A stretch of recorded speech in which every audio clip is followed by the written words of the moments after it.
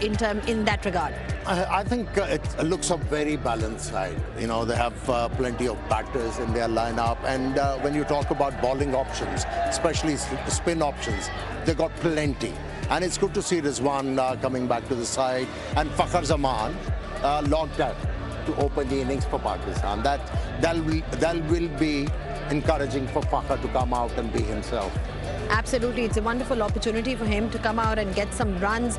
Also, you've got somebody like Abrar Ahmed and Mohammad Nawaz in spin options. Does it normally, you've played a lot of cricket here, does it normally offer a lot of turn from the times that you played, or has it changed? I mean, there were occasions when it offered a lot of spin. The surfaces, especially in summers, when we used to play in August and September, it used to offer a lot to the spinners. But in winters, it was kind of a tacky kind of a pitch, uneven bounce and all that.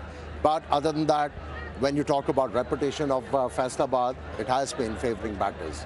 But here, when you talk about ODI cricket, batters, they have to manage their innings in a proper way, and over-management when it comes to bowling is very important. How you're going to fare in different spells of bowling. So I think that is going to be ultimate test of players. What's going to be the key then in these conditions, Vern, from whatever you've seen, from whatever you've heard? Yeah, I'm not surprised that Pakistan opted to bowl first. I think given the last two T20 internationals, they've had South Africa in trouble in that power play. So it's going to be a big ask for South Africa. Of course, during the daytime, I do expect that surface to turn quite a bit. And like everyone has alluded to, when there's a bit of dew, the ball do seem to skid on at night. So it's going to be important how South Africa start out with bat in hand. But I do feel there is that opportunity for them to get themselves in, to apply themselves and give themselves a little bit of extra time to get going on the surface, because runs on the board will be key. Yeah, in ODI cricket, as a batter, you're not rushed. You know, what we saw during T20 matches, South African batters were, you know, very intemperate, I would say. They were playing too many strokes. But here, they can bide their time and actually structure something good.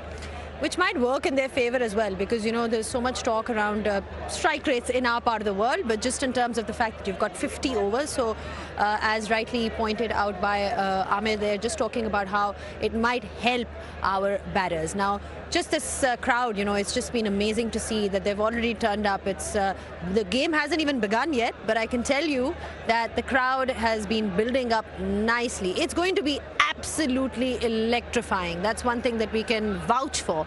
It's time to take a short break, and when we do come back, we'll have a closer look at this Pakistan and South Africa side. Don't go anywhere.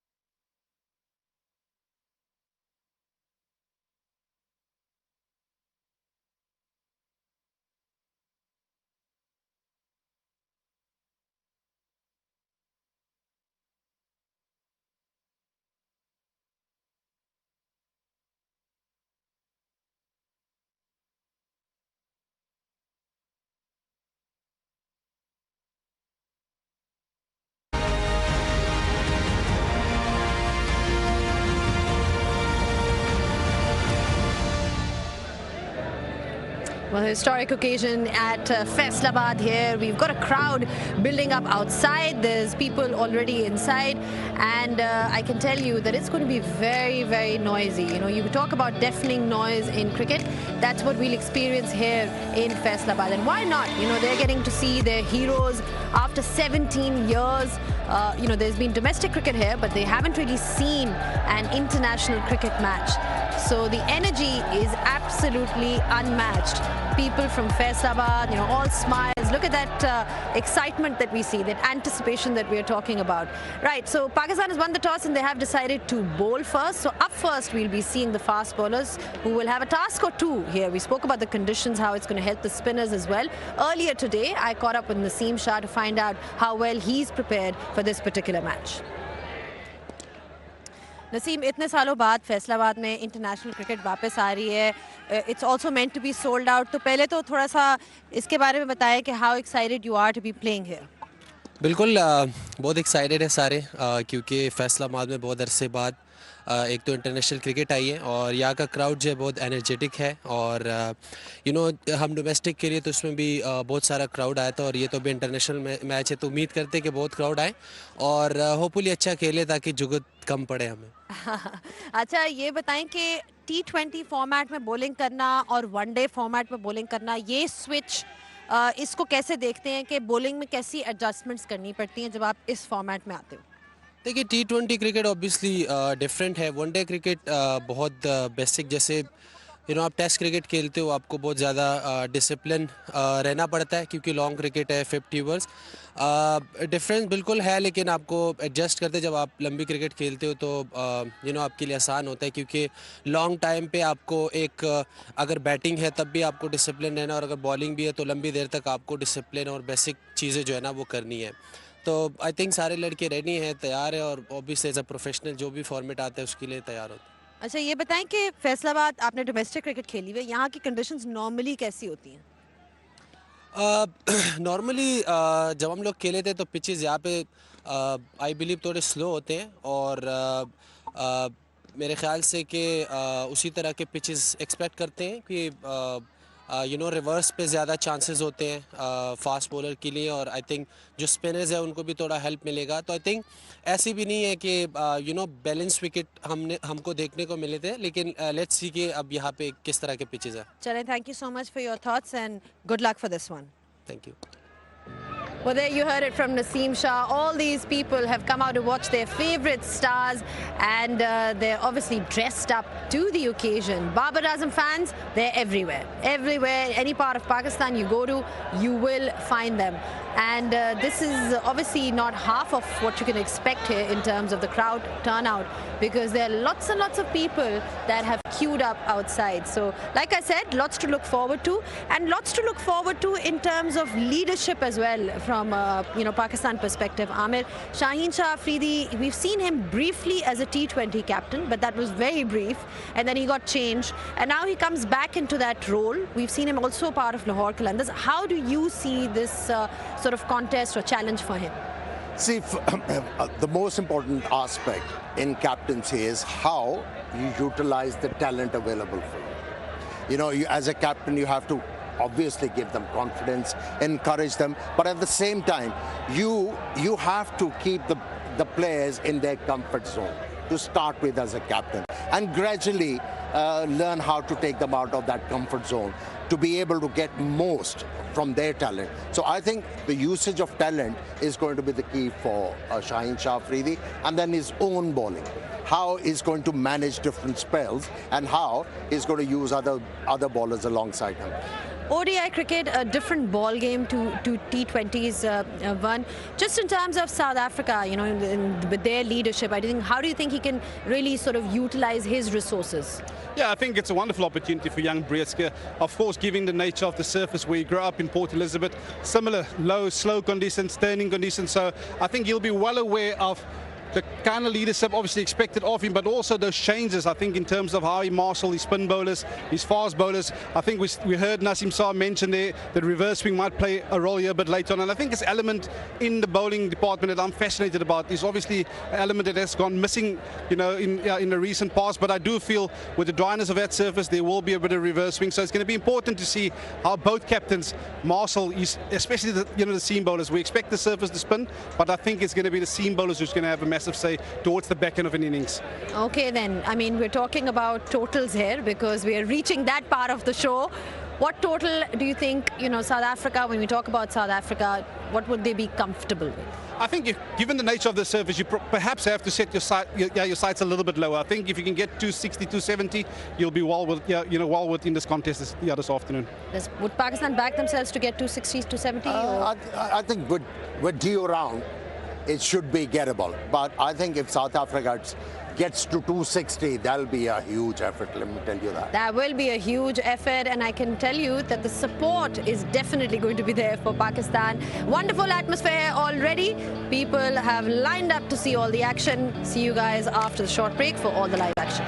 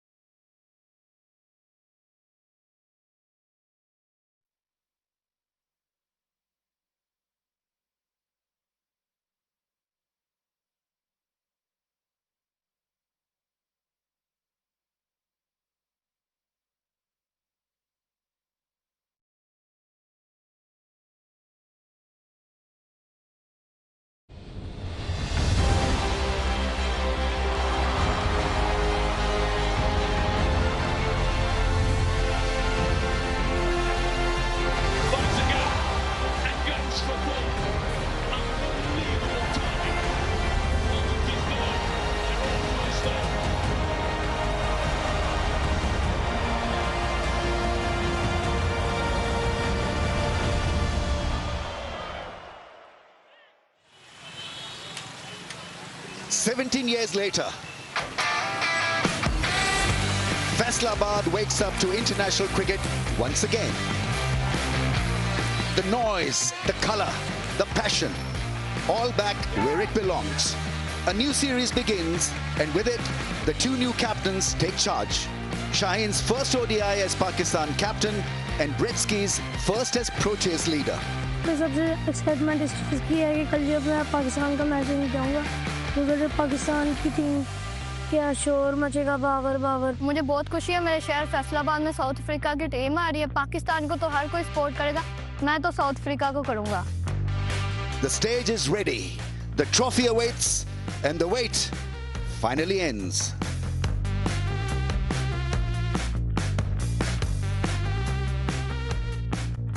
There's a lot of excitement in the air as we once again come to Faisalabad for an international. It's a 3 ODI series for the KFC presents Wickets Mobile ODI Series 2025. First ODI live from Iqbal Stadium, Faisalabad. It's Shaheen Shah Afridi's men versus Britsky's Proteas.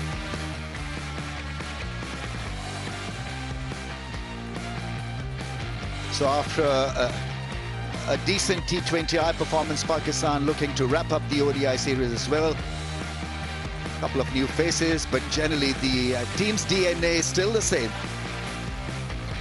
Proteas, on the other hand, have got this great opportunity to introduce young blood, and it's serious talent in the ranks for the Proteas in this ODIs.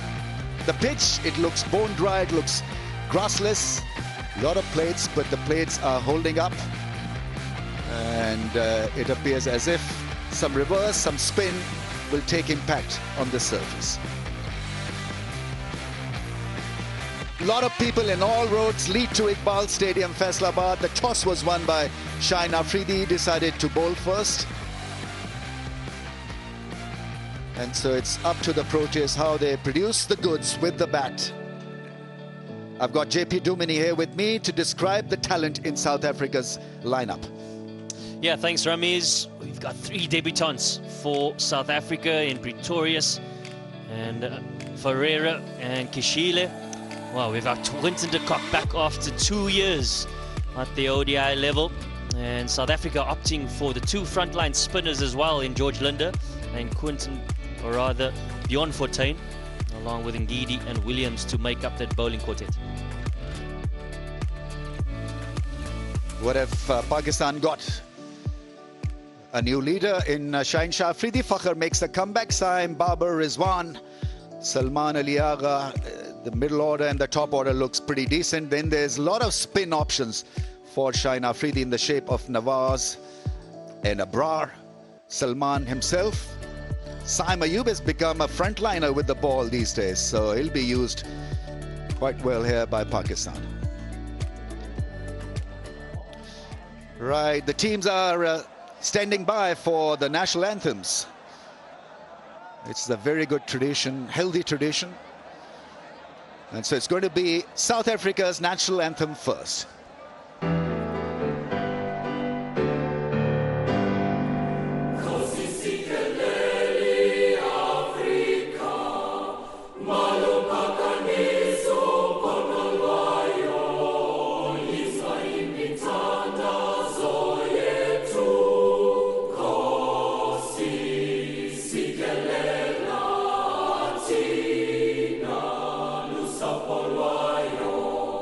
Morena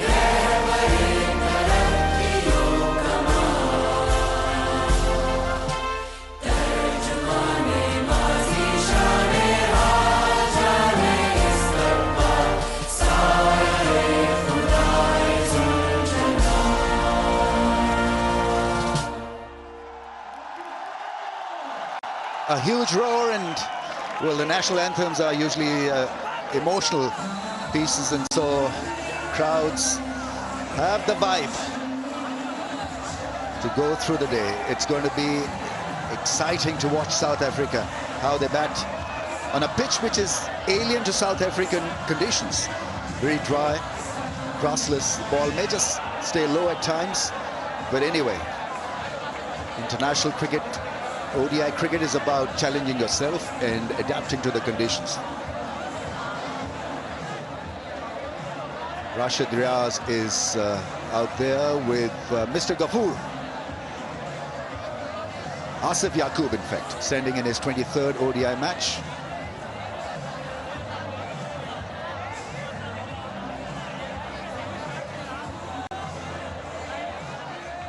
I don't know whether there's less pressure on the umpires when they're dealing with white ball cricket, or whether there's more pressure when they're doing Test cricket. Anyway, SIS Saikat standing in his 70th ODI. And there they go. Pakistan have chosen to field after winning the toss. South Africa need to get off to a good start here. Quinton de Kock, a lot is expected of him. His skills, his experience will come handy in a team that is flooded with young talent and inexperience. Last played for South Africa in the Cricket World Cup in 2023. It's 10 innings. Runs at nearly 600 runs at a shade under 60 on average. He's alongside the debutant, Luhandre Pretorius, the 19-year-old, full of talent and spark and the ability to really take down opposition. He's shown some glimpses of that already in the other formats. And those are the numbers in List A cricket, just the 15 matches. But an aggressive player with the two left-handers for South Africa to open the innings here in Faisalabad.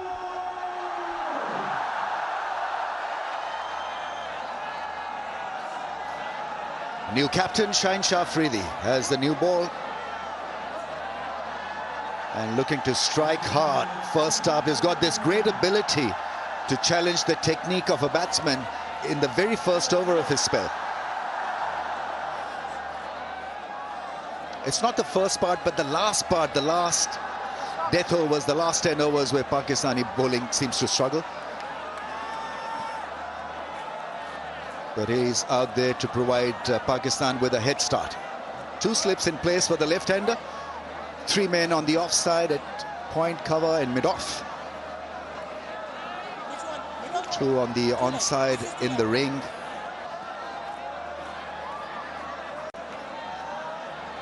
He's got this vicious in-swinging angle against the right-hander. And that can be troubling for the left-hander as well. Hence the two slips in place for an outside edge.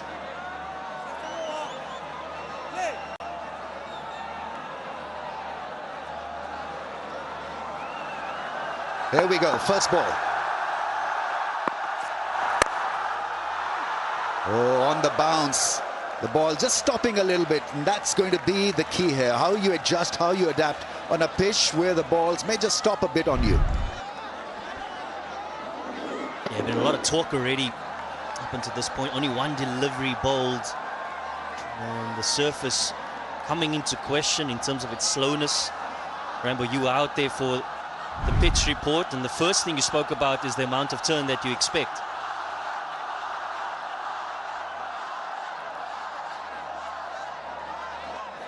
He's ready to attack. Have a look at the stance there.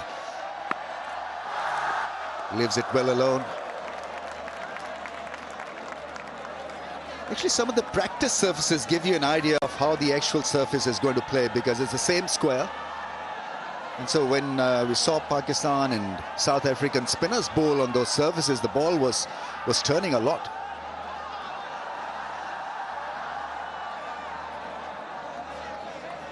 Too early to maybe have a shot cover in pace, but he's now been installed, so that's a good ploy. Fielder taken away from the leg side, put at shot cover. Puts it away into the gap. It's Abrar who does well with a slide. Pretorius off the mark in ODI cricket for South Africa. As mentioned, we saw the change of field. Mid-wicket coming across to the offside. And we spoke about the pitch. Really on the slow side as we've anticipated coming into this ODI. And interestingly, with Pakistan winning the toss and electing to bowl first.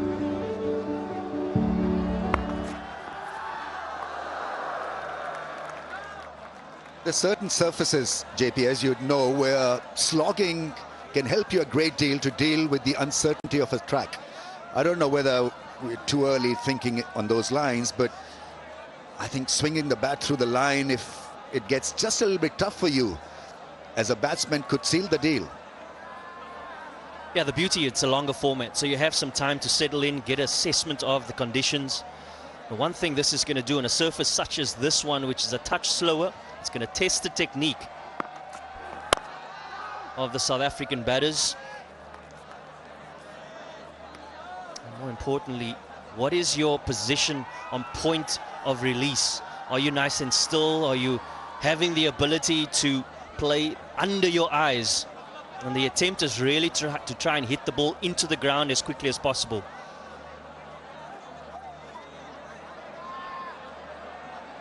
Seen a lot of T20I variations now being adopted by the batsmen in 50 overs cricket.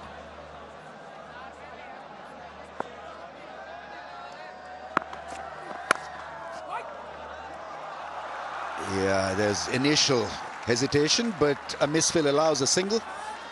After over number 1, 3 without a wicket, South Africa.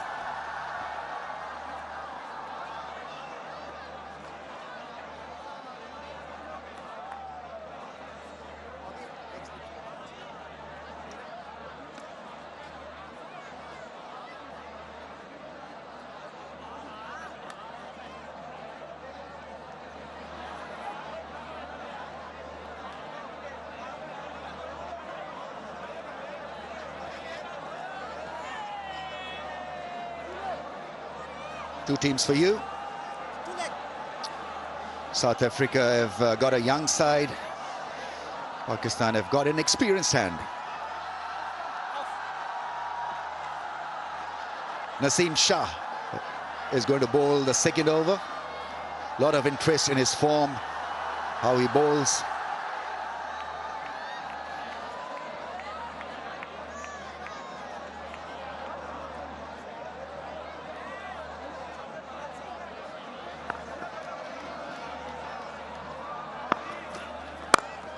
How beautiful is that? How lovely is that straight drive? Meeting the ball with the full face of the blade, and there, just letting the world know how talented this guy is. Yeah, lovely confidence booster on his debut for Leandro Pretorius. And we spoke about positioning and point of release, nice and still. Not a half volley by any stretch of the imagination, but the ability to play it under his eyes and find the timing.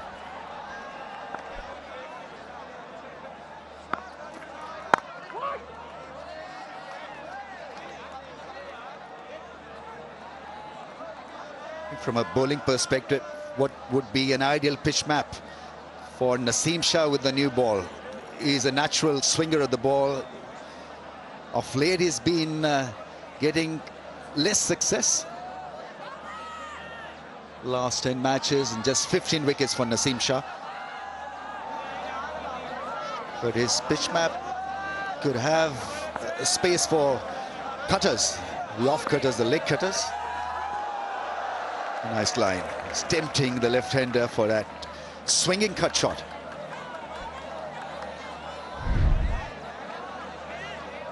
Yeah, you'd feel that the pitch map will certainly be a touch fuller, particularly with the new ball.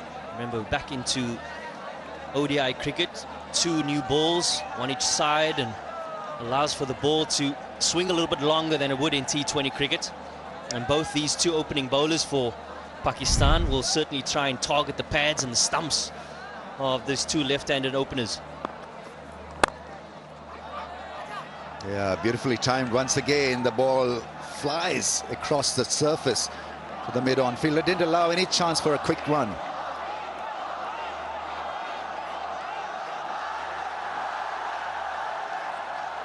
Still a lot of people queuing up to get into the stadium. Yeah, there's a lot of interest, massive interest in this ODI series, taking place after a gap of 17 years here in Faisalabad. How cool is that for the fans to once again sample some top quality cricket. Nice, really nicely punched through the offside. Shahenshaw Afridi will give up the chase. Great piece of timing and placement. Value for shots here at the Iqbal Stadium. Again, position perfection from Leandro Pretorius. Doesn't try to overhit it at all. Just great timing, finds the gap and races off to the fence.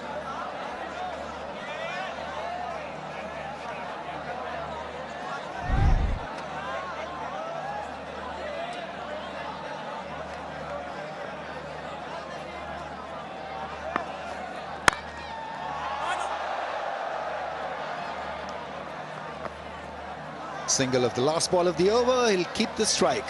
Pretorius 12 without a wicket.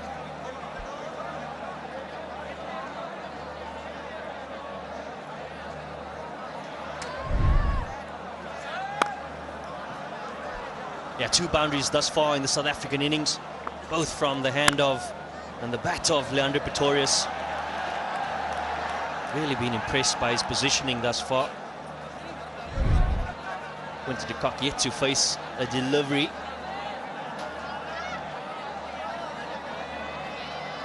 Great thing about Pretorius and youth who are making debut or playing this format for the first time is that they don't come out there with any extraneous stuff in the mind. They're out there as fresh recruits and treat this as a normal service, normal business, batting on a surface like this.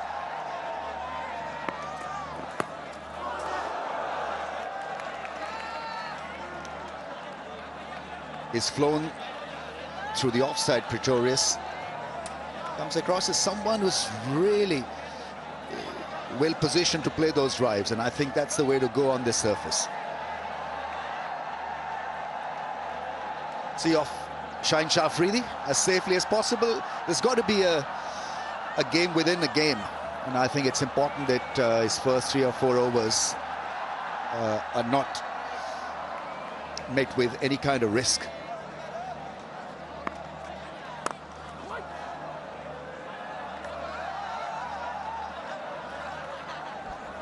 The exuberance of youth, Rambo. Yeah, absolutely. So refreshing to see. You're out there, you're just being as instinctive as possible. The interesting thing to note here, Pretorius playing in his debut, de Kock coming back after 2 years, de Kock huge amounts of experience. And what an opportunity for Leandro to play with a player of the caliber of Quinton de Kock, batting alongside him. On the pads, worked away nicely, cleanly played for a run.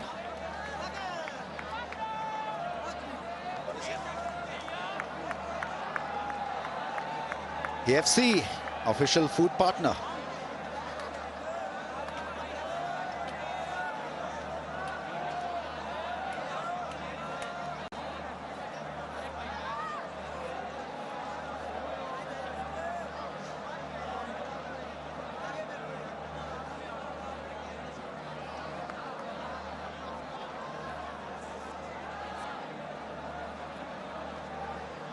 It has taken 2.3 overs for de Kock to face his first ball. Standing out of the crease to meet the ball early. Right in the middle of the bat.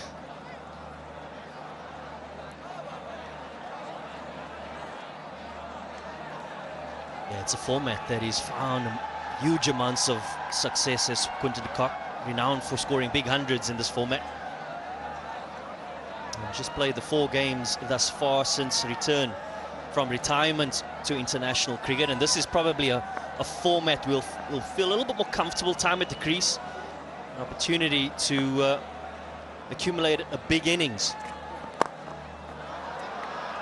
Yeah, that is such a good shot. Once again, pure timing from another left-hander on the pads and put away through square leg for 4. Yeah, Pakistan opting for a packed offside field, and looking for that shape is Shaheen Shah Afridi, but doesn't quite get it. And Quinton de Kock up to the task and finds the middle of the bat for his first boundary. Good start against the new ball is of such value. And so far so good. 17 without a wicket. Pro chess. Oh, almost an inside edge. We saw that happen plenty of time during the T20I series. After 317 without a wicket.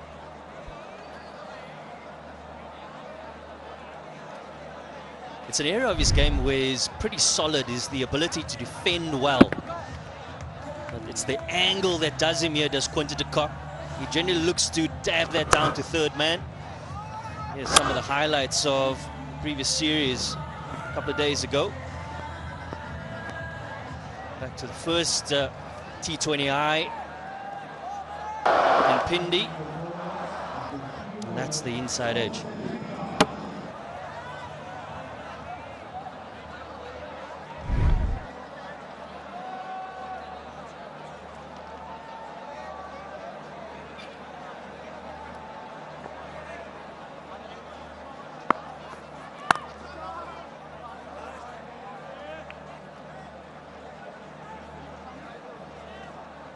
Naseem's economy in the last 10 ODIs is going at 6.35, 15 wickets.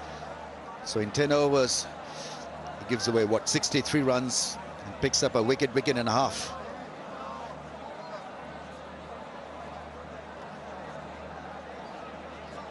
His career economy rate, Naseem Shah's, is 5.48.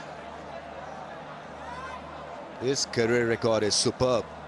Babar Azam averages in the high 40s, in fact 50s.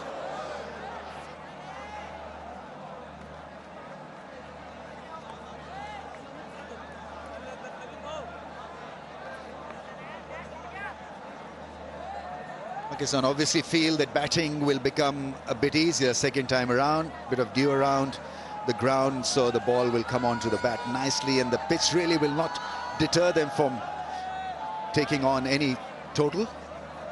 But when you win the toss, then there's got to be some team game plan, and it has to be early wickets with the new ball. Has to be spin early in the first 10 overs or so.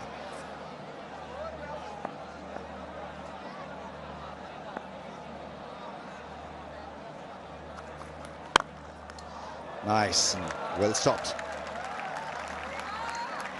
That could probably be your go-to shot on a surface like this against pace. Full face of the blade and look to play through the V area. Anything square, the ball may just drop a bit in pace, and there's this problem of getting bowled off the inside edge of a blade.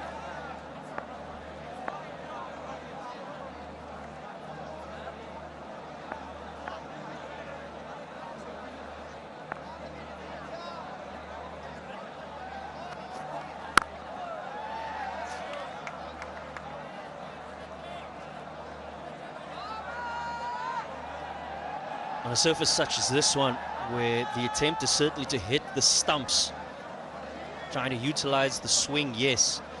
And I mentioned earlier about the fact that it's going to test the techniques of batters, and in particular the balance.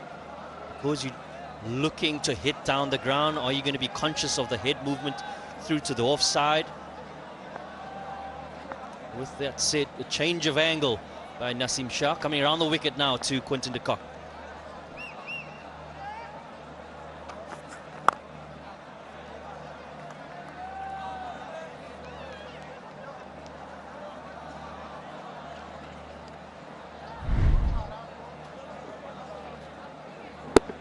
Squared him up just a little bit, but the idea is right. He can take his time. It's 50 over format, 50 over contest, and they need his services for most part of this innings.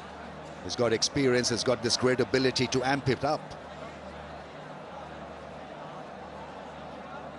Leg side field is being adjusted, put at square leg. Fine fielders comes into the circle, slips removed at mid-wicket. Plenty of changes for the last ball.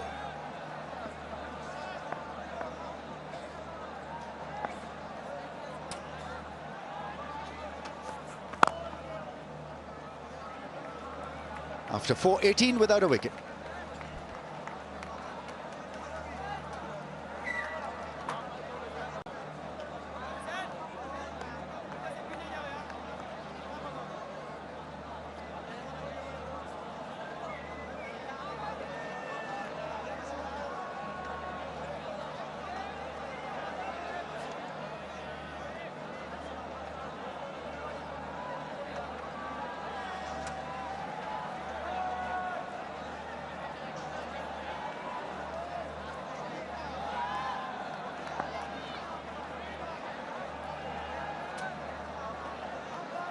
Four overs, 18 without a wicket.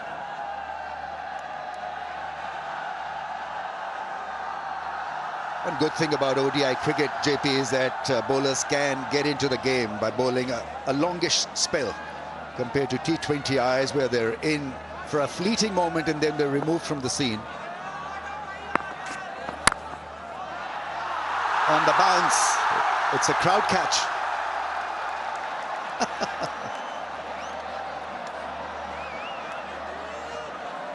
What? That was off the ground and straight at point. They're conferring. Wow.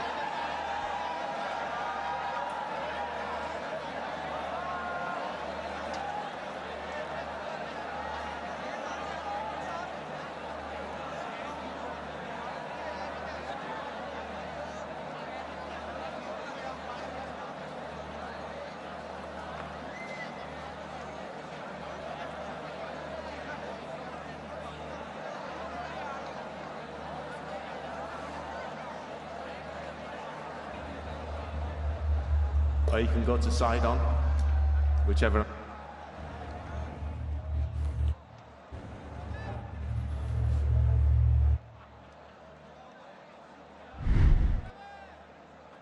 Yeah, just go back, please, and then forward. Batsman sitting to the ground. I've made my decision for the big screen.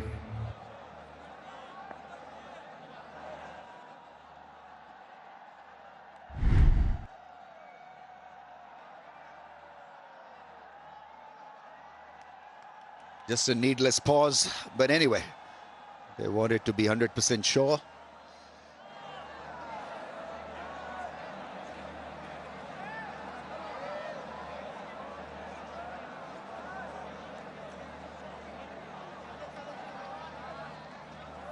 Once again finds the field on the offside.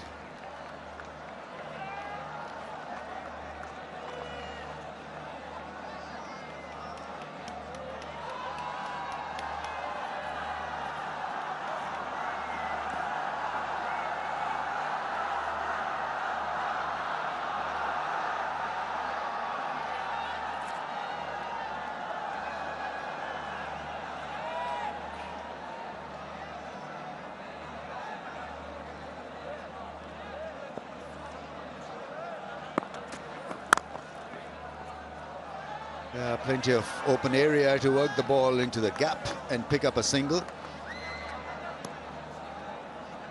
Don't think South Africa would want to improvise at such an early stage of the innings. They'd be quite happy just playing the line and following a straighter path rather than taking a risk. Because if you want to, you can easily get it through the leg side. Just three men on the leg side field, a square leg and two men in the ring. Third fielder and a mid-on. Pulled away into the gap. Once again, great effort. Really is excellent piece of fielding. He had to really travel the distance and get it back into play. Hussain Talla doing a good job. It was an option that was used to great effect in the T20Is, particularly the last two in Lahore. I saw quite a few wickets from the Pakistan seamers on that occasion. Quinton de Kock riding the ball beautifully, great bit of fielding. It's been a feature of Pakistan, particularly in the shorter formats thus far.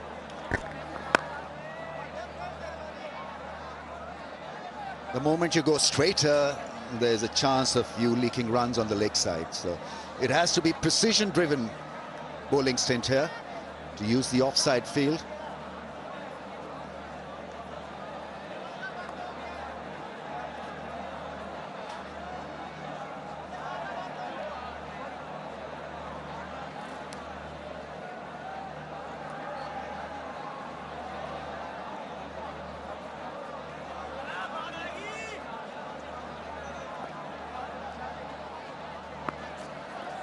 Pull shot, and what a pull shot that is. Once again, Hussain Talat comes in the way of that beautiful shot. Excellent piece of fielding once again by the deep fielder. 23 without a wicket.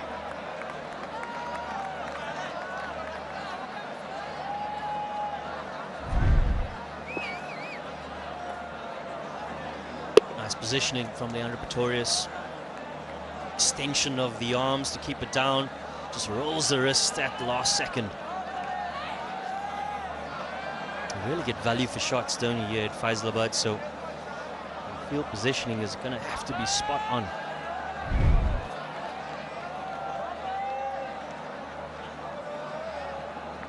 Getting a bit murky out there.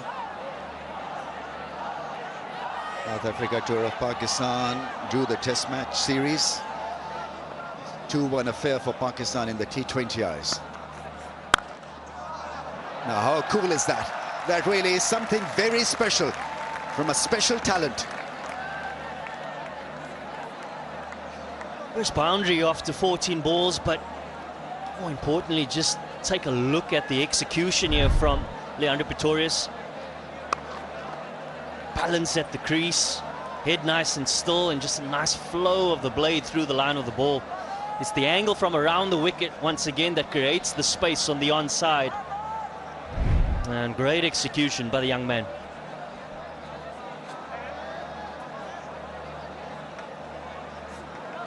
Impressive debut so far.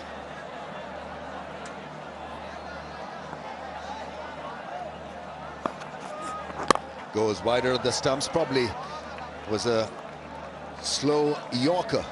116.8 kmph, that last ball, fuller in length. You got to be smart as a bowler on a surface like this, especially when there's a partnership brewing. It's looked a wee bit uneasy because that ball had variety and good execution as well.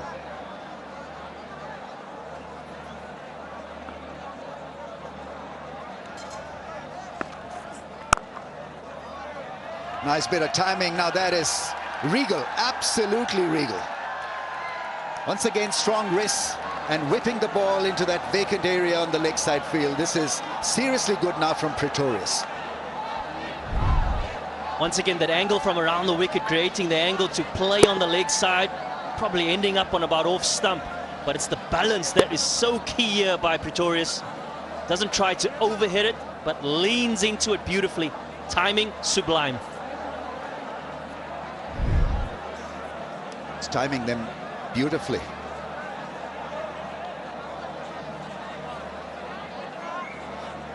So what is happening now? The slip's gone, put at mid-wicket. There's more protection. It's a run-saving field now, force-saving field now. And he's proved to be a heavyweight through the offside and through the leg side. And going at exactly 100, the strike rate. Slow ball, and once again, befuddling the batsman. That's good ploy from Naseem Shah. Very good comeback. With the field side, he's got this option to bowl a bouncer as well. And then he can do this also. Wider of the stumps, rolling his fingers over that one. The Yorker turned him around. Lack of pace meant there was no strength behind that attempted flick shot. miscued it.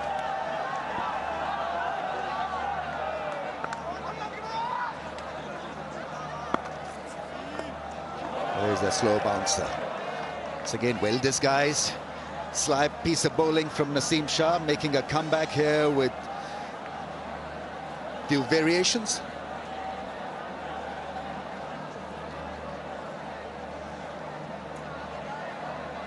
Pakistan's leading home appliances brand, automatic washing machine, magic of one touch.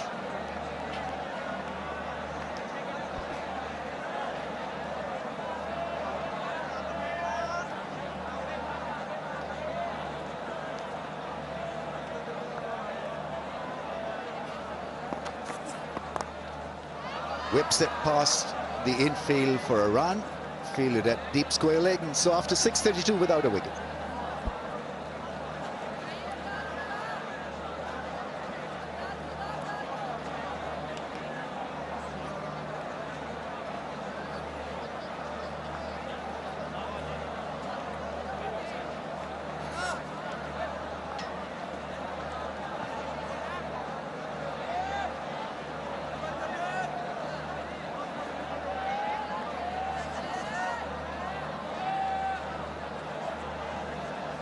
Proteas maintaining healthy run rate.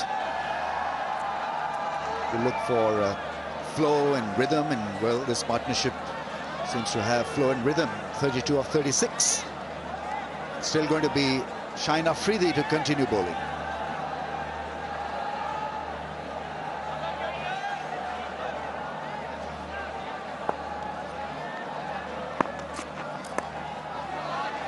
Plays it fine this time.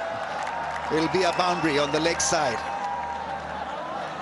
Just a feather touch, nothing more than that. So it was meeting the angle and helping yourself to a 4. Yeah, it's a change of field by Shaheen Shah Afridi. Takes the slip out into mid-wicket and indicates that he's looking to bowl a straighter line, but on that occasion, slightly on the leg side. And Leandro Pretoria as well. He's found the middle of the bat on a number of occasions already in this brief stint of 29 of 28, and he doesn't miss out.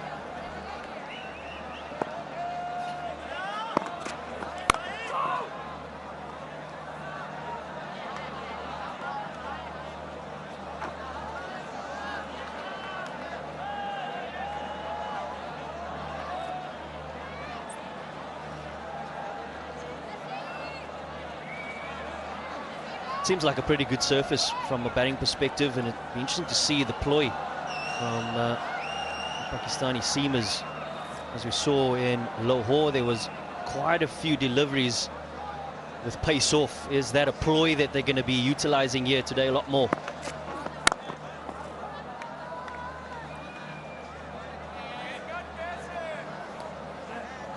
I don't know. I mean, I don't think they're feeling the heat of this partnership yet. So it's business as usual. We have not seen a lot of slow deliveries, except in the last over when Naseem Shah went slow with those Yorkers and bowled a slow bouncer as well, which yielded good result. But Shaheen has been pretty keen on just bowling seam up so far.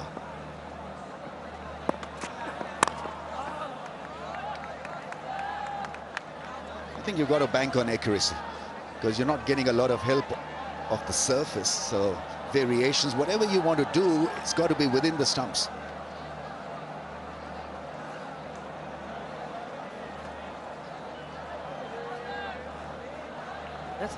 I feel like that's been the success story of the change of pace, really, from T20I1 to T20I2 and 3, is the line that they've utilized it. So South Africa really getting an opportunity to spread their arms, and in the first T20I,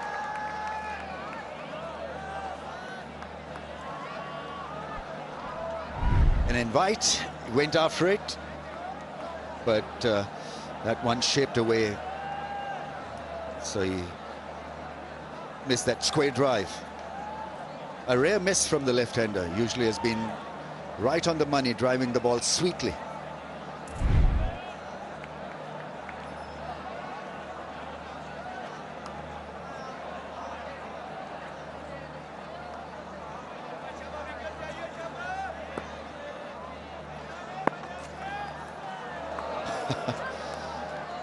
Yeah, something new from the left-hander, using his feet, missing the ball completely. 36 without a wicket.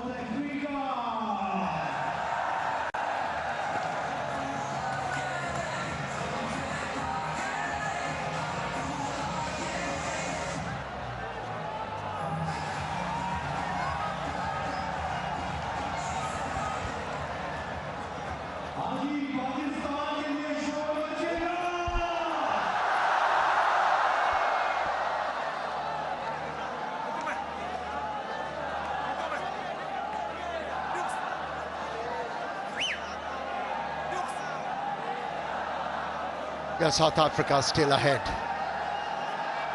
When we talk about win percentage, they have dominated Pakistan in the past, but here's an opportunity for the Pakistani team to make amends. Bowling change. It's going to be Salman Ali Agha. Bowls a straighter one to start with. The reason why he's been brought into the attack, two left-handers out there in the middle. The two left-handers dealt with pace quite well earlier on. The ball came on nicely. Pace or slow ones? Yeah, first punch from Amir, well done, early on in the afternoon.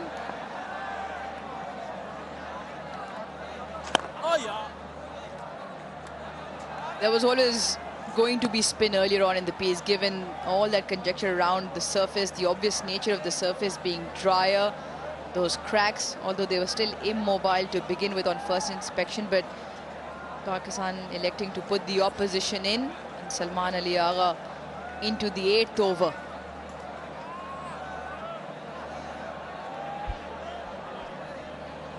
Remember, we are here after 17 plus years in terms of international cricket.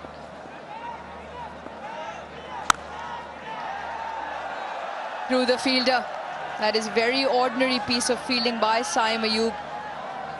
Now we leak 2 runs to South Africa. There hasn't been spin for Salman Ali Agha as yet. In fact, the ball is sliding onto the bat quite nicely. Maybe he needs to bowl slightly slower. Yeah, so far he's dotted them in around an average speed of 90 k's per hour. And normally also Salman Ali Agha is not the kind of bowler who will give it air. He's normally the one who just darts it in, keeps it on a line. Slip still remains in place. Gives him the charge, up and over. The angled and open bat face will get Luandre Pretorius 4 to close the over out. 8 done, 43 for no loss.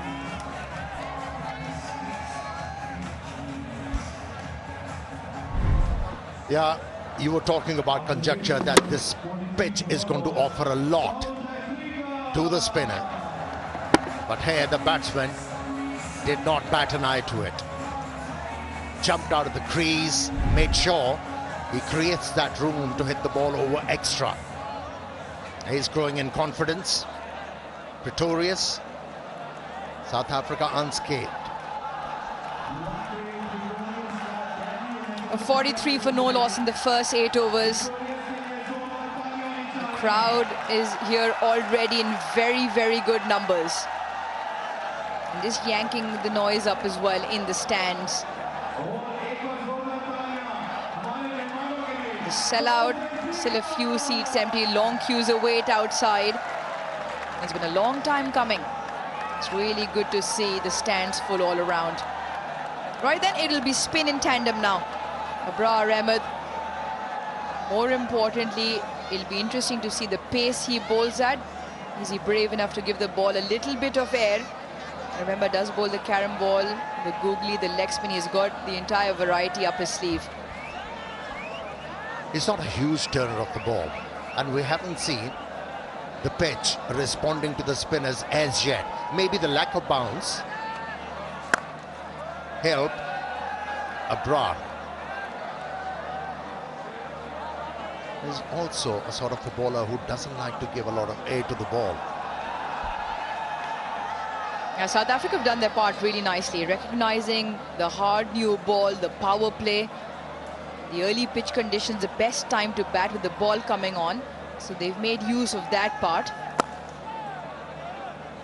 And even now with the spin coming in, looking very proactive onto the front foot. On debut, Luandre Pretorius. He's playing a good hand so far.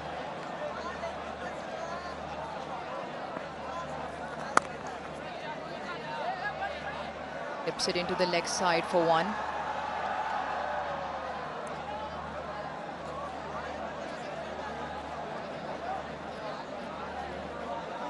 So variation in pace for Abrar in the first two deliveries. From 91 Ks to 80 Ks, the first two deliveries. Bowling the one that comes into the left-hander. Whether he gives it just a little bit of air and bowls the wrong one to bring slip. Now Quinton de Kock has an answer even better than that. Brings up the 50 for South Africa and the first big six of the evening. Yeah, de Kock has been kept quiet till then. He saw closely what Abrar is looking to do and decided it's time for him to make his mark in this innings. What a hit that was. He sends his partner back, and just in time. Another good over for South Africa, 8 off it, 51 for no loss.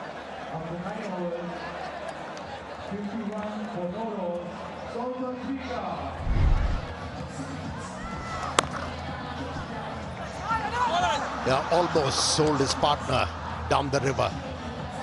Almost. It was a struggle for Pretorius to get back. A good throw would have sealed the deal for Pakistan there. Good partnership, a healthy one, and it now is the 5th 50-run opening partnership for South Africa against Pakistan in the last 8 ODIs.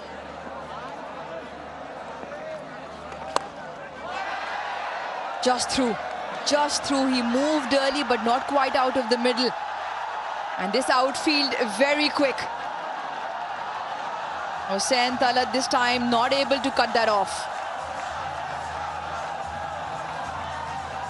Although this pitch looks so unkempt, but it has played nicely for the batters. And look at that stroke. No fear in the mind of the batter. Moved away from the leg stump with all the confidence in the world. Yes, the timing wasn't there, but still a good contact. Absolutely agree with you. The confidence that the so far true nature of the surface has given them is allowing them to play through the right line of the ball. There hasn't been one that has kept dramatically low or has been a rank turner. That is why Luandre Pretorius, even on debut, is now 40 of 39, and Pakistan have struggled against South Africa to pick up wickets in the earlier part.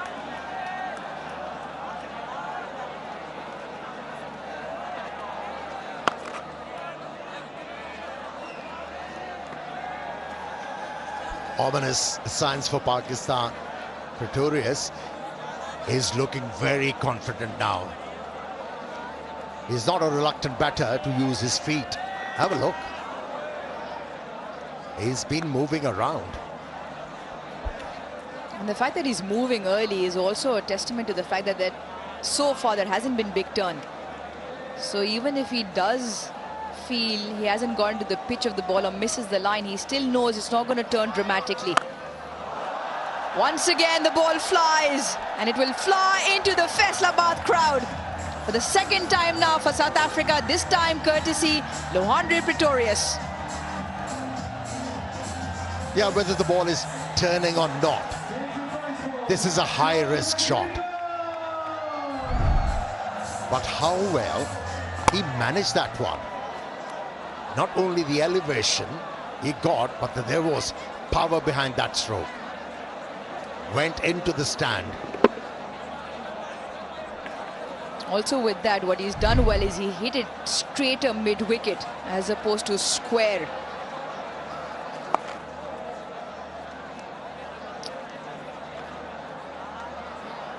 Once again, the off-spinner, so the ball turning away from Pretorius, but he's hit it wider of long on.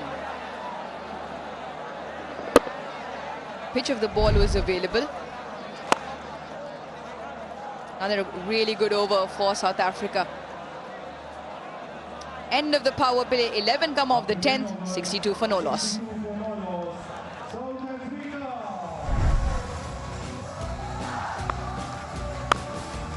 Yeah, after winning the toss and inserting the opposition as a captain, you want early wickets.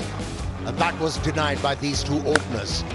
Yes, they were challenged with those slow deliveries, but used the pace quite nicely and kept on hitting the ball into the gaps, and then excellent footwork enabled them to hit a couple of sixes too.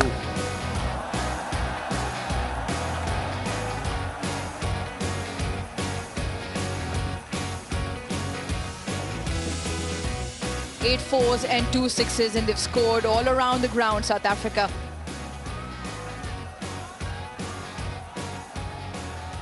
.62 run this opening stand. The umpire will confirm that as the end of the first power play.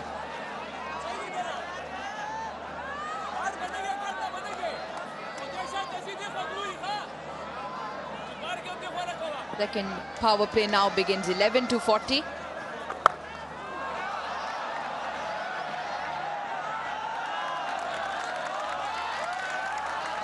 Pretorius moves to 49 on debut. Yeah, not only these batsers have been able to find boundaries and a couple of sixes, they have been able to hit the ball into the holes, and that's why they've been scoring consistently and at a rapid pace. Pakistanis need to break this partnership. It has stature to threaten.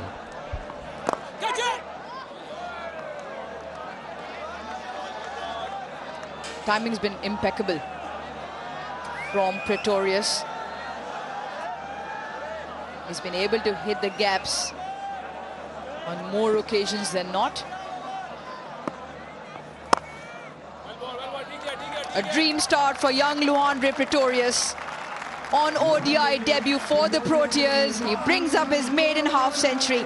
It's been a fine knock from a very fine prospect from South Africa.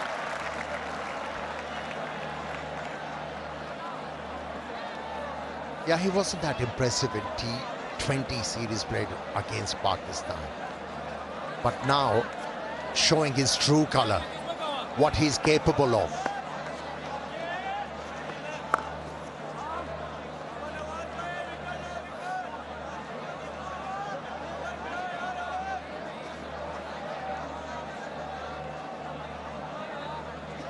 He also now becomes the 11th South African batter in the ODI format to score 50 or more on debut.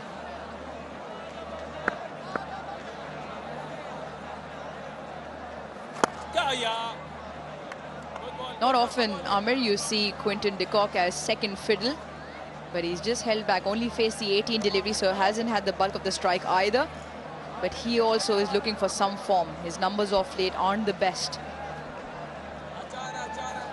Yeah, he really struggled in that T20 series against Pakistan, which concluded recently, and he has realized that he has to occupy the crease to get that confidence back and also the form and some rhythm in his batting. 11 done, 66 without loss.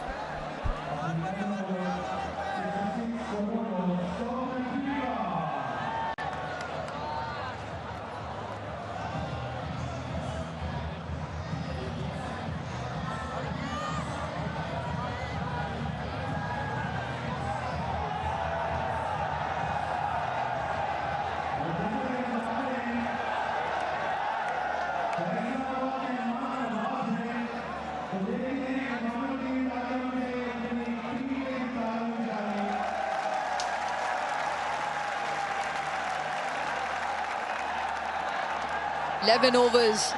South Africa being put into bat by Shaheen Shah Afridi. 66 for no loss. It's been chanceless so far.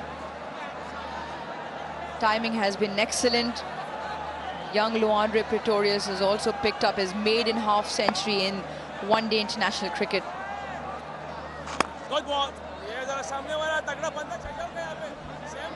So far, 4 overs have been bowled by spinners and conceded 40 runs. And definitely, the spinners, they need to raise their game. Got to find the right idea to bowl on a surface like this. There'll be spin.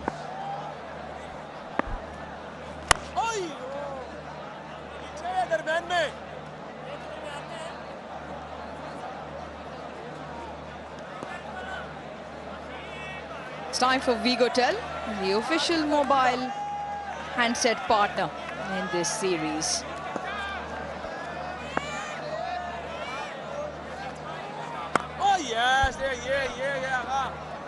Do you think it's a selfie without pouting your lips?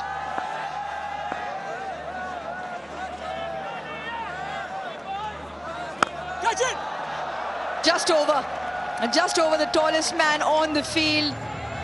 And Quinton de Kock just breaking shackles, picks up 4. When you give attention to detail, the impact is even stronger. Now have a look, not afraid to hit the ball against the line. And they have managed it quite well.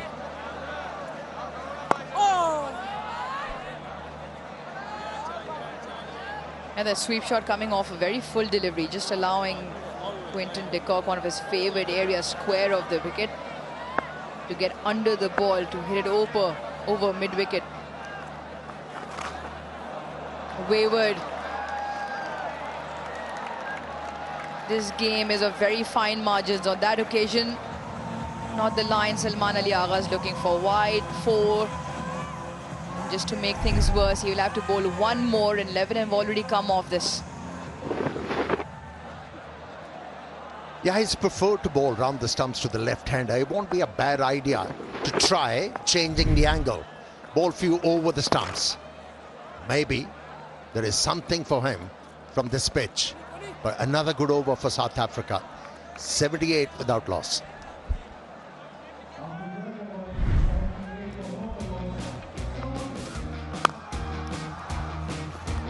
He's highly spoken of, this youngster, and showing us why. Yeah, initially he was very watchful. Once he started to trust the pitch, he started to play his strokes, and with all the confidence in the world, got to his 50, well-deserved one. Very good scoring areas as well. All around the ground, play to the merit of the ball. With that big 6 just before he brought up his half century. Down, long on. Thoroughly impressive.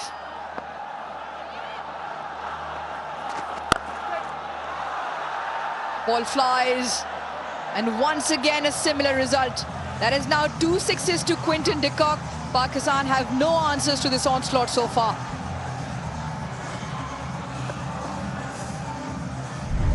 If you want to be a good batsman, you need to have good footwork. And that's why these batsmen are focusing on footwork. On that occasion, not quite getting to the pitch of the ball, and was able to hit the ball on the up because there was no turn.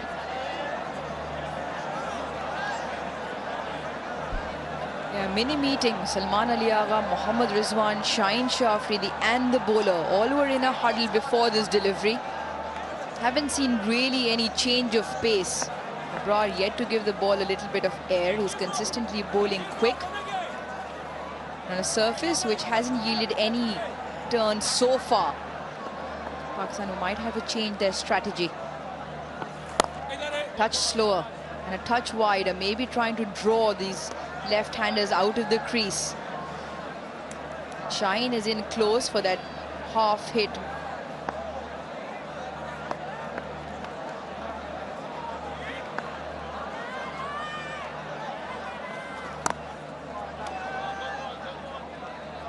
Once again, a slow delivery. Just now taking the pace off the ball, Abrar.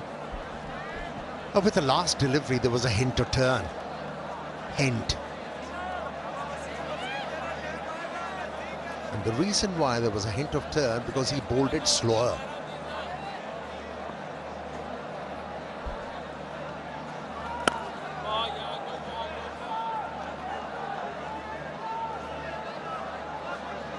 The other standout feature for South Africa, even in the T20 series, was their running between the wickets. And how they kept the scoreboard ticking along in ones and twos, and similar again so far. Every opportunity to get down the other end. A rare play and a miss.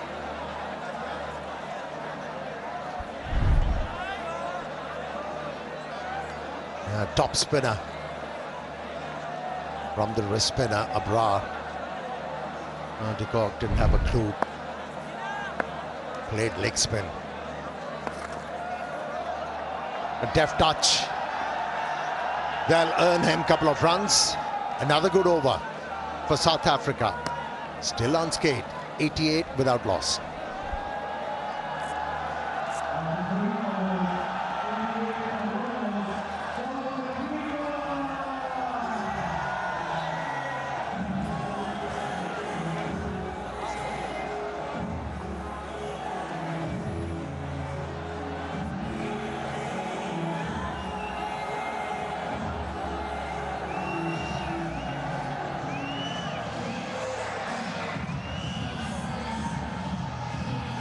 First of three in this ODI series, all games in Faisalabad. South Africa, they were put into bat by Pakistan, and at the moment, the first 13 overs are all South Africa. Variations that Abrar bowls, whether it's a googly or the carom ball, quick arm action, googly to the right, and the carom ball where he just rolls his finger over. Carom ball comes out in front of the hand, googly slightly side on.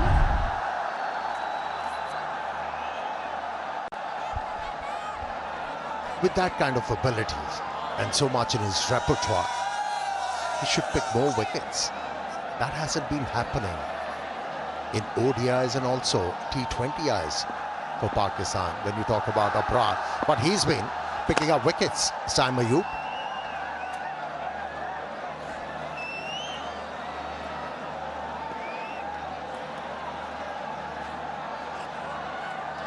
M3U with the ball. So Mohammad Nawaz and Abrar, the two frontline spinners. The way they've used Saim recently, he's also become a frontline bowler for Pakistan, whereas in the T20 format or in the one-day format. So with Salman Ali Agha, you pen them down as four spinners.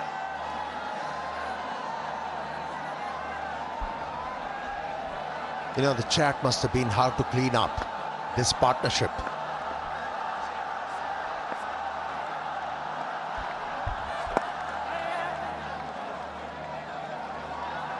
Well, how that conversation of a cleanup job went. Maybe some inspiration can be drawn from Super Saf. Premium detergent powder. Seems like a dream.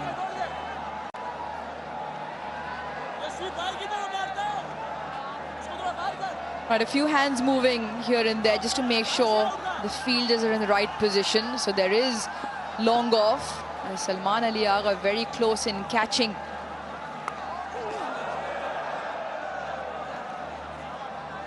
Pakistan now looking to just experiment with changes in field. Maybe draw the false shot given the field positions. But the bowler needs to oblige with a similar line and length as well. So they are bowling slower and outside the off stump.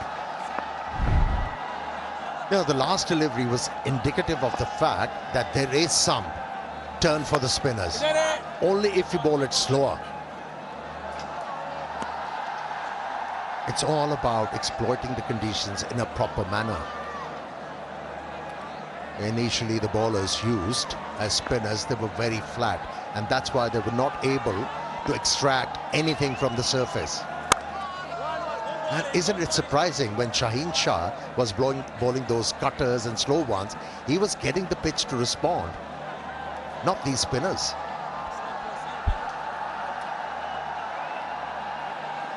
And he will hope, the captain, the ODI captain for Pakistan, that Saim Ayub can maybe get more revs on the ball, get one of the balls to turn and grip.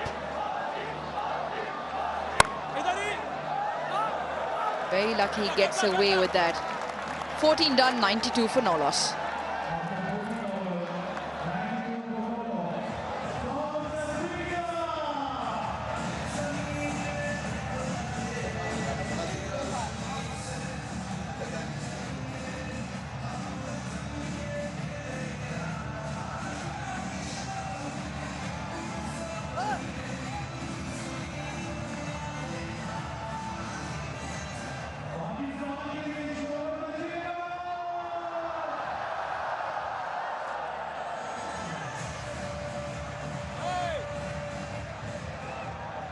It's a seamless start. It is a very impressive start by the Proteas. 92, and without a wicket down after 14 overs, there's rhythm, there is quality. Shaheen, Naseem, Salman, Abrar, Saim, the bowlers used.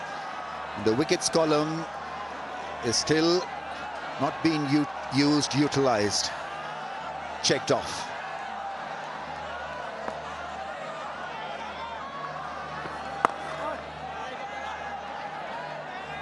Vernon, I'm just a little bit surprised with the lack of spin.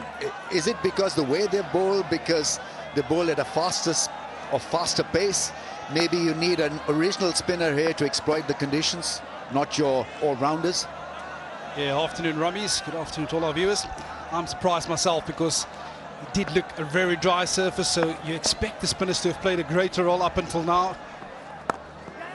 But I do feel from time to time, perhaps it's a little bit too quick through the air. I think it's a kind of surface that instructs you to take a bit of pace off and get the surface to do the work for you.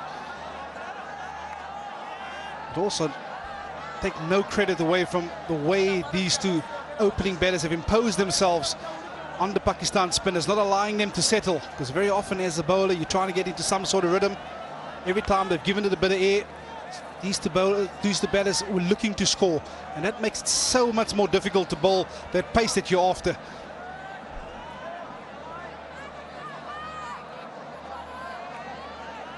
Pretorius with a very fine 50 on debut, showcasing his talent. Good against pace, good against spin so far, and there is, I think he's probably gone. If it's not an inside edge, he's done. Umpire says not out. I think probably there was an inside edge. I'm not too sure. Shaheen Afridi, what is he thinking? DRS timer is on. They've sent it upstairs.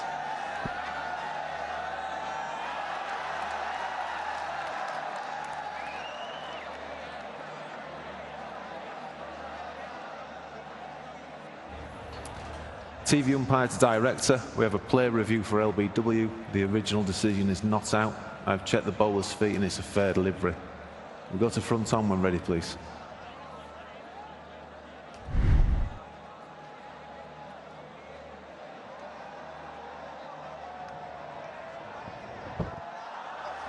Ball passes close to the bat and the gloves.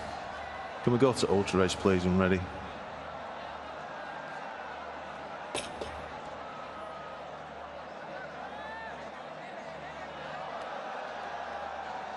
Yeah, can we just freeze it there? The ball clearly hits the gloves. Asif, you can still have your original decision of not out. Stand by. You're on screen. Signal now. A very good read by the umpire. Normally are good at hearing the woody sound, but off the glove to read it was absolutely fantastic. A review is lost by Pakistan, but the appeal was definitely on. Yeah, that's about the only thing that could have saved him on that occasion. It's a bit of glove because everything else looked adjacent. First time Luandre Pretorius has gone outside of his customary style of play. opted for the reverse sweep. Up until now, he's kept it conventional and it's worked, it's paid off. Don't change something that's worked, son.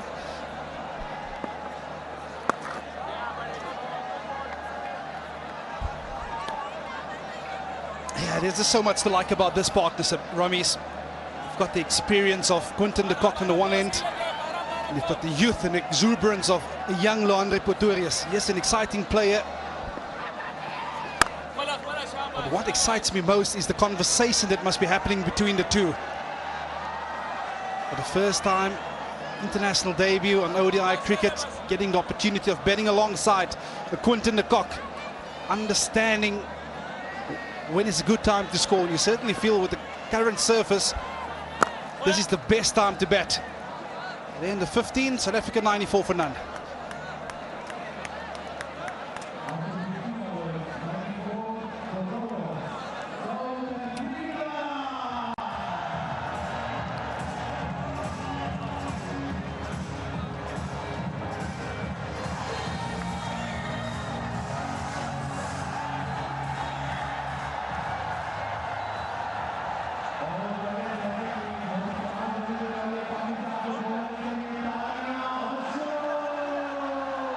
If you're looking for an ideal spread of dots and ones and twos and fours and sixes, this is it. 9 fours, 3 sixes, good rotation of strike, 25 singles, few dots, just to consolidate the position. Nearing a 100-run partnership as an opening pair.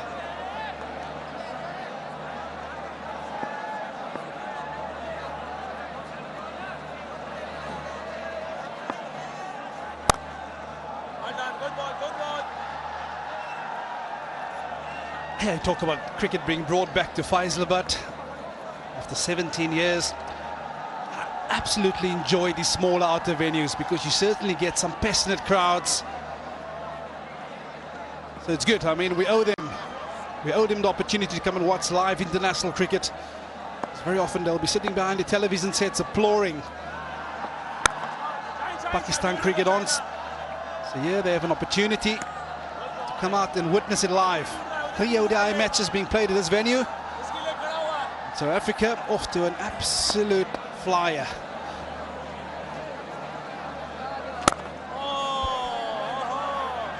The ball coming onto the bat very nicely.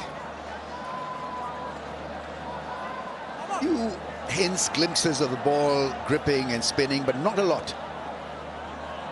Yeah, and I was actually getting to that point, Ramis. I think having Quinton de Kock out in the middle, he might have observed that this might be the best opportunity for South Africa to score. Whilst the ball is nice and hard, it comes on, certainly identified that it might get slower and more tougher as the game goes on. Once the ball loses the hardness, the spinners might come into play. So it's also important to have an in-batter there during the course of this inning, South Africa. You don't want to have 2 new batters at the crease at one stage. So as well as this partnership is going, there will also be a keen eye on one batter being in at all stages. Smash goes flying across the turf to the long off fence. Really hits them hard. Pretorius getting there with a lot of improvisation, and I think that's the mantra they need to follow through for the next few overs. No need to take risks. Yeah, keep on doing that. Still a long way to go. Plenty of overs left in the kitty. It's Pakistan who have got to come up with answers.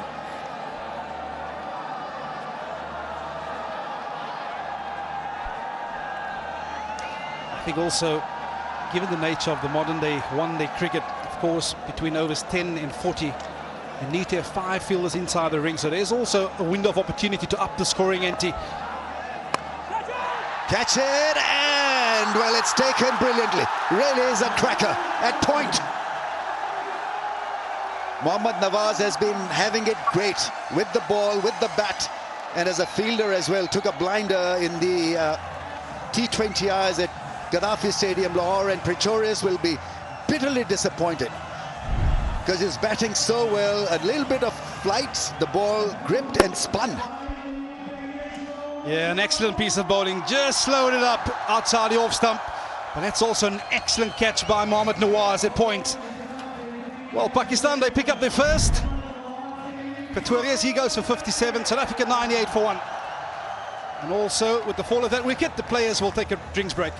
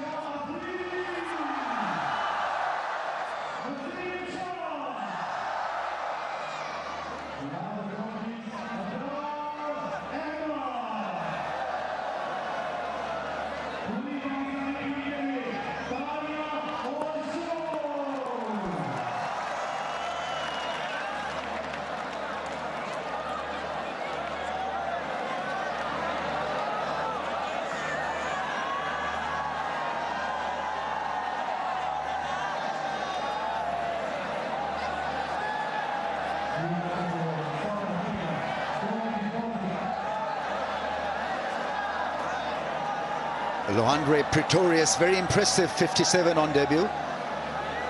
Got out just at the wrong time when he was looking good. De Kock is still out there, plenty of experience, well settled. This really was extremely well taken at point, diving full length, Mohammad Nawaz. Terrific hands, ball just spinning across and taking the ball away from his reach. Edged it to point, who was in and caught it well. Yeah, it's such a difficult shot to play on a surface like this, but Saim Ayub, excellent change of variation in pace. New better to the crease for South Africa. Tony Dezorzi, 150 to go with a 100 in this format for him. A young ODI career. He's an exciting player to watch. Well, after taking a catch, he's back into the action, Mohammad Nawaz. Yeah, trust him to be attacking the stumps. Let's see whether he spins the ball. That last ball did spin from Saim Ayub. Here we go then, Nawaz with a brand new spell. Straight away some flight. It's again a little messy Pakistan in the field.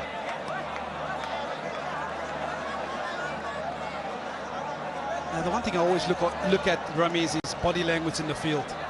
And you almost feel that with that partnership from South Africa, Pakistan just failed it a little bit in the field. But after that wicket, there's a new energy, there's a new buzz. You feel that these middle overs, they'll have to keep up that buzz. As much as you create opportunity with ball in hand, you also created opportunity with the field, the energy that you provide.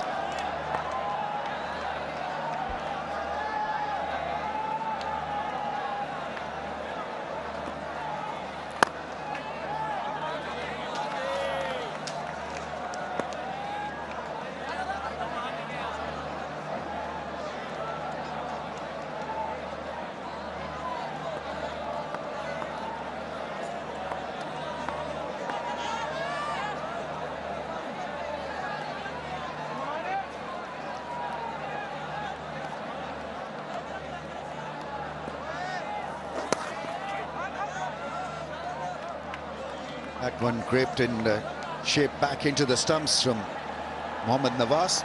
Zosi played spin beautifully in the Test series.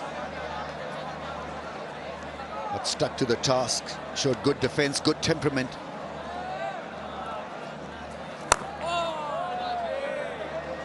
Yeah, I like it fielded square leg there, Ramiz. For one particular reason, there's no easy single. If you want a single, you've got to have to take the element of risk of lapping it to fine leg or try and go aerial downtown. We've just seen this ball starting to sit in the surface a little bit, so there's a little bit of purchase for the spinners to work with. Off the mark with a stylish shot. With Bengal Flowers 1100 plus branches. Open your current account from nearest branch to enjoy various free services and earn orbit rewards by maintaining or growing your balance.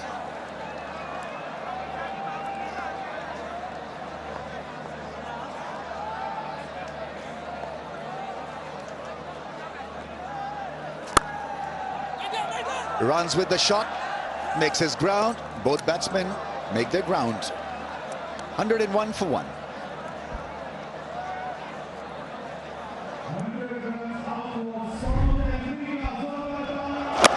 Yeah, this was him. The way he set up Luandre Pretorius. It was quick and flat.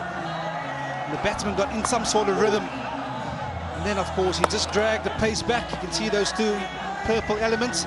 Those were slightly slower. And because of that, Luandre Pretorius had to reach at it. An excellent diving catch by Mohammad Nawaz. Brilliant piece of bowling.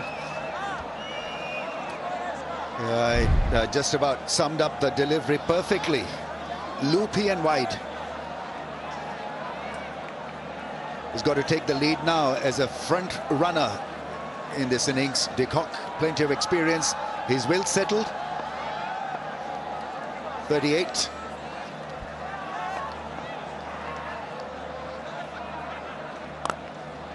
That's chipped into the gap.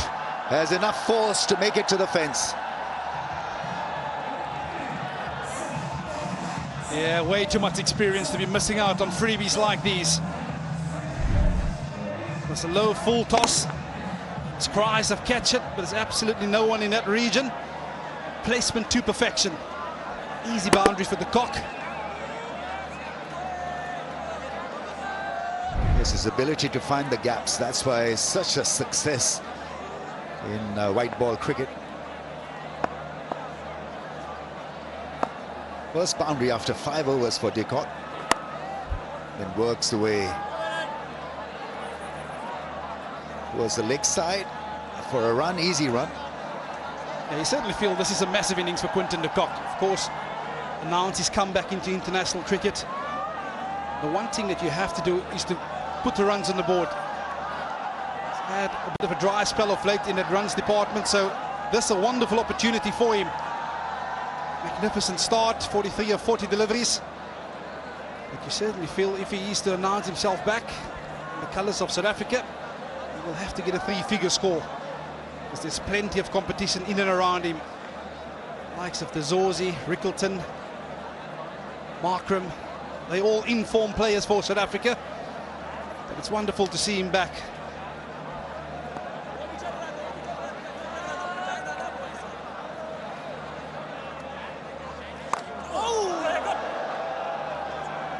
Gets it over Rizwan's head.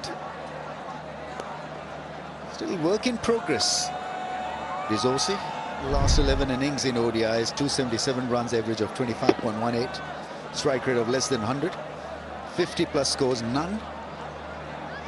But here's an opportunity for him. Batting up the order after very good platforms being set up by the openers.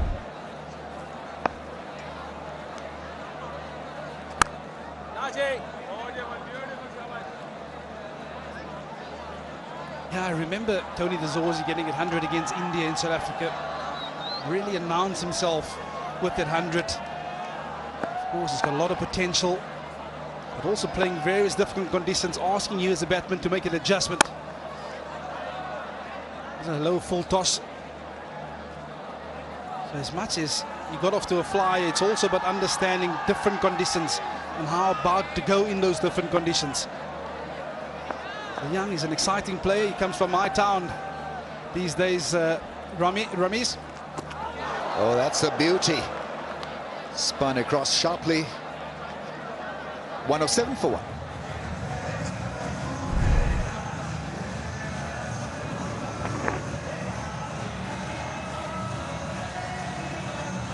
A massive spin from close to the bat. Couple from him that have spun sharply and more than what the batsmen were expecting it to.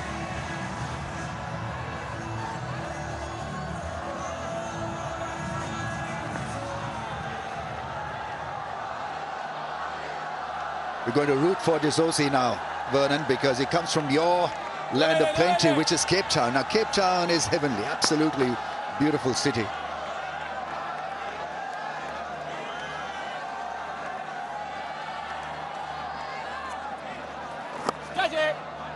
Ramiz, I need to correct myself.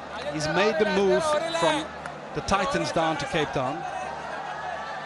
But nevertheless, he's in heaven. Absolutely. Heavenly move.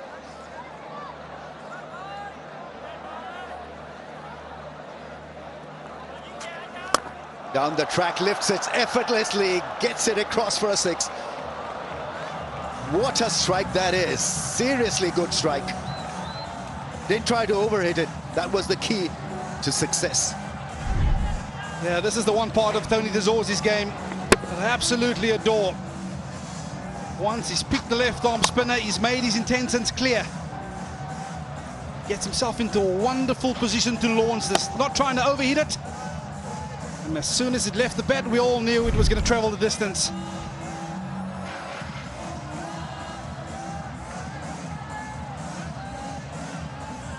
They'd be wondering what has happened to Faisalabad Cricket Stadium. So many people suddenly after 17 years.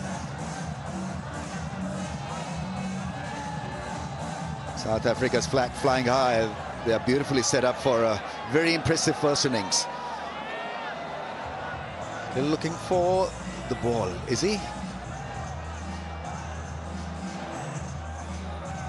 Yeah, I just want to touch a little bit on the competition that's been created within the South African squad at the moment.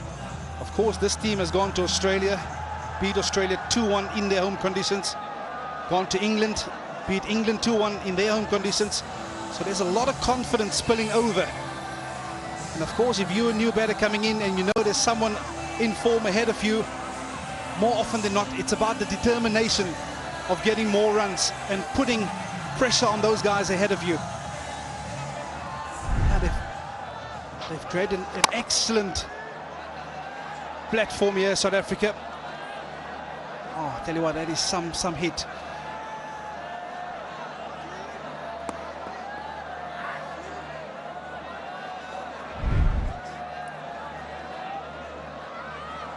(91m6).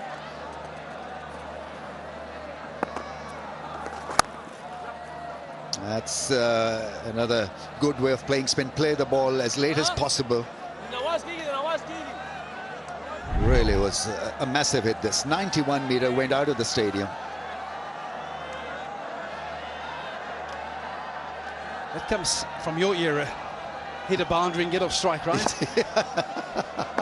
No, a dead bat. Not even a single after hitting a 4. Just enjoy that moment of hitting a 4.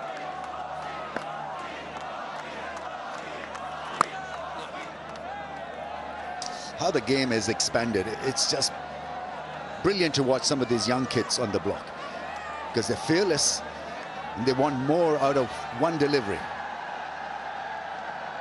That's a bat with positive intent, and so making this game so much more attractive for the fans.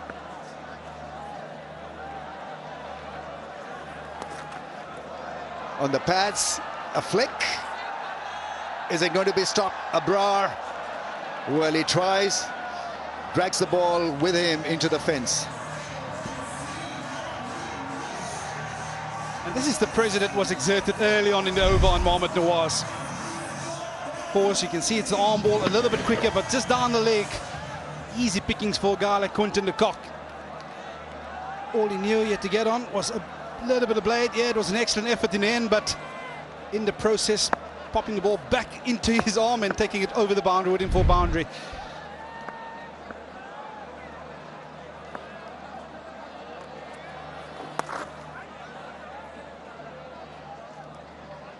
Making sure that he doesn't tread on the pitch, keeping his feet off the playing surface. 118 for 1.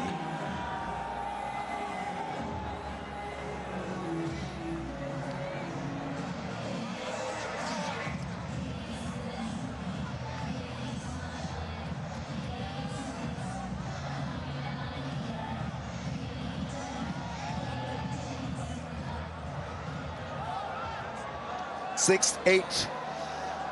2 more matches here. The first one is getting a lot of eyeballs. There's this cricket buzz in the city. Everyone is talking about the series. Some of them still waiting out there in the queue to get in. That really was wide. It spun, but from a wider angle. Yeah, it certainly seems that wide angle seems to just sit in the surface a little bit now. I'm not sure whether it's the bowler's foot marks, but it certainly looks like there's just a bit of purchase wide outside the off stump. I also feel that M3U1U has managed to find a pace to ball on this surface to get it to turn. We've seen 1 or 2 ragging square, something which you've mentioned in your pitch report. Expected a whole lot earlier, of course. Yeah, I felt that there's a lot more drama of the surface for the spinners, but this surface has held up well. Nothing seriously great off the straight, so whatever spin you're getting, it's off the straight.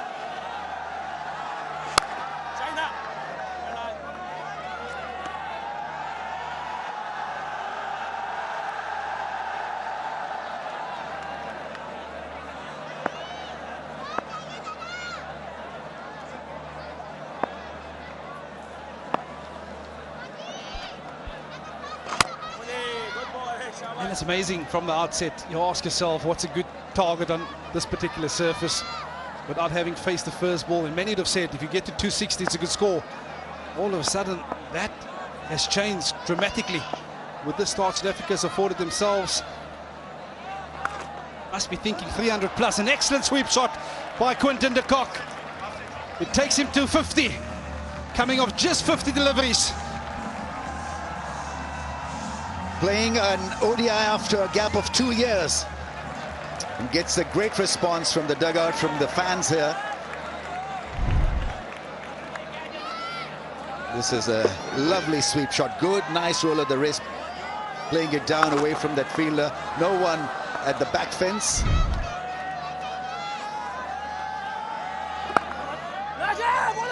Plays it down softly for a run. That's the other thing that approaches have done so well, the running between the wickets. Yeah, appreciation from the changing room. Plays a massive part in conversation being held in the changing room, so good to see him back in the runs. Yeah, there's even a couple of South African flags wavering here in Faisalabad. End of the over after 20th, 125 for 1.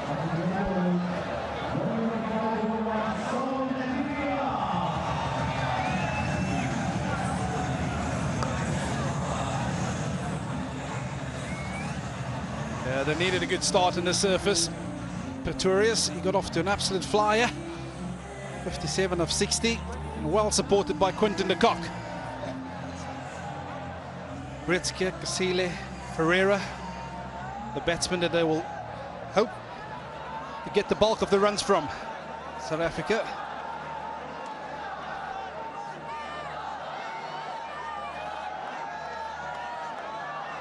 Whosoever is in form has got to hold firm. Quinton de Kock needs to play a long big innings here. Change of angle, round the stumps. Oh, that one came back strongly. So first real sign of the ball spinning and biting off the straight. Yeah, a bit of a smile from Quinton de Kock because he didn't expect this. It's a change of angle. Oh, it's a lot of grip and turn. all of a sudden, just a believe again. You get one to turn in bounds as a spinner, you plant that element of doubt in the batter's mind, and that's what's key here. Key to see how Quinton de Kock's going to respond to it. Need to show a bit more consistency if you're a spinner. There's a little bit of a pause, and he actually walked back for the second, Quinton de Kock.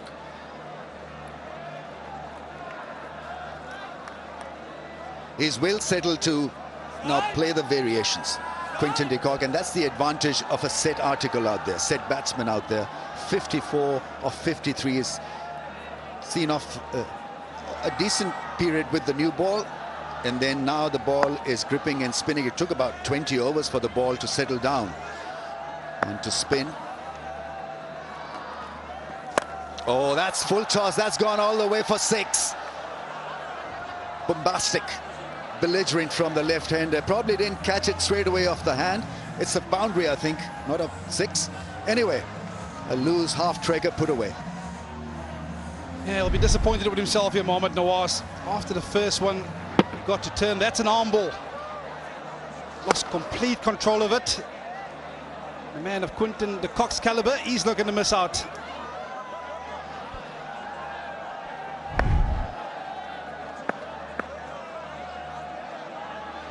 Putting away the bad deliveries, Quinton de Kock.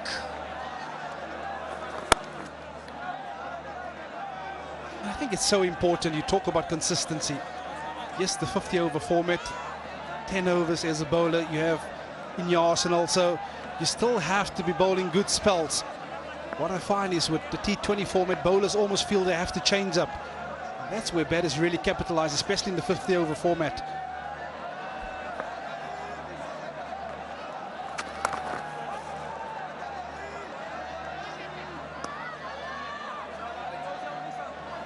A lot of cracks on the surface, some that have spun more. Could be because of the balls hitting those cracks.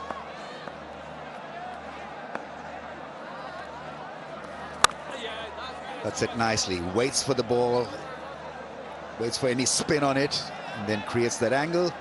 And it's 1-3-2 for 1.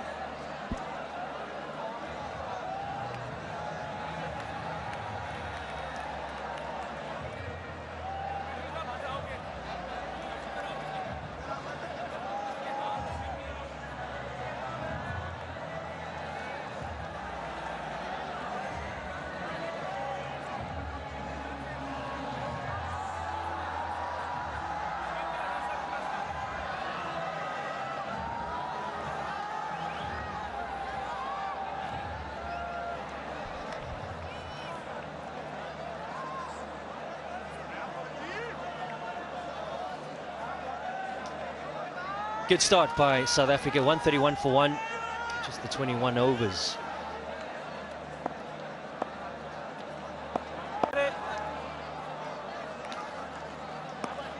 Nothing threatening the pads or the outside edge as yet. Very consistent spin, the bounce has been consistent as well.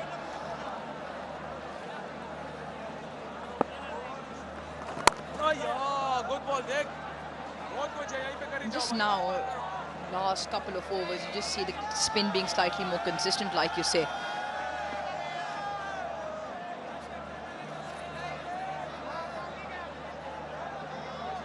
Mohammad Nawaz extracting the most degree of spin. Just picked up the slow through the air, the more turn we're getting. There were a few that have just bit slightly more into the surface and spun sharply. It was almost time me and Ramiz were going to go look for another job. At the pitch report, one opposition was going to spin the other one out of control. Just gave me a wry smile after he finished his commentary stint, because the ball is just starting to turn a lot more.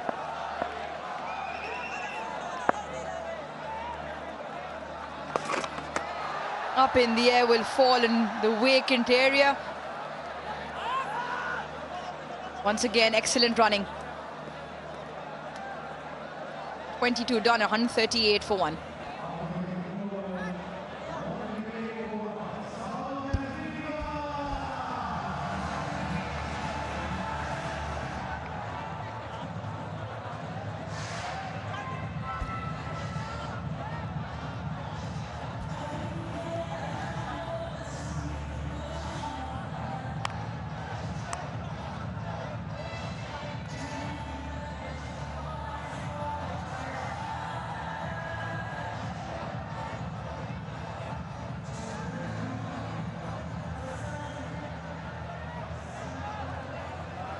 22 overs, 138 for South Africa.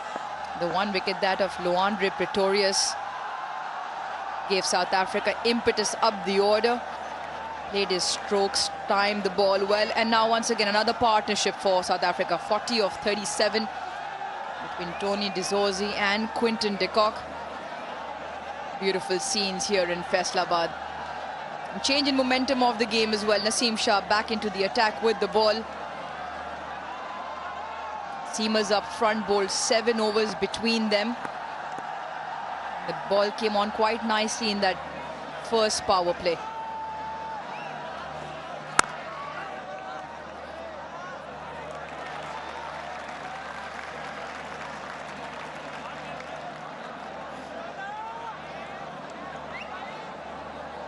Right then, a challenge that you can take part in. KFC Flip the Bucket Challenge. Land it on your head and get finger-licking good prizes. JP spoke to Matthew Bretsky at the toss in terms of assessing, obviously an unknown surface, a lot more alien to South Africa than Pakistan, but both will be fairly new and are fairly new to how this might play out. Asked him about how they would go on about assessing the surface. Now a very good platform laid here and the ball just starting to turn. How do you see them playing out with 9 wickets in hand? I think it also it's determined by the strategy of the Pakistan seamers. Yes, a hint of turn, a little bit of stop in the surface. Do they utilize the change of pace from the seamers as well? They do have mid on and mid off up, so from a batter's perspective, they would feel that if they can line them up, they can take the aerial route. It's coming onto the bat quite nicely with the seam up option. So they want to stay aggressive, no doubt.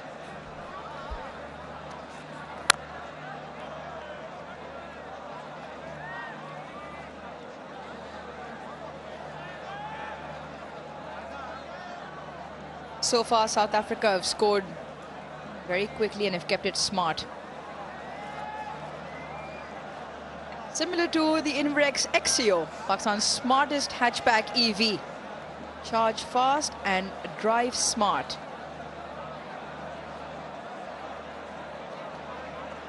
So well rehearsed, Ruruj. Even brought in your smart word as well.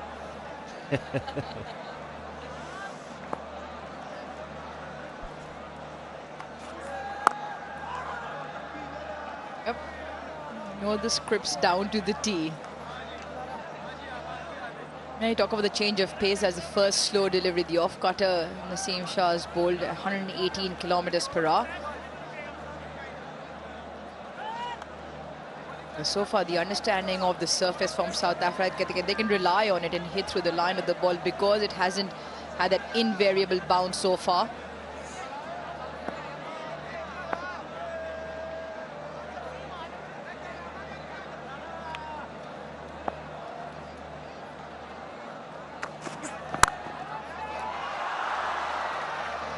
Likes playing square on the offside and even better with the pace on. Quinton de Kock, 62. Much needed runs for him as well into international colours. Only the 4 T20I games after he's re-emerged into international format. Yeah, it's a format that I mentioned particularly at the start of the innings, where an opportunity to really bat for long periods of time, gain some confidence in the white ball format. And it's a format that has found so much success, scoring a huge amount of hundreds in this format. It's a good start in the second spell from Naseem Shah. SA 139 for 1.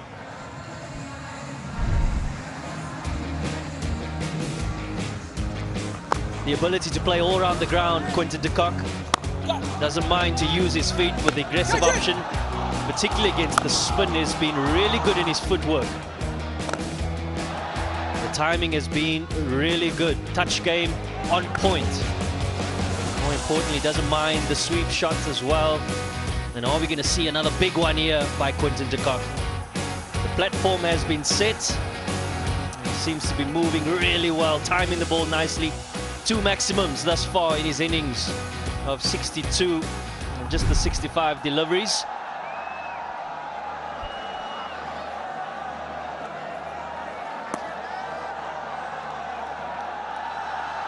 85 Ks that delivered to start, and the turn that the pitch promised. A little bit more when the pace is slower, so more revs and a little bit of air in the ball.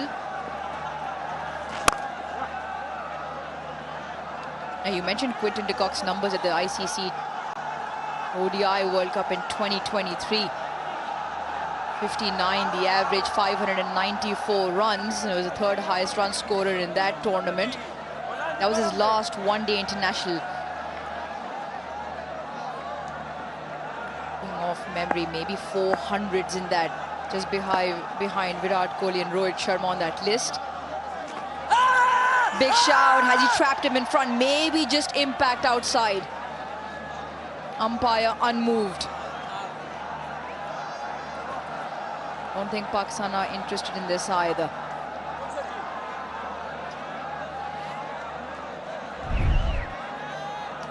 From a spinner's perspective, there is a hint of turn, as we can see. But now, as importantly, how do you match your field according to the deliveries you're going to be bowling?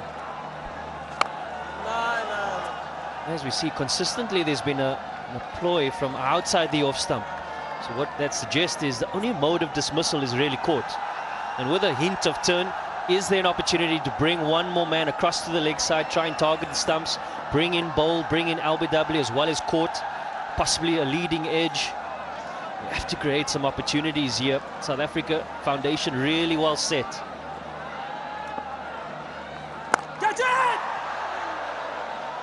It feels like things are happening. More importantly, as I said, matching the field accordingly. I think there's a great opportunity here for Pakistan to try and make an impact in the game. Field remains the same. Good over. Just the two singles off this from Saim.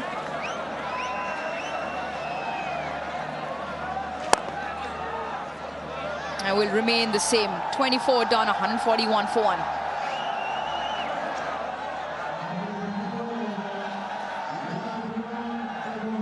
Not a bad debut by Leandro Pretorius, and what's been an absolute standout is his confidence at the crease, allowing the ball to come on beautifully. His balance has been exceptional, ability to play all around the ground, and certainly one for the future for South Africa. 57 of 60 balls.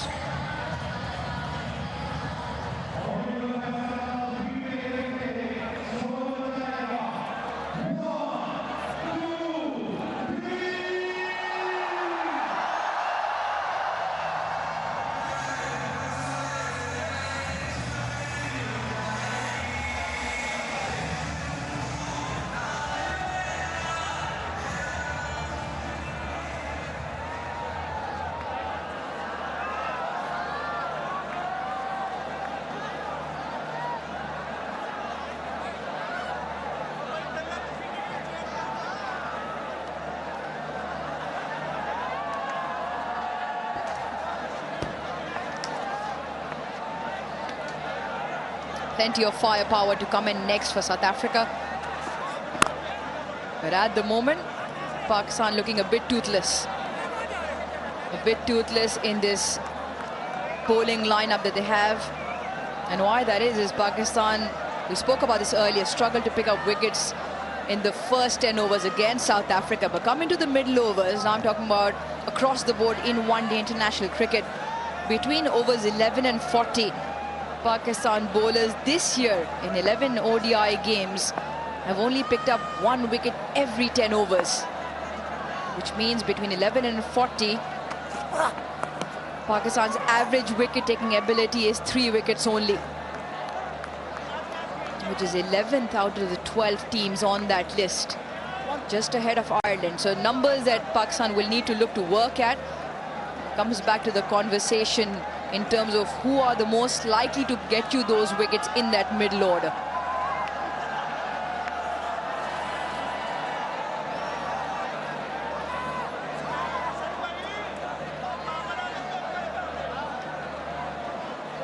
And a conversation we can have a little while after, as we get 40 to 50, is that Pakistan's death ball run rate isn't great either. right at the bottom of the list on that as well. Pakistan in terms of overs 40 to 50 in leaking runs. Out of the 11 ODIs this year in 2025, Pakistan have lost 9 of them. So numbers slightly on the alarming side. Nothing alarming about that. 100% confidence with dandruff-free hair. Hello, hair. JP Dumini next to me. Doesn't have to worry about that. On the other hand, Tizoe, the South African physio, Tony Dizozi. Beautiful locks of hair. Bowled him! Chopped it on! Naseem Shah with the wicket that was very well needed for Pakistan. Well, it's an angle that he's persisted with around the wickets to the left-handers. And a dismissal, a mode of dismissal that we saw quite often in Lahore in the T20s, a played on. We saw some great scenes from Quinton de Kock in this innings thus far, but unfortunately sees the back of him by that man Naseem Shah. Well played, 63. South Africa 141 for 2.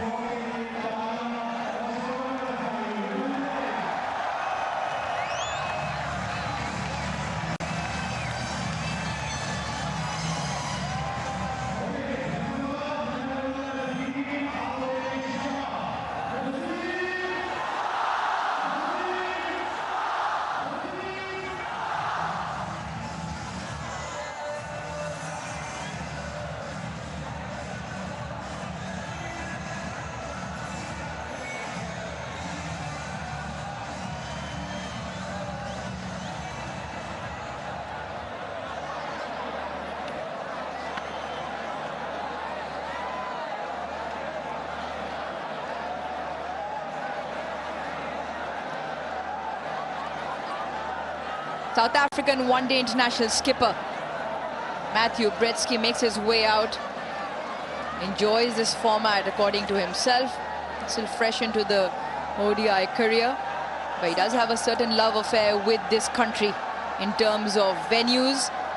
Scored 150 on international ODI debut in Lahore in the Champions Trophy versus New Zealand. Highest ever. Beg your pardon, it was a tri-series just prior to the Champions Trophy. Both teams, new captains. Shaheen Shah Afridi with the ODI captaincy, Matthew Bretsky. Similar responsibility on his shoulders, but at the moment work cut out, the platform set.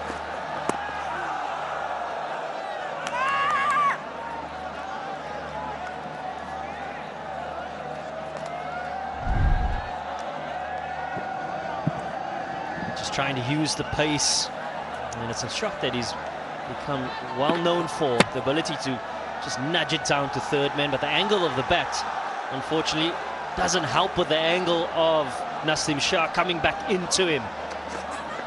Just finds the inside edge and disappointment. He was well set, and we know he has the ability to score big hundreds. He'll certainly be disappointed with that opportunity.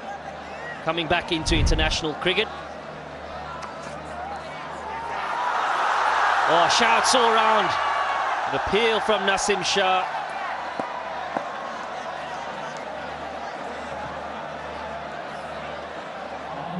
No reviews needed. And that's halfway mark of 25, 142 for 2.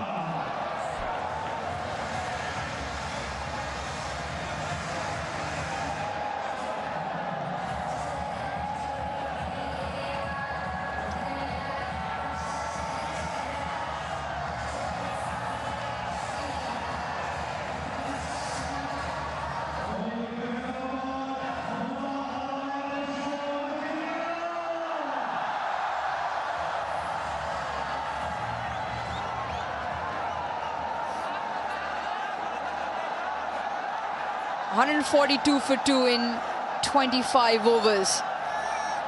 Quinton de Kock with 63. Fell in that previous over to Naseem Shah, chopped it back onto his stumps. Lohandre Pretorius caught Nawaz bowling of Saim Ayub for 57. Tony D'Souza timing the ball well, joined by his captain. Yet to get off the mark.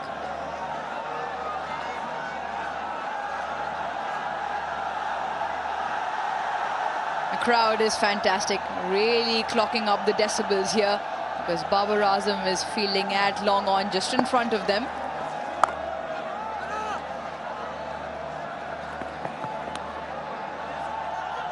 Amazing how an individual can have so much of fan following. There's only a few that fall in that category in world sport. Every time he walks by, they go up. Reminds me of you on the golf course, Suruj. Such a great following whenever we were playing here in Pakistan. So many fans.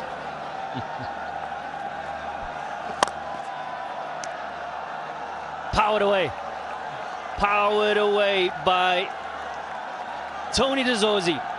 And recognizes the back of a length and gets into a great position.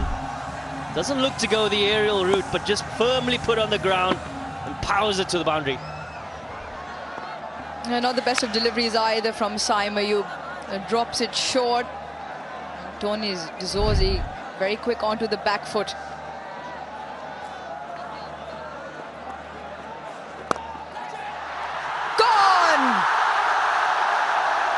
The slow delivery, the chip back to the bowler. Saim has 2.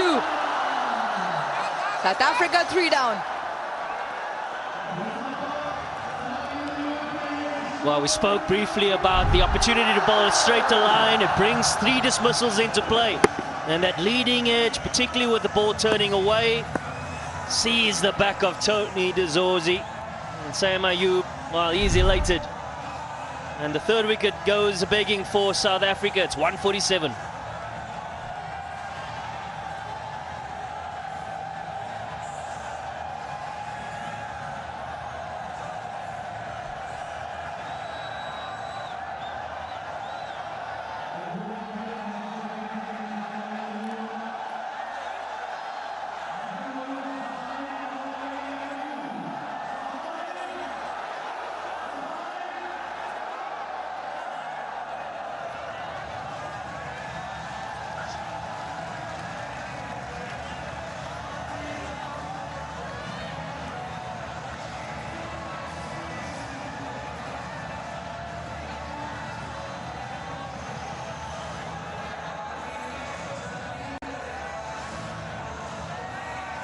In at 5 for South Africa, Sinithemba Kashile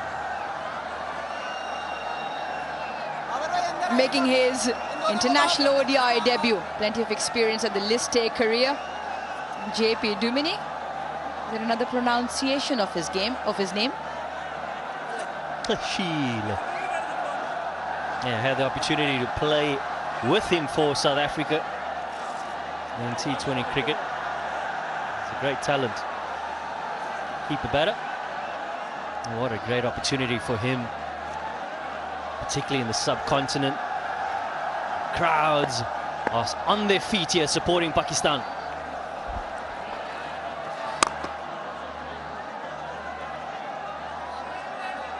And he's out there to face Saim Ayub, who's picked up 2.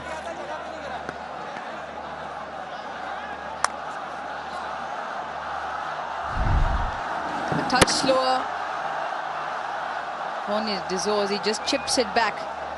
Simple take to Saim. Got the crowd involved as well. Tony D'Souza was going at a fair clip, 18 off 20. Turn! Past the edge of Bretsky's bat. 26 done, 148 for 3.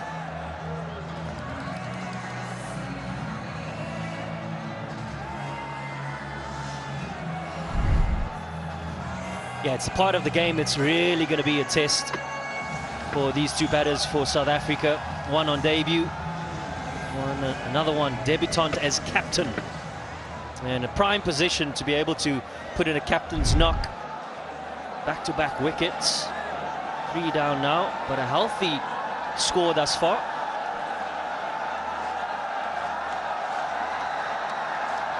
But as predicted, we're seeing a little bit of purchase on the surface. And Nasim Shah, who saw the back of Quinton de Kock in the previous over, he continues. It's been a pretty decent spell second time around.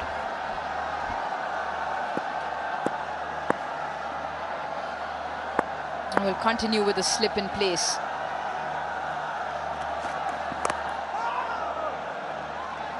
The pitch just starting to do a little more in terms of turn the carom ball from Saim Ayub's over, the last ball of the previous delivery of a great length just outside the off stump of Matthew Bretsky. Even of the seamers with the angle. Nasim Shah picked up Quinton de Kock from around the wicket, ball just jagged back in slightly. Even the first delivery here, just off the seam, comes back into the right-hander.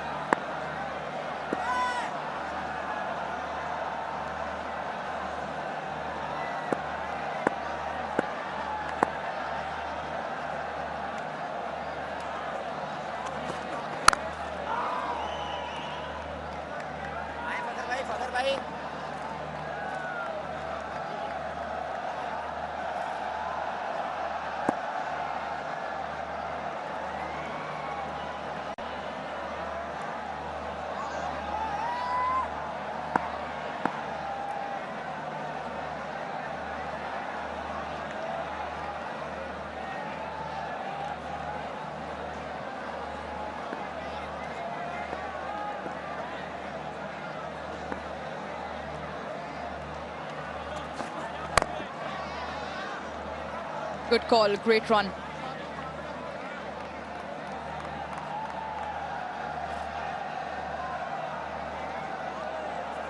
Another Tapal tea moment. Fans of cricket enjoying Pakistan's finest brand in the Tapal Tea Lounge. Important for Pakistan now to build on this. 141 for 2, 147 for 3, beg your pardon. They just want to build up a partnership of good overs, string together a few good dot deliveries and put the pressure back onto South Africa. Hold the game in this middle phase.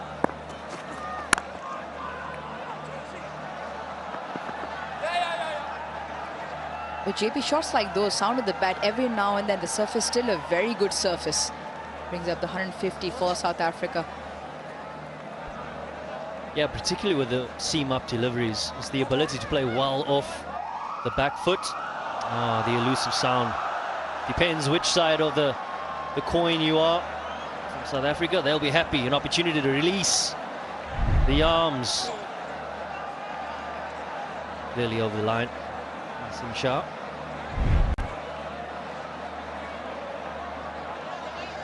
The skipper, Matthew Bretsky, will face the free hit. Mid off, and mid on up in the ring. Protection square either side. Great delivery. Change of pace, not providing Bretsky any room to swing through the line of the ball.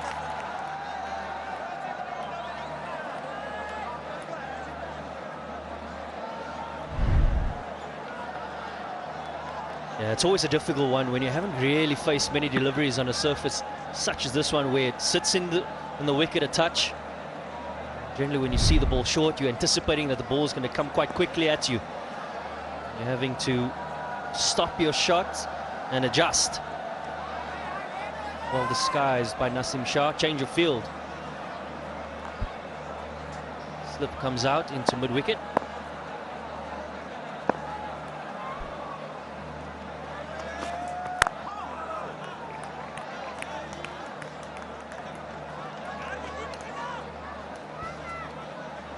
Pakistan will be wary of the fact that of late they haven't bowled their overs in time, whether it's T20 internationals or ODI cricket, and you can just pick up the chatter on stump mic that they're behind on time. 4 spinners and the 2 seamers, so they ought to be getting this in time. Just why from behind the stumps, Mohammad Rizwan asking the boys just to get a go on. Get the overs in quickly. Straight to the fielder for 1. 27 done. 153 for 3.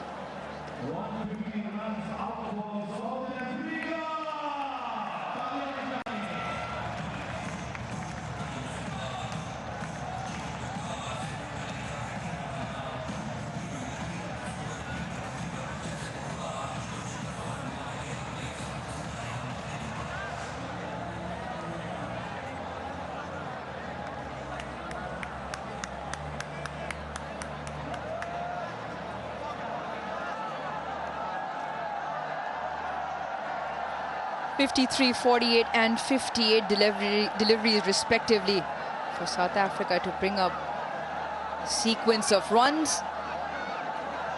Saim Ayub to bowl his 8th over, and this is good. The slip remains, protection straight down the ground. The 2 men catching just in front of the bat. Extra cover and mid-wicket very close in.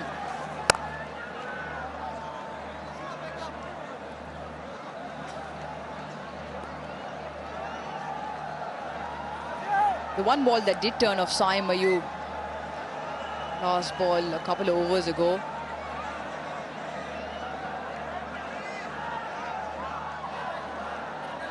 Track you back to the Asia Cup. He bowled 2 absolute peaches to get rid of Shubman Gill and Jitendra Singh off that carom ball. Change of field as well now. Shah Afridi had just come in from mid-wicket onto that position. I go back a couple of overs ago again. The control with which he bowls the carom ball and the amount of revs he can get on the ball can extract some extravagant turn.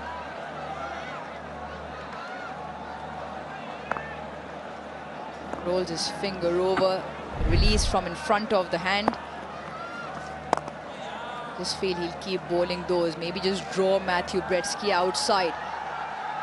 Brings in those 2 men catching on the offside, the slip comes into play. I would like the line of the ball to start from within the stumps.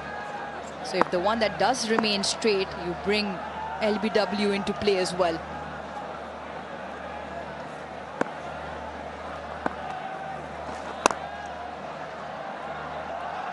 Nicely played by Bretsky.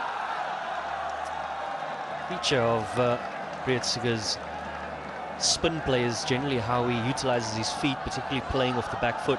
And I think this is where it's really going to test Saim Ayub. The length of that delivery that we just had a look at was perfect. That in-between length where he's not sure whether to commit on the front foot or play off the back foot.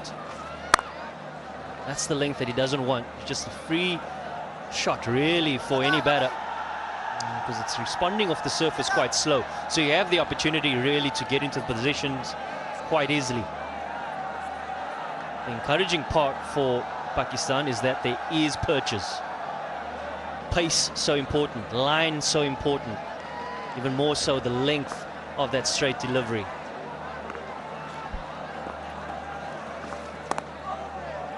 Touch slow with a little bit of turn.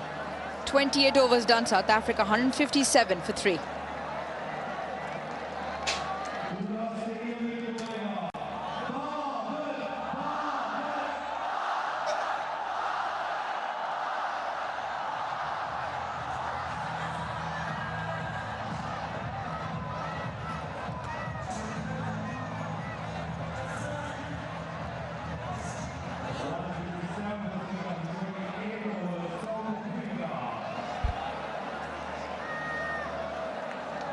On 5-7 for 3 after 28. South Africa, after an excellent start, Pakistan just crawling their way back into this contest.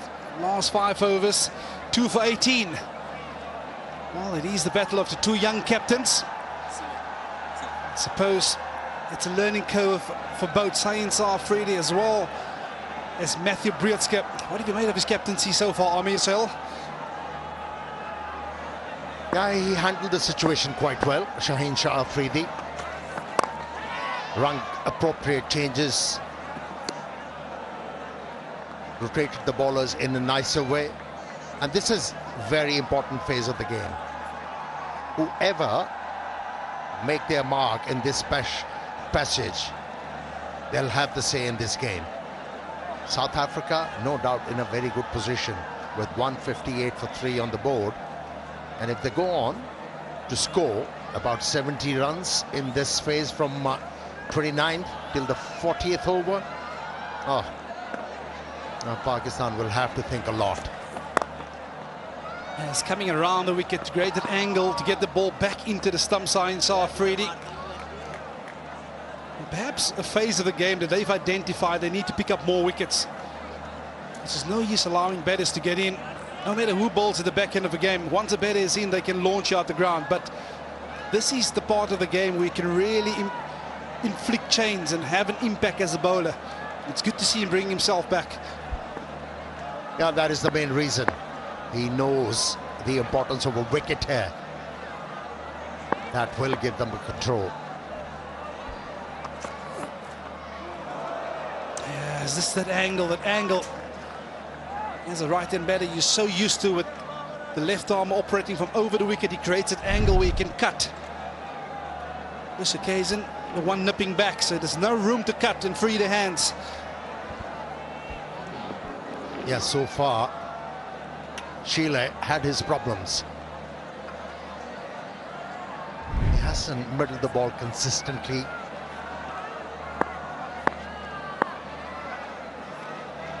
Definitely, he has to adjust his approach here. Yeah, it's a short one, but this time around he got a healthy piece of willow on that and dissected 2 fielders out in the deep for a boundary. Kasile brings up his first boundary. Your first boundary after 20 balls. And that tells you that how well the Pakistani bowlers have bowled in this phase. But here was a delivery which Kashile was looking desperately for. A long hop, and he was able to capitalize on that.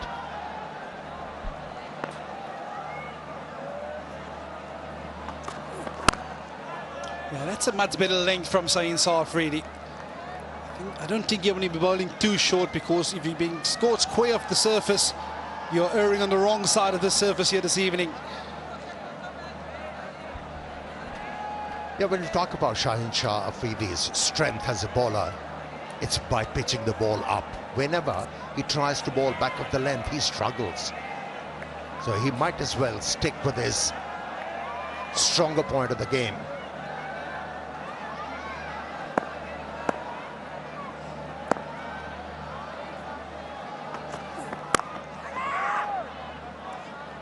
Yeah, that's the end of the Afridi over. South Africa 164 for 3.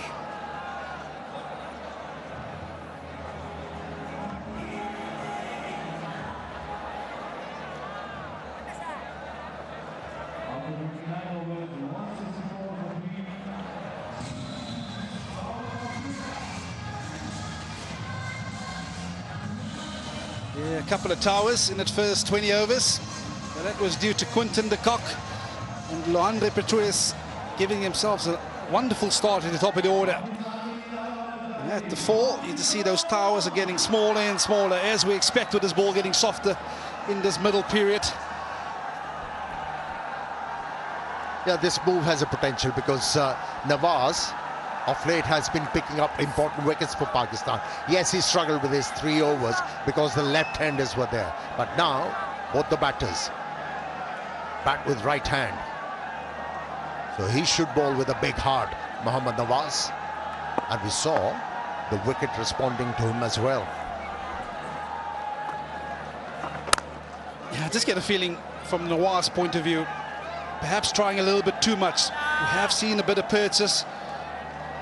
The ball starting to turn as it gets a little older, but consistency is going to be key in this phase of the game. As a batter, you want him to change up. How many balls can he land in one consistent area, asking the right questions? It's brilliantly bowled. It's the outside half of the bat, which he won't mind, Mohammad Nawaz.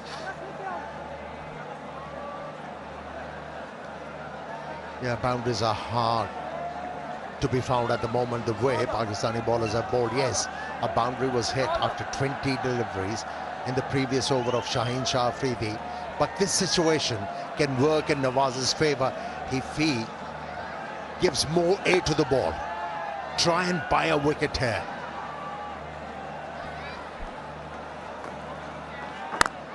I love the fact that they've employed the slip as well. So just thinking a little bit positive from a Pakistan perspective. Which you do feel the only currency for them is to pick up wickets on a consistent basis. You do not want to allow another partnership to form, because once you get into that final 10 overs, it's all about momentum. And on which side of the coin you do find yourself back then. Yeah, on a pitch like this, when a captain gives you a slip fielder, he's asking you to bowl off stump line. Maybe fuller on that particular line, and that will give a chance to the left armer to pick up a wicket if he bowls off stump or just outside off stump. Yeah, I certainly feel you want to perhaps be a touch fuller, invite the drive, bring that outside edge into play. You've got a slip in position, and of course he has the ability to slide one back as well. So you want to try and challenge both edges of the bat. Just a touch too short, the previous delivery from Mohammad Nawaz. That's much better. That's where you want to settle in for the evening, Mohammad Nawaz.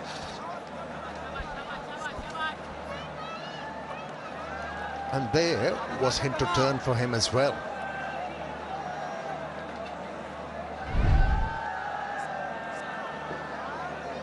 A bit of air, the line was good too. At the batsman in a spot of bother.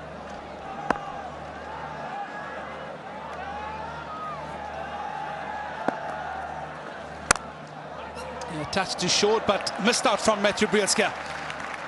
Well, Mohammad Nawaz, he'll be pleased with that return. 3 off, 167 for 3.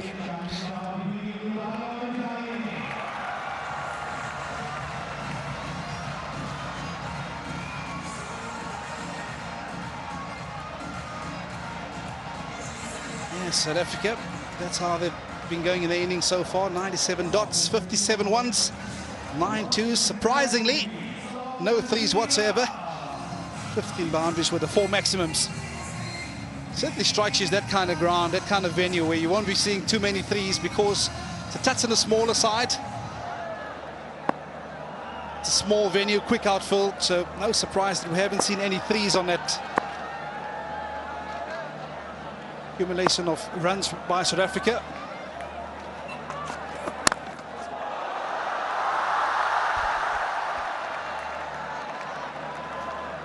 Very well dug out by the right-hander. Sheila was a very well directed Yorker from left-arm fast bowler, angling in. It was off balance, but managed well.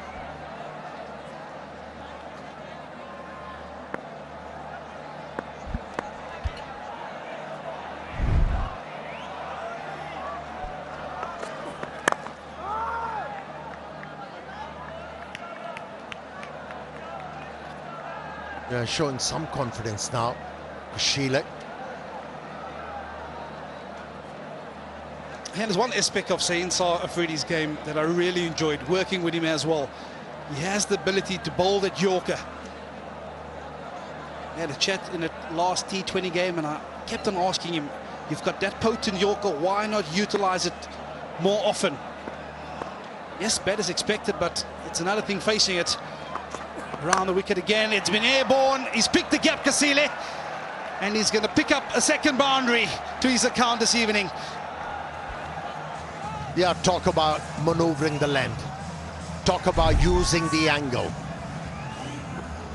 Did it so well. Never looked to overhit the ball. Just used the pace and directed the ball into the gap to pick up his second boundary. It started to look good.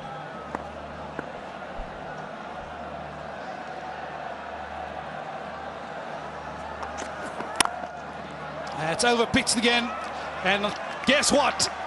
This time round he's dissected the fielders at mid-off and mid-on with a classical straight drive down the ground. That is the peril. When as a fast bowler You're looking to find that Yorker length. If you don't, and this could happen. Turn out to be a juicy half volley. And the batter, Chile, was ready for it. Yeah, this is brilliant from the youngster. Back after 6 years in international cricket. This is an excellent start. 20 of 18 so far. Dragging the length back from Afridi. And well respected.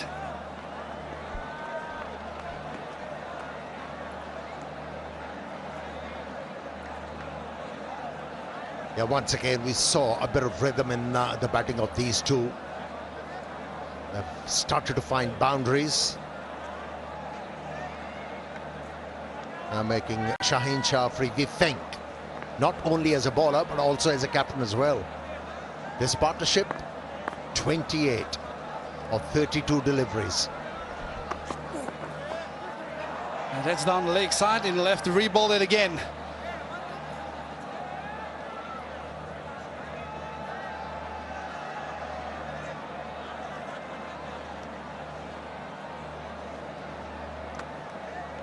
Hello here.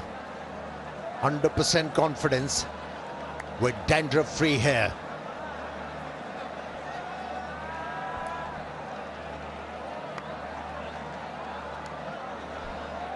Those are long, aren't they?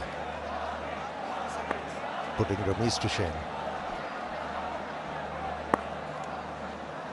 Change of angle now for Shaheen Shah Afridi. Coming back over the wicket to the right hand of Pasile. Over pitched again, but the inside edge means a dot ball. South Africa after 31, 176 for 3.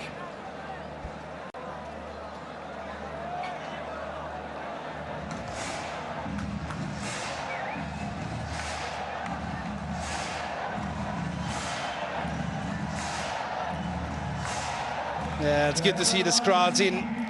Cricket back in Faisalabad after 17 years. And they've come out in their numbers. And it's beautiful to see there's some South African flags as well as Pakistani flags. So no biasness about this crowd this evening. Hey, we are cricket-loving nation. Yes, we all want Pakistan to win, but we do appreciate good cricket. Yeah, to continue, Mohammad Nawaz. Can he follow it up with another good over? It's a good start. It's a good start at this juncture of the game.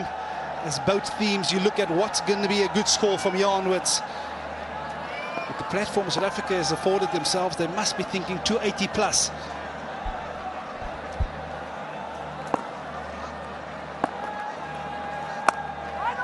Yeah, the tried and tested formula is at the end of 30th over, whatever you get, you double it. So South Africa does have a chance to go past 280. They're in a very good position. Well, well, well. What do you make of that, Amir Sohail?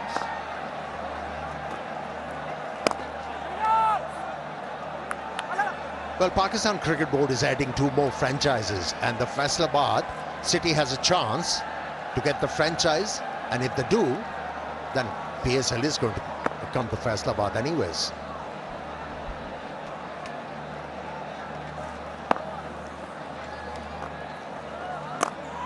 Oh, that's the arm ball. I think he might have just gotten away with one here with Matthew Brieska. You talk about doubling the score at the halfway stage, but you also have to factor in conditions. I don't think this is your traditional wickets where you can up the ante towards the back end. I think the game is going to slow down a touch. And again, I will say you perhaps have to set your sights just a little bit lower than what we've come accustomed to over recent years. Yeah, I hear you, but at the same time, this pitch, the looks of this pitch has belied the behavior, that's for sure. The anticipation was more of turn from this one. So if the bowlers are not getting that purchase from this wicket, I think South Africa does have a chance to breach 300 maybe. They certainly feel they've given themselves that chance of getting there. 178 for 3 after 31.5. One ball remaining before that all-important drinks break for teams to reset again. Perhaps revisit their strategies moving into the last half of this innings.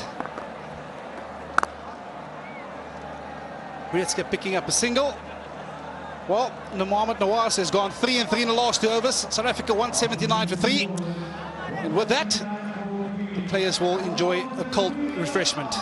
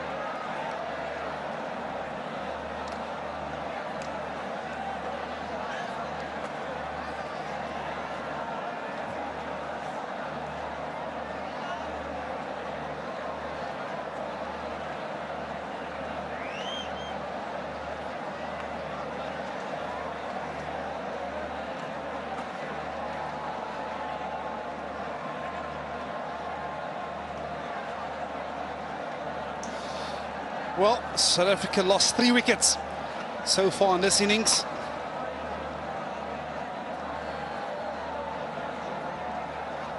But the first to have fallen was Luandri Pretorius with the score on 98.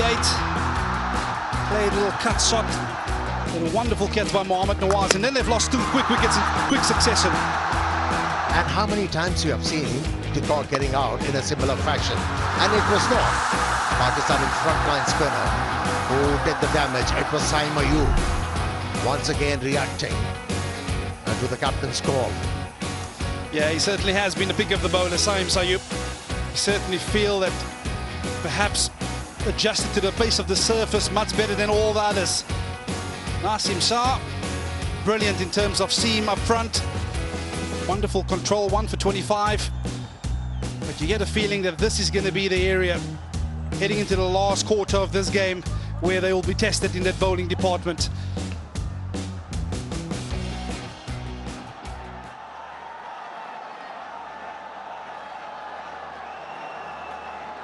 And captain of Pakistan cricket team, Shaheen Shah Afridi, realizes the delicate situation of this game, and hence going with his premier spinner in Abrar.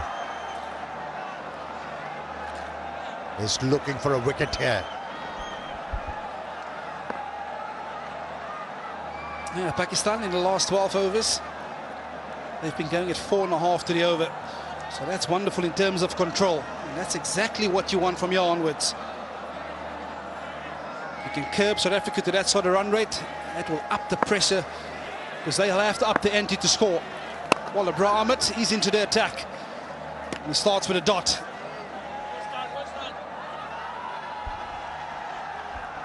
Yeah, he's been there for 22 deliveries, captain of South Africa, Rizke, but no momentum has been witnessed in his batting. This time around, goes aerial, does the distance. That'll be a pressure releaser for the captain. Yeah, and he has the ability to clear the field. Matthew Briatska has just been strangled with some consistent bowling. But a bit of flight, the invite was sent, and he says, I'll have a bit of that. But what has been impressive about that shot is the area which he looked to hit it. Downtown, that's your safest bet at this ground. Yeah, he wasn't bothered whether it was a googly or a leg spinner, went with the stroke because the room was there.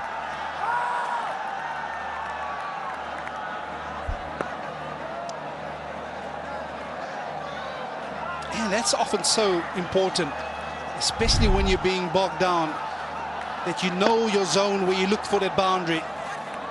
Absolutely no hesitation whatsoever that he's going to go downtown. Yeah, clarity in mindset. Yeah, he was fully committed to that stroke.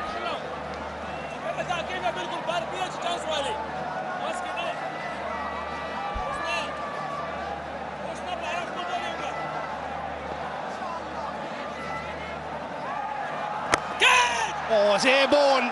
Was that a chance? By the player's reaction, I certainly do feel it was. It wasn't on the stronger side of Abrar. He bowls with the right arm.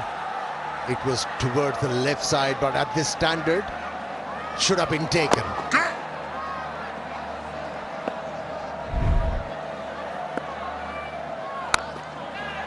Yeah, the best spinners in the world will tell you you have to become the best fielders of your own bowling.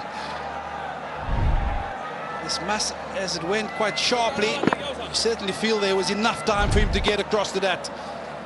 Last ball, it was short, it's pulled, and it's going to pick up another boundary, Metro Briatska. That's the end of the over, 12 off, 191 for 3. At any level, if you bowl such a delivery, you will be punished. Too short, friendly pace.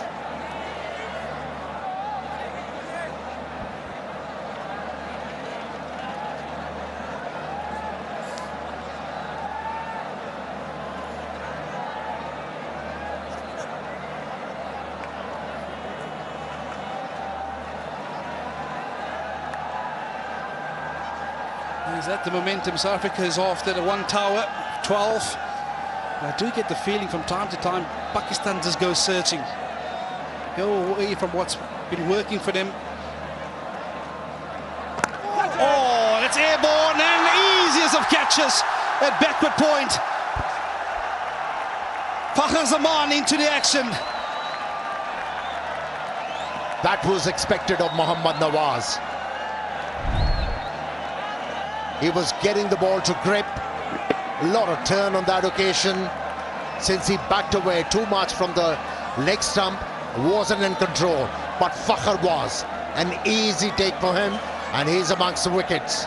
Mohammad Nawaz, the left armer. Good contribution from Kashile. 22, it's 191 for 4.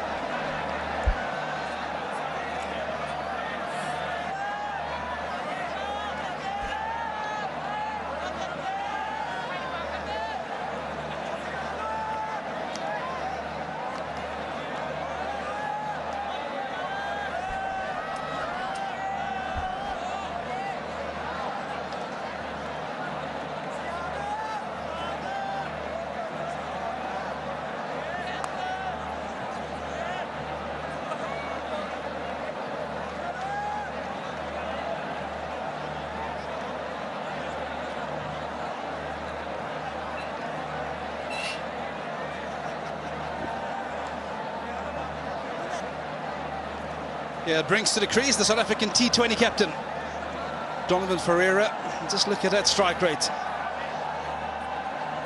But this evening, the quest is to form another partnership with the captain, ODI captain Matthew Brietzke, who's on 21, because there's still plenty of time left in this innings.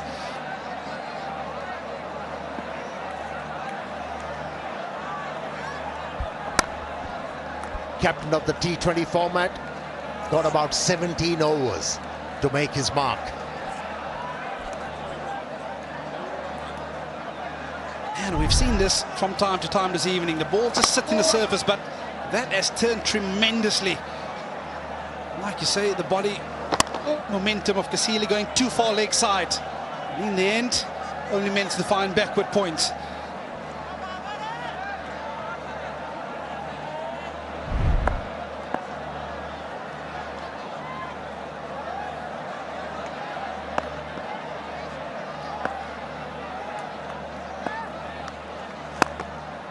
And it's good to see that fielder who concluded that dismissal, Fakhar Zaman, back into the mix for Pakistan.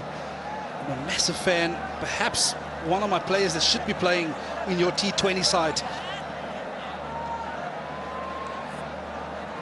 Yeah, he's proved himself time and time again. He can be really explosive.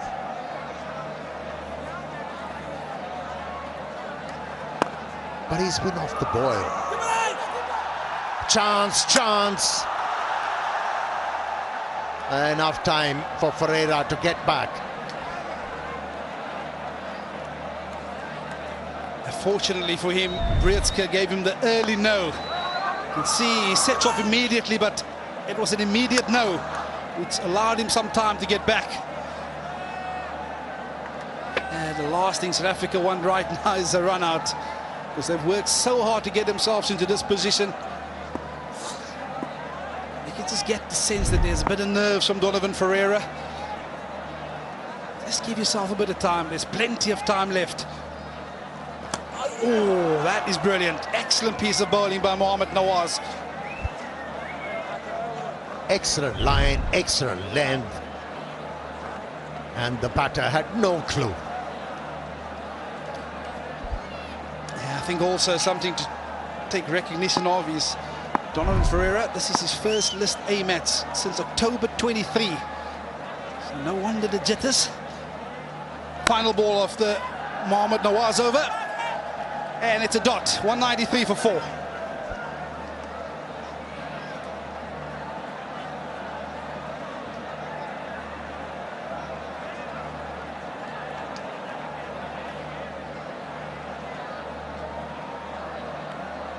Yeah, brilliant contributions from the two at the top. 57 from Pretorius, the Cox 63. Good to see him back in the runs for South Africa. And a couple of starts. One start. Brietzke 22 at the moment. They would love him to kick on. Be the anchor for a couple of partnerships to form later on in the innings. 16 overs remaining. What can they get in that remaining 16 overs, South Africa?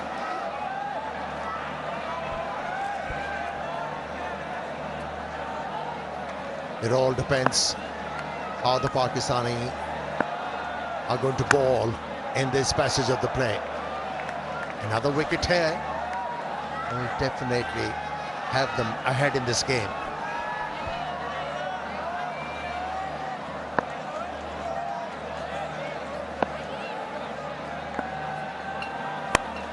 Oh, short, it was picked up and it was deposited for a maximum. Yeah, sharp foot movement from the captain Brietzke. Yeah, he was presented with similar kind of a delivery in the previous over, but this time around the result was even bigger. A 6 went all the way. At this standard, you cannot afford to bowl such deliveries. You will be penalized and punished.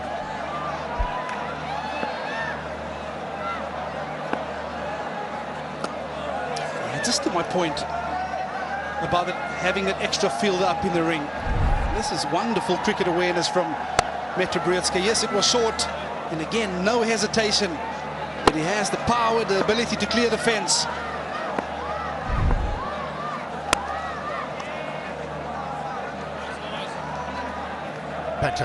Better lines and lengths from Abrar after getting hit for a 6.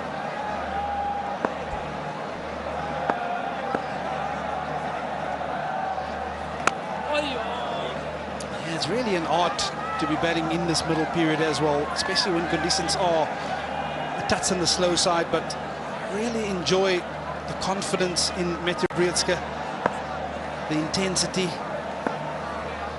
the energy, looking to put the bowler under pressure. At the end of 35, it's 199 for 4.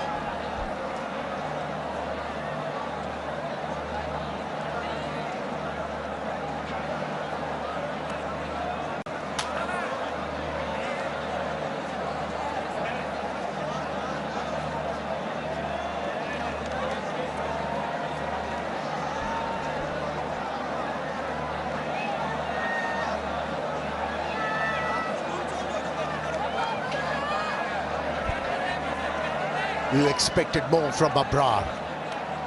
He hasn't picked up a wicket, and at the same time, he's been expensive. Going at the rate of 7 per over. The conditions are favourable for the spinners. They needed a big effort from him. But all eyes on Mohammad Nawaz. Broke the partnership in the previous over. And it's so important that you understand the work that Mohammad Nawaz has done here. Your job from the other side is just to keep it tight. Don't you trying to be the hero on the night as well and disappear for a couple of boundaries. That just released the momentum. He's been brilliant in his comeback spell so far.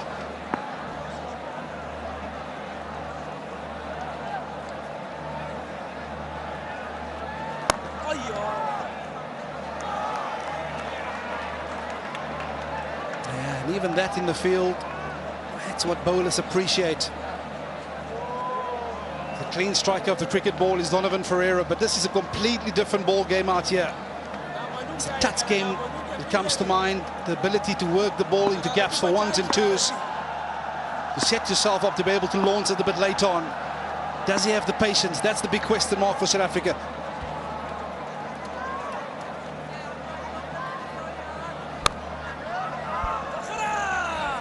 Yeah, when you see a batsman committing himself on the front foot, even the ball is being released, it tells you he's feeling the pressure. And he'll definitely feel the pressure now. 7 consecutive dot balls from Mohammad Nawaz. Like we all say and anticipate, something's about to give.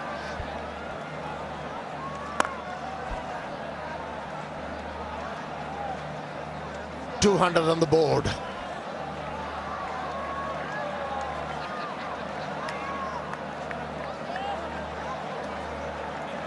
Vigotel selfie moment.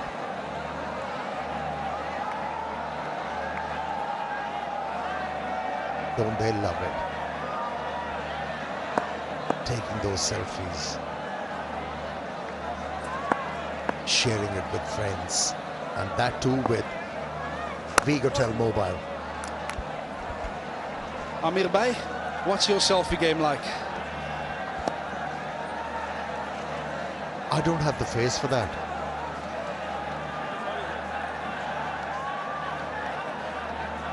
And I actually do not know how to pout.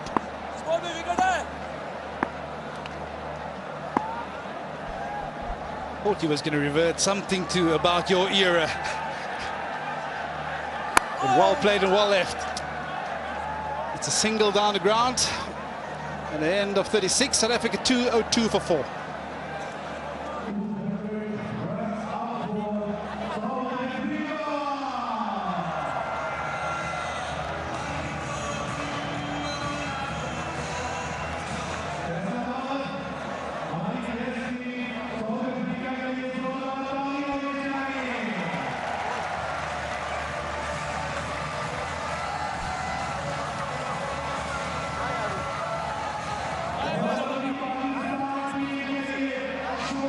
Another partnership brewing, 11 of 17. Fantastic opening stand, that of 98, followed by two mid-40s. Now the T20 skipper of the previous series joins the ODI skipper in the middle. Pakistan just pulling this back. Good overs in between, but every now and then there have been boundary deliveries that have been dished up, which is why the scoring rate is kept at 5.5.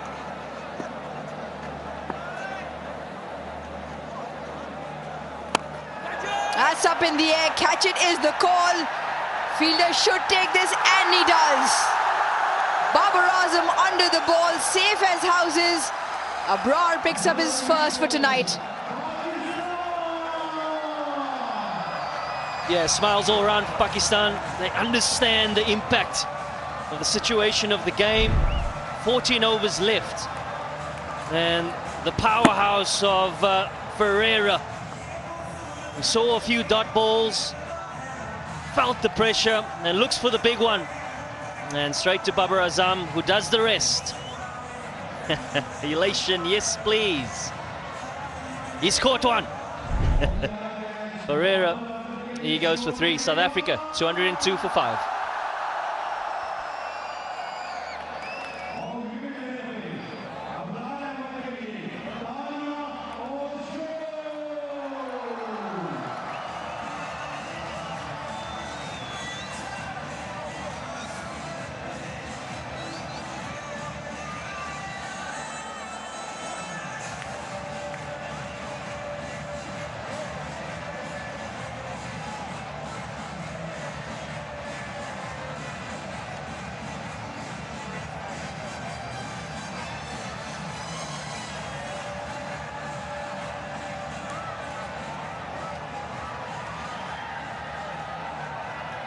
Half the side now out for South Africa, 202 on the board, and in to the middle walks George Linder.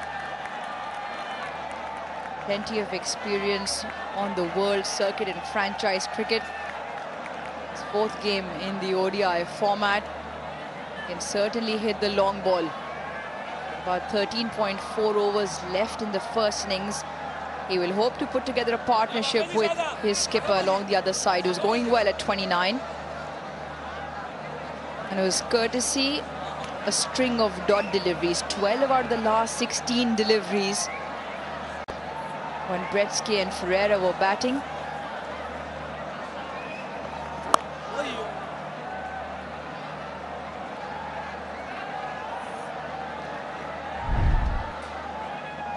How often have we seen this in subcontinent? A string of dot balls, and all of a sudden you see a big shot being played, trying to release the pressure on debut. Don Ferreira.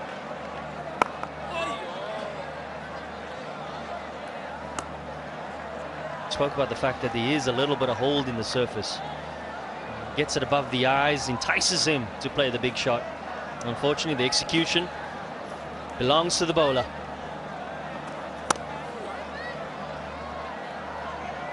At one point, South Africa were looking at 300, maybe even north.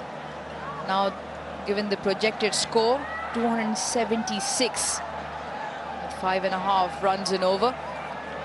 George Linder and Matthew Bretsky both can play and hit the long ball and can get stuck in as well. But the surface now, with the amount of turn,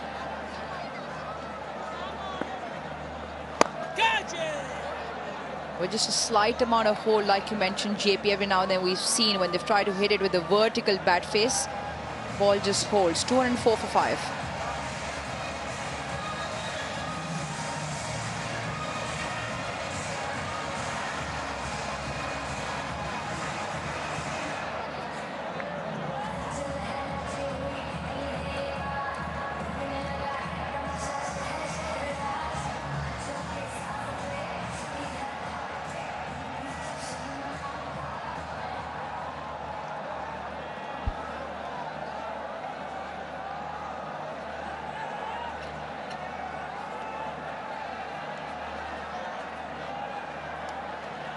.37 overs, 204 for 5, South Africa. Matthew Bretsky, 30 of 35, and spin in tandem will continue. Mohammad Nawaz now back in operation with the slip.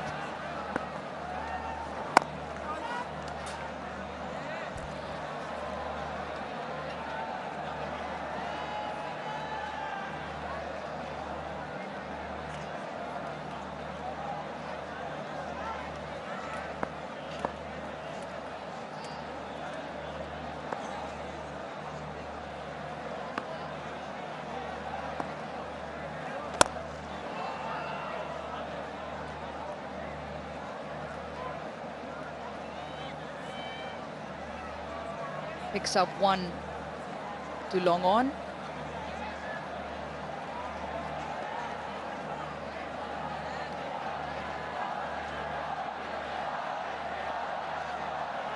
In Rex.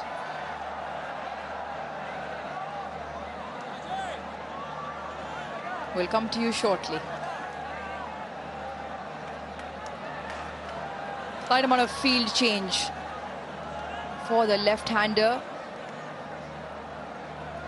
Point falls back straight in line with the umpire onto the boundary. Long off comes up to mid off.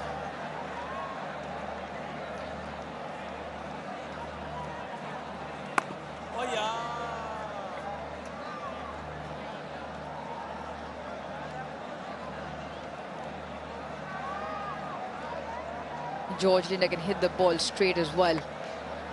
Does he take mid off on? Mohammad Nawaz opting to bowl wide outside the off stump.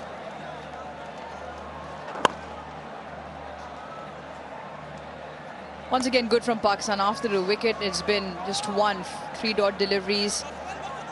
Previous over as well. Very good.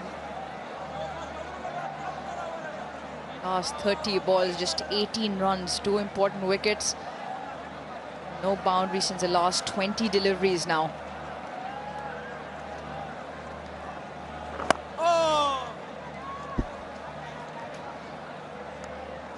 Yeah, and it's the field positioning as well for the left-hander. Square leg in place instead of your short, fine leg.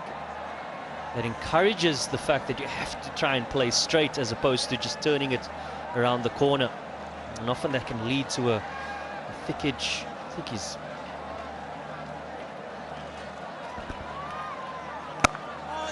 Let me try that again, Uruj. Thickish leading edge. That's the end of 38 to 5 for 5.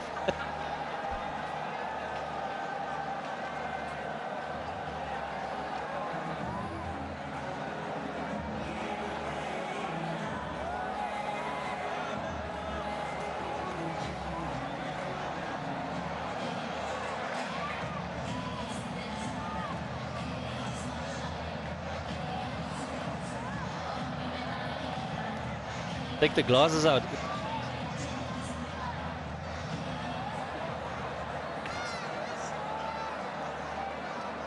"38 overs. 2 overs left in the second power play. 205 for 5. South Africa. Bosch, Fortin, Ngidi to follow. The 2 men in the middle for South Africa extremely important if they are to get what the projected score at the moment has on board, 269. George Linder still very fresh to the crease. Matthew Bretsky is playing a good hand, but he'll want to continue. Naseem Shah back into the attack.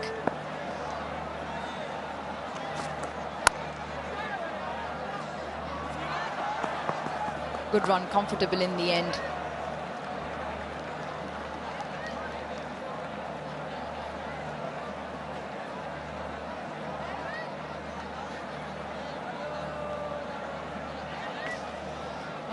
We said we'll come back to it, and we have Inverex EV, Pakistan's smartest hatchback.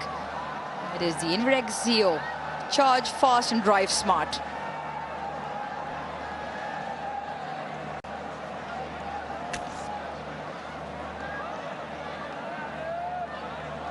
Few field changes. Now for the left-hander George Linder, long on the boundary, mid-off up in the ring. Protection square. Fine up in the ring as well. Carves it down to third for 1.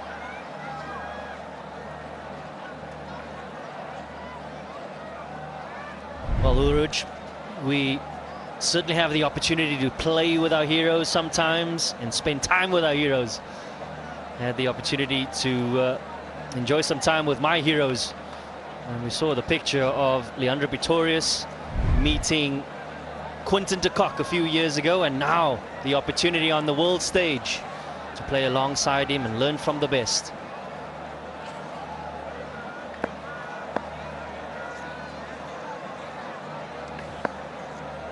Beauty of the sport.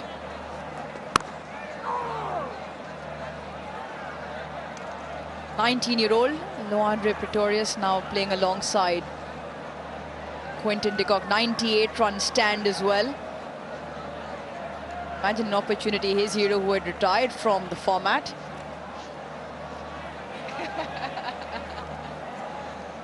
Why I'm chuckling away is because the director has certain things to say, not for the world to hear. He claims he's the hero to far few many cameramen, crew members around.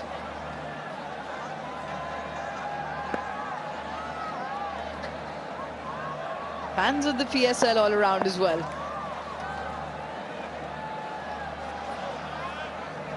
Great change-up. Extremely so slow, that previous delivery. As a one delivery that has actually worked when it's been in line with the stumps, more importantly, almost that spongy tennis ball bounce. Oh, that's us. Tomorrow, what he is practicing is a game on for golf tomorrow. Myself, Vern, JP, and we're looking for a fourth, so if anybody's available. The last time story was Mr. JP didn't show up. He kept sleeping. Bowled him! Straight through, middle stump uprooted. The South African skipper has to go.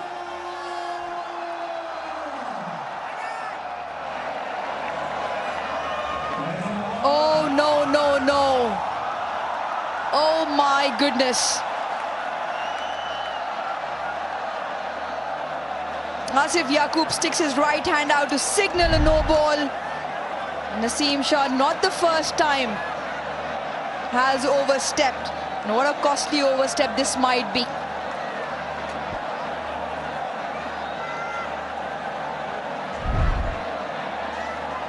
Yeah, the skipper, Brietska, gets a lifeline. An important one in the situation of the game, looking to go cross back, just squats on him a touch.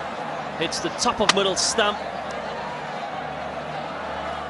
It gets the beautiful words, "You have to come back, sir." Second no ball and second one to Brietska as well, so you'll get a second bite at the cherry.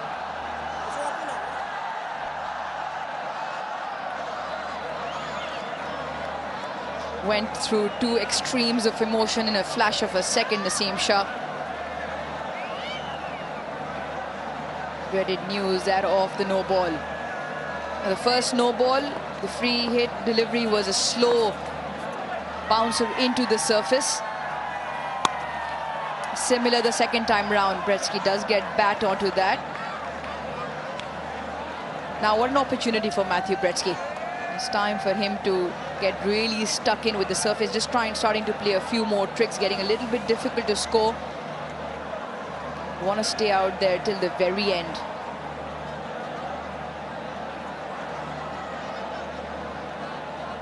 Yeah, how costly for Pakistan is that going to be? Think about the phase of the game, just 11.1 overs left. I feel 6 down just has a nice ring to it from a Pakistan point of view.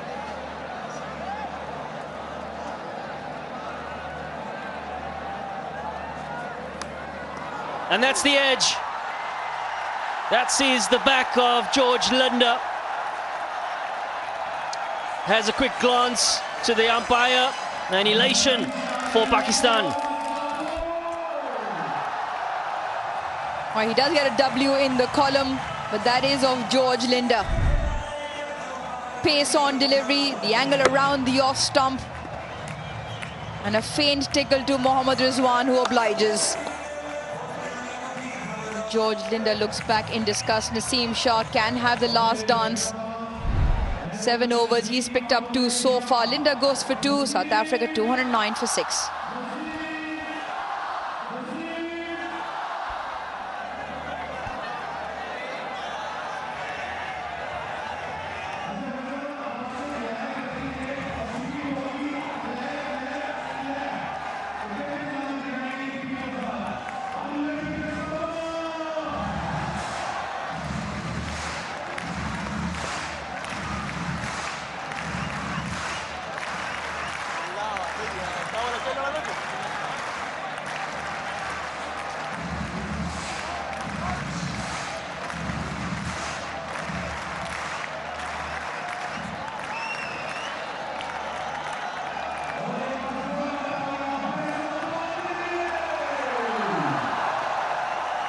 $209 for 6, and out walks Corbin Bosch. 96 the strike rate, his 8th game tonight, a high score of 40, and he would love all of those 40 runs to come together this evening. 11 overs left.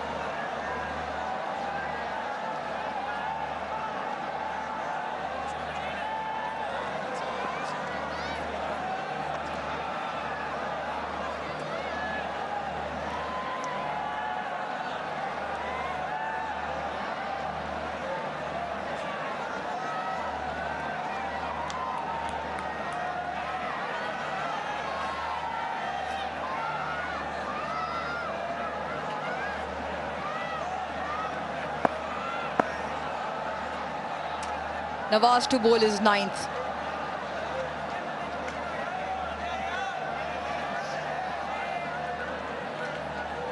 Protection down the ground as well.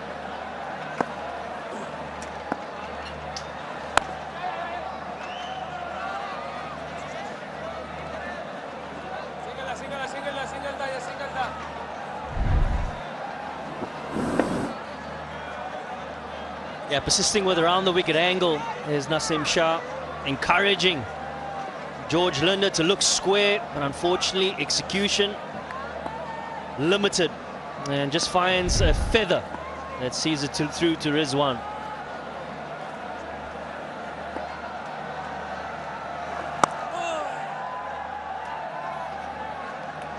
Off the mark, Corbin Bosch with a single to the offside.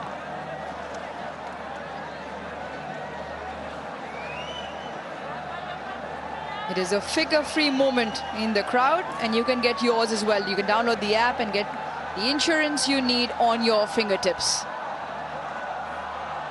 South Africa will need the insurance of numbers on the board. 211 for 6.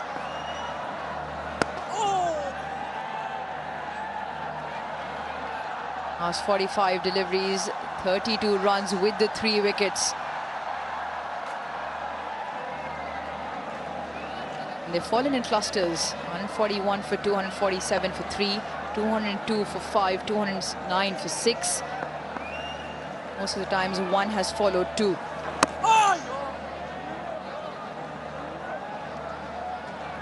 Yeah, what's really been impressive, particularly from a spin perspective, is the line that they've adjusted to. We spoke particularly in that 20 to 25 over period where it was certainly a little bit wider outside the off stump, bringing an extra man on the offside, but it certainly brought more dismissals into play.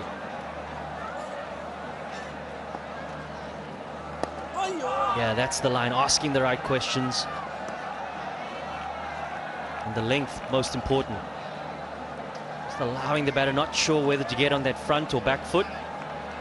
Rietske, the man in your picture, has really played well off the back foot, the ability to move his feet well, adjust, playing square. And they've adjusted well as Mohammad Nawaz.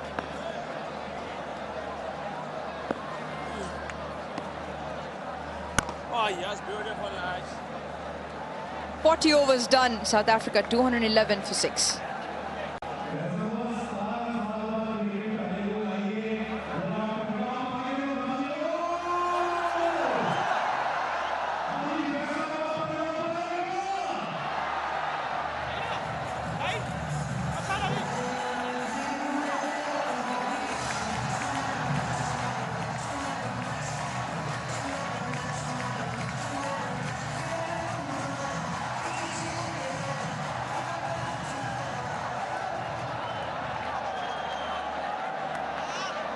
last 10 overs in the first innings.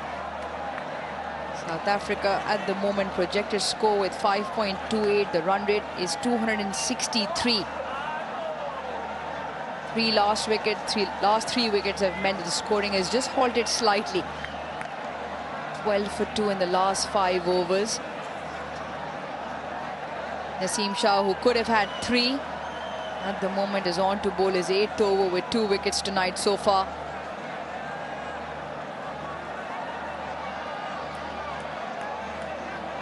Asif Yaqub will signal the 3rd power play, which means 5 fielders can be outside the 30-yard circle patrolling the fence.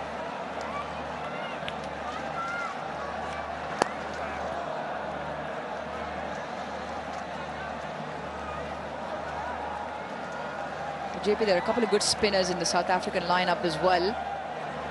At the moment, captain out there in the middle assessing what might be a good first inning score. You've had a look at the surface. Given what they have in their lineup as a bowling team, what do you think would be safe? Now the projection gives us 263, and I think that's a bare minimum from where they are currently.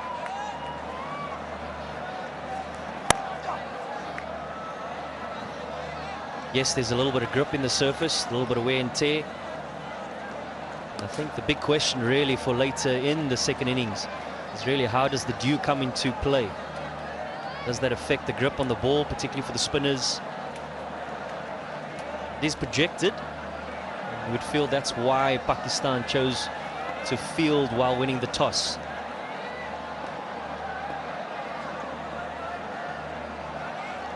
No dew at the moment. You can always tell by the shine, the reflection from the tyres of the buggy. That's what Shaheen Shah Afridi also said, the toss.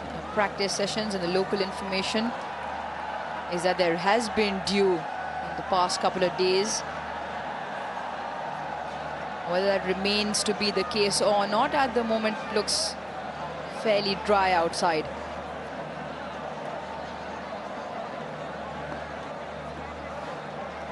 Last boundary now, 38 deliveries, so just over 6 overs now since the ball has crossed the fence.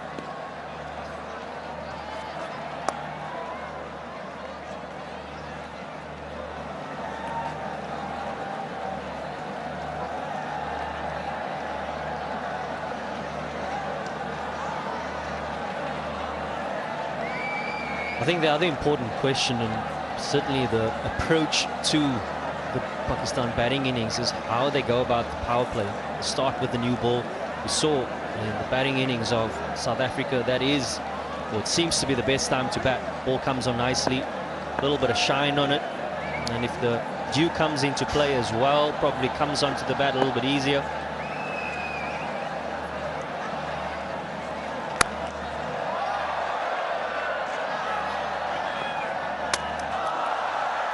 Direct hit, the crowd will enjoy comfortably in.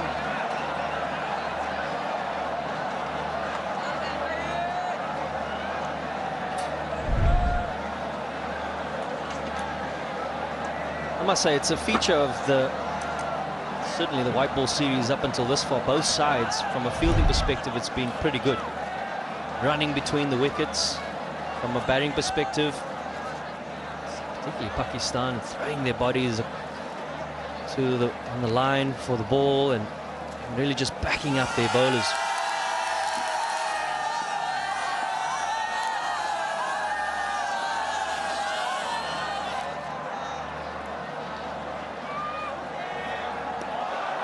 Excellent delivery to end the over with pace on, beats him on the outside edge. 41 done, 215 for 6.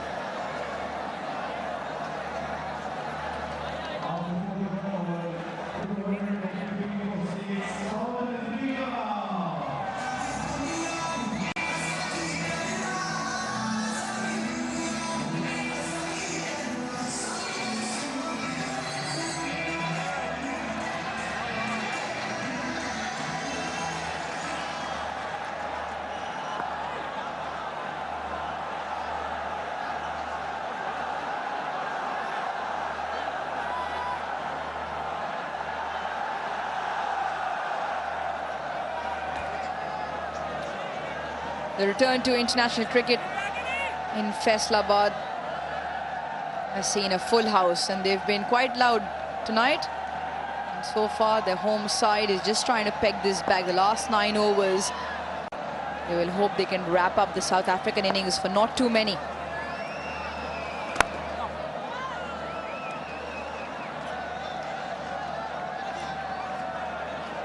Well, you talk about the projected score, and you feel that Matthew Breetzke has such a big part to play. You feel if he's there sort of 47, 48 overs, get close to that 290 mark. Great ability to play all around the ground against spin. Great foot movement up until this point as well. But given a life a little bit earlier by Naseem Shah with the no-ball wicket.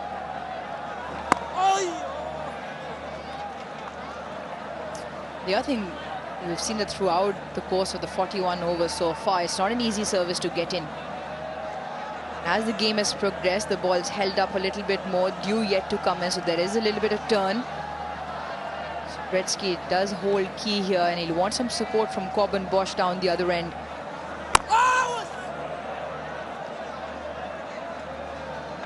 Started with the line outside the off stump, now starting to target the stumps, Mohammad Nawaz.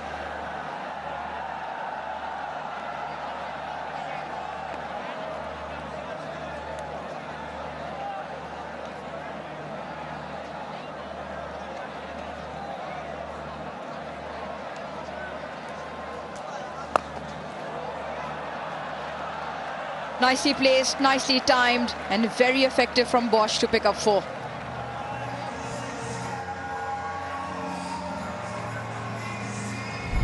Using his square options to good effect. They bowled a good consistent line and length.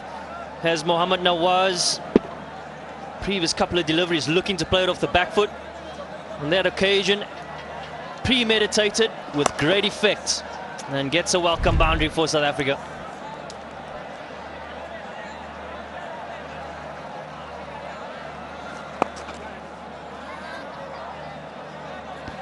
And picks up 1 to get down the other end. So 6 have come off the over with 1 to go. If South Africa can continue to do that for the next 3-4 overs to get around 46th, 47th over. Got 5 runs in over. Had another 20, 25 runs, and then can tee off in the last 3. Last ball of Nawaz's spell tonight. Gotcha. Thick outside edge. The chase is on from Naseem Shah, but in vain. Expensive over to close his spell out. 42 done, 225 for 6.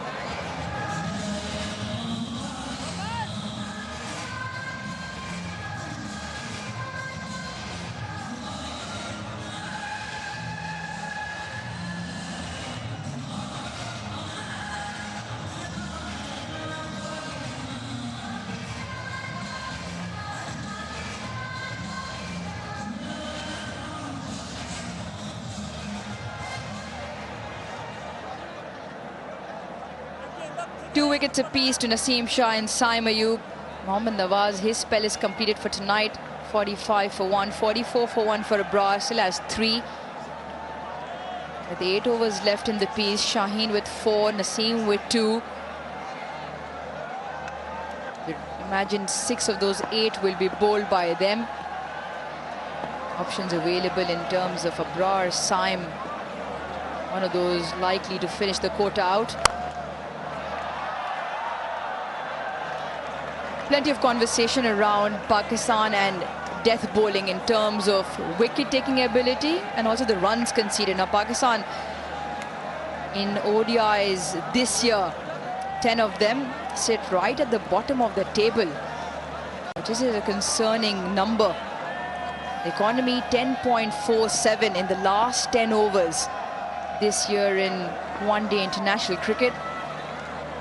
We see the players who bowl in those 5 of the 4 of them in action tonight as well. Out of those, in the death over, In those 10 games, Shaheen Shah Afridi is by far the most expensive of the lot. In the last 10 overs, 6 innings, and goes at over 13 runs and over. So not only does he have the responsibility to bowl in the power play and pick up wickets, but towards the back end when you want to look to close the innings out, Shaheen Shah Afridi 13 runs and over, Naseem Shah just under 11 runs and over. And less than a wicket in that phase.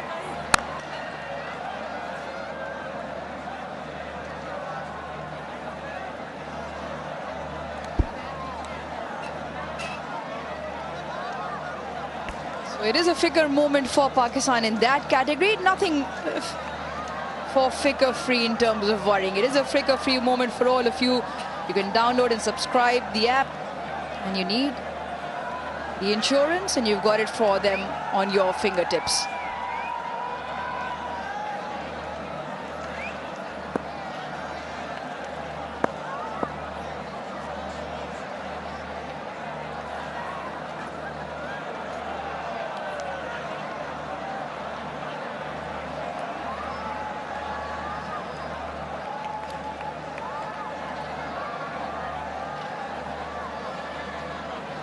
Coming back to the point that we were making earlier, 4 of the 5 in action tonight. Again, this year in ODI cricket in the last 5 overs, that economy is slightly concerning. Also for the number of wickets they're yielding, not too many. Shaheen Shah Afridi 13.08. Naseem Shah going at over 10s. Haris Rauf going at over 9s.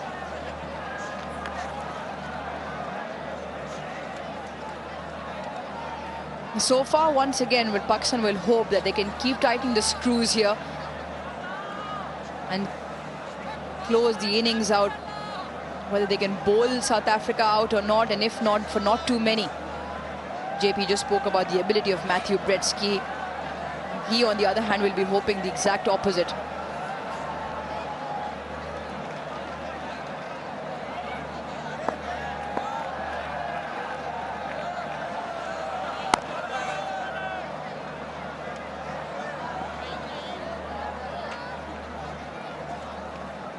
Well, if ever there was an opportunity to rectify those numbers, it's particularly today. And particularly I say that based on the situation of the game. South Africa 6 down, under pressure.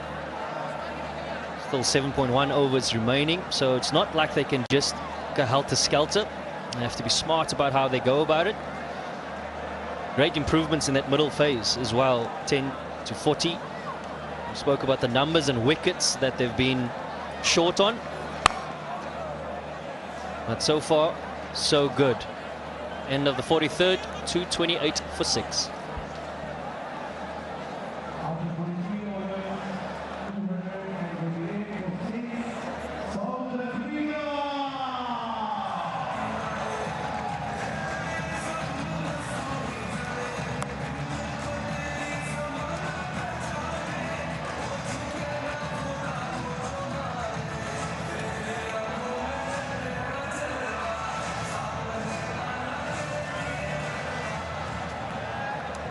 You can sort of make out that South Africa want to carry on at this momentum for maybe an over or two and then finish on a high with guns blazing, because they've got Bretsky, who's batted himself into a very nice position to go for an onslaught come the last few overs of the innings. Anything over 250, Amir, would suit South Africa quite well.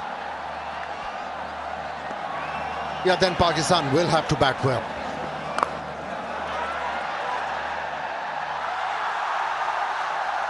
Oh, he timed it too well.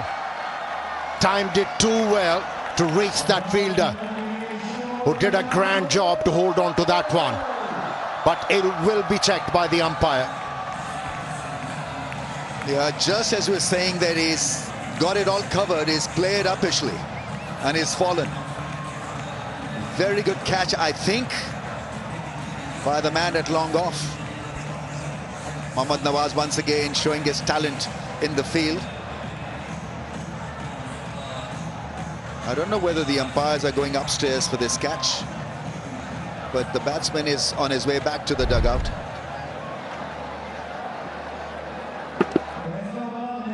Yeah, wanted to go maybe a little bit more squarer. Yeah, easily held, beautifully held. No need really to go upstairs. Sliding and making sure that he grabbed the ball, and so he's done for 42. It's 2-8 for 7.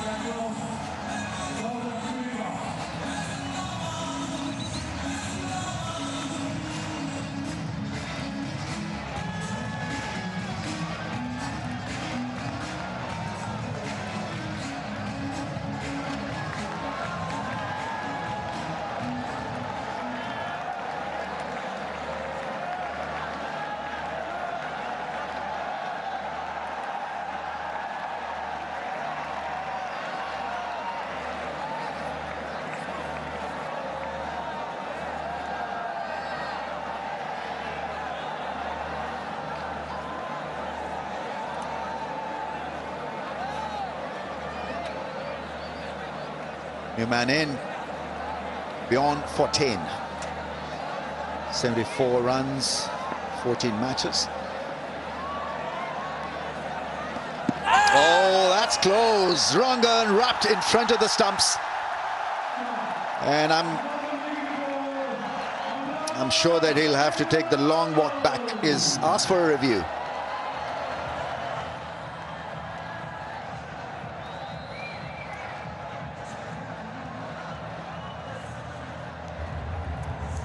TV umpire to director. We have a play review for LBW. The original decision is out. I've checked the bowler's feet and it's a fair delivery. Can we go to front on when ready, please?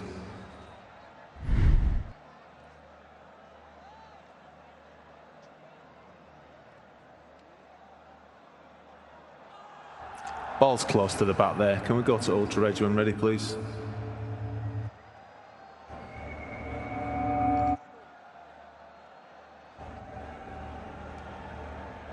Can we just go back, please?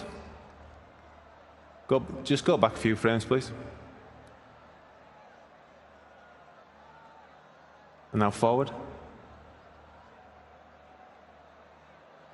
Next frame. And then go back, please. Go back. And then just play it forward. Go back.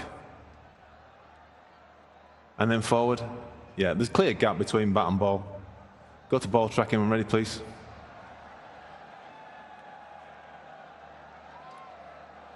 Pitching outside off, impact in line. Wickets hitting. Shoykot, you can still have your original decision of out. You're on screen signal now. Looked absolutely out when things were going live. Review taken, not to be. South Africa lose a review, lose a wicket.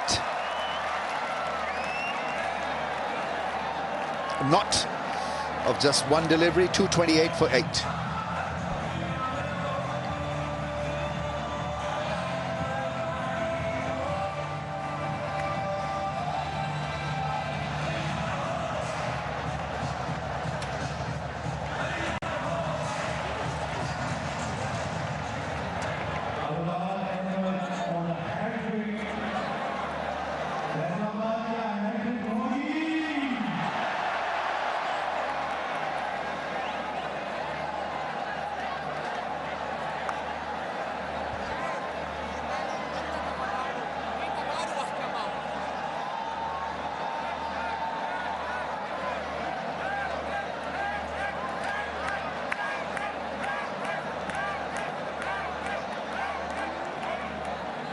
Now then the focus is on Ngidi. Can he avoid a hat-trick? Oh, that's close, is it? Finger goes up. It's a hat-trick for Abrar.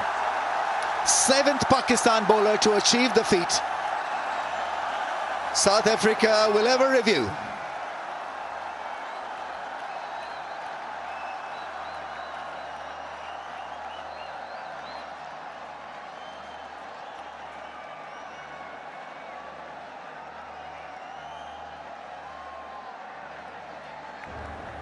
TV umpire to director. We have a play review for LBW. The original decision is out. I've checked the bowler's feet and it's a fair delivery. Can we go to front on when ready, please?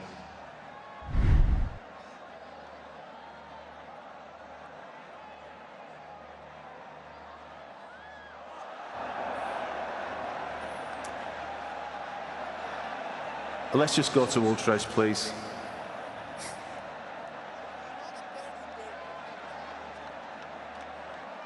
Yeah, freeze it there. There's a clear spike as the ball's next to the bat.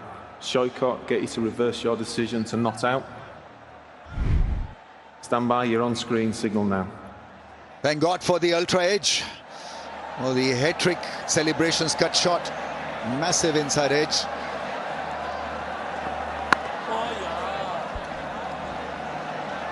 How this game has changed on its head. At the completion of 35th over, South Africa controlling the game, but by losing wickets at regular interval, the thing's been messed. But Pakistan managed to tip the scales. They are way ahead in this game. And need a bowler like this against the tail-enders, and Ngidi enjoyed it. He had no answer to this one. It went the other way. Gripped, spun, perilously close to that off stump.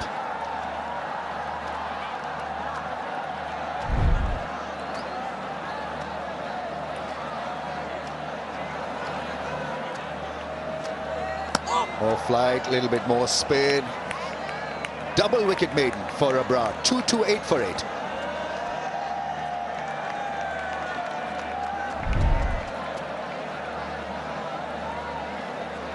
Yeah, bowled the right pace in the previous over. Abrar to be able to pick up a couple of wickets. Yeah, he's got so much in his repertoire. He can bowl the top spinner, flippers, the googlies.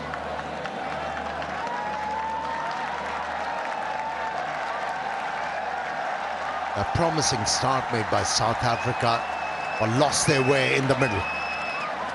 They are struggling to get to 250. Quite the must. 6 overs left in the innings. Pakistan just a couple of strikes away from making it less than 250 for South Africa. It's a big slog there. They probably will come back for 2 if Ngidi is more athletic. He's running back, struggling, gets back in time.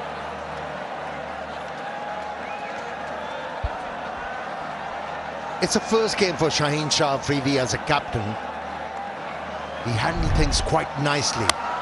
At times he was challenged by the opposition, but he made the right decisions at the right time to have the opposition struggling.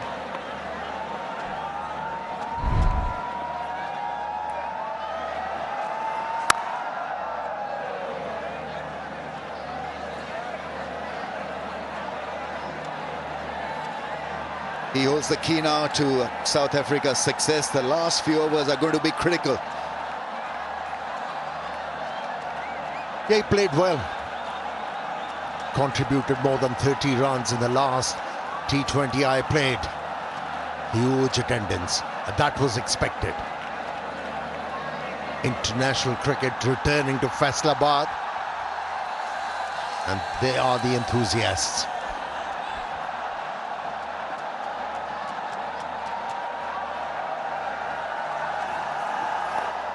That's got to be reloaded again. Trying a few things out there, variations, different lines.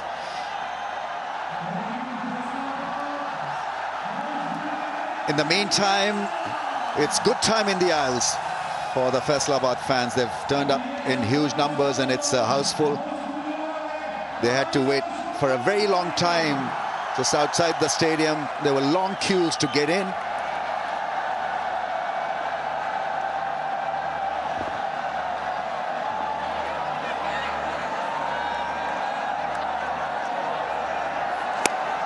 Oh, that's gone into the gap. 4. Nicely struck by Bosch.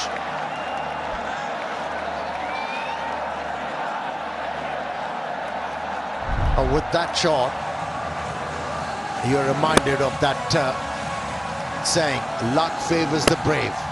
He took his chances and became good. Finds a boundary, an important one for his side.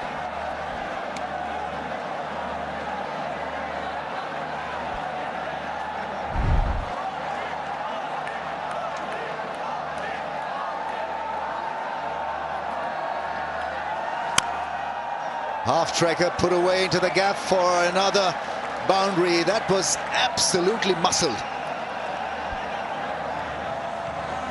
A lot of disdain, easily be spotted with that stroke.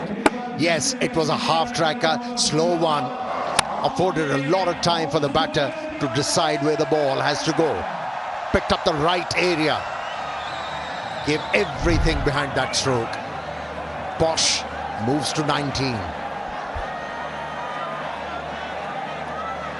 There's got to be a single around the corner. He wants to have most of the next over. Bosch, 2 balls left in the over.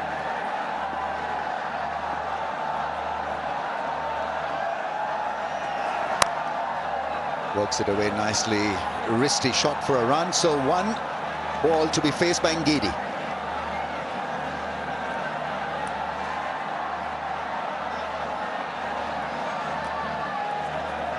Pakistan ideally would want this innings to fall very quickly, not allow South Africa a reach of 260 plus.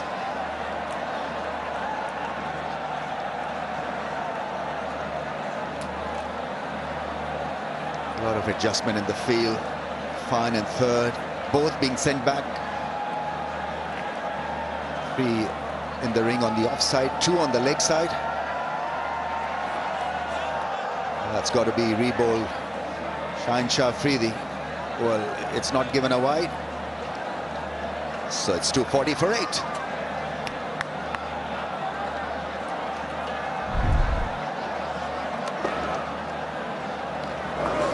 Yeah, we saw all the varieties in this over.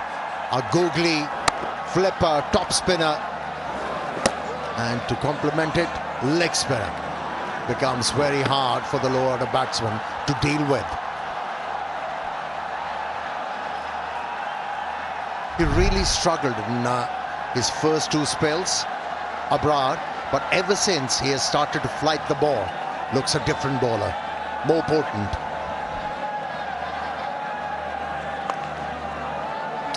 Beautiful shot, really is one hell of a shot. Measured and calculated improvisation.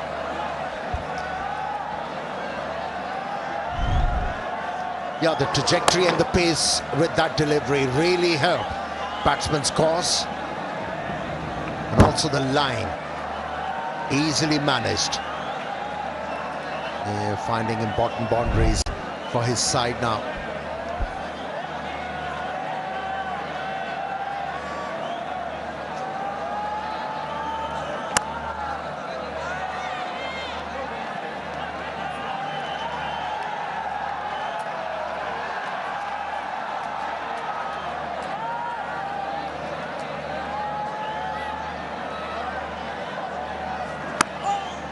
Played him really well. He used the crease well. Times when he's been pushed to play him off the front foot, he's been on the money. Reading him more off the hand than off the stumps. Oh, sorry, off the surface. There's that big shot into the gap. That's gone. Absolutely gone. Couple of bounces over the rope. And he's been put under a lot of pressure here, Abrar. He was smiling when he was on cusp of a hat-trick in the last over, not anymore. Yeah, you have to appreciate the effort of Bosch. Every time he has hit the ball, he has made sure it goes into the gap. This one too. Is he bewildered? Is he? Safe to say that he's not happy. A little puzzled, perplexed. Well, once again, played off the back foot quite nicely. Solid defense.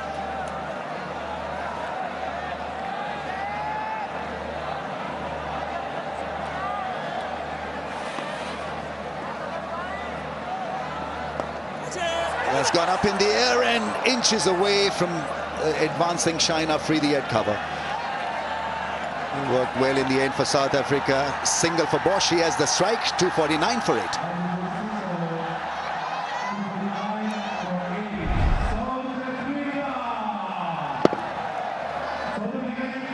Every time he has bowled slower, the pitch responded to him. makes you wonder why he over-tries things, Abrar.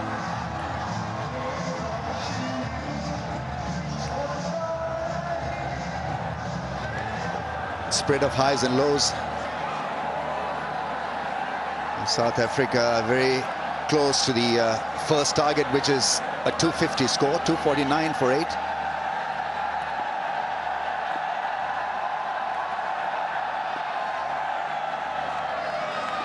Bosch helping them to a position of strength. Here he is facing Afridi. Oh, he's down for the count, going down the leg side. I don't think he'll get it. Floored him with a seriously good Yorker. Hey, good to see Shaheen Shah Afridi trying these deliveries, trying to bowl those Yorkers. Not the first time in this game, but the third time. And was able to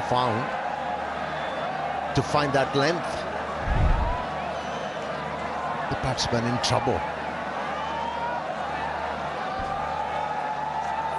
Makes room. Rizwan. They're messing it up slightly. Bosch not in a mood to take a run at the second ball of the over. Once again, good piece of thinking from Shaheen Afridi. Saw him draw away from the line and bowled it just a little bit wider. And not a bad ploy, especially in depth of the innings, where batsmen are looking to up the ante. It was appreciated by the batsman. There's another Yorker of good quality. This is nice from Shaheen Afridi. Bosch wanting to hit a 4 or a 6, and he's been denied that option through some very good bowling, intelligent bowling from Afridi.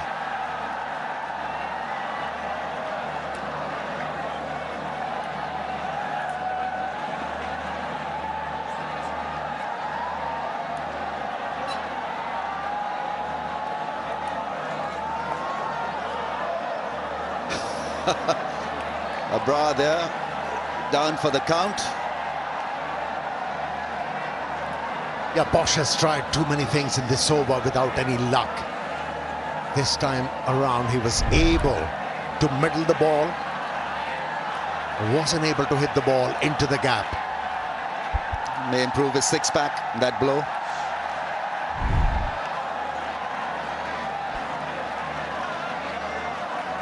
Right, this has to work now for Bosch.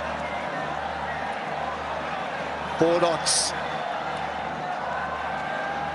And scoops that one up in the air away from the mid-off fielder. Denied a run. This is seriously good stuff from Shaheen Afridi. Yeah, bowling 47th over and has been able to bowl 5 dot deliveries on the trot. A remarkable over. And thinking from Shaheen Shah Afridi, showing a lot of control with the ball.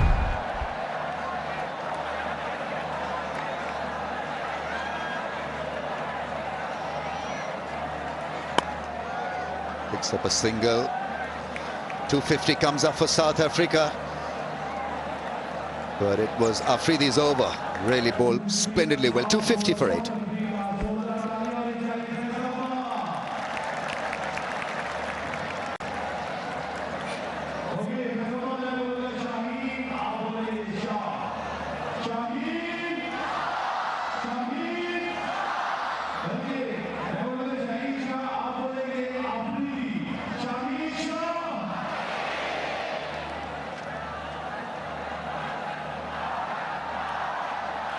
It's been a hard-fought innings, this, from South Africa. They'd gotten off to a very good platform.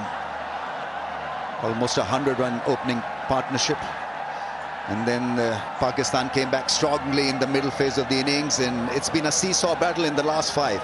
South Africa eyeing possibly a 260-plus score here. Oh, big shot attempted. Once again, change of pace, keeping the ball away from his bat's reach.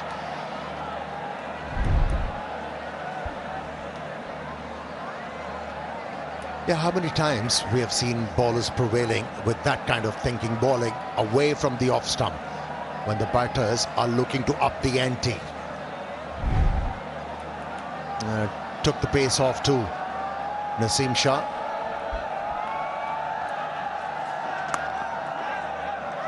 He's asked for two. Will he get support from Ngidi? He's hustling back.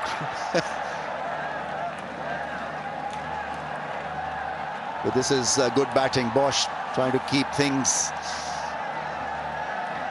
in his control.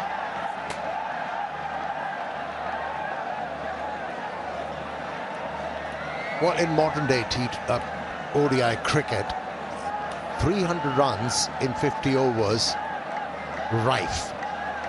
And if you curtail any team less than 300 runs, you have a chance to win the game as a unit. And the Pakistani team definitely ahead in this game. Nice run chase in a day-nighter here at Faisalabad is 245.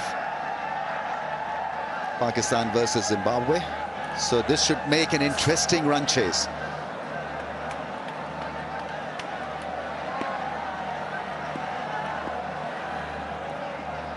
This game still delicately placed.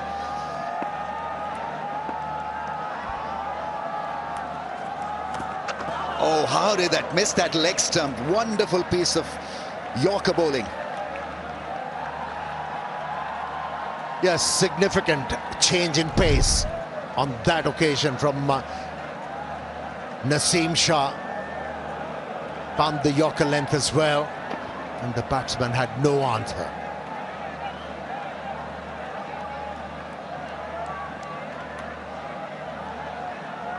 I don't know why people think ODI cricket is boring. For me, this 50-over game gives you the taste of T20 and also Test match cricket's flavour. That's into the gap. Much needed boundary. He's been desperately trying hard to find a boundary. Now he gets one. Hard done by, because that edge shouldn't have gone over to the fence. Partly stopped by Salman Ali Agha, who's been positioned fine.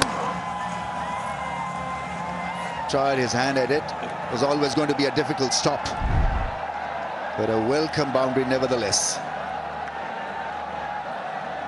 36 of 35 really has been a top quality innings from so many different angles.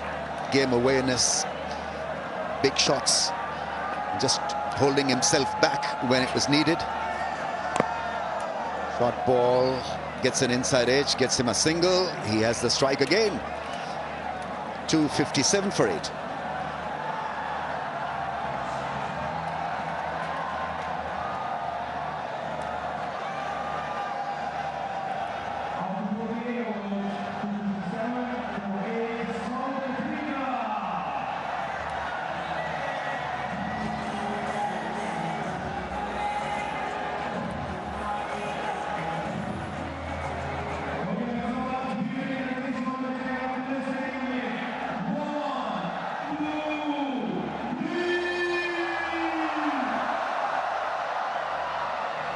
Pakistan still in this very much. 257 for 8.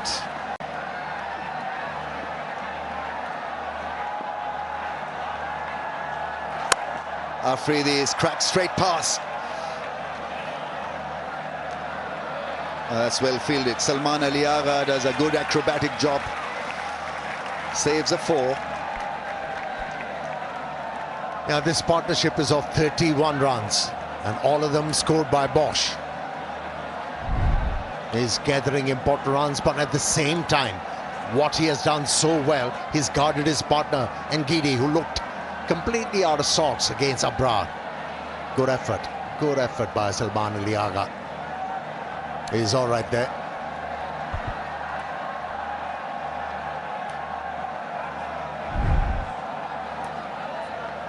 Yeah, really well done. Managed to keep hold on. Hanging on to the ball really was special.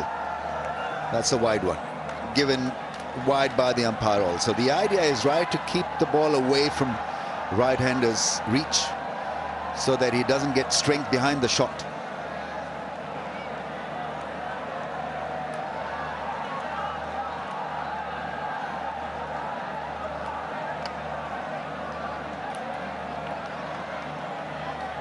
What are the areas of interest for Bosch? Over cover, over mid-off. Mid-off's been asked to go a bit squarer. So I think it has to be a wider Yorker. But gets it back into the stumps actually, so well done.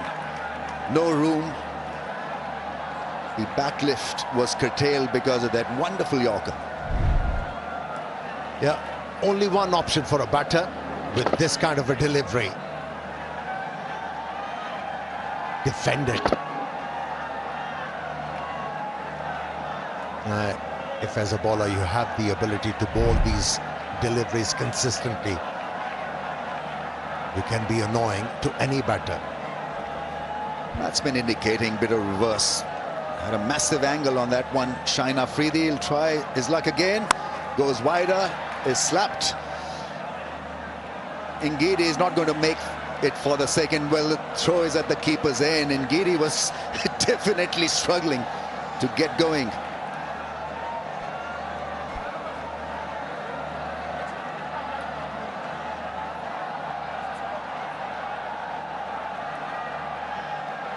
You could easily say Ngidi is a silent partner in this partnership.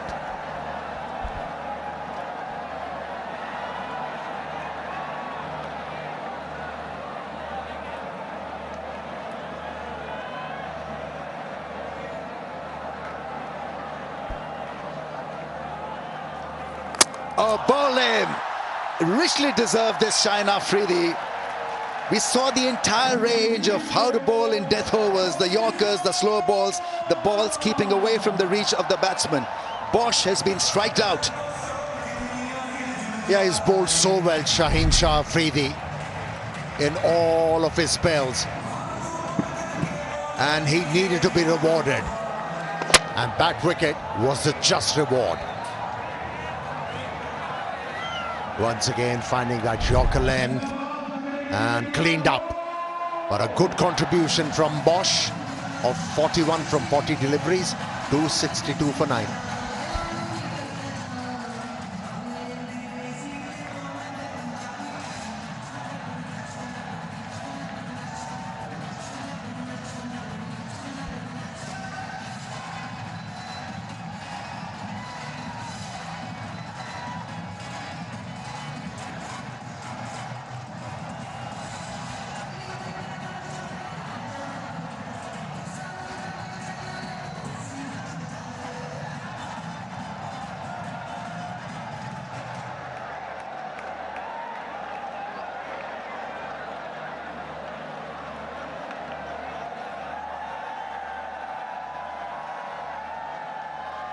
Williams is a new man in on a fresh knot, while his partner has been on a knot now for 25 minutes in Ngidi. Where's that Williams? 17 runs. The sample size is not a convincing one, but let's see how long do they last. There's still over and a half left. The last 9 balls could be massive for South Africa. Get to 270, 275. Who knows? If they have a good time with the ball tonight, they could outsmart Pakistan. But it's been Shaheen and his repertoire as a death bowler that's been enhanced. Oh, very close to the off stump.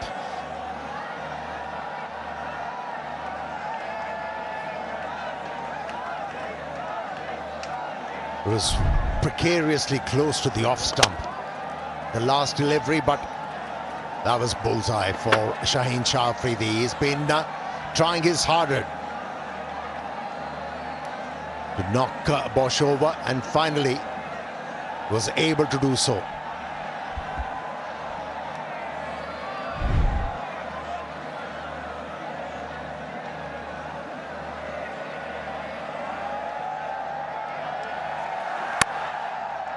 Plays it rather nicely and he's off the mark. And South Africa go to 263 for 9.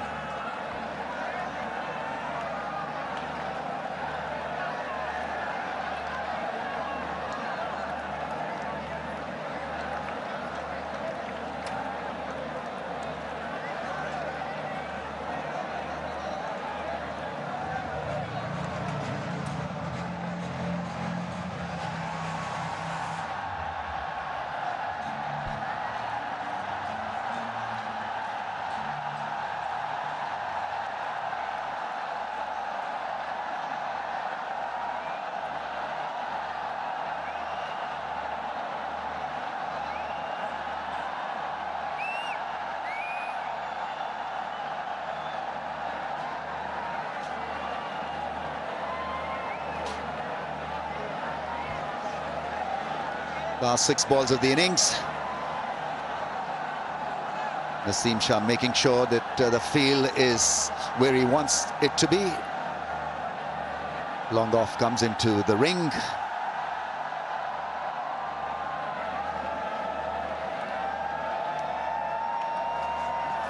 Ball aim, slow ball attempted, and he's done. He's looking at the umpire. No dramas, no accidents. I think that's the end of the innings. Second time Pakistan have bowled out a side in an ODI this year. Tremendous last 55 balls, 52 runs, 4 wickets for Pakistan, and this was beautifully done off cutter. Yeah, of late he's been over-relying on these slow deliveries. And he has picked many wickets with those slow deliveries. The number 11 batter didn't have a clue.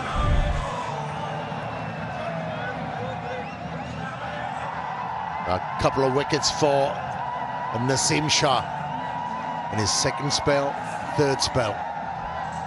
In a huddle straight away, Shaheen Afridi now chalking out a strategy, how to go about the business with the bat. Take this high of the last few overs into batting. They need to get off to a good start. It's about managing different phases of the ODI innings, and it's about keeping wickets in hand and making sure that you get a couple of good partnerships that can give you a good chance of toppling Proteas. He bowled magnificently, led them from the front. Tremendous results for Pakistan in the death part of the innings. And so, Ahmed, they probably will walk off feeling confident. Yeah, especially with the fact that one time South Africa was actually threatening Pakistan to breach 300 runs. But they managed well, started to pick up wickets at the right intervals and were able to restrict South Africa to 263, which is, for me, gettable. Needed good partnerships. The first one was a very good one. Pretorius on debut and De Kock 98, then 43, 44 between the newcomer Kusele and Bretsky. In the end, clearly a few runs short. They would have liked more. Shaheen Afridi was outstanding with the death part bowling effort. Naseem Shah picked up 3 for Abrar, 2 for Siam, 1 for Nawaz. Zainab Abbas is ready with an interview. Well, I've got Saim Ayub here next to me, who took 2 wickets, and that all-important partnership at the top. आपने वो वहाँ पे breakthrough लाके दिया. Spinners के लिए कितनी help है इस wicket में, थोड़ा सा इसके बारे में बताएं. I think pitch का behavior slow है, and नए बॉल पे थोड़ा सा easy हो रहा था उनके बैट्समैन को, थोड़ा skit हो रहा था बॉल, इस वजह से जब तक बॉल नहीं आता था, जैसे जैसे पुराना होना शुरू हुआ बॉल, तो हमें थोड़ा सा स्पिन मिलने लगा, और विकेट का जो बिहेवियर है वो थोड़ा स्लो है, तो हमने उसको असेस किया और कोशिश की कि उनके रेंज में बॉल ना करें. अच्छा, ये बताएं कि over the last few months in fact जो हमने देखा है आपकी जो एक एवोल्यूशन एज अ बॉलर है, ये आप कितना एंजॉय कर रहे हैं? बहुत एंजॉय कर रहा हूँ, मज़ा आता है बॉलिंग करने में, बट उसी पे ध्यान देता हूँ जो कोच मुझे बताता है, कुछ अपनी तरफ से करने की कोशिश नहीं करता. ठीक है, कोच क्या बताते हैं, चलिए ये भी बता दें. ये मैं नहीं बताऊँ. अच्छा, overall thoughts on the target, बड़ा अच्छी बीच में पार्टनरशिप्स जो हैं ब्रेक थ्रू मिला पाकिस्तान को, क्या लगता है टारगेट के बारे में क्या कहेंगे? आई थिंक बहुत अच्छा हम लोगों ने इसमें, आई थिंक 10-15 रन और हम कम कर सकते थे, बट हमने स्टिल बहुत अच्छा रोक लिया उनको. एक टाइम पे ऐसा लग रहा था कि 300 तक जाएगी बात, but credit goes to the bowler and fielders जिन्होंने एफर्ट करके इसको इतना कम किया. चलिए, thank you so much and all the best. You are batting first, so good luck. Thank you. Yeah, that was Saim Ayub there for you. He's just talking about the fact that when the ball got a bit older, it was getting difficult for the batters to face, and definitely got a little soft as well, which is what helped him. And he said he tried to stick to his plans, whatever plans were given to him by the management. He also spoke about his evolution as a bowler in the last couple of months, that he seems to be enjoying this new role where he's taking more responsibility. About the target, he felt that they were able to get breakthroughs in the middle, and he feels confident about Pakistan chasing this target down. Right, then Pakistan need 264 runs of 50 overs at 5.28 RPO. We'll take a break and come back with lots more in a while.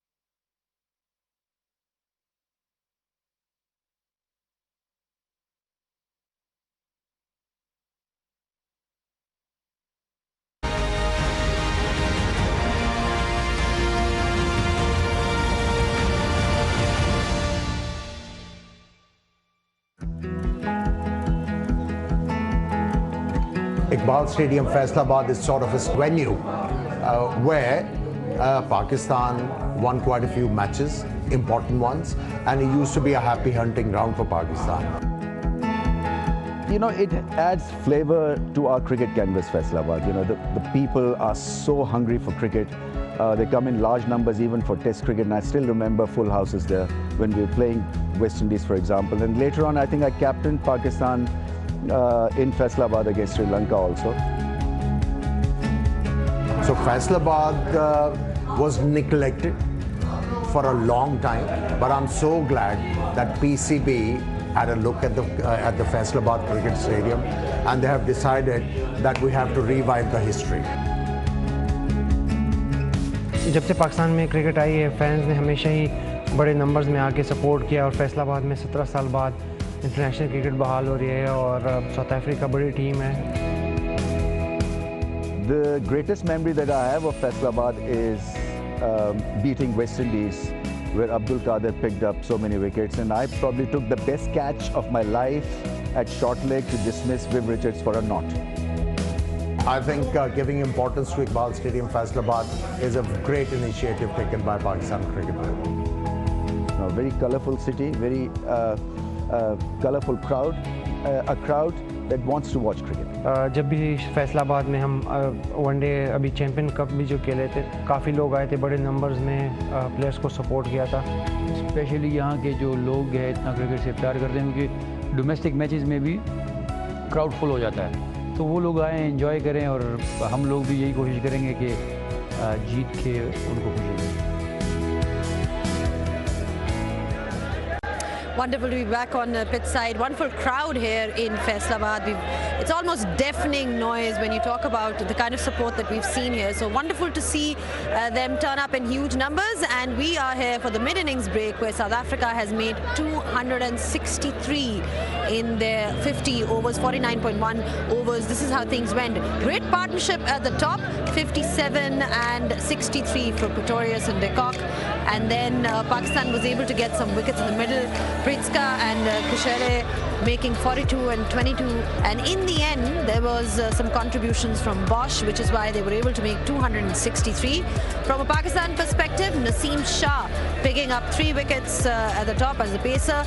But the spinners had plenty at offer. Abrar Ahmed taking 3 wickets, Saim Ayub picking up 2, and Mohammad Nawaz picking up 1.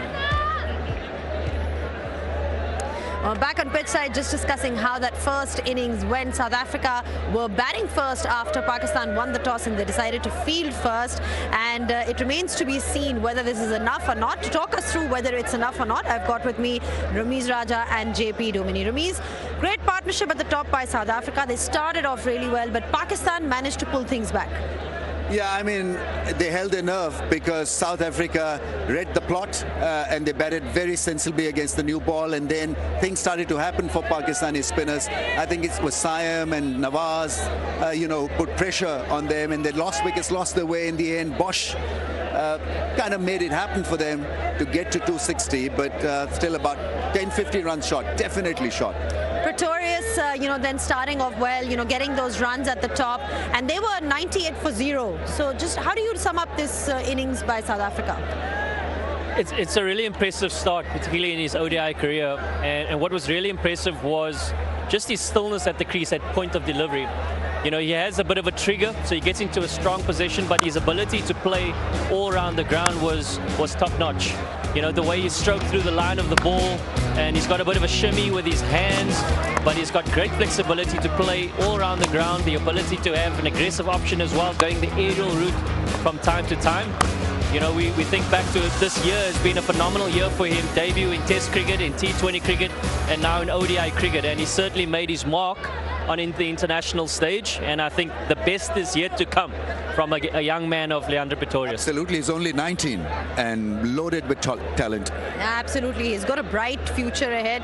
Just looking back at how the Pakistan spinners bowl then, you've got Abrar Ahmed picking up wickets. Saim Ayub, he seems to be becoming somebody who can get you regular breakthroughs in T20s and now one-day cricket as well. So how do you look at that performance by the spinners? I think it started to spin for Pakistan after the 20th over when the ball got a bit softer, but there wasn't kind of, you know, prodigious spin of every delivery. Certain deliveries spun more, especially the wider angle that Saim Ayub kept on pegging away, and then inside edge helped the bowler really to pick up dangerous looking Decock. The ball stopping on D'Souza, and so there were kind of pressure being exerted, not largely because of the pitch, but because of how Pakistani bowlers bowl, especially the spinners. Maybe because there's so many cracks on the surface that some sort of do more in for the spinners, some kind of spun more than the rest of the deliveries. But overall, I thought it was a very, very disciplined performance. The catching was good, and South Africa kept on losing wickets just at the wrong time as well. I think most importantly, there's been great questions, particularly in 2025, when it comes to 11 games being played and 9 of them being lost by Pakistan. But it's the middle phase that there's been great questions around the ability to take wickets. And then also, if you think back to what we spoke about in the commentary box, the ability to finish and close inningses. And I think today was a great example of the ability that lies within the bowling attack of the Pakistani bowlers. And they read the surface well. Yes, South Africa played really well, particularly in the first 20 overs, but then brought it back. And I thought the 20 to 25 over period was actually where they changed. They bowled quite a wide line in terms of getting the spin on the ball, but then they straightened it up and asked a lot more questions, bringing a lot more dismissals into play, making the batters play. And I think that was the important thing. So you couldn't just waft outside the off stump. You had to be able to have a good technique, a good solid defense, but the ability to score as well, particularly against the spin. And well finished off in the end by the seamers. Just in terms of, like you rightly described it, I mean, South Africa also has spinners at their disposal who can really make good use of these conditions. How do you think they should be approaching this? If they can take anything out of that back 25 overs, it's the line and length that they bowl. So yes, it's their ability to spin the ball, but more importantly, can they get that length that allows the batters not to be too sure about whether to come forward or go back. The odd one might just straighten, but importantly, build pressure. So Bjorn Fortuin is not a big spinner of the ball, but he has the ability to bowl wicket to wicket, where George Linder will probably try and exert a little bit more spin out of it. And from a seamer's perspective, yes, hitting top of off stump again. I think if you go back to the first T20 in Pindi, that was the game plan. And I think this is suited in terms of the conditions here, and then using the change up from time to time. Quickly then, Ramiz, do you think Pakistan can chase this down? Yeah, definitely. All right, then you heard it from Ramiz. Pakistan can chase it down. We're ready with the second innings now, so it's over to everyone in the commentary box.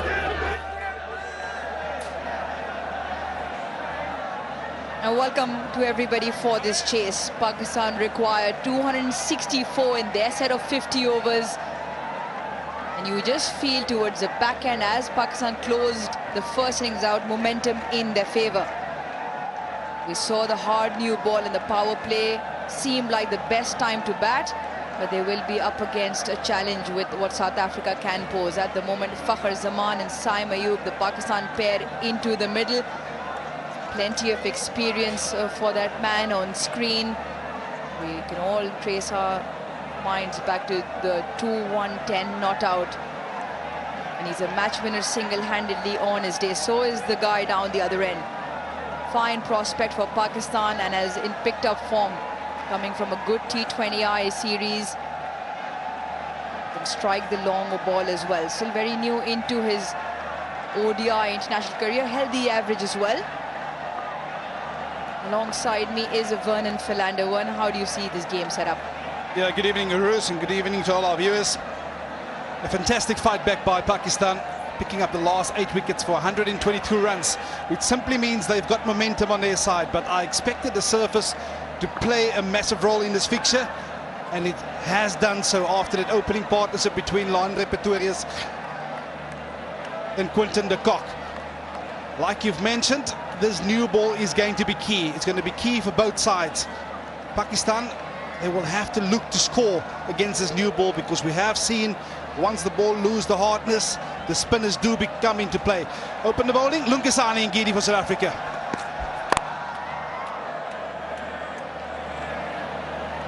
Yeah, just on my thoughts, I think I called it from the get-go. If you get 260 plus, you are going to be in with a very good chance this evening. I think South Africa seamers would have learned a great lesson by just watching how the Pakistan seamers have operated on the surface.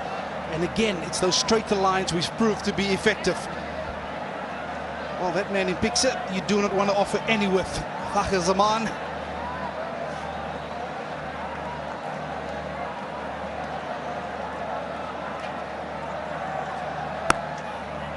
Hint of shape as well. Important to see what lines the South African bowlers employ and whether they get some shape through the air or off the surface. Because the ball did come on to the bat quite nice in the first 10 for South Africa. Yeah, I think it's one of those surfaces where the variation is actually in the surface. I think from a Pakistan perspective, we've seen with Sahin Shah Afridi as well as Nasim Shah, they were looking to swing that new ball, but in doing so, they offered up some width. It's those two left-handers absolutely capitalized on up front. So the key is to use the surface. Slashes just away to the diving point fielder. He does get a hand to that. A tough chance, but maybe the replay will tell us how far it was. Pakistan off the mark with 2. And this is the danger when you offer up some width. That new ball coming on quite nicely. You can trust the hands. Excellent bit of fielding. Definitely stop and save his team 2 runs in the process. One similarity on both sides, 2 left-handers opening the innings. This is a dangerous left-hander, I can guarantee you that. Fakhr Zaman, I've watched him when he was in full flow. And that's excellent from Lungisani Ngidi. So he's the guy you want to get early, because if you let him off the hook, and he's got some fantastic reference points against South Africa. Watched him almost win a game single-handedly at the Wanderers. He's the one batter, especially at the top of the order, they want to get rid of.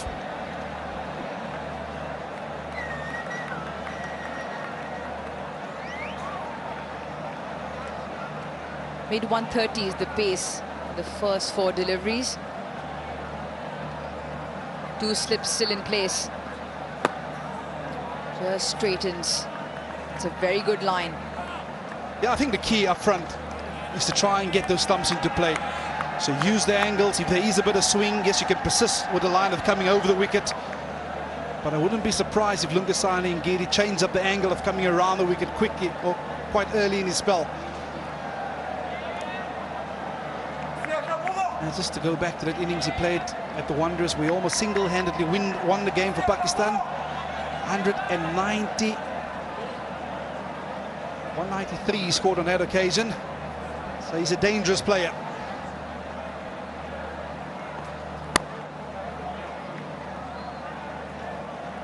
Great over to start from Lungi Ngidi. Pakistan 2 for no loss.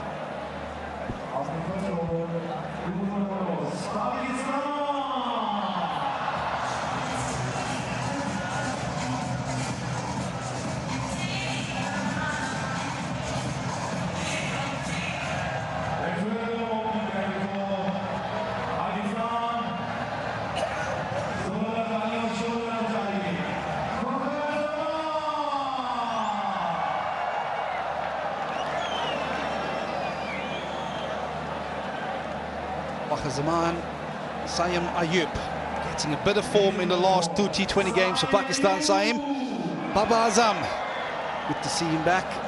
Mohammad Rizwan back in the fold as well for Pakistan. If they are to get anywhere near their target or get across the line this evening, the bulk of the runs will have to be scored by those top 4.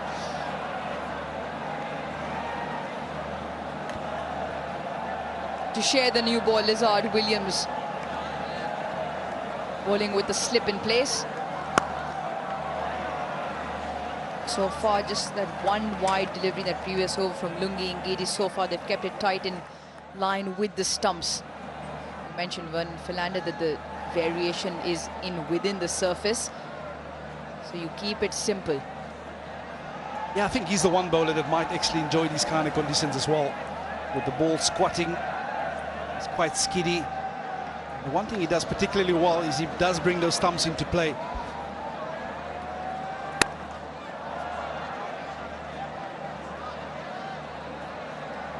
Yeah, I think when you tour the subcontinent, you look at your modes of dismissal. Very often, those slips don't come into play that often. So it won't surprise me if we lose that slip quite early.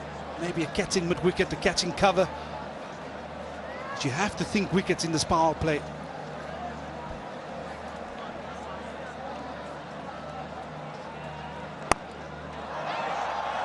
Just goes over.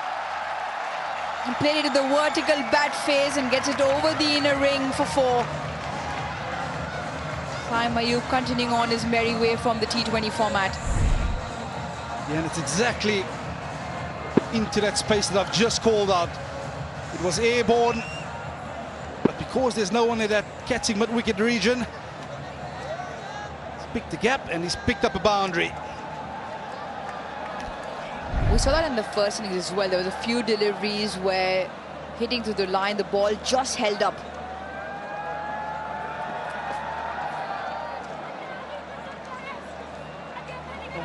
Doesn't get off the turf too far either.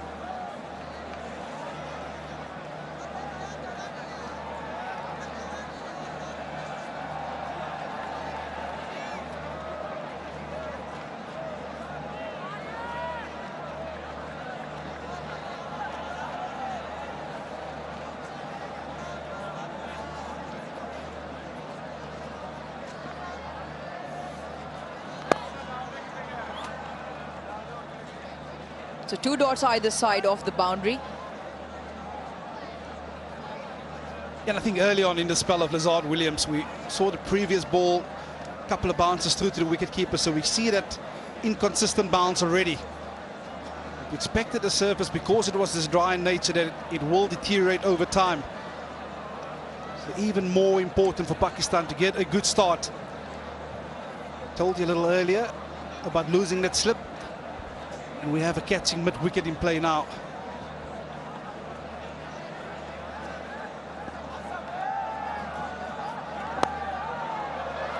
Clips it off with his legs and clips it away to the boundary for 4. A couple of 4s in Williams' first over. Pakistan 10 for no loss.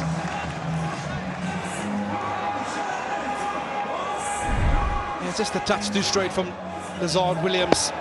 With pace on, all you need to do is get a good piece of willow on that. But in the process, I'd be bitterly disappointed with the attempt to stop this from Lungi Ngidi.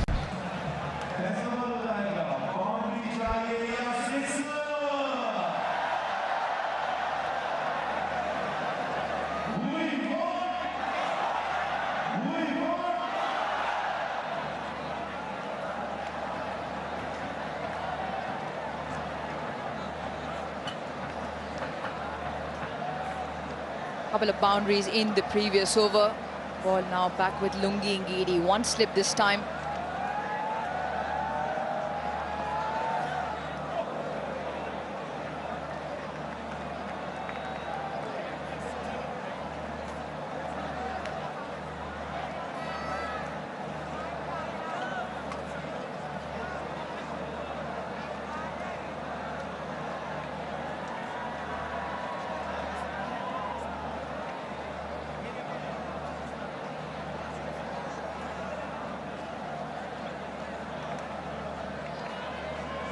The ringer field is on the offside. Extra cover slightly closer and 2 fielders in front on the leg side as well. So far keeping it very straight. Off the boot will give him 1.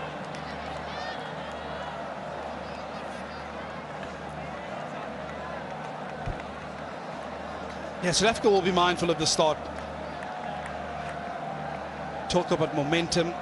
Yes, Pakistan earned the momentum going into this batting innings by some excellent bowling. The plan was to keep it real simple. This power play is key for either team. There's too many little soft runs being given away here by South Africa at the moment.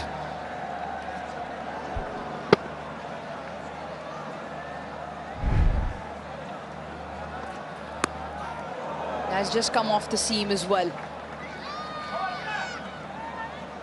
Release point high, that of Lungi Ngidi. The ball just pinging off the surface. think the one thing that really impressed me with all the T20 games as well is we're so used to almost waiting for the batters to make a mistake, but the intensity at which these bowlers have started out with in all those 3 T20 games have really impressed me. Reverting the pressure back onto the batters. They've been excellent with control, plans, the execution thereof was magnificent. Brilliant stuff. This is top quality bowling from Lungi Ngidi. Constantly hitting that channel just outside the off stump off a length. Again, you can see Saeed Mayub, he's trying to get onto that front foot, but the length not quite there. It's real good stuff by Lungisani Ngidi. Hitting that surface hard, asked the ball to deviate off the seam. I think, like I said earlier, there's enough natural variation in the surface. It's about being consistent in that area. How long can you last in that zone?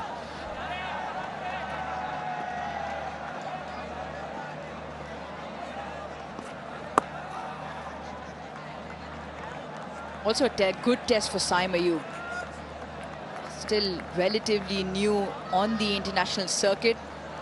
The longer version, that of the ODI format, allows a lot of awareness of the game situation-wise. Technique, temperament. Now he's played 3-dot deliveries. There's been a few plays and misses.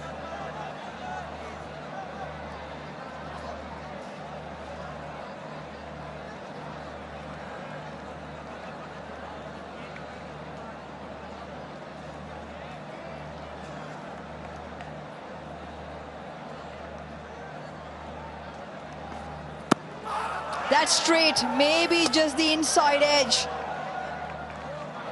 Lungi Ngidi pleading.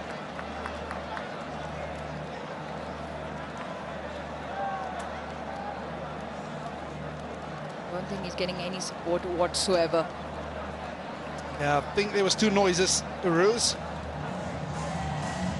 Now it's too late. Pakistan 11 for none after 3. And if we have another look at, yeah, fair piece of willow involved there.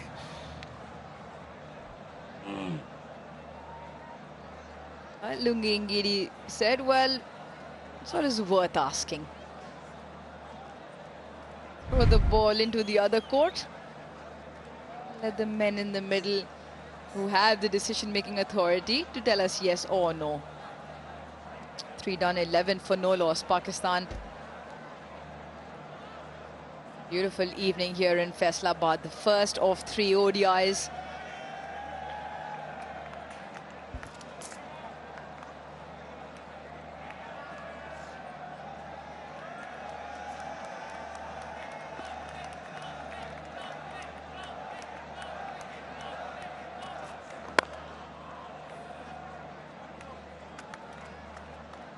Yeah, I think we also have to bear in mind with Bank Alphala's 1100 plus branches, open your current account from your nearest branch to enjoy various free services and earn Orbit rewards by maintaining or growing your balance. Top stuff, Vernon Philander. I was watching you downloading that app a little while earlier. Opening your account in there as well. Offshore accounts, arose, paramount importance. This is really good bowling. Bowling with decent pace as well. Both Lungi Ngidi and Lizard Williams, and they haven't strayed away from that plan that they've come out with. It's exactly what you were referring to, Van Philander, that the adaptability, the surface, and knowing what works on a particular surface. Length is key, but more importantly, like we saw Pakistan giving a little bit of width, South Africa have done better. They've kept it tight in line with that off-stump line, that channel. Now change of angle around the wicket. Oh, what a beauty. Just holds the line. This is quite spectacular stuff. Yeah, excellent from Lizard Williams. Talk about the natural variation. The first one just staying down, angling back in at Fakhar Zaman, but on this occasion he also has the ability to take it away. That is just utilizing that seam on offer. This is brilliant control by Lizard Williams. 3 dots to start this over as well. make that 4. I think in many ways the ODI format has almost become a vehicle of affording younger players opportunity to see what potential is out there. But I think we also have to bear in mind that we're perhaps 20 months away from the 2027 World Cup, which will be held in South Africa, Namibia and Zimbabwe. So as much as you want to afford players the opportunity, you also need to look at that final combination of 15 players, which you might take to foreign conditions. Gives it the charge, but it's straight to De Zorzi in the ring. And you can just see the pressure of the dot balls. 5 dot balls in this over. The previous over as well. Now coming back to what they have in this tour, the South African ODI squad. Yeah, and I can actually foresee a couple of those players featuring in that home-bound World Cup. Players like Loandre Pretorius, De Zorzi, Nandri Berger. Calls for 2. Top stuff from South Africa in the field. Keeps it to 1. 4 done, 12 for no loss.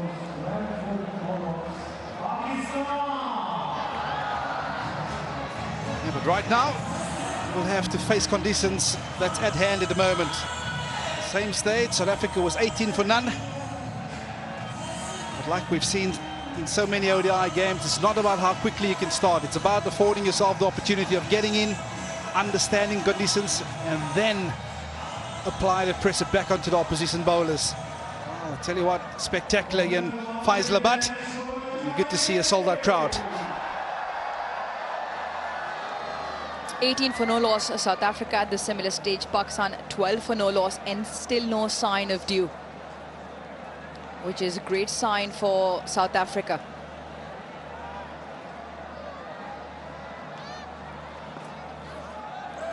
Wide delivery, swing and a miss, and Quinton de Kock barely gets a hand to that.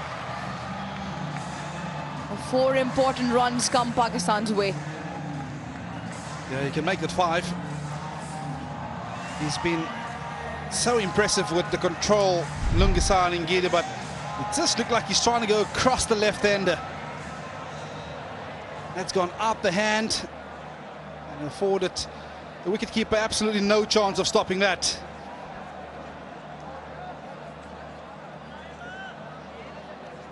Yeah, just had a bit of a grin on his face, asking Asif Yaqub, is that a wide? Yes, sir, that is. Started quite wide outside, and the ball with the angle taking it further across.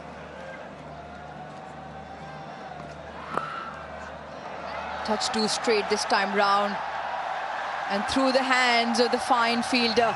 Back-to-back boundaries for Pakistan. Yeah, and it does look like Fakhar Zaman is looking to change gears. Previous one wide, less outside the off stump, which was too wide, but on this occasion Lungisali Ngidi trying to get straighter and just a touch too straight on those pads of Fakhar Zaman. Yeah, not impressed with the effort down at fine leg from Lazard Williams.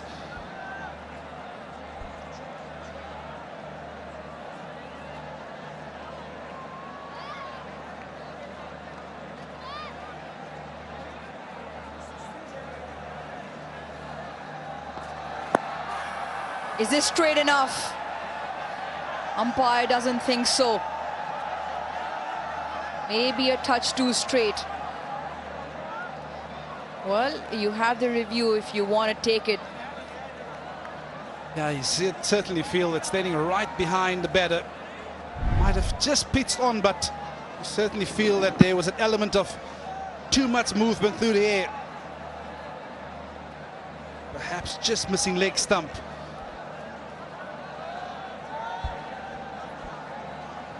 Umpire Asif Yaqub, he's had a magnificent match so far. Certainly feel he's got another one absolutely spot on.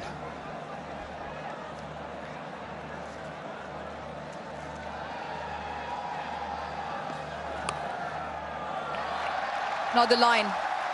Not to the line, but Fakhar Zaman will take all of them coming his way. Just losing the radar here in this over, Lungi Ngidi. This is the danger when you have a swinging new ball in your hand. When you just a touch too straight, yes, there's a bit of swing on offer. But when you're going to operate into the body and you go too straight, that's the danger. Bit of pad on the way through, 4 leg buys. Felt like it started with the one that he bowled first up with the angle away from the left-hander. Just changed his plan slightly coming into this over as opposed to trying to hit that length around off stump. And since then, trying to get a touch straighter, strays down leg side for 2 boundaries.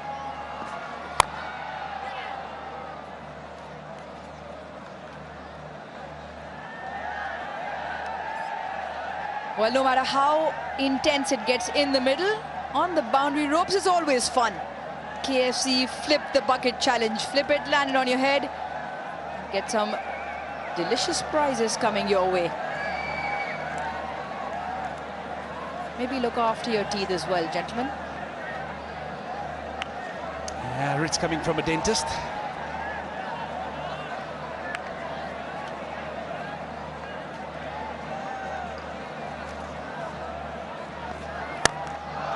A swipe into the leg side. And Fakhar Zaman on the charge. 4 boundaries in this over so far. Still 1 delivery for Ngidi to bowl. Yeah, I said it a little earlier. He's a dangerous player. And I think he's summed up. You've seen enough from Lungasani Ngidi. And he's decided to take the short to him. He gives it a big swipe. That's Fakhar Zaman. But this is when he becomes so dangerous. It's when he's looking to revert the pressure back onto the bowlers. You get a sense from the South African body language in the field, they're just starting to delve a little bit deeper, almost waiting for Fakhar to make the play.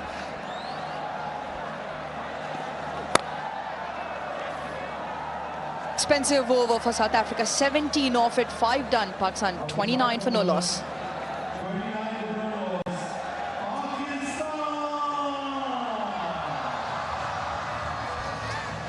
The similar states, South Africa just above the white worm of Pakistan. Let's not forget that partnership between Lionel Pretorius and Quinton de Kock started to gain a bit of momentum towards the left end of the power play. 98 runs, it healed it in good time.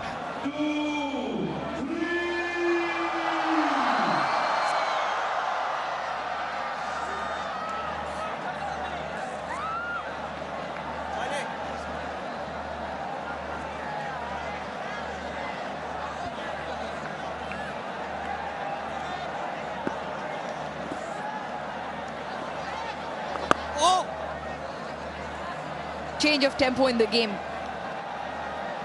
Donovan Ferreira, just to see whether South Africa can impact the game with spin earlier on. Yeah, and I think it's an excellent option, given the nature of the surface. The new ball coming onto the bat, I think batters have excellently enjoyed the ball coming onto the bat from the seamer, so take a bit of pace off. He also has been real good in terms of maintaining a good line, a good length, Donovan Ferreira.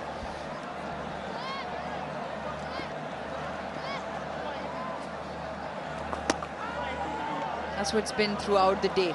First innings as well, the slower the ball, the more air it got, the more revs and more bite and purchase. I certainly feel that the ref count is important. On that occasion, just a bit of air given. It's almost the flatter you bowl it, the more pace there is for the batters to work with.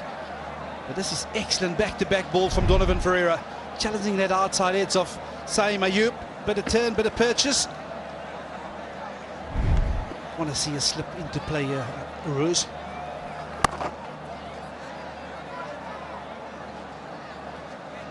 Just the one off the over. 30 for no loss.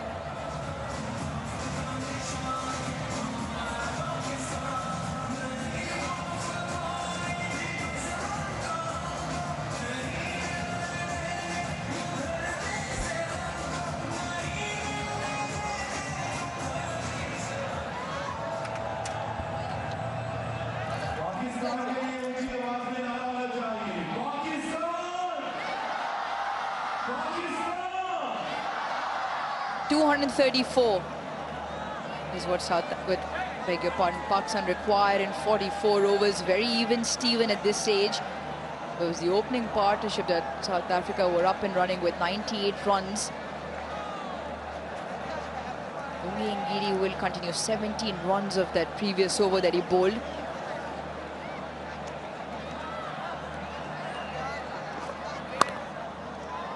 It's a good start. That's the line and length he wants to be hitting. Seemed to have lost his radar in that previous over. And it's also about the intent that Fakhar Zaman is sent over to Lungi Ngidi. Very often as a bowler, ball start getting a bit tense in your hand, you're not letting go. Always talk about that energy that you feel, that you can bowl to, either bowl to a batter or you know he's coming after you. And I do feel that Lungi perhaps feeling that Fakhar is coming after him. Might not be surprised if we see a change-up from Lungi Ngidi in terms of a slower ball being utilised. It's a kind of nature that Fakhar Zaman possesses when he's in the middle. He's always looking to take the charge on and throw the bowlers off their lines and lengths. And he did that in the previous over to Ngidi. Well, across the left-hander. Those two occasions, first two deliveries, very good. Definitely much better from Lungi Ngidi. Becomes a completely different bowler when he lets go, when he really commits to the delivery. Every now and again, when he just doubts himself, that's when he goes off the radar a bit. Told you a little earlier, it would not surprise me if he comes around the wicket early on, and I think he's going to make that change right about now. Every call Vernon Philander has made so far has been right on cue. Exactly like this one as well. Lungi Ngidi around the wicket. Top stuff, Vern. Guy knows what he's talking about.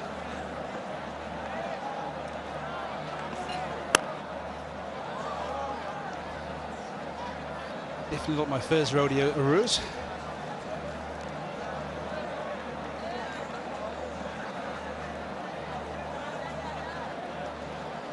.224 test wickets. The guy ought to know what he's talking about.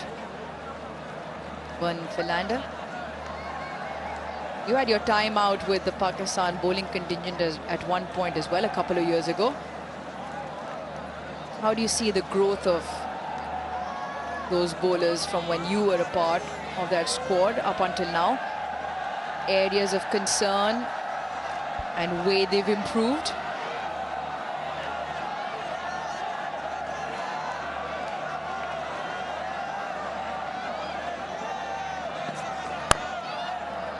Excellent, just held the length back slightly, Lungi Ngidi.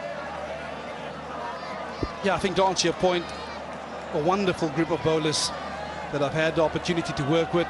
Mohammad Wasim, Saeed Shah Afridi, Nasim Shah,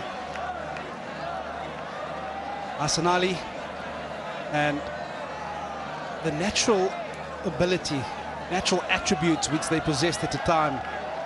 Certainly for me, I felt that they could have been a long way ahead in their careers by now.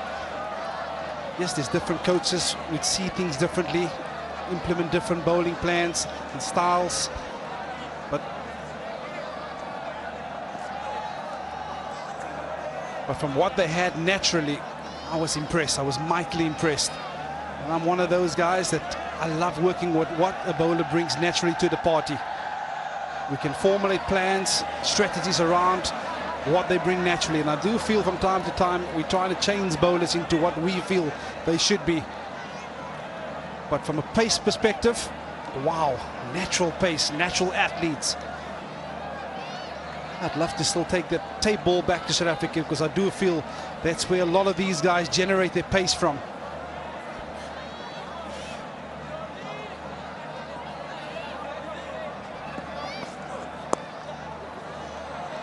Calls for 2. Could even be 4. Good job on the boundary from Tony De Zorzi. 7 done, 34 for no loss.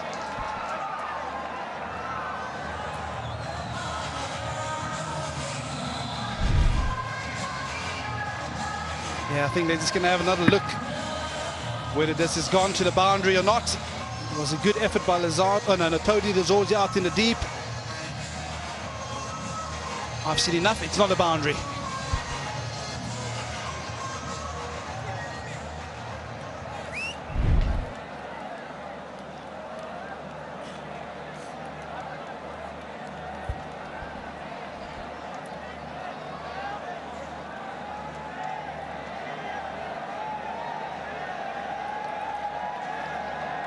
It's a safe start. 230 more with 10 wickets in hand. Equation favors Pakistan. Wow, that is a ripper. He bowled couple before in his first over. The ball is spinning. This is encouraging for South Africa.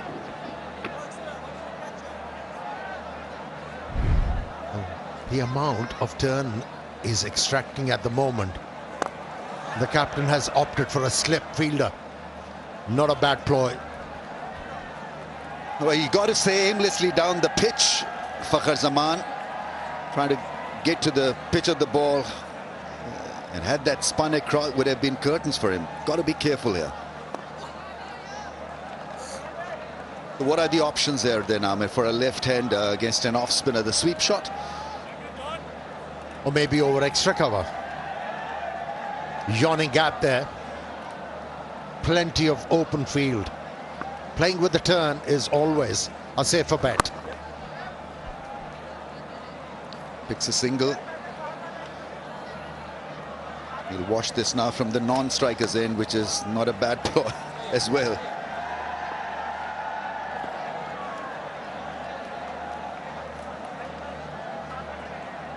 This is good from Proteas, keeping things nice and quiet. If they get a breakthrough or two, there will be pressure on Pakistan. They've not allowed them to run away with the power play session.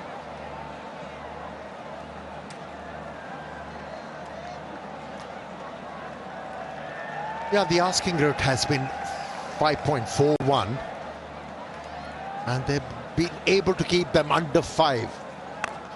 That's in the air, into the gap, and a boundary scored.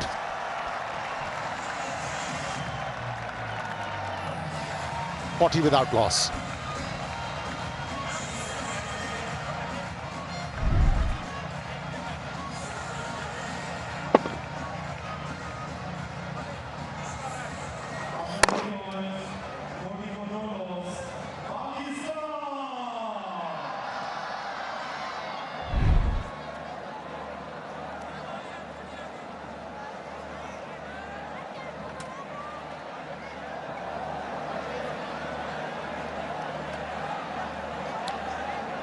Good crowding.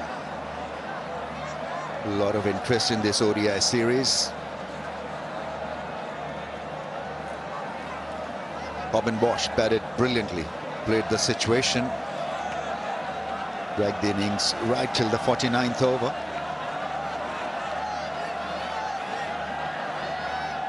He really bowled well during the first T20I.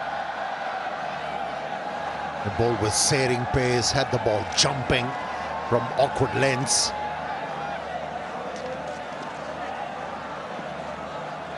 The captain asked, break this partnership.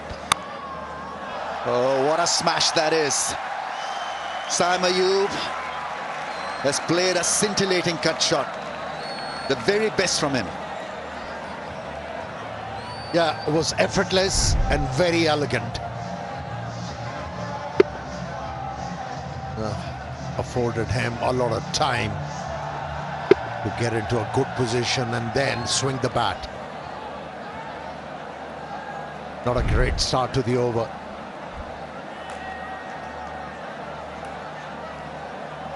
That boundary has forced the bowler to change the angle. Yeah, that's a lot better. Movement away. That's the thing regarding this pitch. At times the ball has done more than your expectations. It has hit one of the many cracks and has had a massive reaction there after being absolutely nailed for a 4. That's his comeback delivery, a very good one. Had more behind that one. Bosch. You're trying to tell me moody pitch, this one? Yes, very.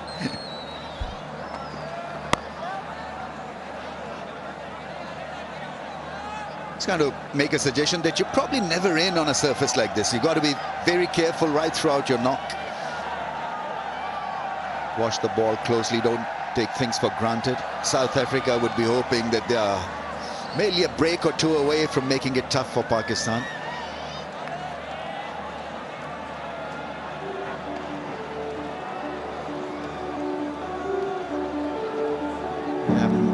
Mid-innings preparation of the pitch, or maybe reparation.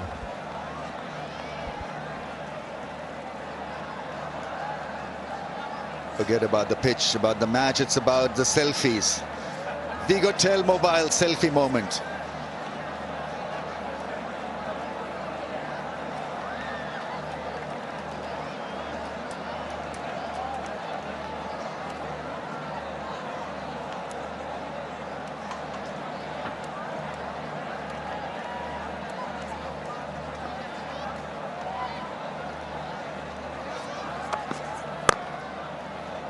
Oh, watch out. He plays the ball with an angle bat, so that inside edge is always in play.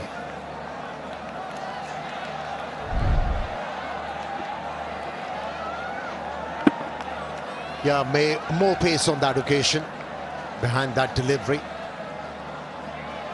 It wasn't in control. Fakhar Zaman.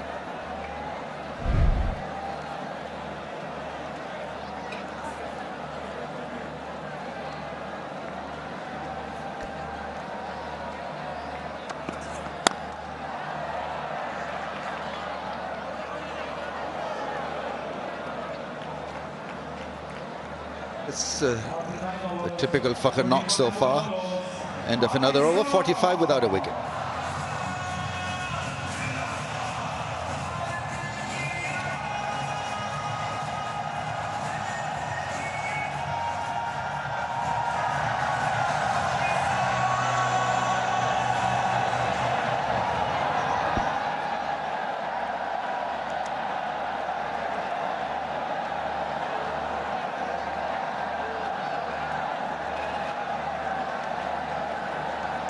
The 63 plays 45 without a wicket.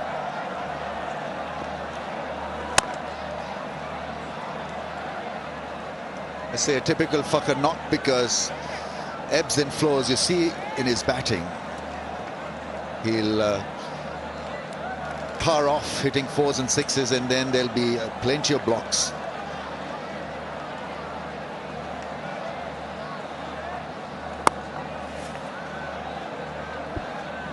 He looked very threatening for Ferreira when he was looking to bowl outside the off stump. He was getting prodigious turn and bounce ever since he had changed the line, looking to bowl wicket to wicket. No impression on the batsman, none so ever. Yeah, his speed is up as well. We're talking about bowling at almost 100 kmph. He's got to soften it up, maybe look for a little bit loop. That's the attempted sweep shot of a quicker ball. 101.4. And it turned. And bounced. This pitch is offering a lot to Ferreira. It's all about landing the ball in the right areas.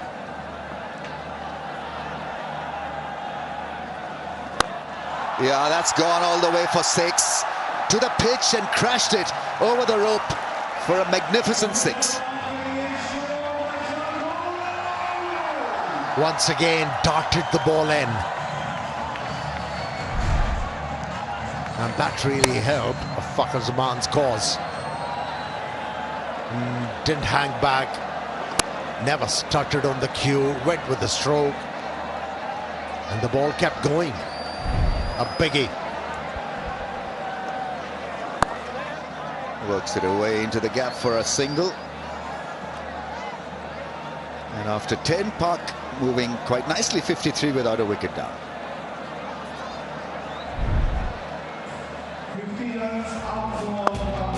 And Pakistan needed a solid foundation, and both these openers did a very good job. It was a mixture of defense and controlled aggression. And Fakhar Zaman hasn't been afraid to jump out of the trees.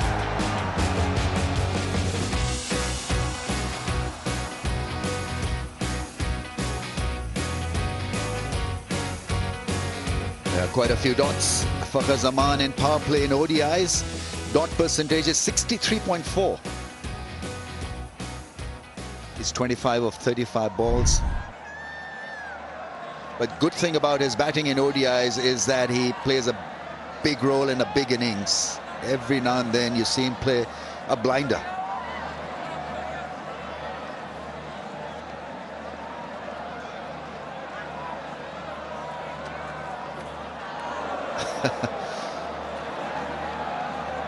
He's got a bit of pace, Corbin Bosch.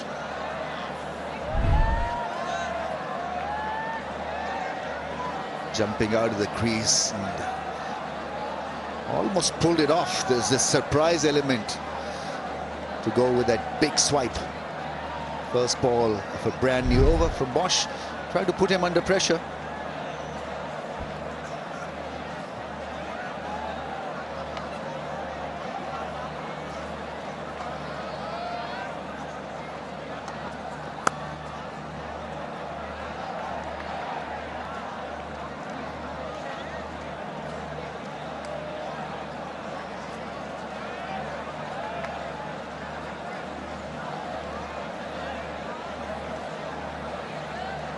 Yeah, we all know that Fakhar got the ability to tonk the ball out of the ground, hit boundaries and sixes.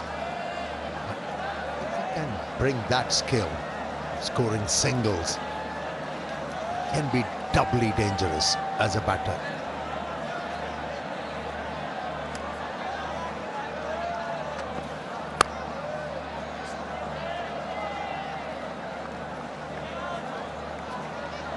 It feels wintry, so time for the fans to enjoy cricket with Pakistan's own brand, Tapal, at the Tapal Tea Lounge.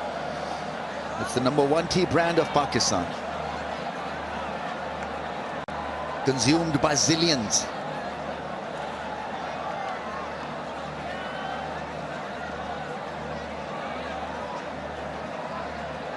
Zillions and Brazilians.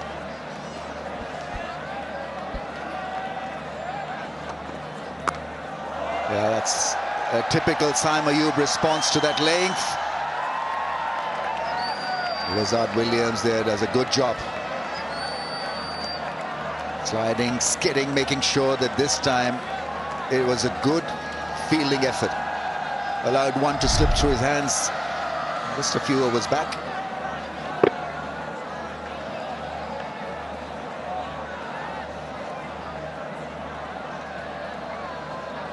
Okay there. A couple of left-arm spinners in South Africa lineup haven't been introduced as yet. These two left-handers are deterring the captain. Bring them on.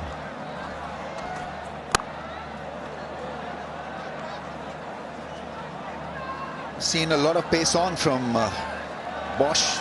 Maybe it's someone needs to go and ask him to vary his pace a little. The cutters maybe needed a slow bouncer, who knows. So far he's been a little one-dimensional. One slow ball in this over so far. Linda can be a handful on a surface like this. And I think you've got to read the pitch, not that the two left-handers are out there, that a left-armer's angle cannot be useful or made use of.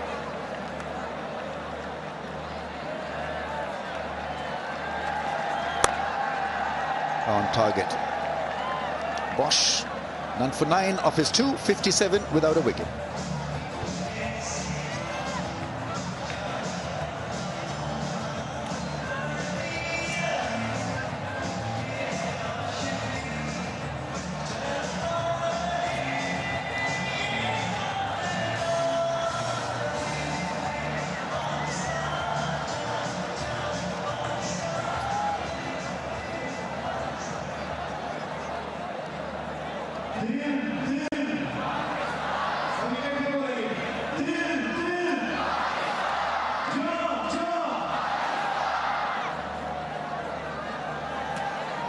Pakistan off for a reasonably good start, 57 without a wicket down.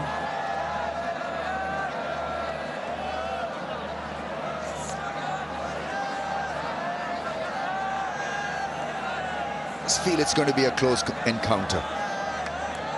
It's a strike or two away, South Africa, from making it an interesting contest. Leaves it well alone. It's been given a wide.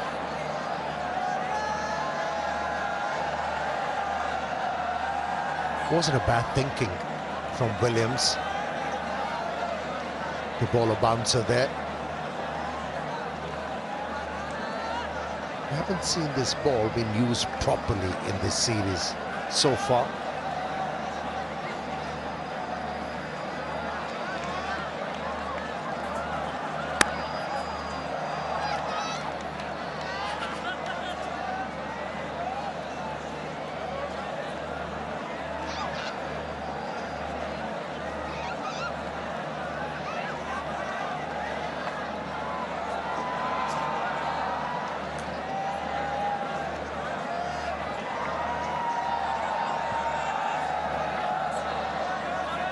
Like he's sitting in a cockpit.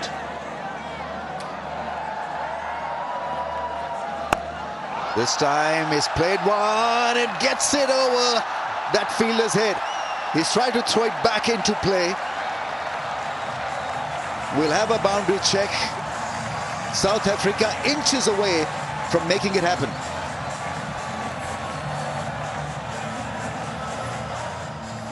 That is Saima Youth's preferred length.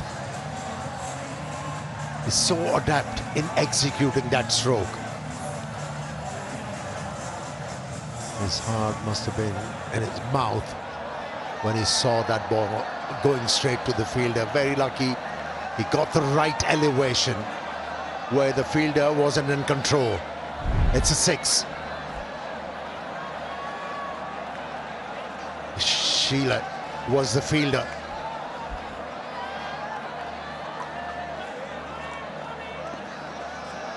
Kashile was the fielder.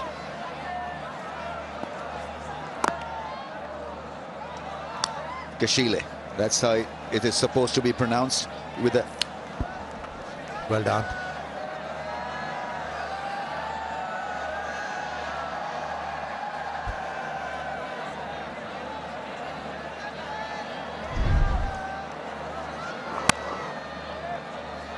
He timed it well enough.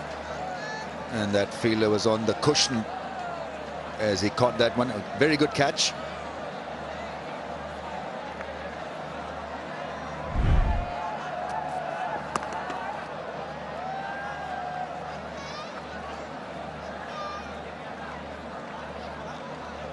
We haven't seen South African bowlers, like you suggested, bowling those slow ones and cutters. The last delivery was indicative of the fact if you land the ball in the right area by taking the pace off, can really disturb the batters here.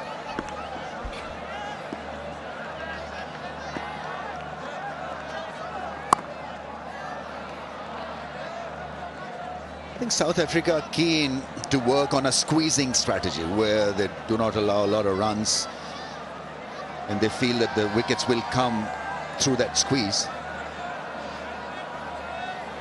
But Pakistan are playing it perfectly because they've got wickets in hand, they're not really being pushed.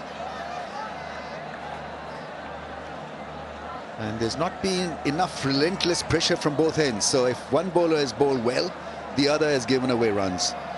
It has to be a collective squeeze effort in a way.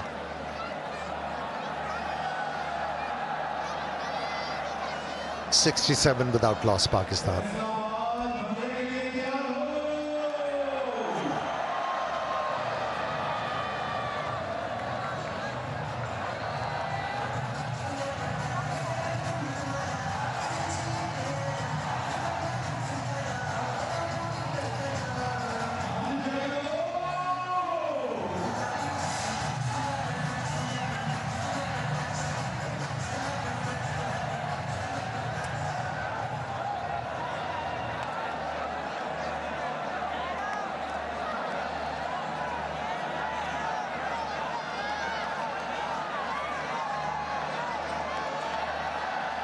George Linde coming on to bowl.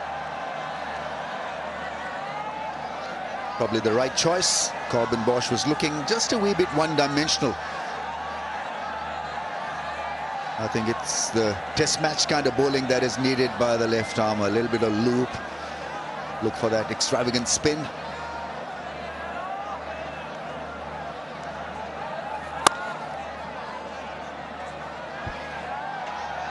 Yeah, to expand on the point you were making in the last over, the South Africans, they are looking to squeeze run scoring here rather than thinking of wickets. In T20 format, you can afford to do that because batters are taking too many chances there, and they will give you a chance as a bowler to pick up wickets. But here, as a bowler, you need to take few chances in ODI format to be able to pick up wickets and create a difference.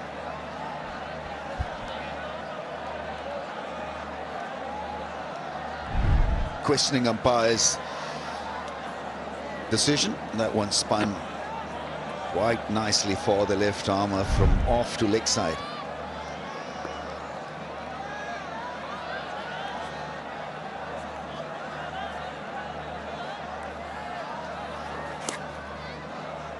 This time it's a wide. Consistently bowling on that line obviously will attract attention from the umpire. Letting his captain know how much the ball is turning. Maybe they need a change in field. Right now pretty keen to have the same set of fielders in the ring. 3 on the offside, 2 on the leg side.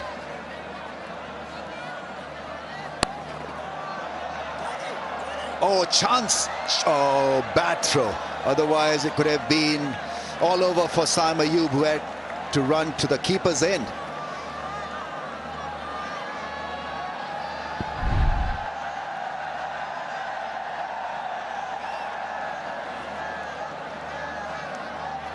No damage done. Yeah, a good throw was needed.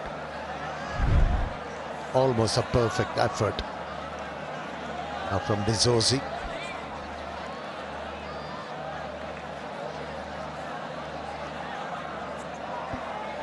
Yeah, no dandruff effort from Zosi. Got a slip in place, in fact a leg slip in place.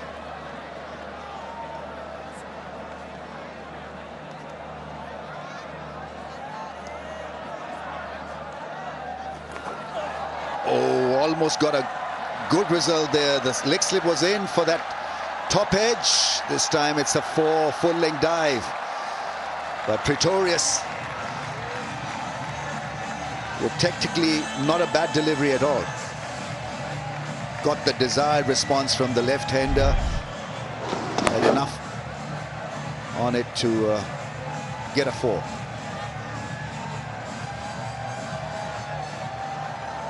Yeah, Linda needs to adjust the line. He's getting enough turn, and to be able to be effective, he has to bowl from outside the off stump. Yes, if he's worried about that slog sweep, there is a fielder present at deep mid-wicket. Not bad on that occasion.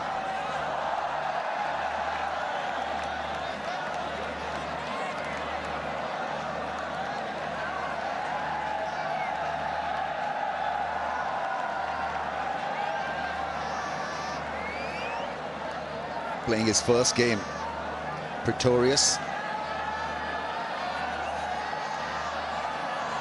Needs to just calm down a little in the field.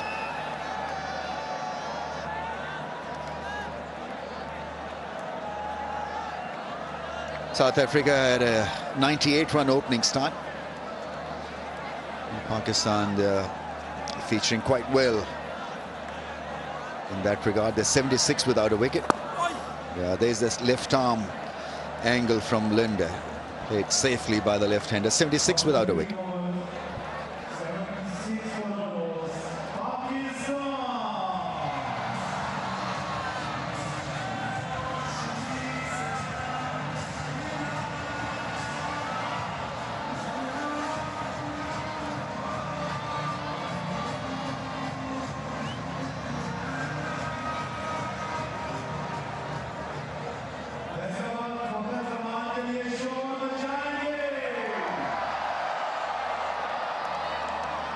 All of them wicketless.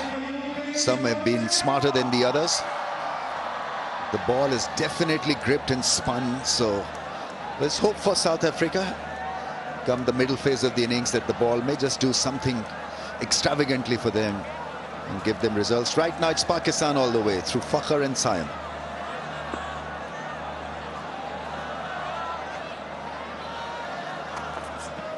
Oh, nice delivery. Good start. Shape away from Fakhr's bat.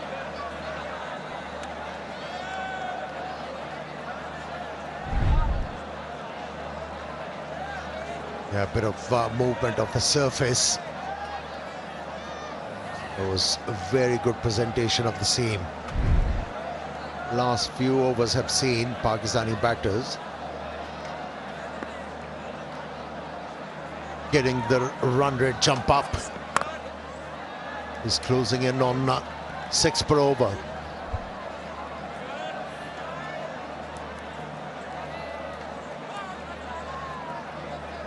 Of course, there's that figure-free moment. Download the app and relax like these gentlemen. Insurance you need on your fingertips, they say.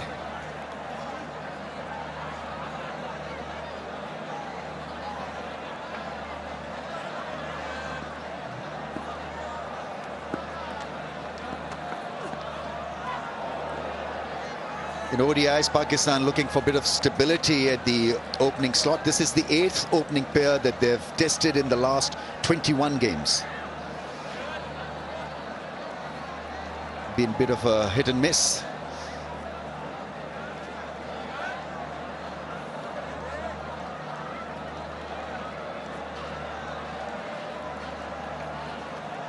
Perennial problem for Pakistan.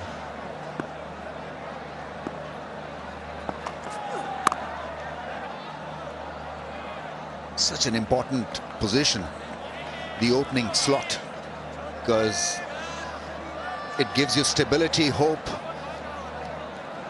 and then you can chase any score if you've got class at the top order.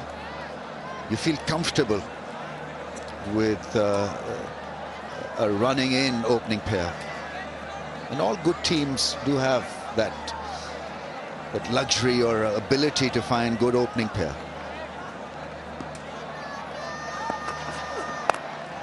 Yeah, he's good with that shot this time. It goes along the ground to the fielder.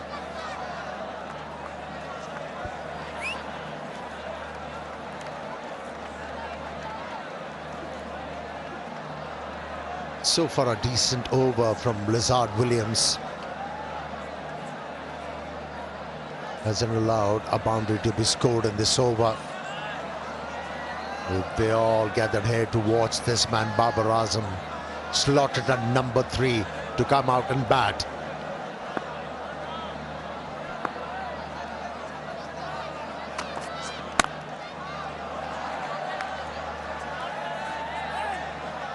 Drives through the offside.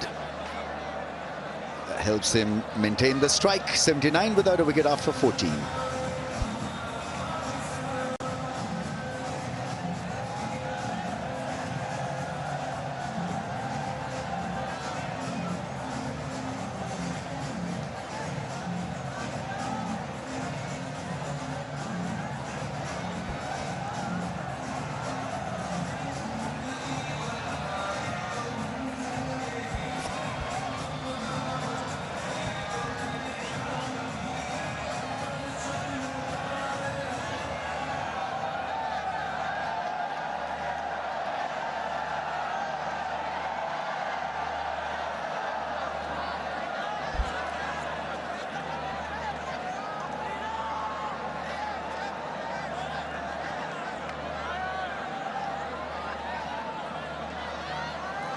Excellent start from Pakistan. In reply, now requiring another 185. Required rate just a hint over 5. They're ahead at the moment, Pakistan.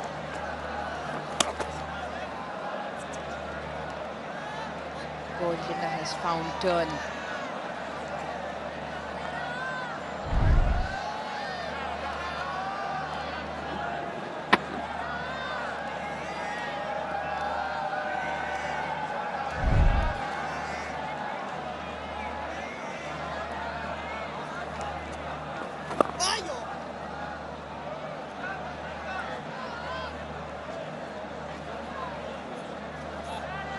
Pakistan required a good opening stand. South Africa slightly ahead at the same time. They were 93 for no loss, but importantly for Pakistan, they haven't lost a wicket. Fakhar and Saim have played their shots. Held out periods of good bowling as well.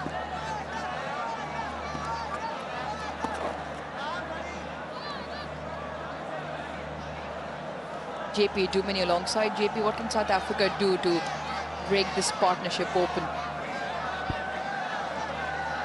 I think first and foremost, from George Linder's perspective, is there an opportunity to change the angle, coming around the wicket straight in against the stumps? It's always a difficult angle to get an LBW unless it's really full.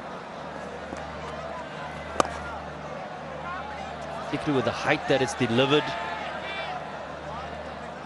Angle that he is quite tall and high over his left ear, and naturally it's going to turn, because of the amount of turn, it's going to turn past the stumps. Is the ability to come around, try and pitch it onto off stump, and hopefully bring in the stumps as well, bringing in 3 modes of dismissals essentially.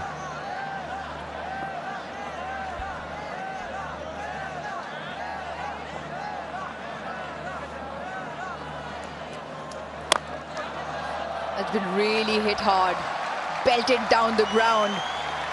George Linder almost just gets out of the way, picks up 4, does Fakhar Zaman.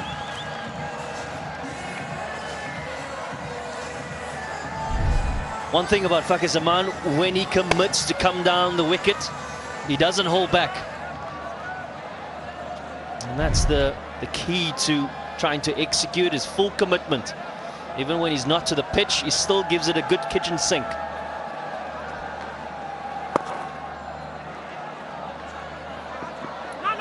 Good running. It's, 7 runs off that over, 15 gone, 86 without loss.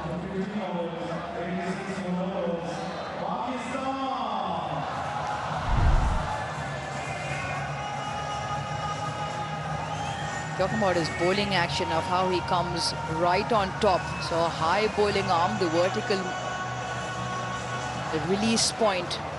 Because of that, he gets the amount of turn, but more importantly, the bounce that you associate with George Linder. Because he's over the top, he's also got the revs of the ball diagonal into slip, so it gets more turn and purchase, not square spin. South Africa will hope one of those knots can break in the wickets column. Firstly, to break this partnership open, and then from there get a grip on the game. Spin will continue. Donovan Ferreira.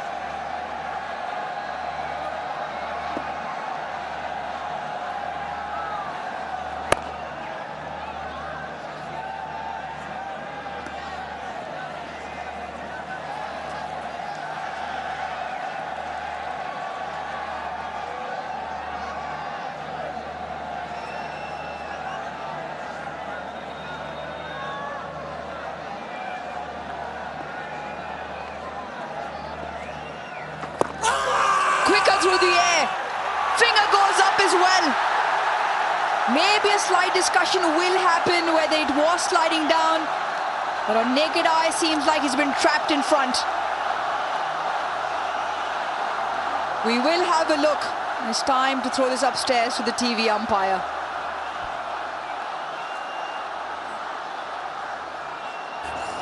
You okay? TV umpire to director. We have a play review for LBW. The original decision is out. I've checked the bowler's feet and it's a fair delivery. Can we go to front on when ready, please?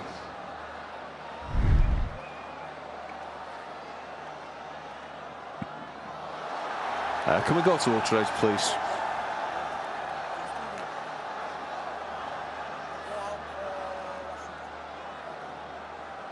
Clear gap between bat and ball. No bat involved. Let's go to ball tracking, please, when ready.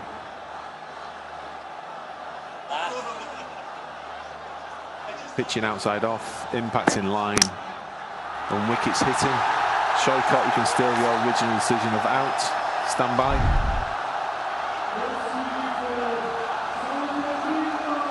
3 on-screen reds, signal and the now. finger for confirmation will go up again. Pakistan lose a review and lose their first wicket. Saim Ayub, handy knock that off 39, walks back. Pakistan 87 for 1.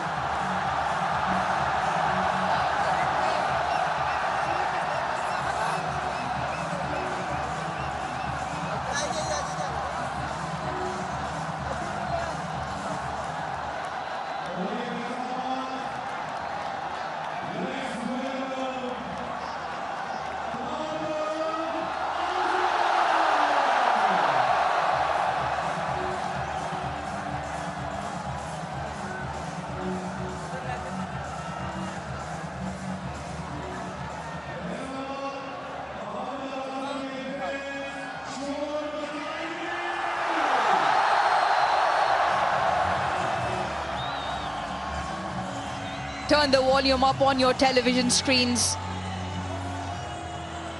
You will know why the crowd is roaring.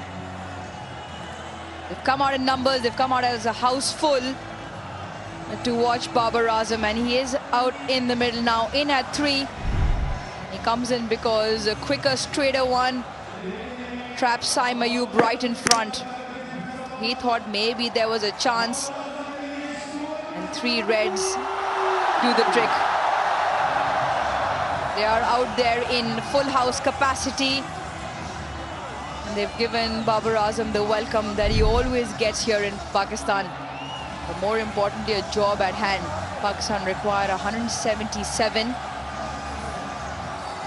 The home crowd will hope Babar Azam can continue with the form that he's found. 71 match-winning knock in that third and final T20 international in Lahore a few days ago. But JP, we've seen from the surface throughout the course of the day, as a new player comes in, it's not been that easy to score. So it just maybe allows a window of opportunity for South Africa to string together dot deliveries, and more often than not, one can bring 2.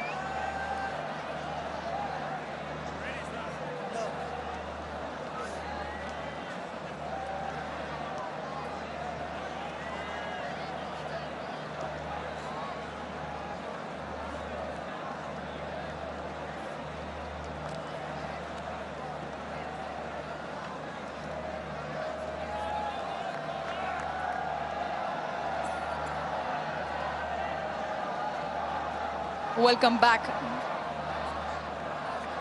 from the drinks break. Babar Azam out into the middle.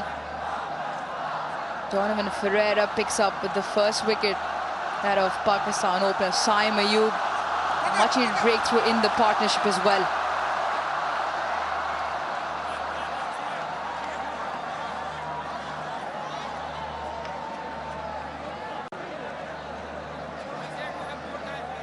Umpire rightly so not happy with the batters having a chat at this point.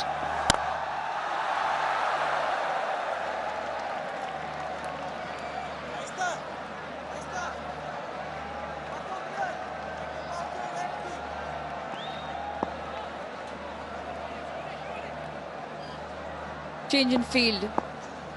Mid-on falls back to long on.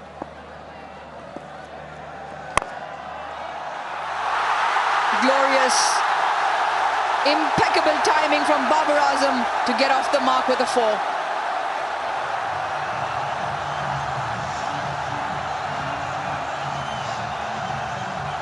How many times have we seen this in international ODI cricket? Just leans beautifully into it, waits for it under his eyes.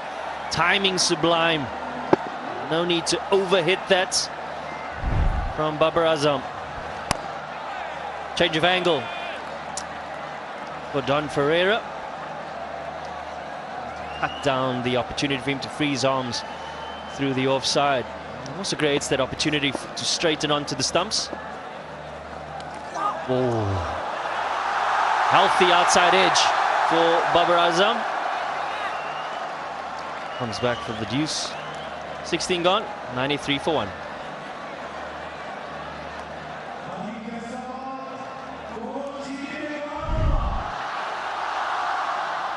It's a change of the angle. The ball continues on with the arm.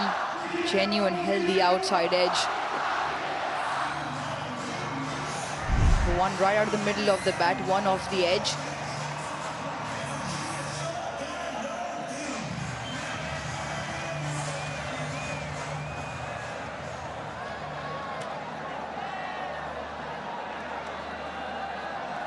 Pakistan 93 for 1. In 16 overs, Saim Ayub the wicket to fall. Fell to the off spin of Donovan Ferreira for 39. Fakhar Zaman 37, been joined by Babar Azam.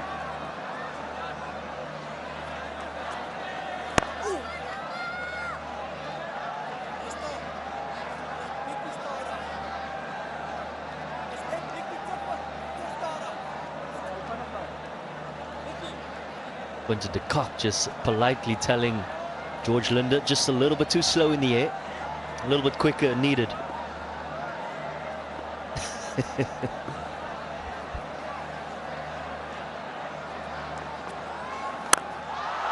Smack that! What a strike from Fakhar Zaman. The Faisalabad crowd have plenty to rejoice. Another 6 pings off the bat of Fakhar.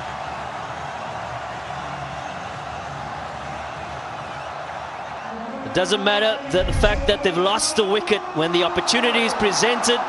Goes above the eye line and into the arc of Fakhar Zaman, and he's not going to ask too many questions. He only has answers against the left-arm spinner of George Linder. All the way for a maximum. Change of angle now for George Linder. We've been calling for this change of angle for a while now, JP. The better angle. With that single, Pakistan bring up their 100. And so far, they've dealt with the pace that was thrown at them, the spin as well. More importantly, the rotated strike. Bad deliveries have been dispatched to the boundary.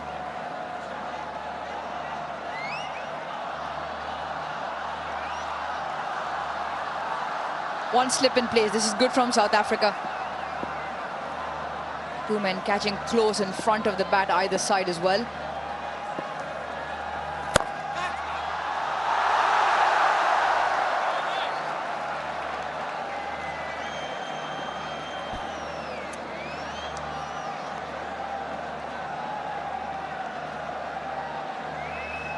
Pakistan's leading home appliance brand, the automatic washing machine by Super Asia. get onto their website as well.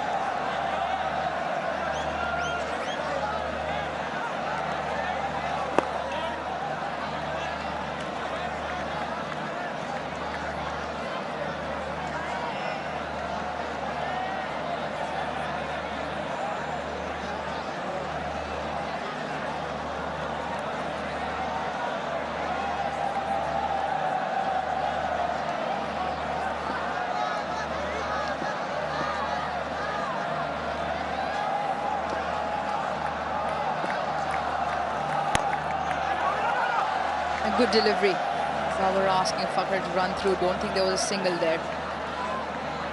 9 of the over, 102 for 1.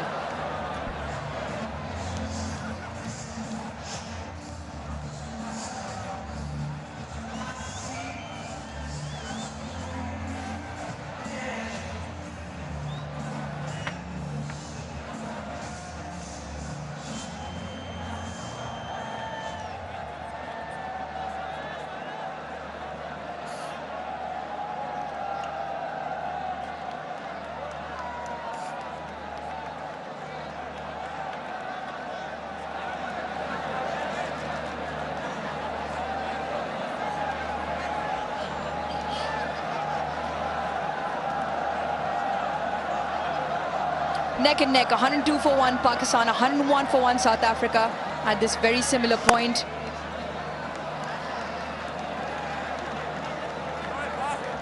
South African spinners are just finding it tough to bowl an over without a boundary.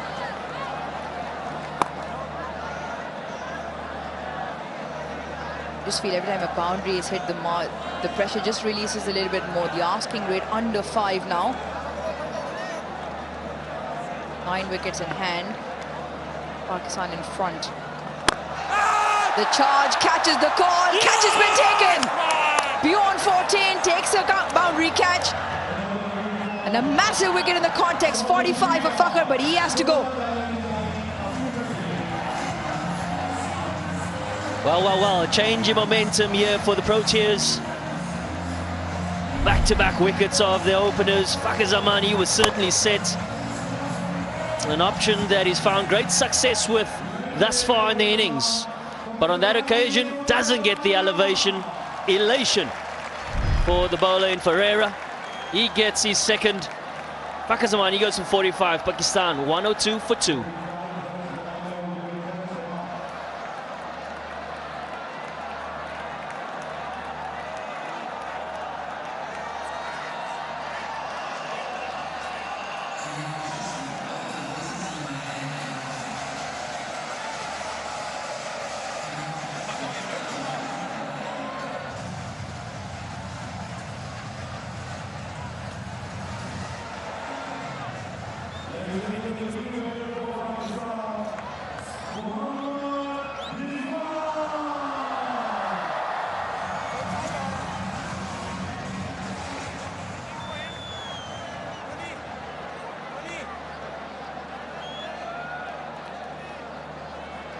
Mohammad Rizwan in at 4.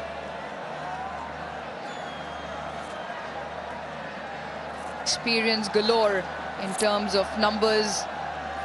Held the average as well, over 2,700 runs. He's been out of international colours for a while.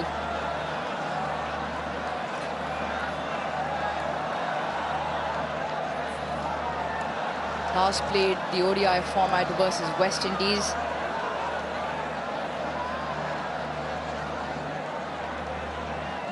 Last time he played, he was also the ODI skipper.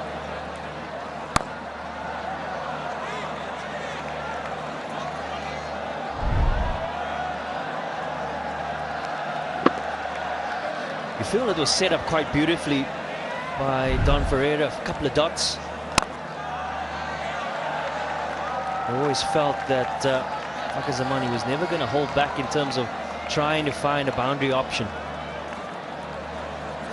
Certainly found the middle of the batter rouge, but unfortunately the elevation wasn't there. Straight to Bjorn Fortuin, comfortable catch on the deep.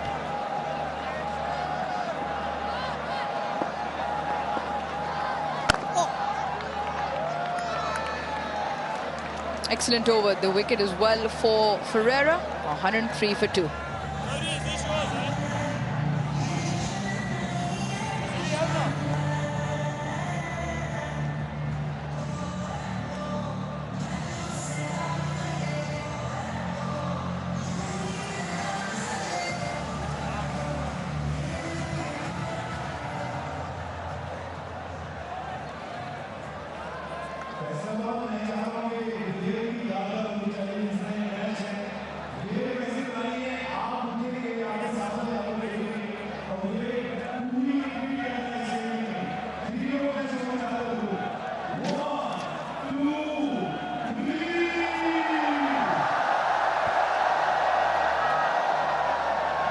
George Linder now to Mohammad Rizwan, bowling with the slip.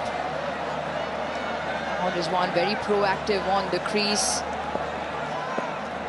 His initial 10 deliveries, the opposition always feels they're in with a chance.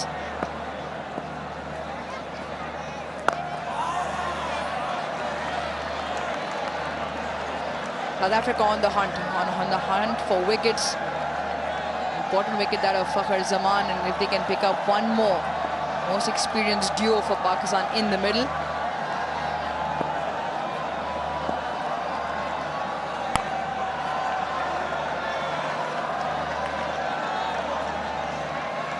Remember last time Mohammad Rizwan played ODI cricket, he was the captain of the side. Captained in 20 ODI games, 9 wins, 11 losses. CBs against Australia, West Indies, New Zealand and South Africa. Had the Tri-Nation and the Champions Trophy earlier in the year as well in terms of his ODI experience and captaincy. Fair few leaders in the side, they've already played the role. Two in the middle, former captains.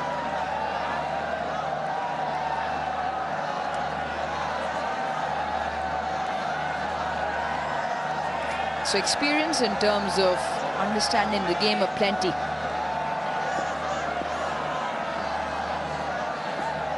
Change in field, 45 comes across to the offside. Excellent hand, excellent effort.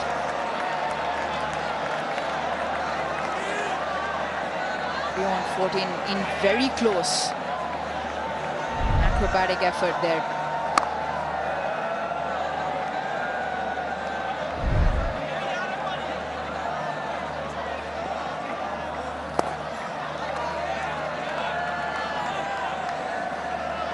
Yeah, it's really trying to find this balance between attacking too much and also just dotting them up, allowing them to make the mistake. I think this is a great strategy currently by South Africa, stringing together a few dots. The pressure's on Pakistan now.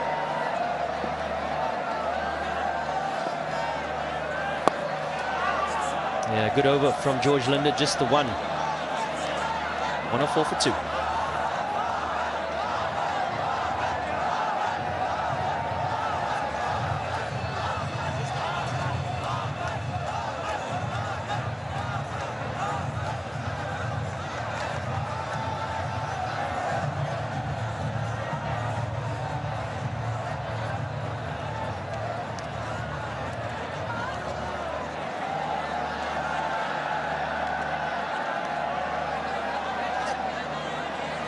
Pakistan in pursuit, require another 160 off 31 overs. For South Africa, they've dismissed both openers. 2 of 9, the partnership between Rizwan and Babar. The last 5 overs, South Africa have just pegged the game back, 25 for the 2 wickets. Beyond 14 into the attack.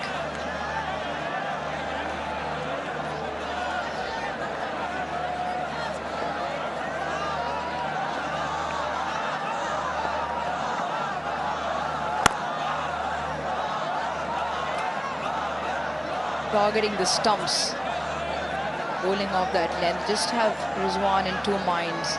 The pace is quick enough so he can't really jump out at the ball.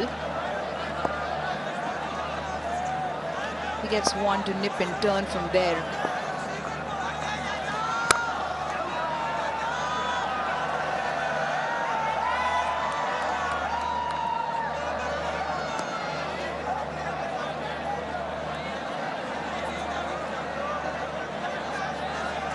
It's a figure-free moment. You can download the app. You have the insurance you need on your fingertips.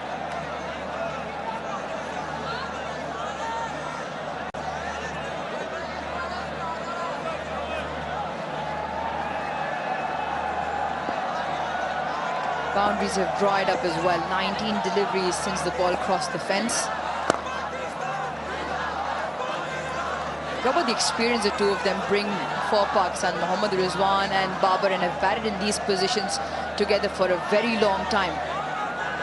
We're speaking about Rizwan's captaincy record. Trapped in front. Is it in straight? Yes, it is. What a big wicket, and the cheer for the South African men. You can see the elation, and Babar Azam turns his back. Huge wicket for South Africa. Yeah, King Baba has to depart. And there's that man on your screen, Bjorn Fortuin. He's renowned for wicket to wicket, not a massive turn of the ball. Hits the bird and just skids on beautifully. You could tell by the celebrations that they were very, very confident. Confirmation from his partner, hitting wicket to wicket. South Africa on top. 3 down now for 105.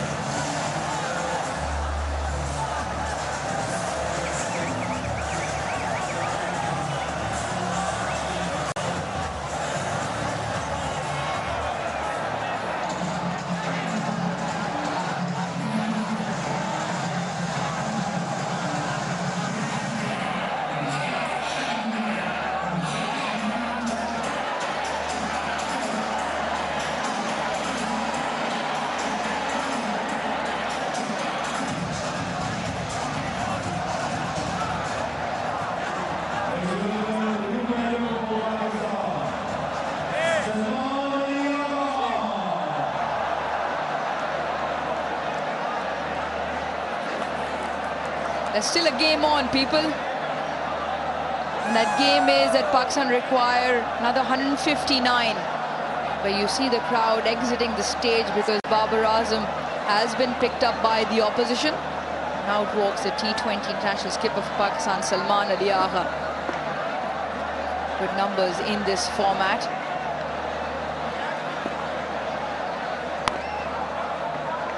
Off the mark. 20 overs done, Pakistan 106 for 3.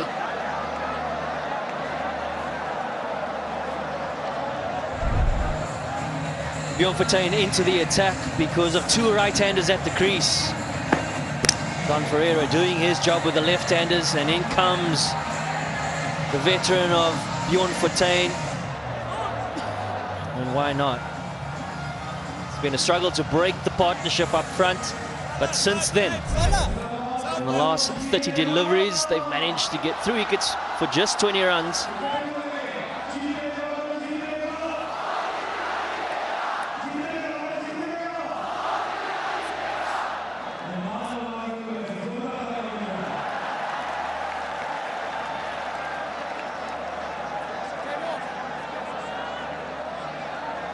Top 3 dismissed for Pakistan. George Linder to continue.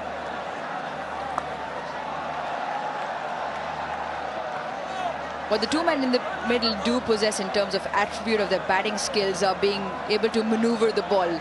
They will be very proactive. Both can play the sweep. Both are known to play spin very well. Salman Ali Agha and Mohammad Rizwan. This will be a period of game where the next 4-5 overs will be extremely important for either side. If South Africa can pick up 1 more wicket, or if Pakistan can just build a partnership and pull the momentum back in their favor. Talking about Mohammad Rizwan's numbers with the bat, he's been phenomenal for Pakistan. Since 2023, in the 41 innings, he averages 53. Highest for Pakistan in that time period.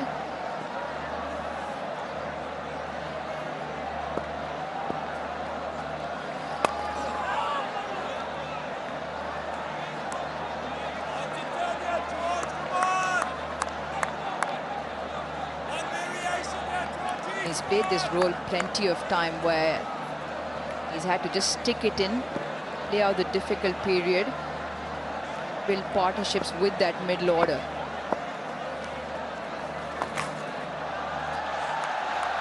Spoke about the sweep, extremely effective and very good at it as well. Umpire signals run, so Rizwan picks up one more. Yeah, most times you find that the sweep is a premeditated option. But the beauty of Rizwan is he plays it to such great effect that he picks it up very quickly on line and just helps it on its way down the leg side.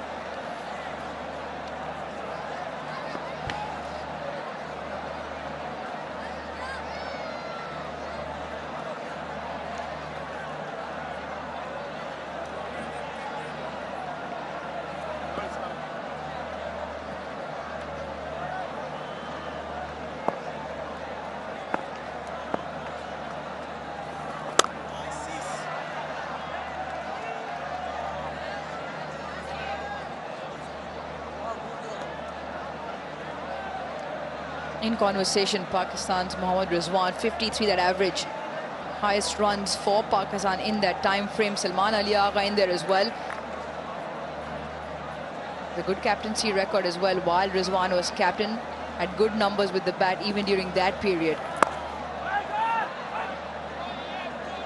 Just feel momentum now shifting towards South Africa. 21 done, 1-1-2 for 3.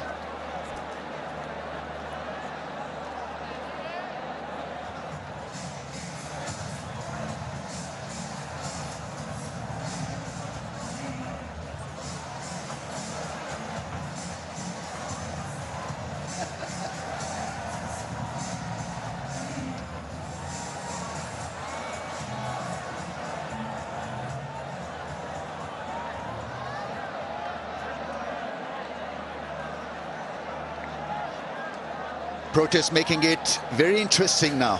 112 for the loss of 3 Pakistan.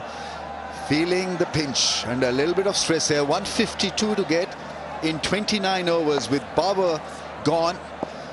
It now rests heavily on this pair. Yeah, and you certainly feel that this is going to be the big threat for Pakistan beyond Fortain. He's a smart bowler. He's got a wonderful change-up.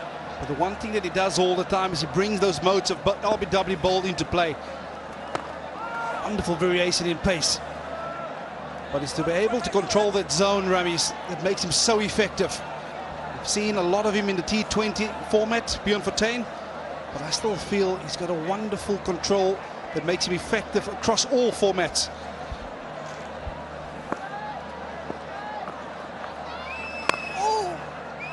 Yes, so far is attack the stumps, which is not a bad thing to do on a surface like this. Some will jump at you, some will spin more, some will stay straight. There you see him attacking the stumps. Babar Azam in 2 minds and undone by a ball that skidded off the surface. Didn't bounce a lot, but great variation, change of pace. Oh, almost a cotton ball. Yeah, I was actually surprised not to see him with a new ball, because in the T20 format we've seen him, how effective he has been with that new ball. And he gets wickets similar to how he's trapped Babar Azam. Because he gets the ball to go off the sunny side and just skids on you, rush you as a batter.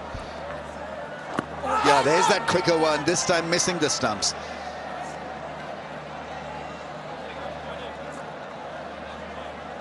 Seems to do it with the same bowling action. Hardly seems to alter his steps or his arm. Just quick through the air at no prior notice to the batsman. Once again trying to work the ball against the spin. Great over. 113 for 3.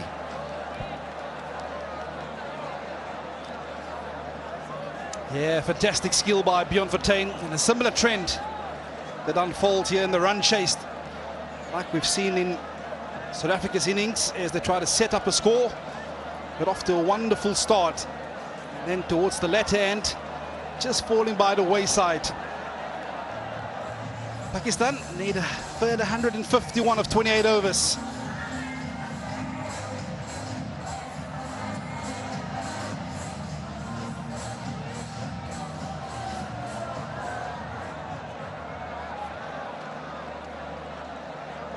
Pakistan boxed in a corner, 3 wickets down for 113.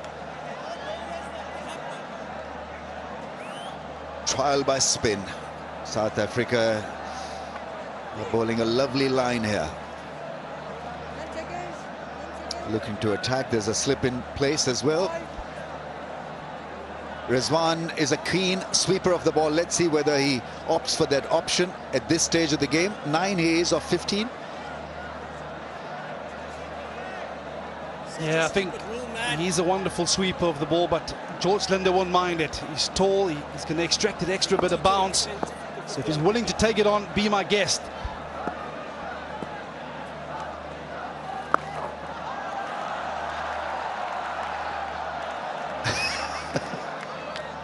Losing his footing, but saving a 4.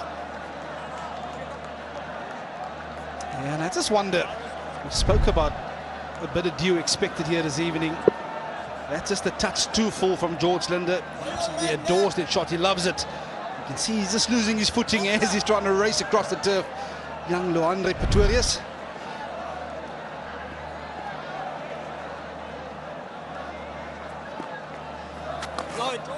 On the pass, this one has gone fine once again. It's Pretorius who dives, stops the ball.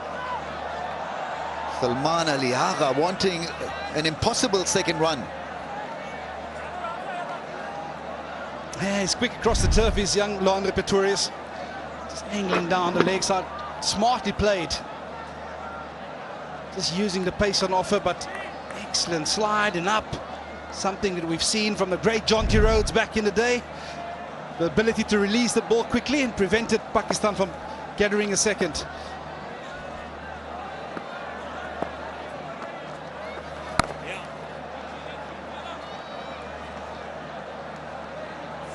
Last 5 overs and only 13 runs scored by Pakistan.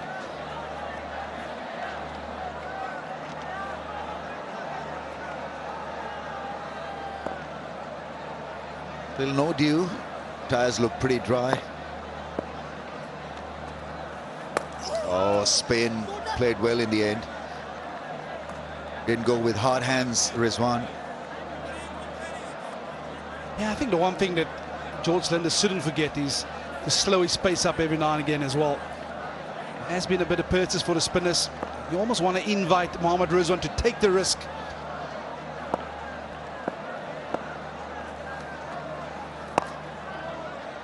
This time it's an easy single.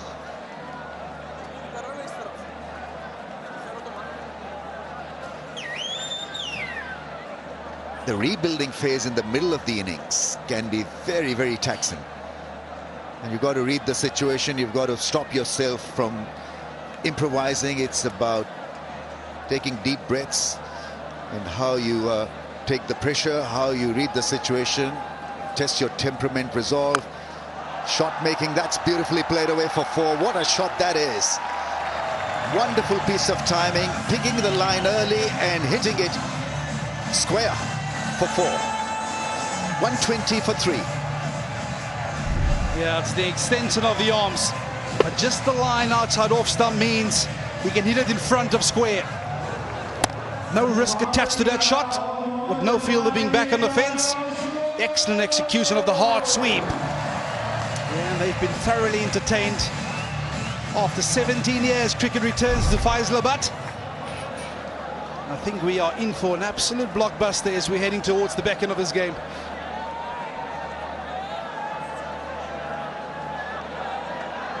That's the equation. 27 overs, 144 to get.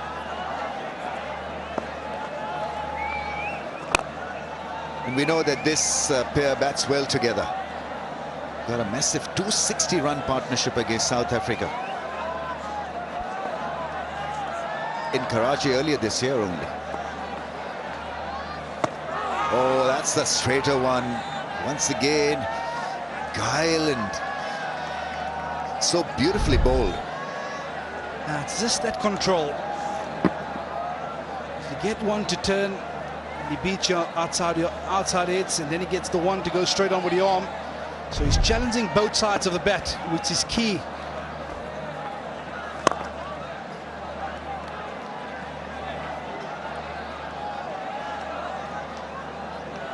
Pakistan will have to deal with him for 10 overs, so it's not a T20I where he'll bowl a couple of overs, then he'll field deep somewhere and then come back for the last hurrah. This is good from South Africa, that they've got plenty of overs left for 14. It's his ability to hit the stumps, it's just mind-boggling. Control. I suppose that's the beauty of this format. Like you've alluded to, can't just face 1 or 2 overs of a bowler and get off strike, or face the next bowler. It's about persisting and getting through that spell. Bjorn Fortuin, he's in the middle of an excellent spell in terms of control. So as much experience as you have in Rizwan and Salman, there's a bit of a battle on their hands at this moment in time.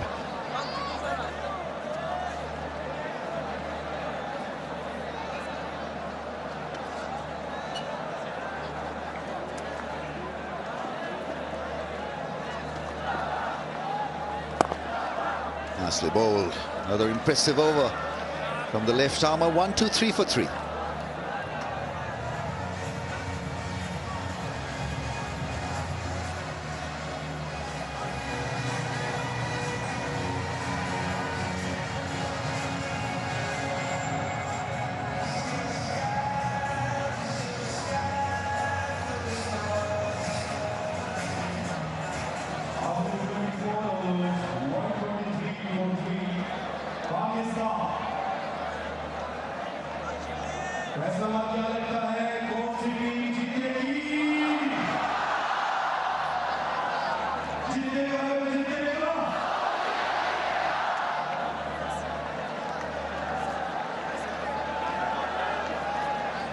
South Africa opting for Bosch, none for 9 in his 2 overs. What could be the criteria here? What could be the strategy here to introduce pace at this stage, Vern?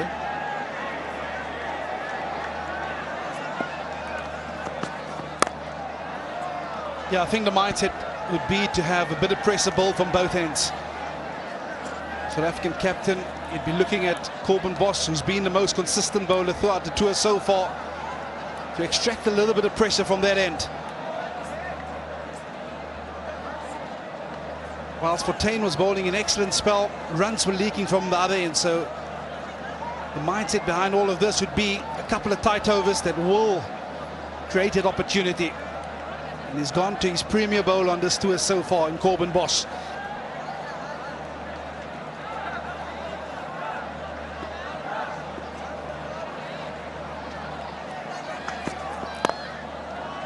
It's about hitting the hard length and keeping the ball within the stumps.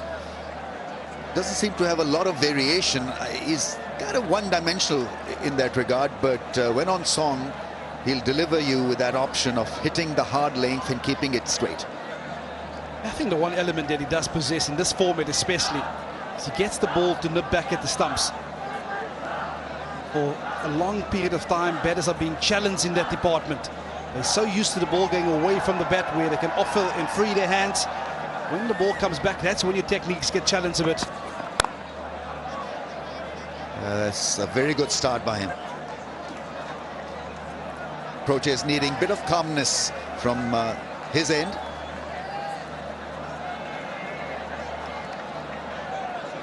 On target, on stumps. 2 batsmen in conversation. It's about making sure that you don't lose your way. No need to rush things. Still plenty of time in a way. 25.3 to get 140.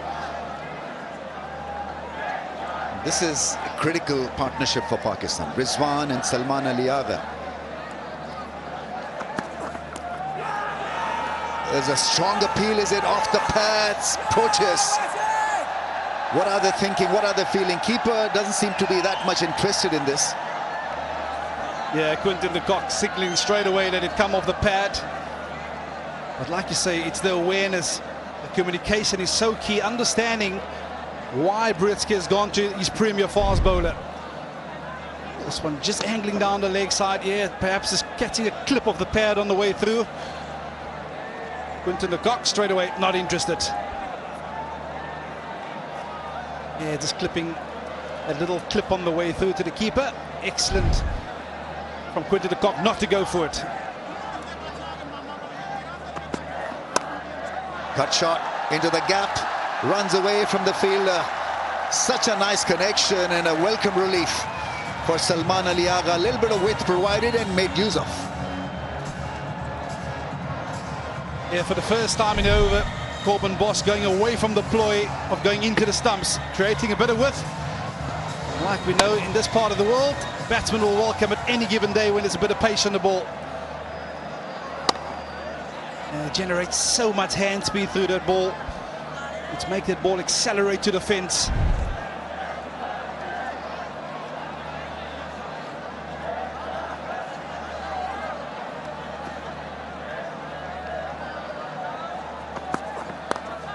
On the pass, worked away, dive, Pretorius. Is it? Linde there doing a very good job of it. 1-9 for 3.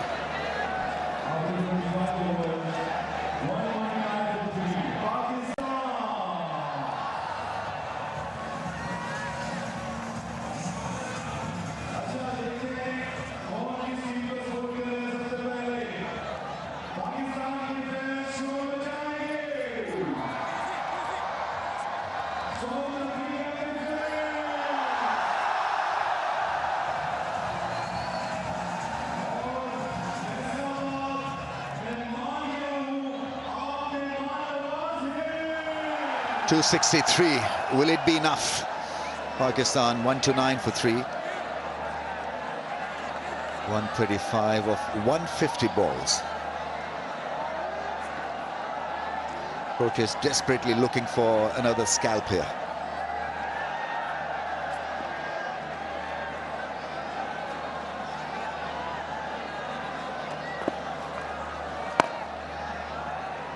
Yeah, I think it's important not to start getting greedy. From time to time, when you urgently need a wicket, you could go into the mode of trying to bowl wicket-taking deliveries. And in doing so, you offer up scoring opportunities. This game is a long way from over. Oh, the angle delivery coming back. Umpire is being challenged. He says not out. Probably has made the right call. Yeah, brilliant again from Fortuyn. Just held it back a bit. But South Africa in conversation on whether to send us up or not. Have they? Yes, they have. Just about in time. We'll have a little look, ladies and gentlemen.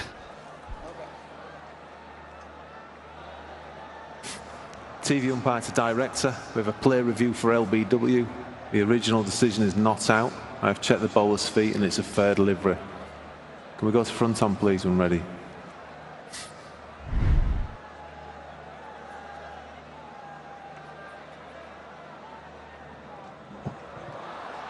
Just go back a few frames, please.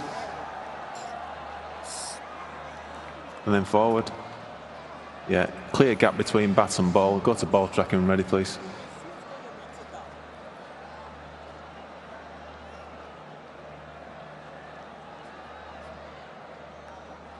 Pitching in line, impact in line.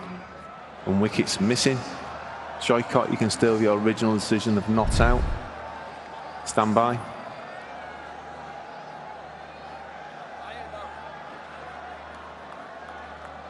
Yes, it looked iffy, missing the stumps down the leg side, but to Salman's credit, what he did well was to be on the front foot. And you got to be on the front foot most times against Fortuyn, because you can never tell of that slant that comes back and surprises you. And on a spinning track, that is such a lovely variation, because you're usually playing for spin. So the one that straightens can get you into a lot of trouble. Oh, that's quick and jumped.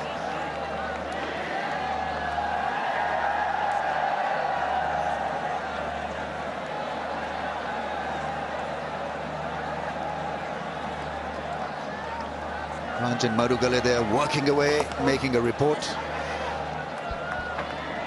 I don't know whether he makes a report on commentators as well, Ranjan Madugale. Well, for you and me, hope he doesn't.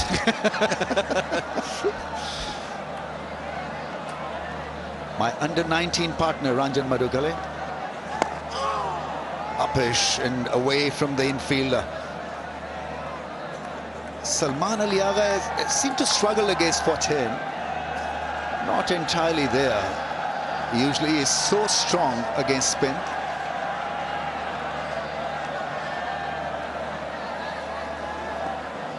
What are the chances of a sweep shot here?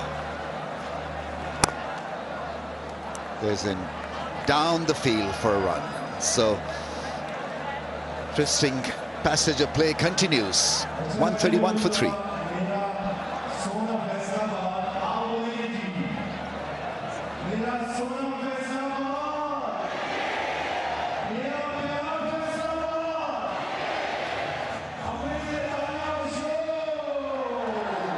Azim is busy with quite a few useless stats.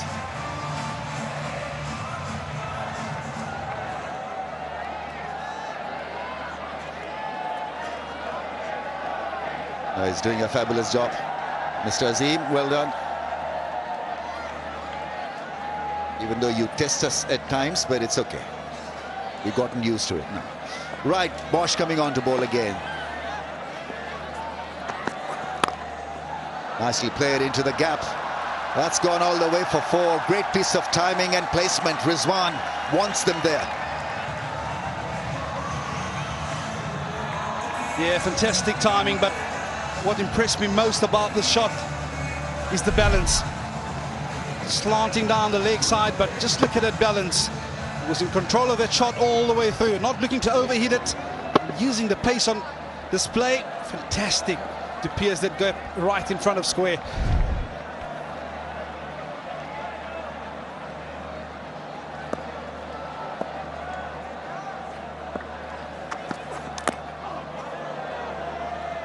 Yeah, it's that in-between length where you can not be forward nor back. And Rizwan at times can be caught in that no man's land. Plays from the crease at times, especially to the ball that comes back into the stumps. Yeah, I feel from a seamer's perspective, can perhaps a little bit on the shorter side. Because every now and again we have seen the ball squatting coming back into the stumps. So almost try and get the batsman to play with a horizontal bat. Paramount importance that you want to bring the top of that off stump into play. That's it, trace to the fielder. Fielding as a result becomes that much more important now. Right, time to visit the Tapalti Lounge area. Nation's favorite tea brand.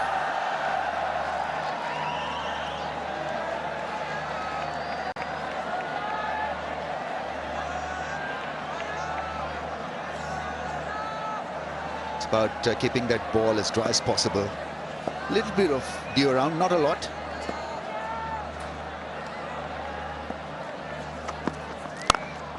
There's a slow ball to Rizwan and a misfield now. It just upsets the rhythm of your team, such a misfield. Yeah, it certainly does.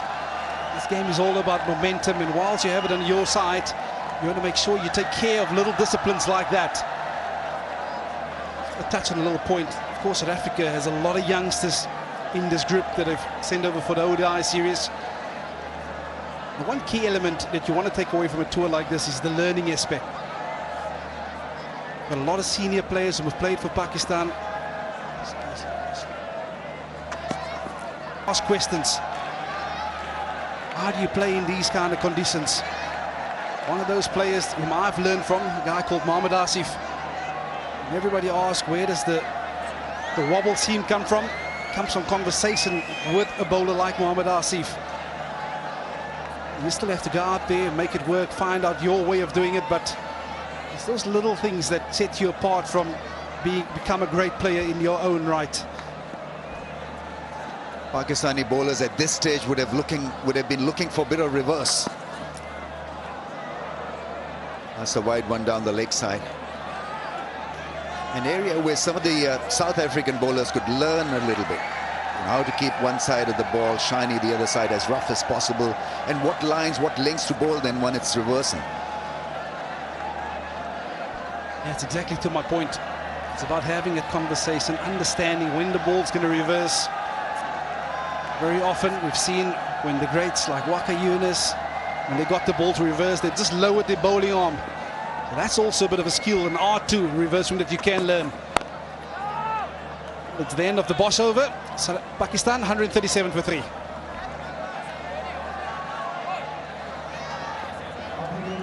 The bowling coach for South Africa, Piet Botha.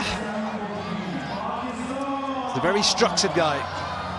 Very mechanical when it comes to bowlers. Want to make sure that you're fluent in your action, at point of delivery, you've got a good balance, point of release.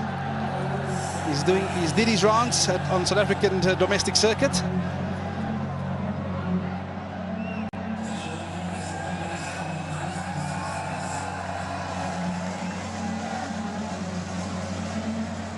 But it's an era of being unstructured, Vern.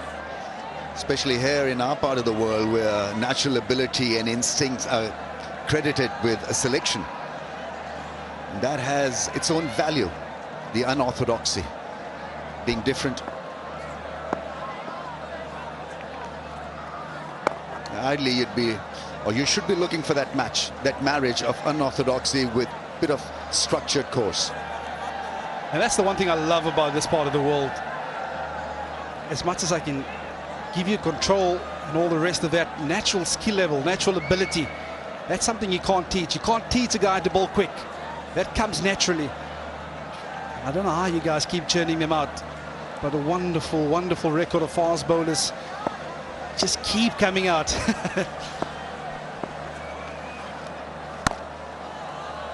Oh, he's got to be sensible here, Rizwan. Curb his natural instincts to sweep the ball. South Africa would be exactly like this for the next few overs. Disciplined, wicket to wicket, and hoping for a follow wicket. Hope for the best. That is what they'd be reminding themselves. Let's keep on plugging away like that. Yeah, this is going to be a test of temperament. Mohammad Rizwan is a player who loves to be aggressive, who loves to impose himself on the opposition bowler. This is an excellent piece of bowling by George Linder. Big question mark would be, can he keep his calm?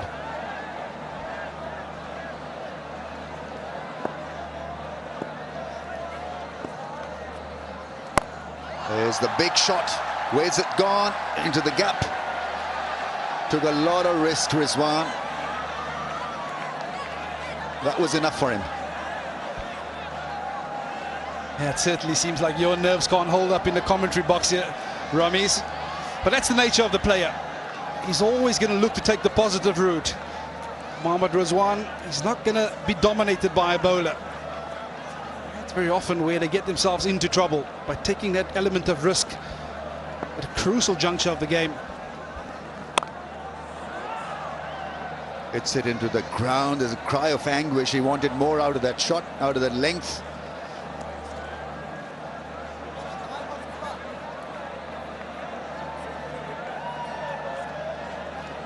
None for 42 for Linde. If South Africa are to flavor success, he's got to have nice last 3 overs.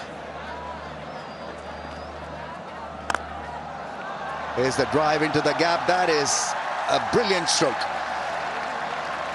Freeing his arms and letting it go smoothly through the offside to the fence.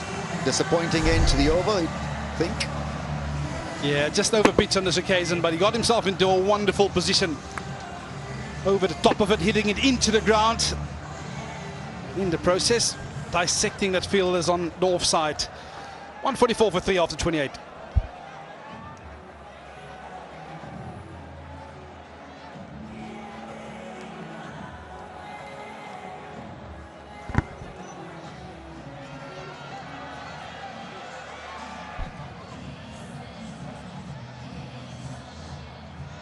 Yeah, this innings of Pakistan is gaining momentum after that stutter of losing 3 wickets in a cluster.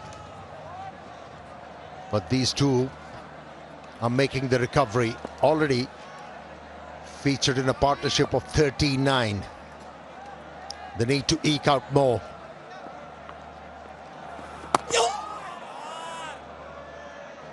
Fortin is regularly posing problems to both the batters out there in the middle.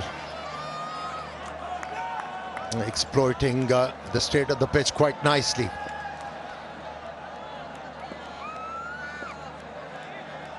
Change of ends for beyond 14 as well. Bowling from the far end. Excellent figures tonight so far. Just the 8 runs in his 4.2 overs. The important wicket of Babar Azam. 120 of 130 now. The gap just starting to close in that difference for Pakistan. The first time Amir, the required rate has also just gone above the run rate that they are at. Still not threatening.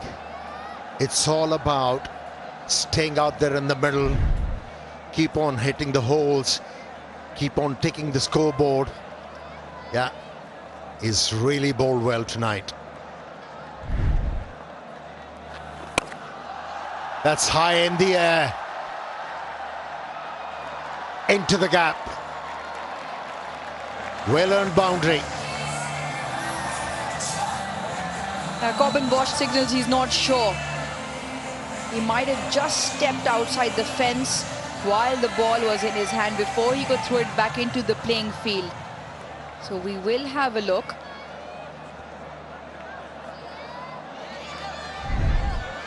Tall man, so his reach is good. One bounce, he does take the leap. Just feel he lands with the ball in his hand. Just there. Just there, just the way his steps had gathered, he could not do anything. Takes it back. He's already made contact with the ground outside the fence, so that'll be 4, much needed 4 as well for Pakistan. A dentist having such eyesight, amazing. Well spotted. Oh, we ought to have good eyesight. Don't want to be plucking the wrong tooth out, Amir.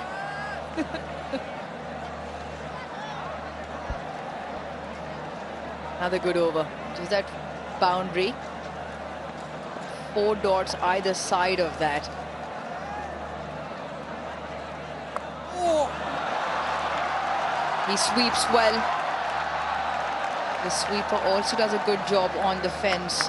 Pretorius with the cleanup job. 29 overs done, 150 for 3. Yeah, the ball has followed him. But he has done a good job out there in the middle. Saved plenty of runs for his side. Although he doesn't look athletic at all. But still, very decent in the field.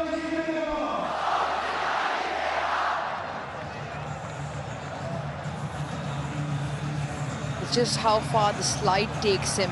Yep, that should be 4. His right foot, once on impact with the ground, just makes contact with the advertising cushions, just there. And he's still in contact with the ball, so that should add 2 more to Pakistan's tally. Means Pakistan 152 for 3. The young man disappointed. Was an excellent effort. A change of friends for 410 hasn't worked. He was bowling efficiently from the pavilion end. Well, last over yielded quite a few runs for Pakistan.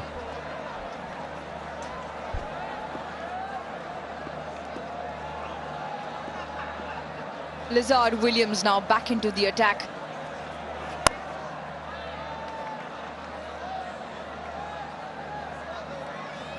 It'll be interesting to see whether there are change-ups bowled in that middle phase and if the ball does grip into the surface.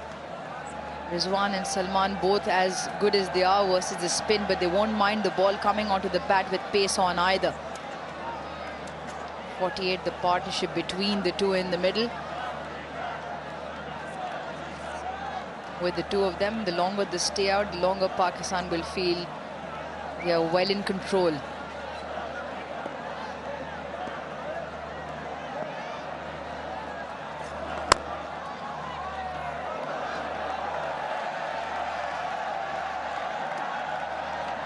Just the way the field is set as well. The two men catching, extra cover and mid-wicket, both very straight. And for that particular reason, take the pace off. That is the demand from the captain. Now we have seen Naseem Shah prevailing with those slow deliveries. It won't be a bad idea to pursue it.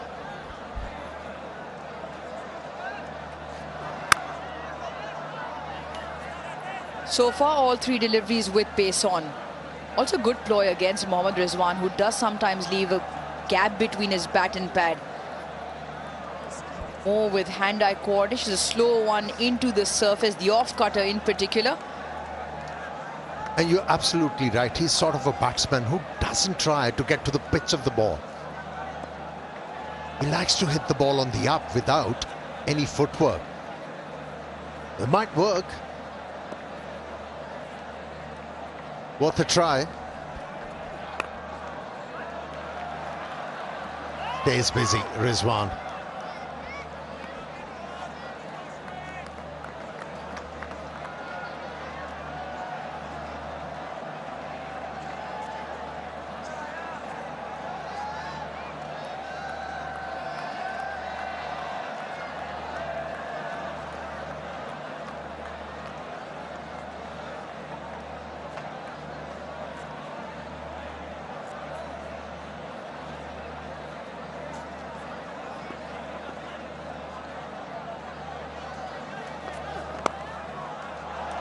Clips into the leg side, very fine, and 4 will also bring up the 50 partnership, 53 of 61 now. And Salman Ali Agha, since he's come out into the middle, has provided a little bit of more positive attitude into this partnership. Desperation is creeping in, and hence we have seen bowlers faltering now quite consistently, but a timely partnership between these two steadied the ship. And the runs came at a very good rate too.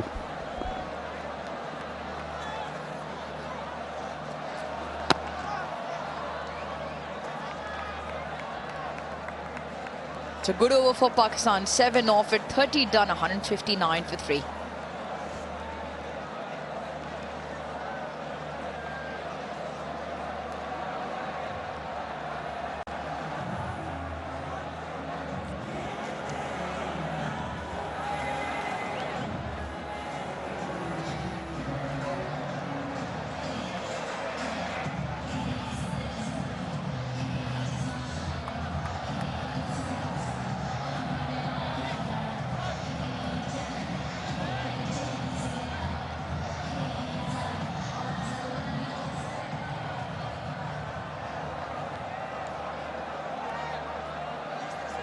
$159 for 3, Pakistan requiring another 105 runs.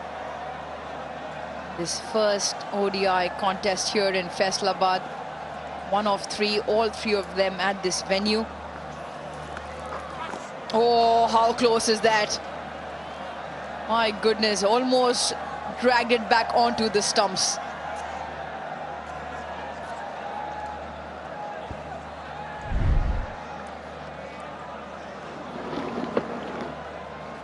Almost dragged it on, almost.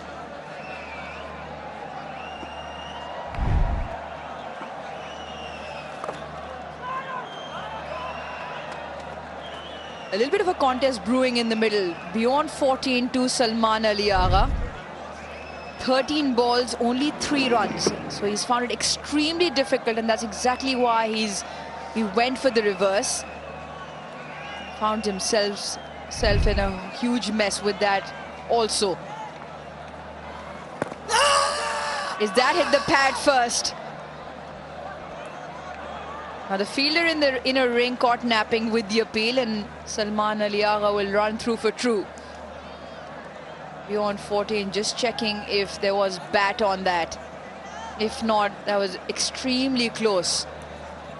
Maybe just picked up 2 sounds. Well, after deliberation, we will send this upstairs. Let's have a look. TV umpire to director. We have a player review for LBW. The original decision is not out. I've checked the bowler's feet and it's a fair delivery. Can we go to front on when ready, please?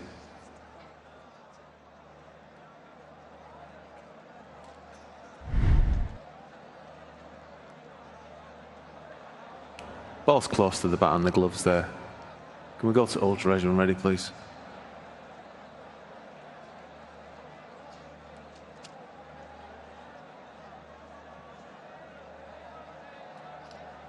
Yeah, just go back and then play it through again, please. Yeah, and just play it in through from there. Thank you.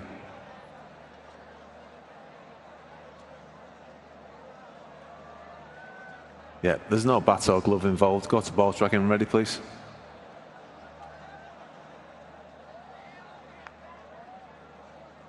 Pitching outside off, impact in line, and wickets missing. Asif, you can stay with your original decision of not out. Stand by. You're on screen. Twice, 14 has urged the captain to go for the review. Both times disappointed. There was no bat involved, and that was confirmed on ultra edge, but just with the angle. Remember, not a big turner of the ball beyond 14. That will mean a couple of leg byes. So still 3 or 14. The little challenge between 14 and Salman Ali Agha. Bruce, you must have noticed one thing. Salman Ali Agha probably had the best defensive technique out of all the batters in Pakistan. Now, of late, when he's looking to defend the ball, the arc of the bat is not correct. Not playing the ball with the full face of the bat. That's a concern. Oh, that one turned. Good delivery. He came off and broke onto the scene in that test series versus England, where him and Saud Shakil batted extremely well as the sun went down in Pindi a couple of years ago, and that came off good runs at the domestic circuit. We'll come back to that. 31 done, 162 for 3.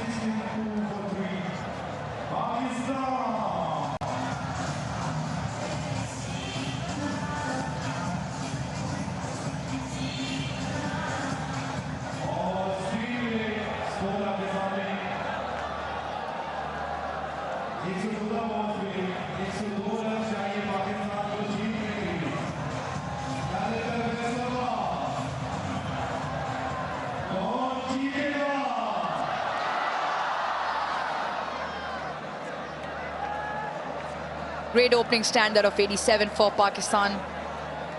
Then a couple of wickets came in quick succession. Since then, a partnership is built. Quite nice for Pakistan in terms of 57 runs.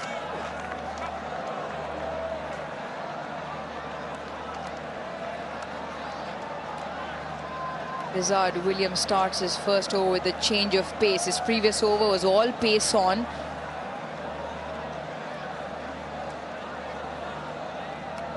Captain for South Africa, Matthew Bretsky, will hope next wicket for Pakistan comes from somewhere. If they can break this partnership open,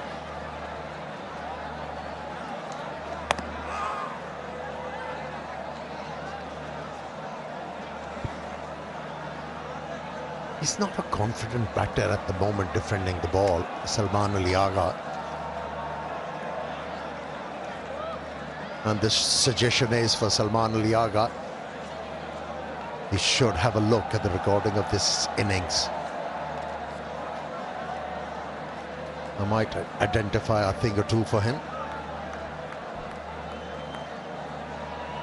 we're speaking about the previous over, how techniques change over time.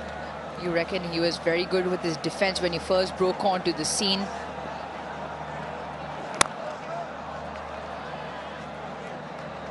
Had turned down the numbers for a long time in List A cricket and the domestic format for Pakistan.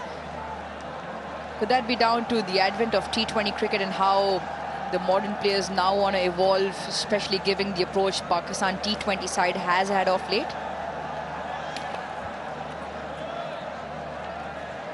Could be few reasons. Can be one of them.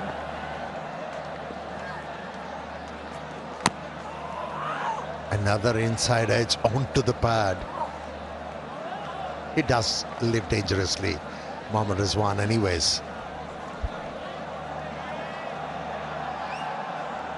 Once again, you watch his footwork, so the stride on the front foot is not extravagant. He's never really looking to get to the pitch of the ball. It is more of his hands through the line of the ball. And he's especially vulnerable to the ball that just darts back in.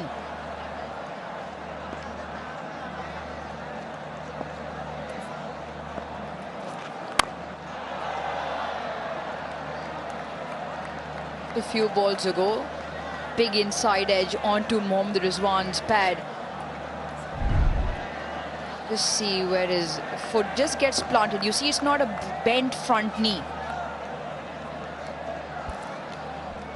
And also the back knee. When both the legs are very alert, you're not very balanced as a batter. And you tend to push at the ball.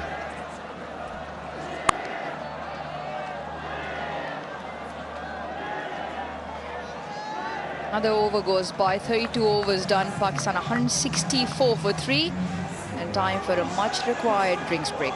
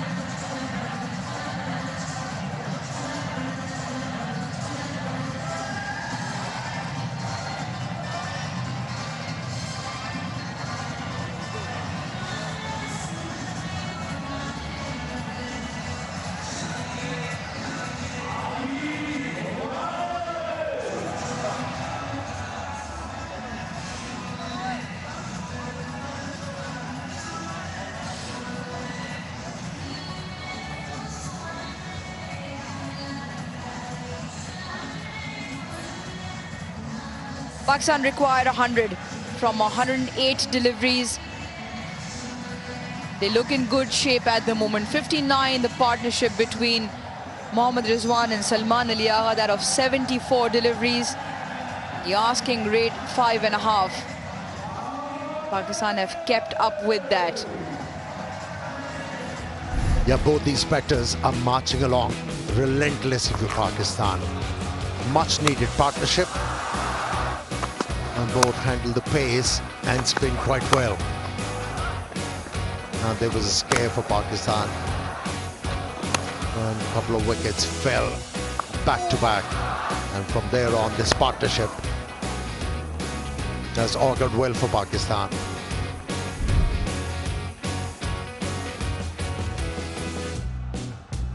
Partnership's always key. The first one was important to get a good start for Pakistan in this chase. And now for the fourth wicket as well. 59 off 74. Still no due Amir Sohail. There's plenty of conversation around that it does normally come in. That's what Shaheen Shah Afridi said at the toss, that one of the decision's reasons was that due later on. So far, so good.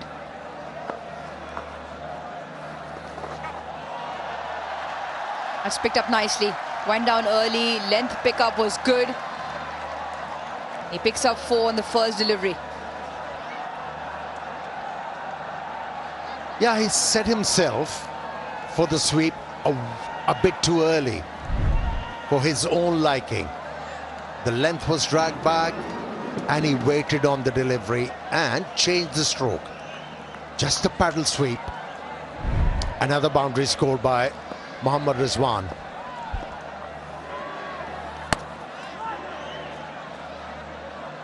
He's extremely effective with the deliveries that are angling into his legs or the leg side, starting at middle stump. Trouble he has is when the deliveries are starting just outside the off stump and land within that off stump, middle stump line, where he leaves himself slightly vulnerable.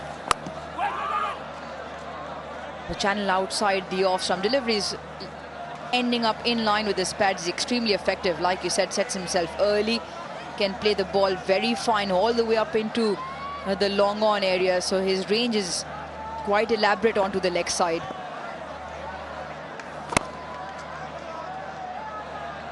Yeah, not many batters are comfortable sweeping the ball from that line. Is one exception, Mohammad Rizwan. Usually batters, they pick the ball from outside the off stump or outside the leg stump.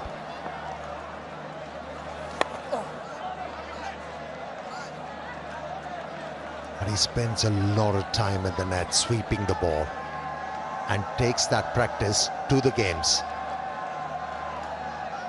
That's why that stroke comes off often than not.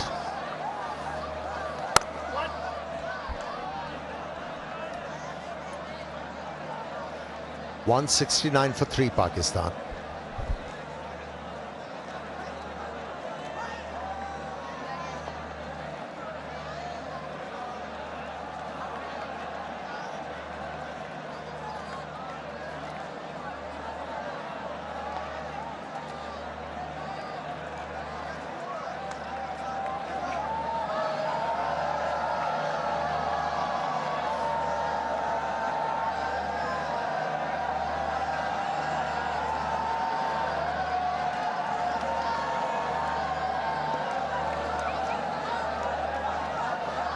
$191 for 3 was South Africa. Pakistan 169 for 3. There was that stage in the game where Pakistan just picked up a few wickets in that middle order for South Africa. At the moment, South Africa to deal with a partnership which is good from Pakistan.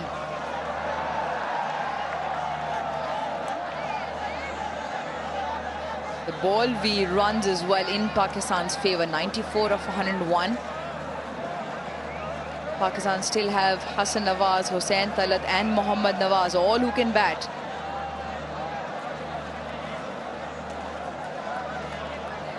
Easy does it.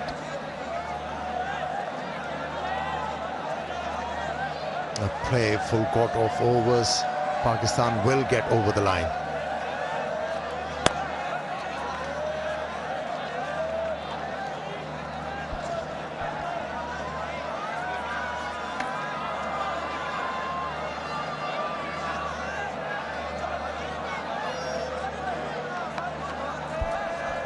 Now Lazard Williams hasn't been able to bring any impression on the batters.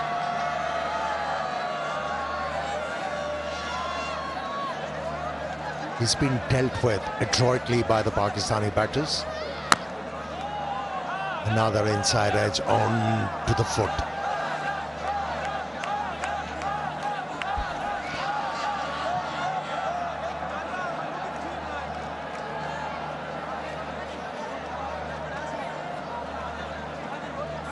when you and I came on to commentary, there was a question around whether they will bowl the change of pace deliveries into the surface. Out of the 3 overs Lizard Williams has bowled in his second spell, I can only remember the one delivery that was off pace. Everything since has just been on pace. So maybe that is something that you can look from a tactical point of view. Change of pace into the surface, drawing both batters to maybe go for the pull shot. Done well to keep it down, because the spinners for South Africa have bowled 19 overs, 91 for 3. Both wickets, 2 wickets to Ferreira, 1 for 14. Going at 4.8 runs an over. George Linder hasn't picked up a wicket and has gone for a few runs as well. So that's where Matthew Bretsky has given the ball back to the seamer. Dungi Ngidi, just the 4 overs.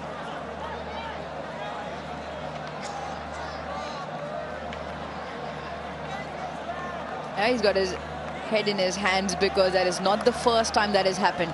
The inside edge. It's found all sorts of body parts for Rizwan and Salman Ali Agha, not the stumps. Saw one chopped on into his own body. Salman Ali Agha earlier on. Rizwan plenty of times has dragged it back on his stumps, back onto his pads, beg your pardon.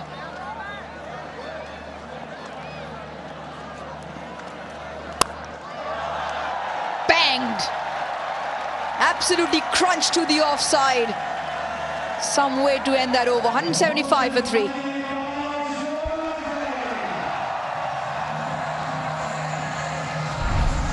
Yeah, finally decided that it's time to charge at the bowler. And did it comfortably.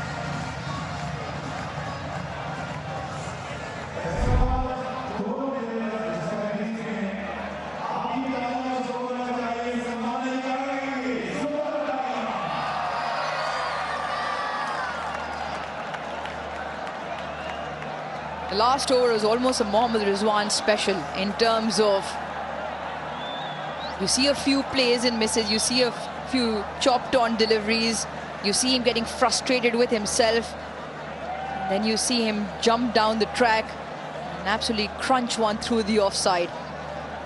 Lizard Williams has just gone off the field.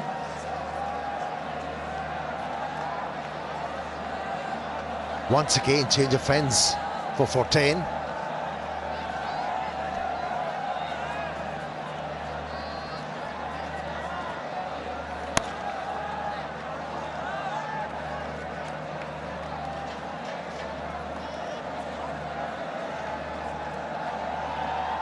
Just to remind you of the new ICC regulations as well, that onwards from the 34th over, only 1 ball will continue for the remaining 16. Up in the air, is that a chance? One running back, one running forward, falls right in the middle of the 2. Really feel Amir Salman Ali Agha knew exactly where the field was, and that's why he took him on. Placed it quite nicely. Not deliberately though. He survives. That's important for Pakistan.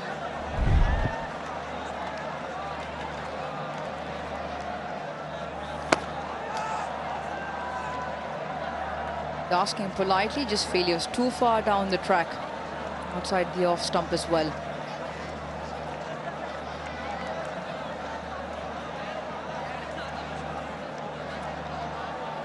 Yeah, can't review it anymore. Exhausted both reviews, South Africans.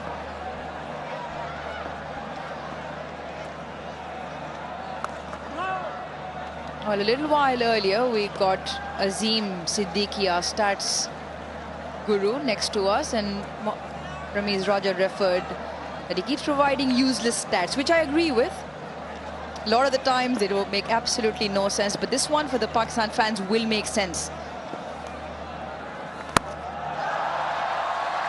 This one once again might just fall in the middle, just away Zingaba Peter, who's coming for Lizard Williams.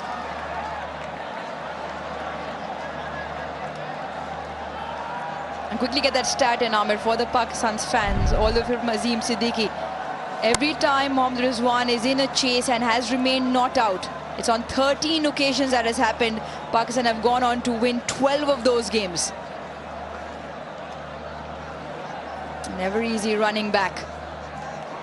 Twice now in 2 overs.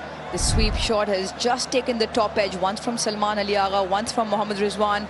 This is the guy, Azim Siddiqui. You can make up your mind whether you like him or not.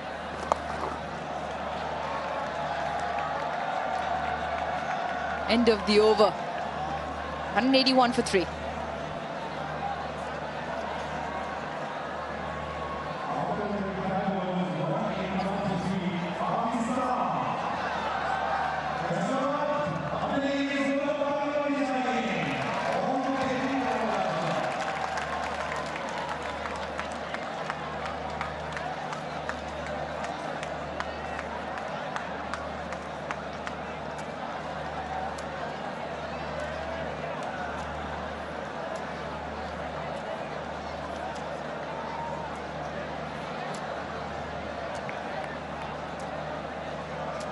Yeah, Pakistan definitely ahead in this game. Are going after the job. Very workmanlike. Mixture of singles, doubles and boundaries.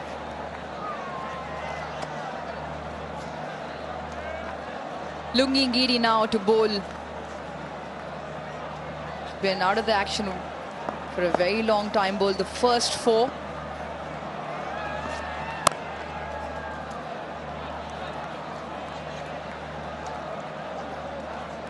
Why are you after our stats guy, Azim Siddiqui? I mean, I think not useless, maybe irrelevant at times. Brilliant, Amir. That's 2 adjectives now, useless and irrelevant. Keep them coming. We have Ramiz in next. He'll add on to that. Especially when the stats come in at 2 in the morning. Make absolutely no sense.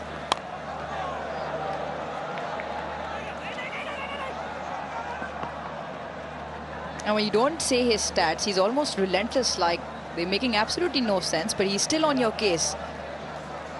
He's a thorough professional. There is no doubt about it. We're just pulling his leg. That's all. Yep, we try and work as a team. A lot of the stuff that we say come from a lot of other people who put the hard yards in the stats. One suggestion, he has to get his timing right. Well, Amir, that just seems to be an overall concern in our part of the world.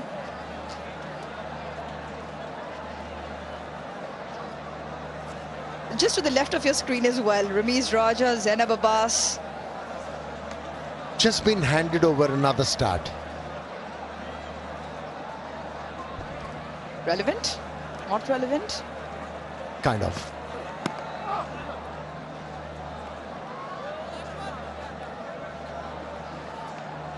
Right then. Back to the cricket. 47, Rizwan steadying the ship as he's done on so many occasions for Pakistan. 78-run stand between the two. Lungi Ngidi, first delivery pace on, since then just taken the pace off. It's been the cutters into the surface.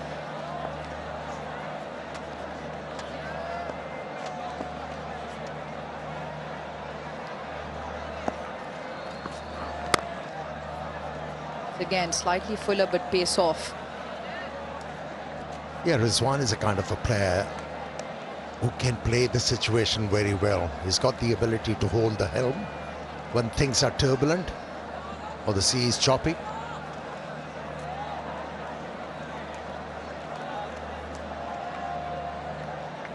Is the evidence that Pakistan in this game is in a very good position.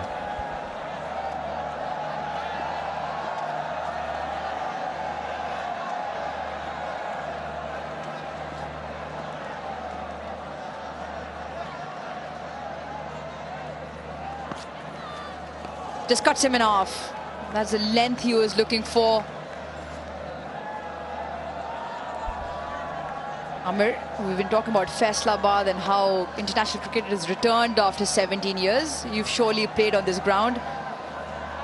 Any fond memories from back in your time? There are many fond memories, but one memory I want to share with you. When Ramiz was captaining here, when he played as a captain his last game in a test match here, he bowled me about 60 or 70 overs in extreme heat, and I still hold it against him. Well, we can find out why Ramiz Raja did so in a couple of deliveries. And I leave that question with JP Dumini to follow. 36 done, 184 for 3.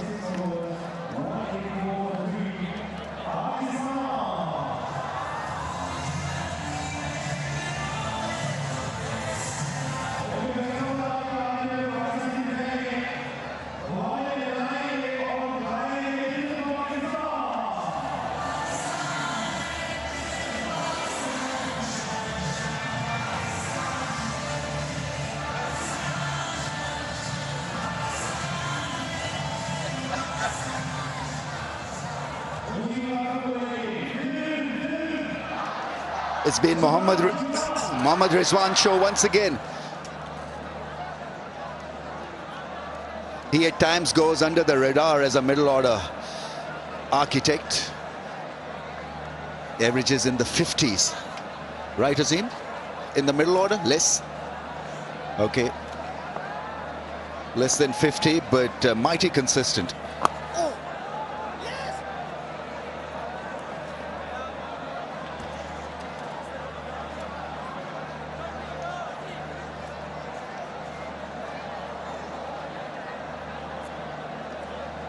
Well, I've been forced to ask the question, Ramesh. 51 overs for Amir Sohail in a test match here, is it? Your first comment was poor captaincy. Oh! That's gone fine for runs. And I'm not going to elaborate on that.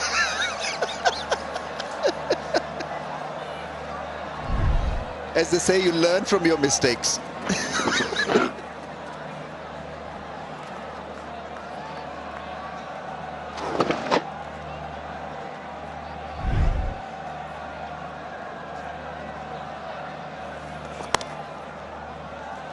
Now more at home playing spin. That's the advantage you carry if you're out there for any length of time. Salman Ali Agha, 33 or 43. But it's Rizwan who's carried the momentum forward, just a single away from a 50.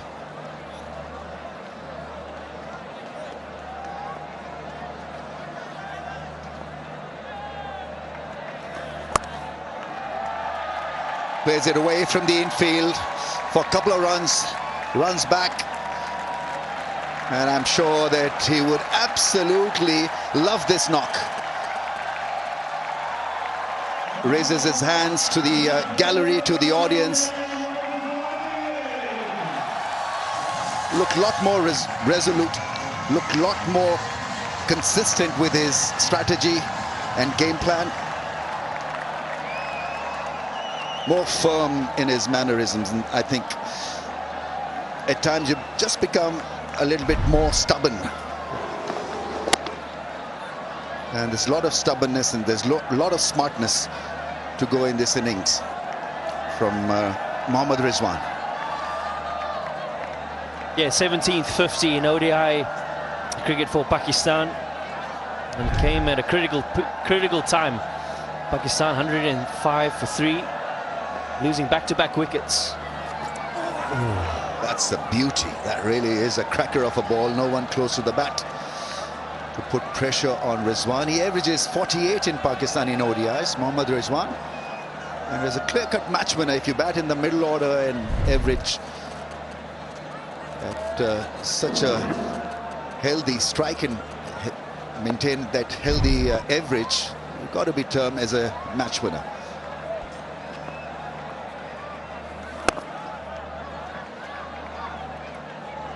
.191 for 3.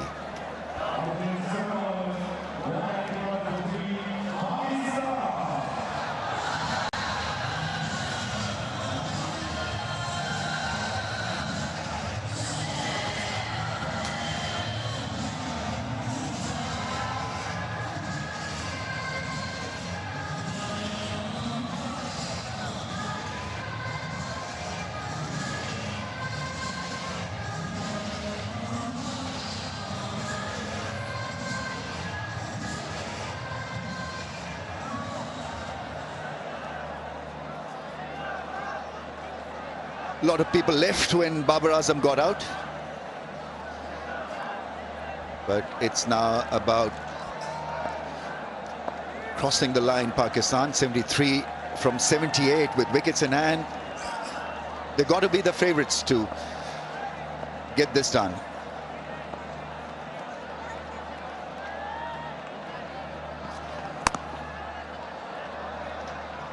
Yeah, it's been a critical partnership. Rizwan Salman, 86 or 87 rather, 105 deliveries. I guess the one thing that stands in South Africa's favour, particularly in the subcontinent, things can happen quickly. And you certainly don't want to throw in the towel at this point. 72 of 77, a few dot balls, all of a sudden that run rate creeps up. A few wickets in there, all of a sudden you're back in the game. More importantly, how do you get that? Do you bring an extra fielder in to create a little bit more pressure?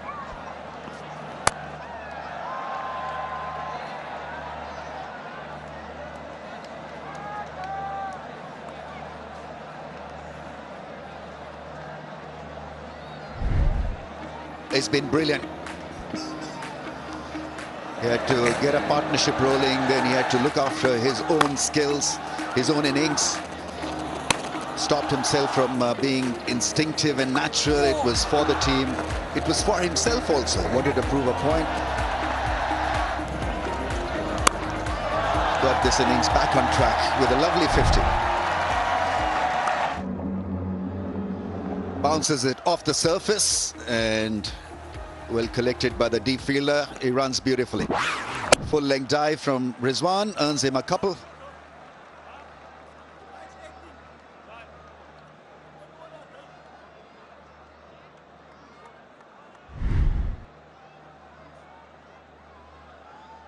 Yeah, ability to play all around the ground, particularly against the spin, which was probably the biggest threat in the middle phase.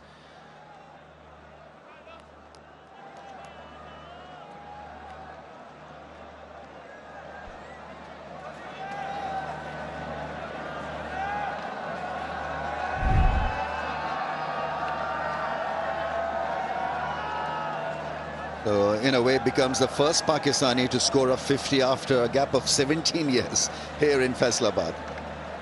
It's a kind of a record as well.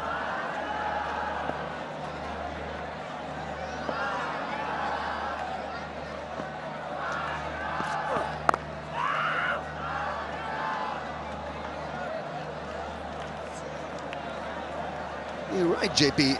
South Africa would want this equation to be run a ball, and then if they can have a strike or two, make it tough for Pakistan to get over the line. They're just struggling a little bit. 50 overs impact. Some of these young bowlers, young kids, haven't played a lot of ODI cricket. It can test you out completely like Test cricket.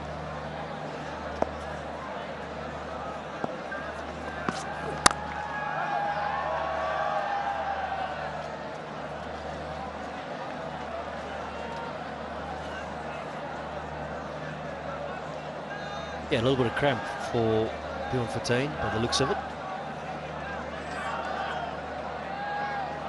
Well, a really good spell. 9 overs, 1 for 35.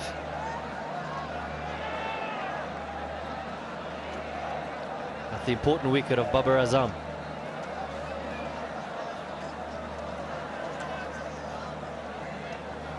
Obviously didn't like what he was offered. Making faces, not nice. What is it, pickle juice or something like that?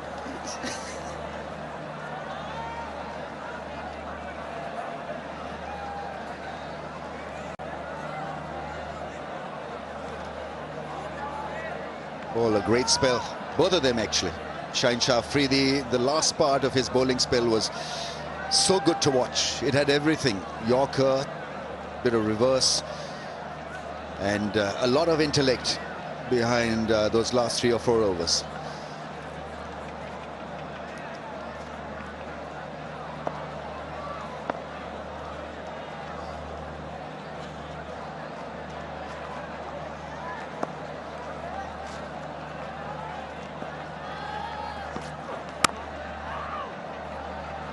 Ends with a dot.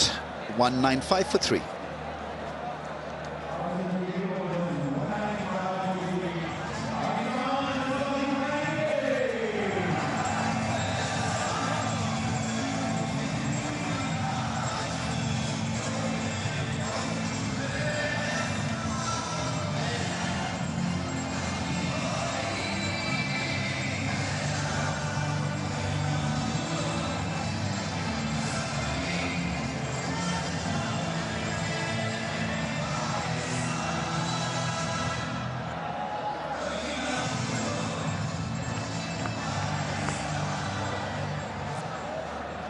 .69 now of 72 balls. Proteas want things to happen quickly. In the meantime, it's Rizwan and Salman Ali Agha once again at it. They feature well as a pair in ODIs.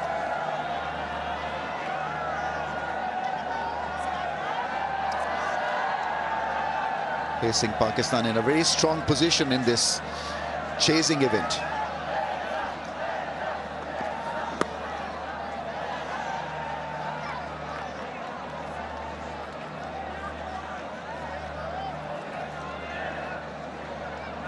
If you want to have an extra fielder in, JP, where will you have it from? So you've got a deep point and a deep square leg.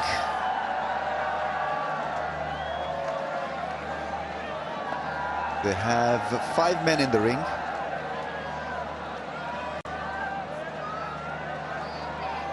Bosch will be looking for some reverse at this stage. Remember, it's going to be 1 ball after over number 35. New rulings in ODIs. Oh, that's a big hit. Is it a big hit? That's beautifully held. Pretorius there with a wonderful catch. He's signaling out. Rizwan is gone, and so twist in the tail. Is it going to be a little bit better now for the Proteas? Really was a remarkable piece of fielding. He must have been blinded for a little while and then had to adjust. Took a great low catch to dismiss dangerous Rizwan. Yeah, it's a moment in the game that can swing the momentum, and Proteas will be elated. A very good innings by Mohammad Rizwan. He goes for 55. Pakistan 196 for 4.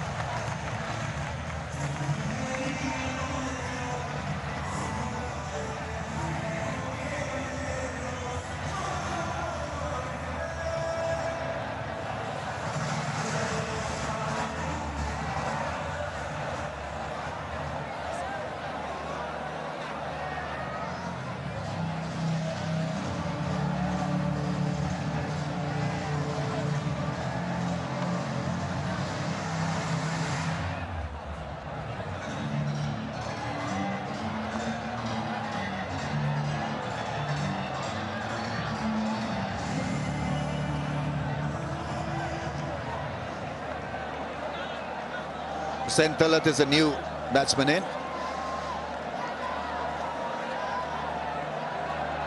A better fit in ODI cricket, Hussain Talat, because his numbers are impressive. 5 international matches, best of 41 not out, but in domestic ODI cricket he averages in the 40s. Over 41 with a strike rate of over 90. And his job will be to tap the ball around and not look for any heroics at this stage. It's about getting another partnership rolling for Pakistan.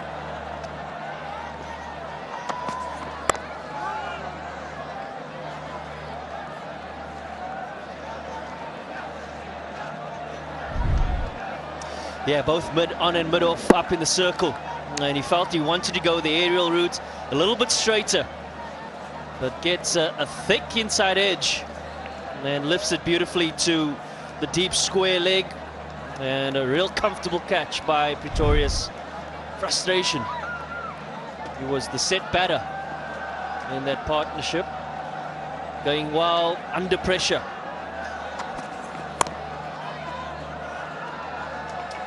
He's off the mark.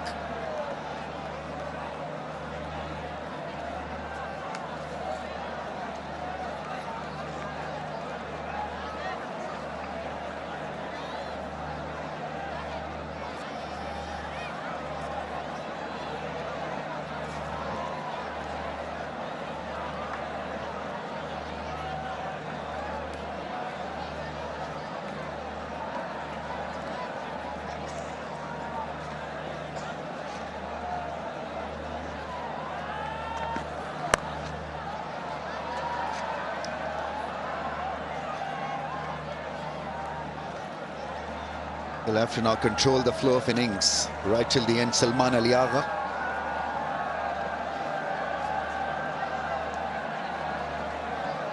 Guide Hussain into the act.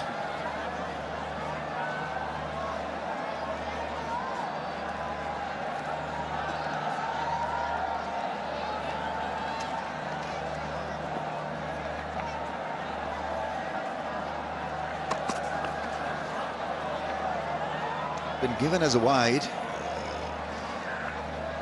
I'd call that. Maybe it was the height. How high was this? Pretty high.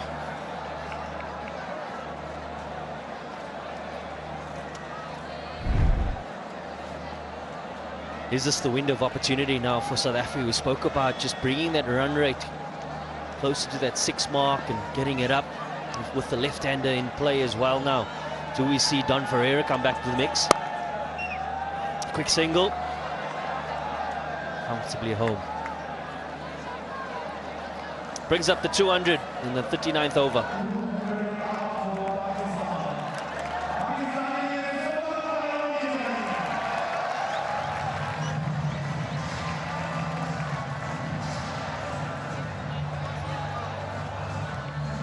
It's definitely become breezy.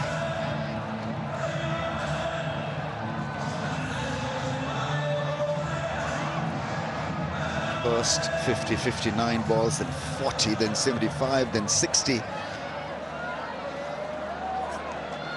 Coaches haven't allowed this game to run away from them. Clearly, it is breezy out there.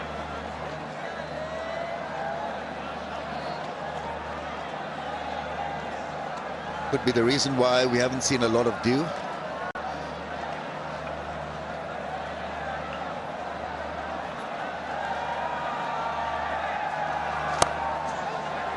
Nice one through the offside. That fielder at long off is square. They come back for the second. Excellent piece of running. Salman Aliagha is quick enough. He initiated the second call for 2, and he's made his ground quite well, quite nicely.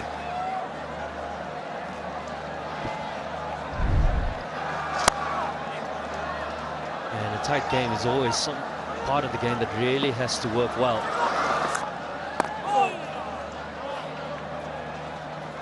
Literally targeting the off stump, hitting the pads. The odd one has spun. And, need to get the one that goes on with the arm to possibly hit the stumps as well. Takes a little bit of time adjusting to the pitch conditions. The ball not coming onto the bat, so got to be careful square driving or cutting the ball. Oh, beautiful ball. Lowered the shoulder and still got that desired impact. Good spin off the straight.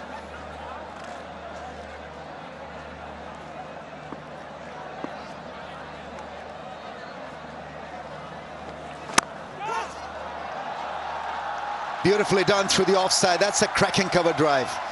Everything's so right about it. Picked the speedy ball. Ball at a faster pace in the slot and driven gracefully. Previous delivery, 103 kilometers per hour. It's the arm ball, but it's the width on offer that Hussain Talit pounces on. And just a clean flow through the line of the ball. Gets the boundary. Oh, chance. Stumping chance is down.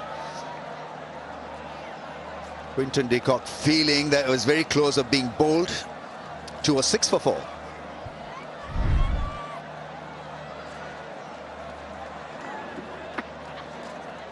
Yeah, we saw the seam-up delivery in the previous one. And going back to the conventional and getting the purchase. Oh, opportunity missed by Quinton de Kock. Even trying to get back to his crease. Couldn't get that back foot back. Disappointment.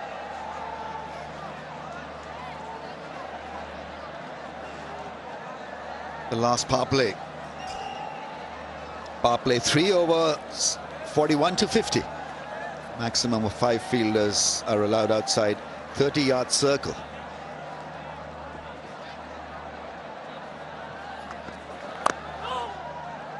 Just a wee bit late on that one, and Bosch has got this ability to hurry you, to rush you.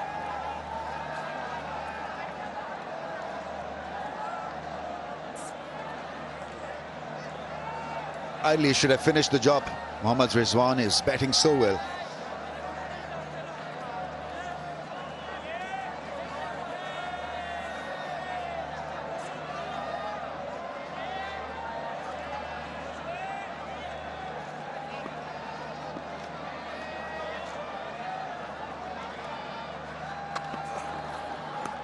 That's a beauty.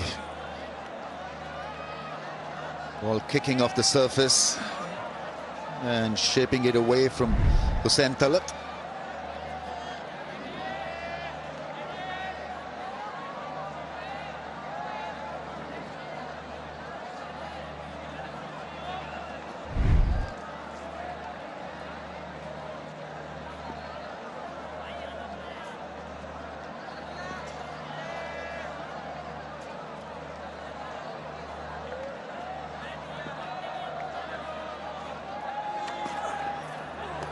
Hanging his bat at that one.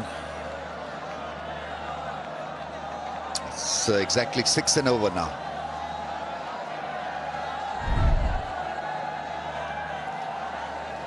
Slight hint away from the left-hander. Coming around the wicket, the natural angle that you're looking for as a left-hander is coming into you, trying to hit the stumps. So at times you can sort of just wave your bat outside the off stump, not fully committed to it. So the dismissal of George Linder, very similar.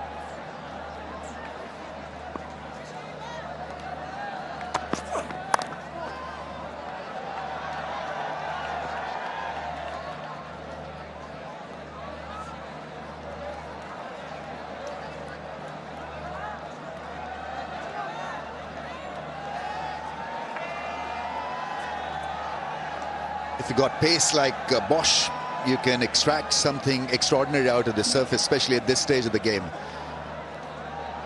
At speed, who knows whether one will keep low, one will jump off the surface. I think slip is definitely in play, especially against Hussain Talat.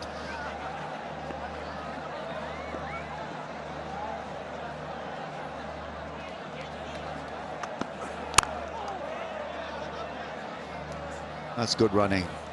The fielders in to stop an easy rotation of strike. Ngidi there just a little bit lazy on the take.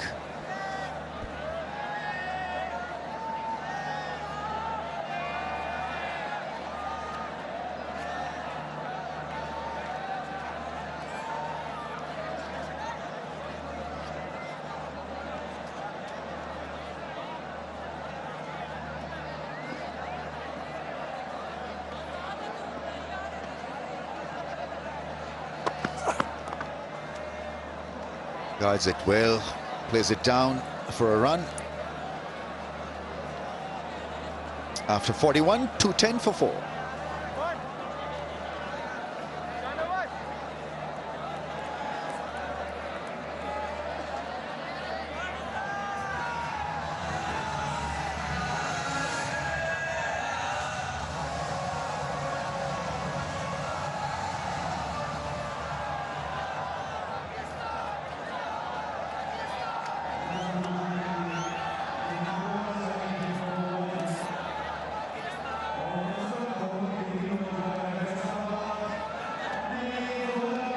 Proteas making a fist of things. Pakistan now need exactly 6 per over.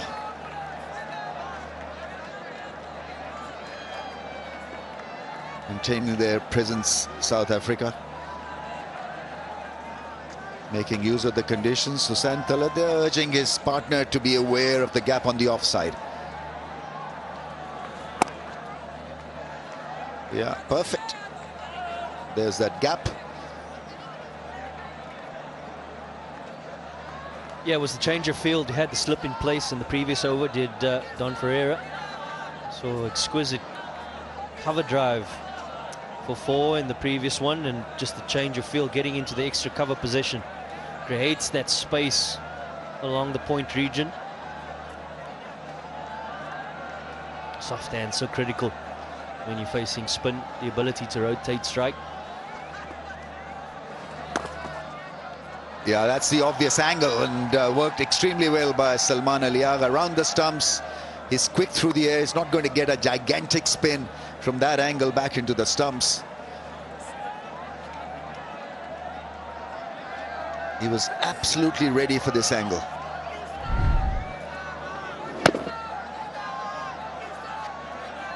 Don Ferreira known for his flatter trajectory. Yes, he's been extracting a little bit of purchase. But you always have a little bit of pace to work with, and he gives the width outside the off stump. Welcome, Batsaman.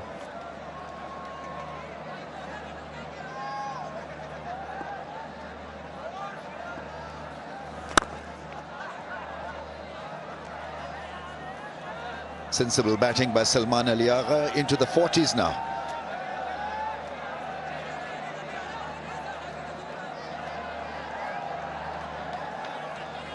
He had his tough moments, Salman Aliagha, early on in the innings, but weathered the storm. It's more a mental game to survive. Ngidi does well.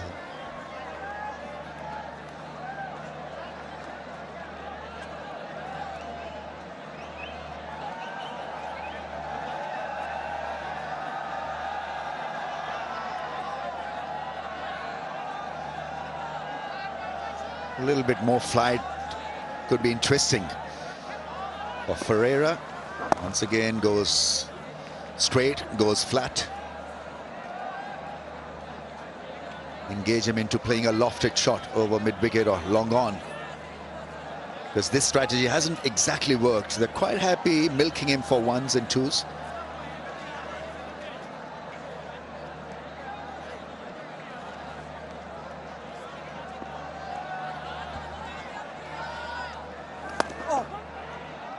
Yeah, quick single, and Ngidi once again.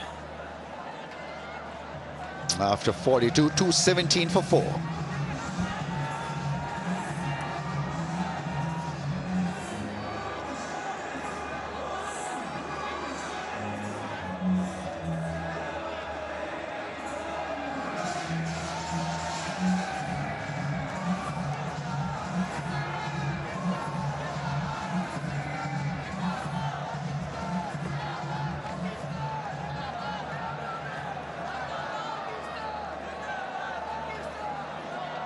Put up a good fight, Proteas. Didn't have enough runs on the board. I think they were clearly about 20 runs short. At one stage, they were eyeing a 270 plus score. Then things fell apart in the middle phase of the innings, and Pakistan made a strong statement in the death overs to limit them to 263.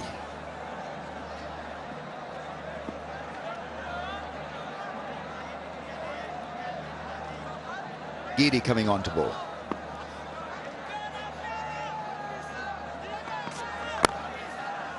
On the pads, and a single. What will be his brief, JP, Ngidi at this stage?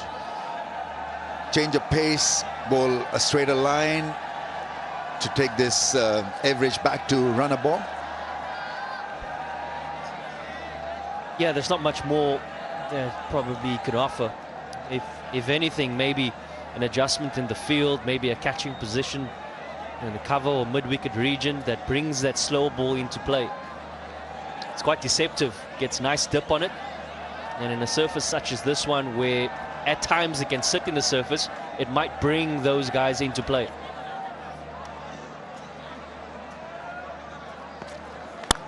Slow ball, punished. That's well fielded at mid-off. Really isn't a grand effort. You've got to call it that.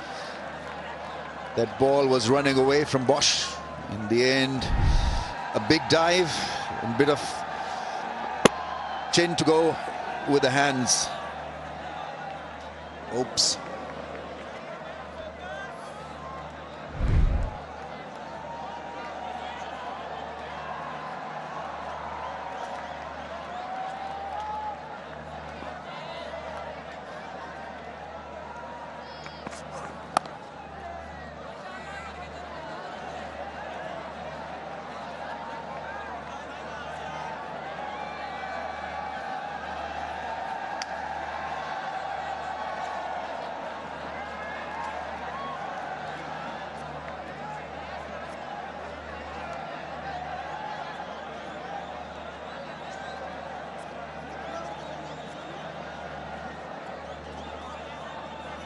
Yeah, there's certainly two schools of thought here for Matthew Breedska and Lungengidi. Do you bring an extra man in the ring, try and create some pressure, play a false shot, or do you take it deeper? The 1-2 sweeper. Are you happy to try and take it into that last 2-3 overs and try and put the pressure on there? Do you take the risk now and try and squeeze, try and get another wicket, possibly two, squeeze that way? He's tried his hand at slackening the pace, but the ball is skidded off the surface.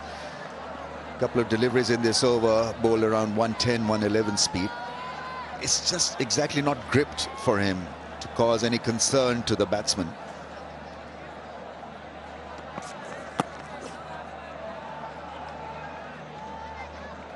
You've got to get an extra man in, just to let them know that we are here to get a wicket.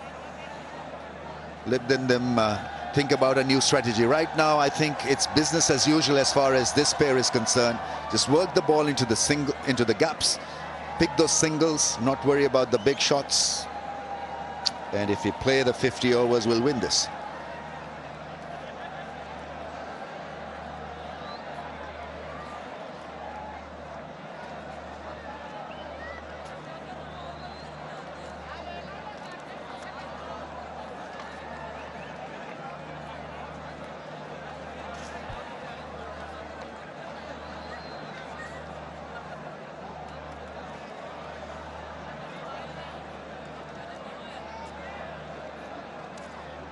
Very fidgety with his gloves, Salman Aliaga.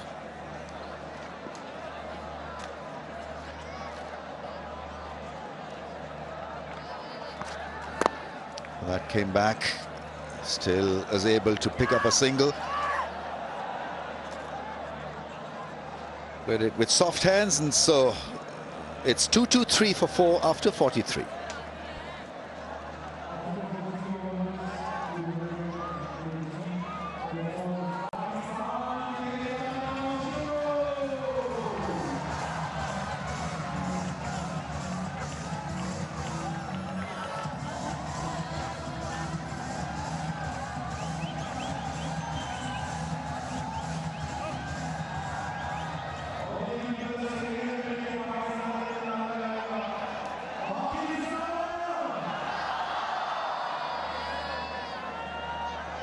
.41 needed, 6 wickets in hand for Pakistan.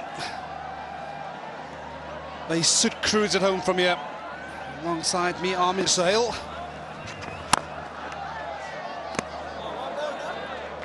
You certainly feel the team to make a play will be South Africa. Perhaps bring an extra field up in the ring and force the hand of Pakistan. Yeah, chances are bright for Pakistan to win this game. Opening game of this. That's in the air. Clears everything. He tried similar kind of a stroke with the previous delivery, but the length was fuller. That's why he wasn't able to hit the ball aerial. But slightly back of the length helped Salman Aliaga to execute that stroke. Yeah, and what a way to go to his half century this evening. A calculated risk, understanding the ball turning into him, but the placement to perfection. Straight down the ground, what better place to hit it? His half century comes up in 56 deliveries. It has been a painstaking innings. But Salman Aliaga had to survive for a little while. And now he has gained enough confidence to go after the bowlers and to finish the game in a jiffy for Pakistan. Yeah, you look back at both sides, and the real difference has been Salman Aliaga to go with Mohammad Rizwan. And like to say, you can't buy that kind of experience in any supermarket. Wonderful innings, wonderful partnership. Came at a crucial time for Pakistan as well. And especially with the fact that Pakistan lost wickets in a cluster. And things were looking ominous, but that partnership you're alluding to made the difference. Huge difference.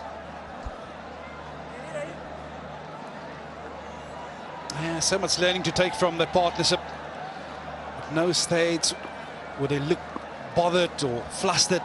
It's gone about doing their business. Excellent partnership, and they're in the commanding position. 2-3-2 for 4.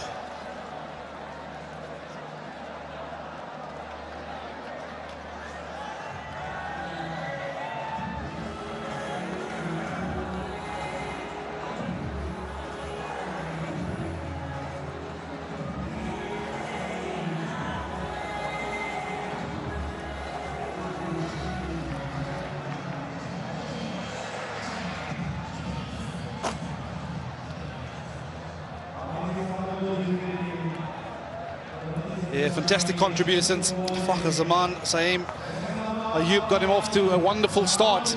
87, that first partnership healed it.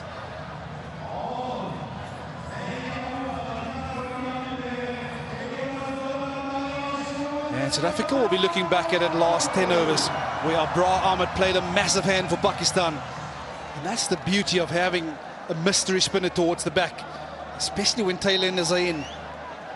Cleaned up the South African tail, kept them to 262, where South Africa at one stage would have felt they could get to 280 and beyond. And this is what this game is about. Always looking to take wickets. Never let the game meander on too far.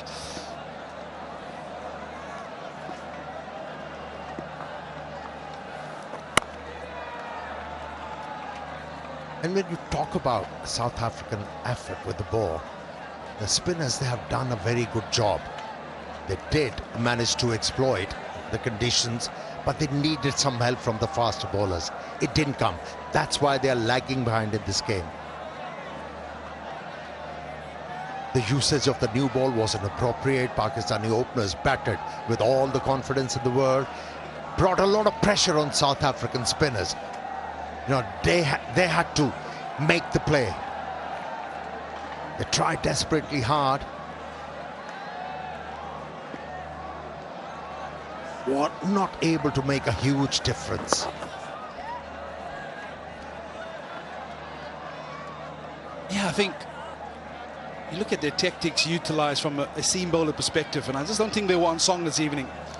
Yes, the new ball was swinging a little bit, but Lungi Ngidi just went astray a little bit in line from time to time. For me, again, those modes of the RBW bowled are paramount importance. We spoke about it all through the series so far. And this guy operating here, Bjorn Fortuin, he's been fantastic.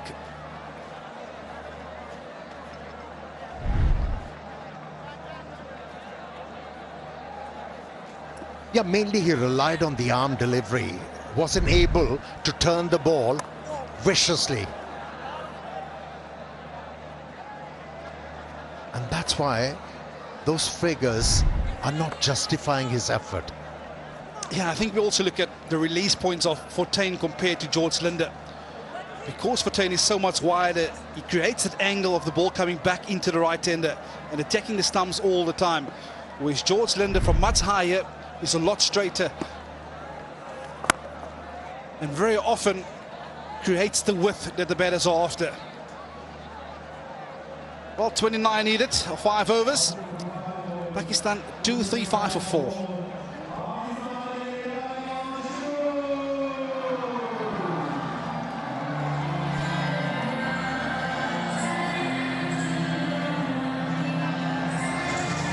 Yeah, the equation is not asking a lot from the Pakistani batters. 29 runs from 30 deliveries in this day and age. Shouldn't be a problem. With plenty of wickets remain. Yeah, you look at that equation, you'll take that any given day. No matter the format, no matter the conditions. Of course, 29 needed with 6 wickets in the bank, you should easily get over the line. But Amir, I've seen this all too often. You lose the in batter right now, and there will be butterflies. It's a return into the attack for Lungisali Ngidi.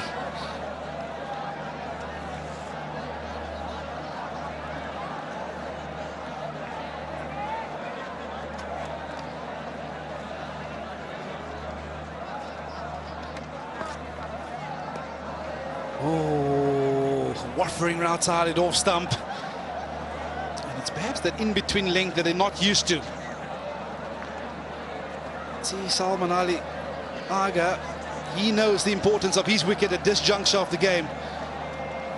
Perhaps saying to himself, he needs to be the man there towards the end of this innings. And we also know what it brings. It brings a bit of jitters, a bit of butterflies.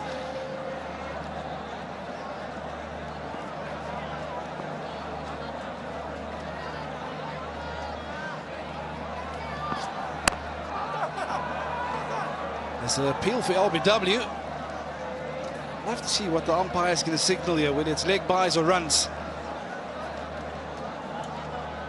Bear in mind, South Africa has no review left. Has given it as runs.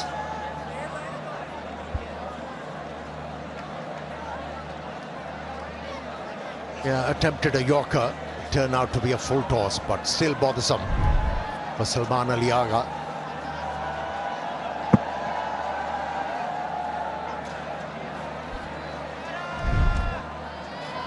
Yeah, don't leave that reviews up to us bowlers, Amir Bhai. Yeah, you have to think twice when a fast bowler or bowler is urging you to take the review. Oh, he's gone airborne, but I think he's picked the gap on the leg side. A couple of bounces, and this will ease the pressure of this run chase. Yeah, batting is all about maneuvering the length and using the angle. How conveniently angle was used by the left-hander. Roll of the wrist, and a very good result. Yeah, this partnership just backing up the last one. 44 coming at runner ball. That is all that's required at the moment.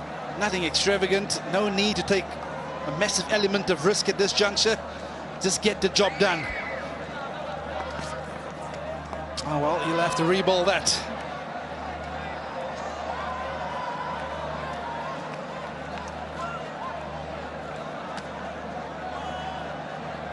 Yeah, it's Pakistan's game to lose now. They're in a comfortable position. Easy does it. One thing, these two batsmen should be reminded of, the bowlers are desperate. They are going to try different things, and in the process, they will offer a scoring opportunity.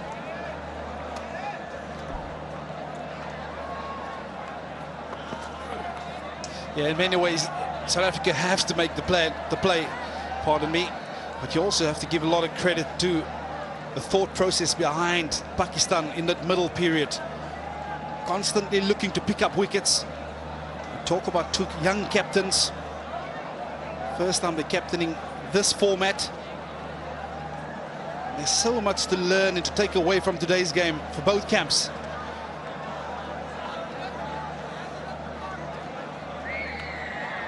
Yeah, like it was aforementioned, the faster bowler in the South African lineup were not able to create impression here. Lungi has been able to create an impression with that slow delivery. Went through the drive, not realizing the pace has been taken off, and he's been holed out. Yeah, he's outfoxed Hussain here. It's that slower ball. He doesn't slow his arm action down at all. Hussain reaching for it, and this is an excellent catch by George Linder, having to dive forward. Yeah, many would argue maybe a little too late. But nonetheless, Hussain goes for 22, Pakistan 241 for 5.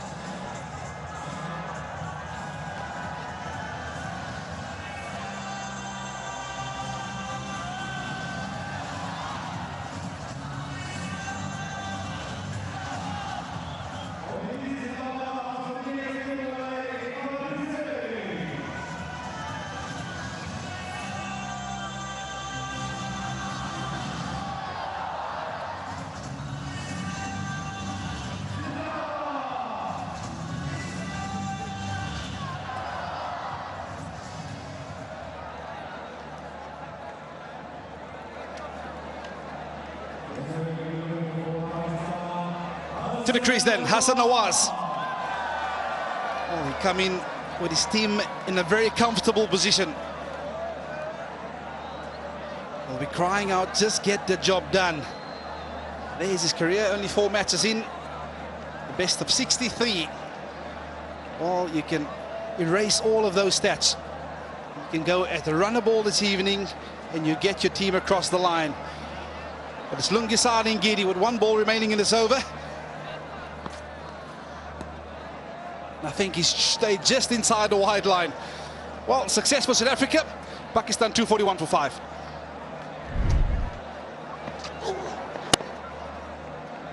Yeah, when you're looking to drive the ball as a batter, you need to get to the pitch of the ball.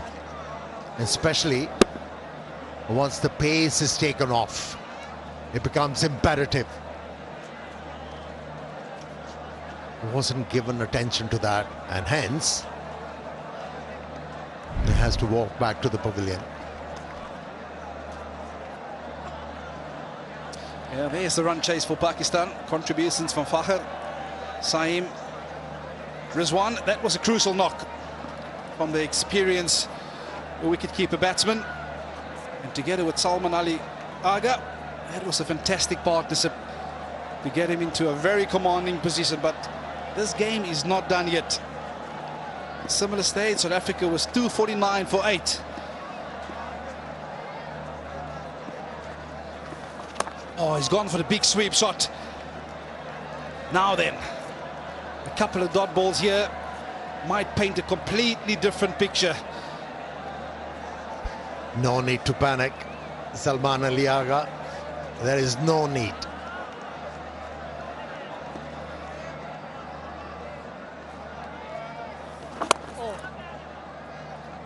Yeah, and I just feel that with the new batsman at the crease right now, this might be the opportunity where South Africa can squeeze a few dots. Get the feeling they might have to take the element of risk by bringing up a couple of fielders, inviting Hussein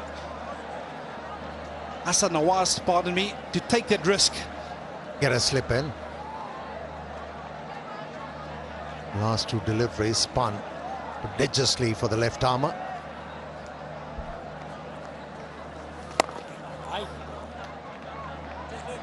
Yeah, just that fielder, get that extra fielder up. Let him have a go. He wants to be the hero, let him take that element of risk. But you afford yourself an opportunity.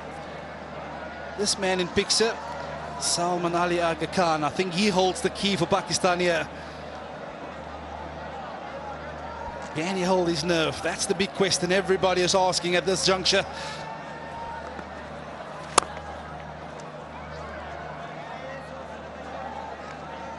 They wanted to surprise the batsman by increasing the pace on that occasion. George Linda turned out to be an easy full toss for the batter. I've got a little question for you. Do you look to get it done now, or do you try and take it as deep as you possibly can? I don't mind taking this to the last over as long as Pakistan is getting over the line. Oh, he's gone. He is gone. Once again, intemperate style of batting was Hassan Nawaz's downfall. He doesn't believe in slobbing out. Somehow is impelled to play his strokes once again. Deceived by the flight and also a lot of turn for the spinner. Yeah, fantastic piece of bowling by George Linda. Game of cat and mouse continues. Nawaz gone for 1, Pakistan 244 for 6.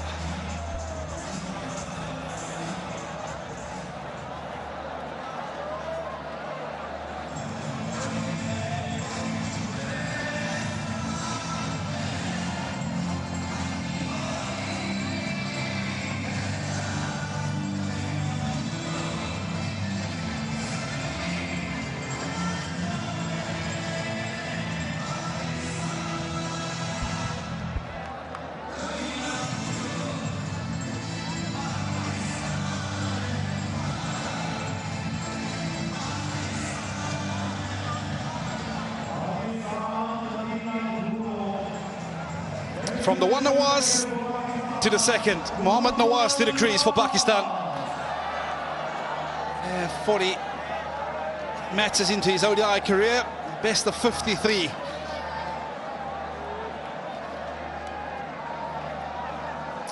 comes in with his team needing a further 20 of 19 deliveries. How is he going to tackle this situation, Amir? Just do the job. Oh, is that close? Oh, he's getting the ball to turn viciously now. Successful over from George Linda. It's 2-4-4 for 6. Yeah, he's almost preempted the shot. He's made up his mind even before the bowler has bowled. Fantastic piece of bowling by George Linda. Saw him come down, just dropped it a touch shorter. Yeah, he won't be too impressed with that attempt of that shot. Yeah, somebody has to make him recognize that his belief is false, that he can hit everything out of the park. Batsmanship is not all about tonking the ball. It's about hitting the ball into the gaps as well.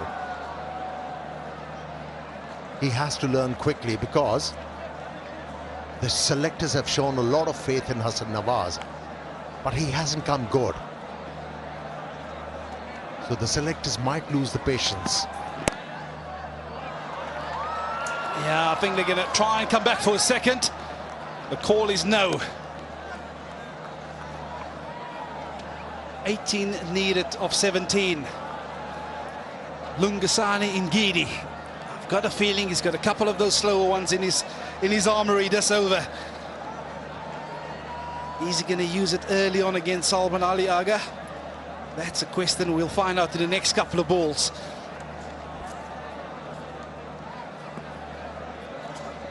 What's he thinking, Salman Ali Agha?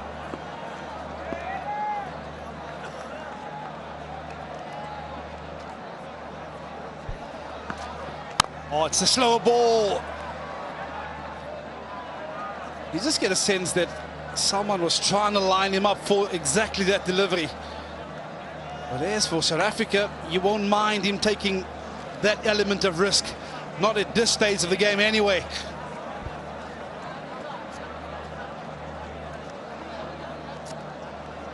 Yeah, this pitch is offering more grip now.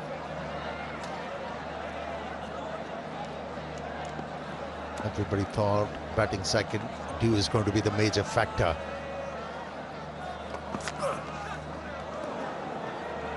Yeah, he bowls that, he disguised that ball so well. You can see Mohammad Nawaz trying to line him up, but irrespective of whether you pick it or not, you still have to hit it off the surface. And like you've alluded to, the surface has played a lot better than we all anticipated. From the initial stage this afternoon, we thought it might turn a lot, it might grip a lot. It's actually held up quite nicely.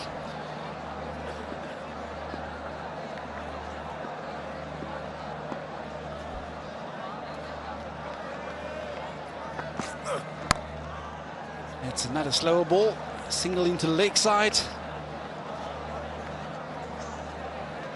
Amir, I can just sense there's a bit of tension building. Salman, he tried to look composed, but that previous shot he played sent me a signal that he's going to try and get this job done as quickly as he possibly can. Big question I've got for you, is it worth the risk at this chase?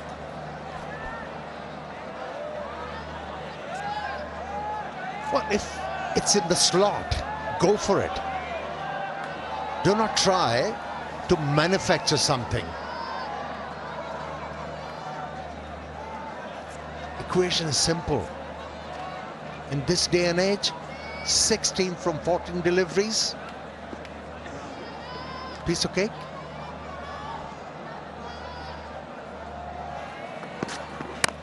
Oh, that is some shot. It's advanced down the track and he's going to pick up a boundary. Smeared it over the offside and also bring up the 250 for Pakistan. Yeah, he's been relying on slow deliveries throughout this over. Just because Salman Ali Agha stepped out of the crease, changed the pace, offer a lot of place for Salman to work with. And a timely boundary for Pakistan. Pressure relieved.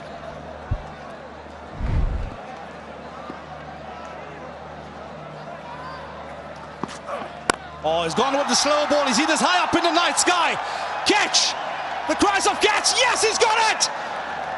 And it's Donovan Ferreira who takes the catch. Well, well, well, ladies and gentlemen. What a catch. What a catch that was. He had to cover a lot of territory. Kept eyes peeled on the ball.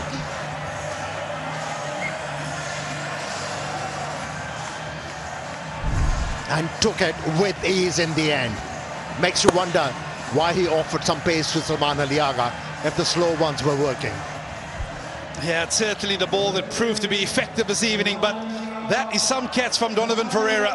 He had to cover a lot of yards. Yes, and that's what it means.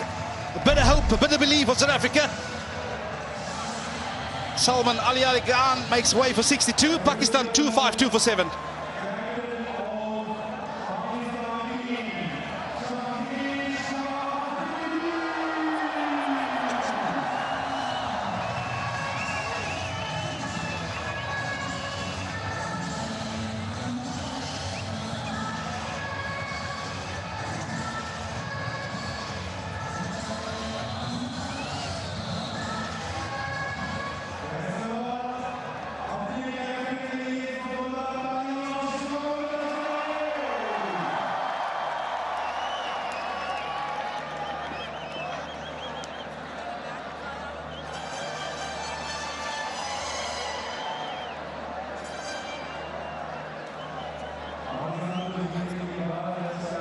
Captain to the crease. And as much as everybody is shouting, get the job done, he will know the importance of picking up a couple of crucial runs alongside Mohamed Nawaz, who will be the entrusted batter. I get a feeling that he will have to see his team across the line this evening. And how is this for a thrown off the dice by the South African captain? Bring on the off spinner in Donovan Ferreira. Intelligent move. Because Linda is not a comfortable bowler, bowling to the left-handers. Gone with the off-spinner. Played into the gap. Running hard for the second. Not available.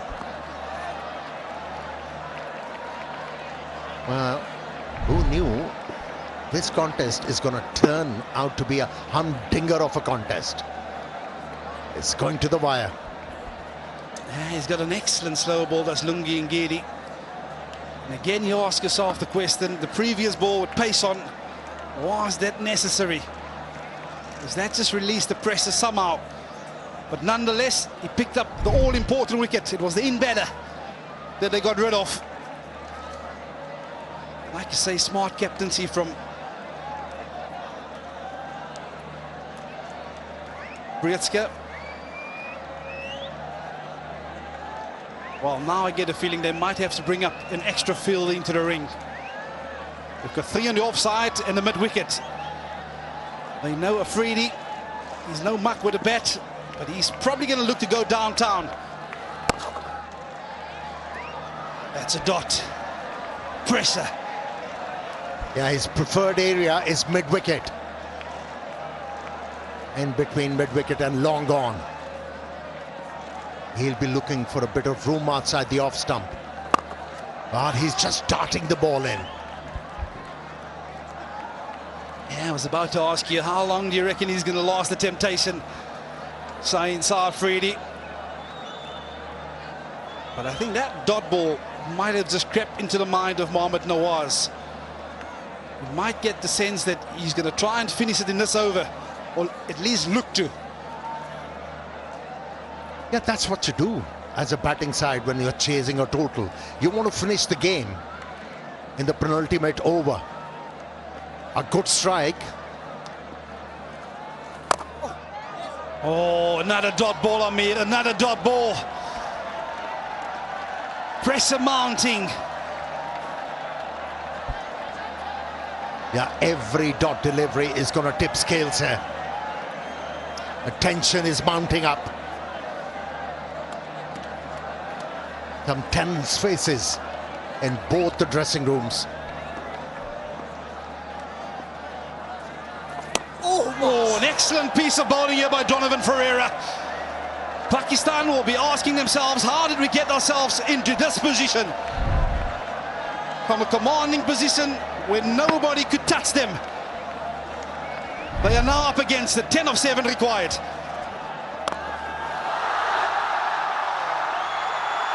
That's his ability. Yes. He played few dot deliveries. He was waiting for the ball to come to his zone and he was ready for it. Pounced on it, made the equation very easy for Pakistan. It's 260 for 7. Yeah, just the pace on from Donovan Ferreira. Pace on over Pitts in the slot. And Mohammad Nawaz said, thank you very much. I'll ease the pain of this run chase. And that's what it means to the folks out here in Faisalabad. But we are not done yet.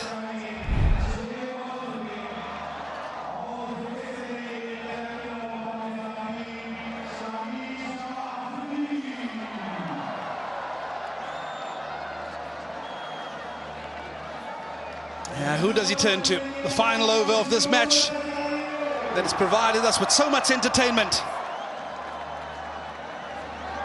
And guess what? He's gone to Kurban Bosch. He's been having a fantastic series so far in Pakistan. Can he close it out for his captain? He's going to go around the wicket to the left-handed Saeensar Afridi.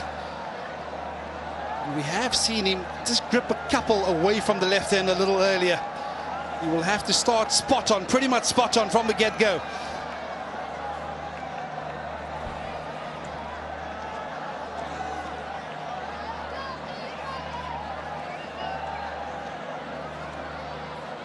Has to be a miraculous over from Corbett Bosch to be able to win the game for South Africa.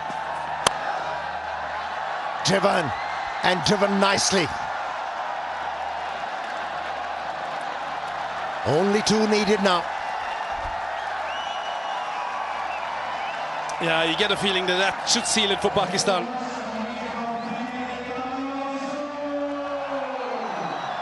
Many would argue Lungasani Ngidi with that slow ball option of his might have been a wonderful option right now.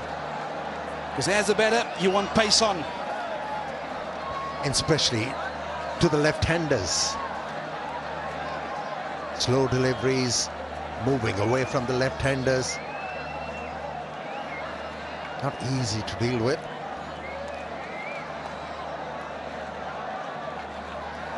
Worked for Pakistan so far. That move from South African captain. He's brought the field up on the offside. And he's going to pick one more. Well, scores are tied.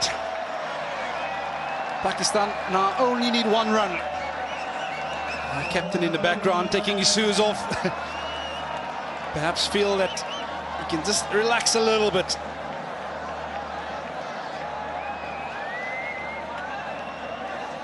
Yeah, it's going to be highest successful chase in Faisalabad in ODIs. And what a start for Shaheen Shah Afridi as a captain. Was able to make his mark. Handled the pressure quite well, both with the ball and bat.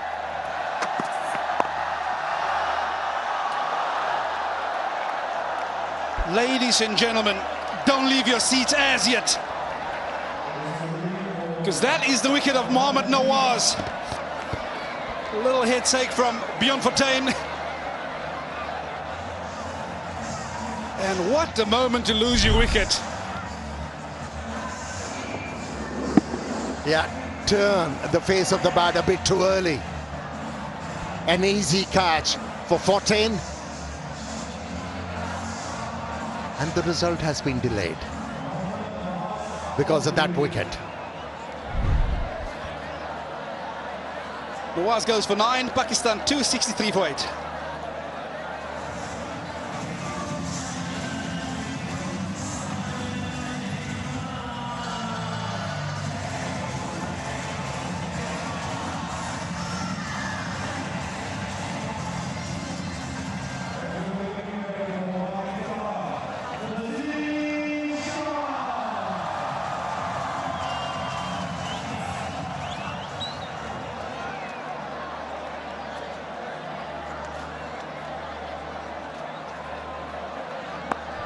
Nasim Shah with 1 run to get for his country. Oh, that is straight, but not straight enough, says the umpire. And what South Africa has got no reviews left means Pakistan crossed the line of victory. They draw first blood in this 3-match ODI series, and they go victorious by 2 wickets here in Faisalabad. For some, it might not be convincing, but win is a win. And that's a very good start for Shaheen Shah Afridi as a captain. Made the right calls. And congratulations to Pakistan by opening up this 3 ODI series with a win. Yeah, it's a match that's provided us with so much entertainment this evening. At no stage will one team dominating procedures, but it is the captaincy of Shaheen Shah Afridi that prevails victorious in this first match of the 3-match ODI series. Both teams have given it their all. South Africa feel that the young team, and you feel that there will be a lot of lessons learned from this first outing. The crowd out here in Faisalabad, they packed up the stadium and they were thoroughly entertained by the home team. Yeah, closely contested game. The scales kept on tipping. But in the end, Pakistan got over the line in the last over. And that partnership made a huge difference for Pakistan. A partnership between Mohammad Rizwan and Salman Ali Agha. Yeah, that certainly proves to be the difference between the two teams. It was the experience in that middle order for Pakistan. And that's what it means to the crowd out here at Faisalabad. Joyous, they've got reason to celebrate. It's the first time in over 17 years they got to see the national team playing right in front of their home. Absolutely beautiful scenes out here at Faisalabad. Yeah, one has to appreciate Pakistan Cricket Board for thinking about Faisalabad, that the international cricket should return here because people are enthusiastic. And that's how the innings of Pakistan panned out. Good opening partnership, set the tone, few starters, but that partnership we were alluding to between Rizwan and Salman made a huge difference. Yeah, you talk about partnerships. The opening partnership really set up the game for Pakistan. Yielded 87 runs, but then they needed that partnership in the middle. 91 between Salman Ali Agha Khan and Mohammad Rizwan, really to break the backbone of the South African bowling lineup. Yeah, to turn the game in South Africa's favour, the usage of the new ball was of highest importance, but it wasn't effective. Created a lot of pressure on the spinners, who did bowl well, but not good enough to win the game for South Africa.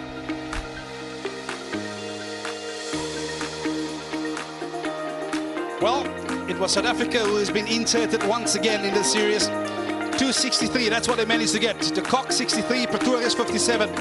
They were the standout batters for South Africa, but it was all about that bowling lineup of Pakistan. They picked up wickets at crucial stages. 3 for 40 for Nasim. Abrar, he closed it out fantastically towards the back end. And in pursuit, Pakistan 264 for 8 to clinch victory by 2 wickets. Well, we'll take a short breather, and once we come back, we'll head down to the post-match presentation.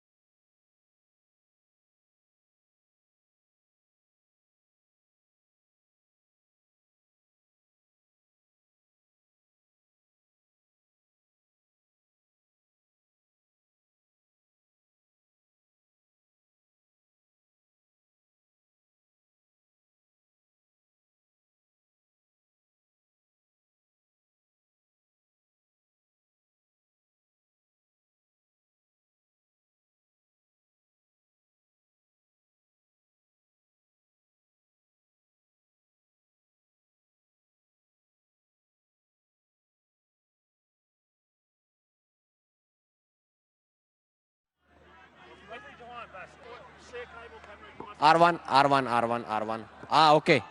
Happy.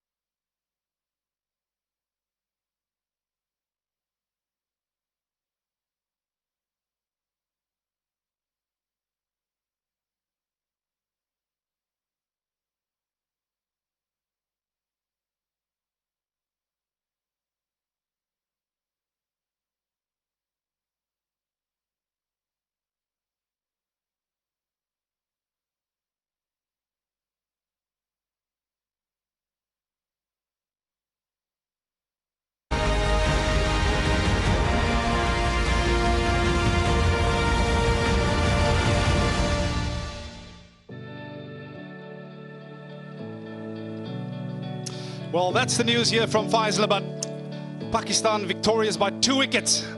And in the end, it proved to be the experience from Mohammad Rizwan and Salman Ali Agha. Let's head down now to Ruz Mumtaz, who's standing by with the post-match presentation. Ladies and gentlemen, welcome to the post-match presentation of the first ODI of 3, and this one goes in the favour of Pakistan, winning an interesting competition by 2 wickets in the end. Now let me introduce the presentation party, starting with Mr. Raja Jahangir, Commissioner, Faisalabad, Mr. Captain Retired Nadeem Nasir, Deputy Commissioner, Faisalabad, Mr. Abdullah Khurram Niazi, Director Domestic Cricket, PCB, Mr. Zain Aftab, Sales Partner, Vigotel Mobile, Mr. Babar Jabran, Regional Sales Director, Jazz, and Mr. Mohammad Ehsan on behalf of Inverex Electrical Vehicle. Once again, plenty of awards for tonight. Can I please ask Mr. Raja Jahangir to come forward to present the PCB moment of the match to young 19-year-old Luandre Pretorius on his ODI debut for South Africa, 57 of 60 deliveries, and took the game on at the very onset of the day. Can I now please ask Mr. Nadeem Nasir to come forward to present the Super Soft Dishwash Bar Striker of the Match cash award of 1,50,000 rupees. Once again, Luandre Pretorius.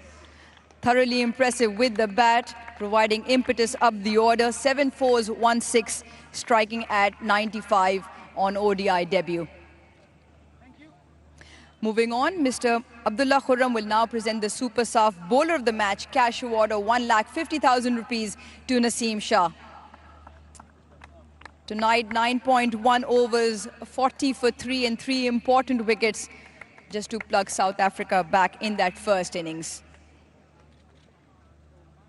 Next award, can I please ask Mr. Babar Jabran to come forward to present the Jazz Super Power of the Day cash award of 1 lakh rupees to Mohammad Rizwan. 17th 50 in one-day international cricket, 55 of 74, 6 fours and a healthy partnership in that middle with Salman Ali Agha. Mr. Mohammad Ehsan will now come forward to present the Inverex EV Batter of the Match cash award of 1 lakh rupees to Salman Ali Agha. Providing stability in that middle order, 62 important runs and a good partnership, like I mentioned, with Mohammad Rizwan. He will also stay on as the player of the match tonight to sign the bat for Vigotel Mobile collaboration project in association with the Al Mara Foundation. And he will also now collect the Vigotel Mobile Player of the Match cash award of 300,000 and a trophy from Mr. Zain Aftab. Player of the match tonight, Salman Ali Agha from Pakistan, 62 of 71, 5 fours and a big 6 at a strike rate of 87. Salman, what were the nerves like watching from up there when Pakistan made the match interesting at the back end? No, I would have finished the game, so it was on me. I could have finished the game, but yeah, I think it was a great win for us, and we needed that win. What did you make of the total at the halfway mark? Do you think they were at par, or you think there were more runs in the surface? To be honest, I was expecting a dew today because it's been dew like all the time since like we have played T20s and all the even like T20s. But yeah, there was no dew, so without dew it was tough. Second inning it was turning and it was like reversing and it was keeping low. But me and Razi was talking, if we bat through the inning, we will be able to chase this down. And I think that partnership made this total chase down. Yeah, partnership of 91 and 111 provided stability when Pakistan lost a few quick wickets and also kept it going till the end to make it easier for the other batters to come in. Yeah, it was tough at that time. We lost like 2-3 quick wickets and we just wanted to build a partnership. We knew we have enough time. If we bat through the inning, we will be able to chase it down. And that's what we did. The surface looked slightly tricky because the ball did grip when the faster bowlers blowed the slow ones, and especially when the spinners were on. What was the conversation for that big partnership? We just wanted to play like ball on merit. We just wanted to play like if he's turning, we just want to take like a bowler, like if he's bowling well, we just want to give him respect where he needed. And when we need to score runs, we just communicate with each other and whoever going to take a charge, and that's what we do whenever we bat together. It was great watching, great and well-deserved award tonight. Thanks, Salman. That was your player of the match tonight. Now, can I please ask the South African captain, Matthew Bretsky, to come and have a chat. Matthew, let's go to the start of the first innings, leaving 5 deliveries out, then getting bowled out in 19.1 overs. You must have felt you were a few runs short. Yeah, absolutely. I think we were probably 20-30 runs short there. I think we lost quite a few wickets in clusters there, which at the end cost us the game. But your batting group, irrespective of that, there were plenty of runs through the order, and you must have been thoroughly impressed with young Luandre Pretorius. Yeah, a lot of positives. Obviously, Luandre, a really special player, bright future ahead, and obviously to have Quinton back in the mix, he batted really nicely. So, yeah, a lot of positives. Now, fresh under the captaincy led in the ODI format, what was the conversation like? Because the game did go down to the wire eventually. Yeah, look, they were always favourites there towards the end, but yeah, just proud of the bowlers, the way they fought back and you know, took it to the last over. That doesn't often happen. So, yeah, we kept believing and we thought we had a chance, but luckily it didn't happen. All right, then, Matthew, brilliant watching, and we hope you go well for the remaining 2 games of the series. Thank you. Captain of South Africa, Matthew Bretsky, will be followed by the captain of Pakistan, the victorious skipper, in his first outing as ODI captain, Shaheen Shah Afridi. Shaheen, great start to the series. From a form point of view, to go 1 up and also as captain, how much did you enjoy that? How many nerves were involved? No, I think it's a normal game for me and nothing special. I just, whatever situation, just go your best and nothing more. Break the game into 2 halves. Let's talk about the bowling group up front. I'm sure there must have been momentum because of the way you guys bowled in the last 10 overs. You really held South Africa back. Yeah, I think we thought maybe a little bit help early on, and we thought the second innings also due, but totally changed. But we as a bowling unit, we try in the last overs, we strike them in a short target. But I'll give credit to our batsmen because the way second innings ball turn and swing, so I think they handled it very well. Yeah, certainly handled it well because the partnership at the top, Saim and Fakhr, and then Rizwan and Salman, your experienced group coming to the party. Yeah, of course, when you experience bat like this, and I think this ratio is up on winning side, I think credit goes to them, and they bat really well on tough surveys.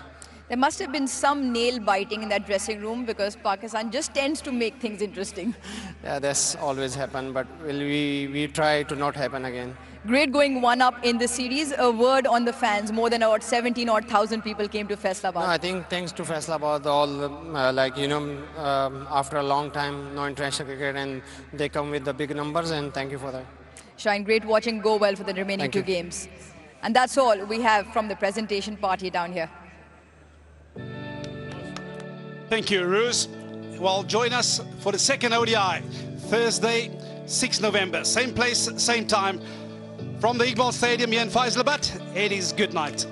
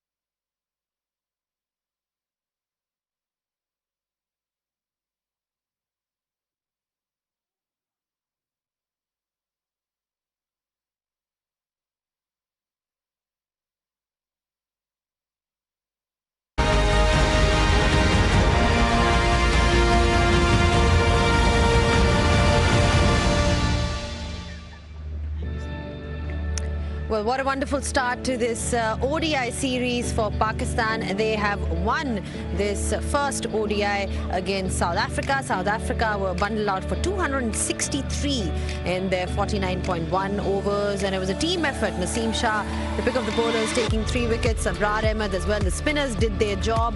Nawaz, Saim and Abrar all picking up 3, 2 and 1 each.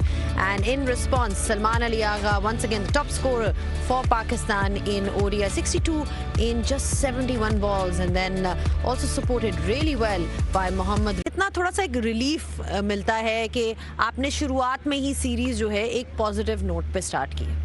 बिल्कुल important होता है series के start में. अगर आप अच्छी performance करो तो अपोजिशन ऑब्वियसली थोड़ी सी प्रेशर में आता है अगले मैच के लिए, और अच्छा स्टार्ट इम्पोर्टेंट है. तो अच्छा एक स्टार्ट हुआ और उम्मीद है कि इससे बेहतर क्रिकेट खेले और आगे जो 2 मैचेस है उसमें इससे बेहतर क्रिकेट खेल के सीरीज़ जीत. आप अपनी परफॉर्मेंस पे आ जाते हैं. आपकी 3 विकेट्स थी. You took 3 wickets today, and rhythm के बारे में बताएं थोड़ा सा, कैसा लग रहा है. ऑब्वियसली डिफरेंट फॉर्मेट हमने पहले भी डिस्कस किया था. T20s डिफरेंट होते हैं, ODI क्रिकेट मुख्तलिफ है, तो आप कैसे एडजस्ट करते हैं फिर तीनों फेजेस में बॉलिंग करना, न्यू बॉल के साथ, मिडिल फेज में, डेथ पे, इसको कैसे आप डिस्क्राइब करेंगे? देखिए बिल्कुल, एक तो बॉर्डर से बाद जब आप मैच खेलते हो तो ऑब्वियसली आपको एज अ प्रोफेशनल एडजस्ट तो करना होता है, और स्टार्ट में थोड़ा सा मुश्किल होता है, लेकिन आप एडजस्ट कर लेते हो. और मैं हमेशा जहाँ भी खेलता हूँ तो तीनों फेज़ में बॉलिंग करता हूँ, नए बॉल से भी और मिडल में भी और डेथ में. तो मैं इस चीज़ पे कोशिश करता हूँ और हमेशा डे बाय डे कुछ ना कुछ नया सीखते हैं, इम्प्रूवमेंट की कोशिश करते हैं, और जो भी टीम का हेल्प कर सके तो उसमें 100%. सबसे मुश्किल फेज कौन सा है? यू सेड यू बोल in all 3 phases with the new ball, या सबसे मतलब चैलेंज किस में आता है? डेथ पे आता है, मिडिल में आता है, या फिर नए बॉल के साथ?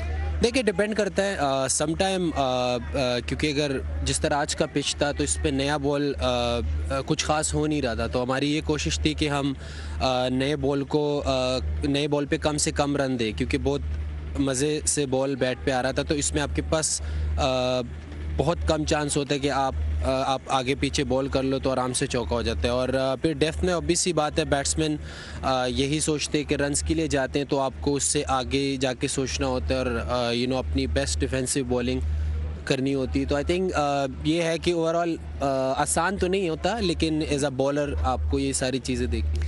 एक जो चीज़ Ramiz, I mean of course you can ask questions to him as well, but we need to touch upon closing out the games for Pakistan, because वो एक ऐसा एस्पेक्ट है जहाँ हम देखते हैं कि पाकिस्तान एक लग रहा होता है कि कंफर्टेबल पोजीशन में है, और उसके बाद अक्रॉस फॉर्मेट्स हमने देखा है, चाहे वो टेस्ट मैच हो चाहे ODIs में, थोड़ी सी दिक्कत एंड में नज़र आती. इसका क्या रीज़न है? उसको कैसे इम्प्रूव किया जा सकता है? What's your sort of I don't know solution, और how do you look at this? मुझे कुछ आइडिया नहीं. ये सवाल इनसे पूछना चाहिए, क्योंकि ये उस डग आउट में होते हैं.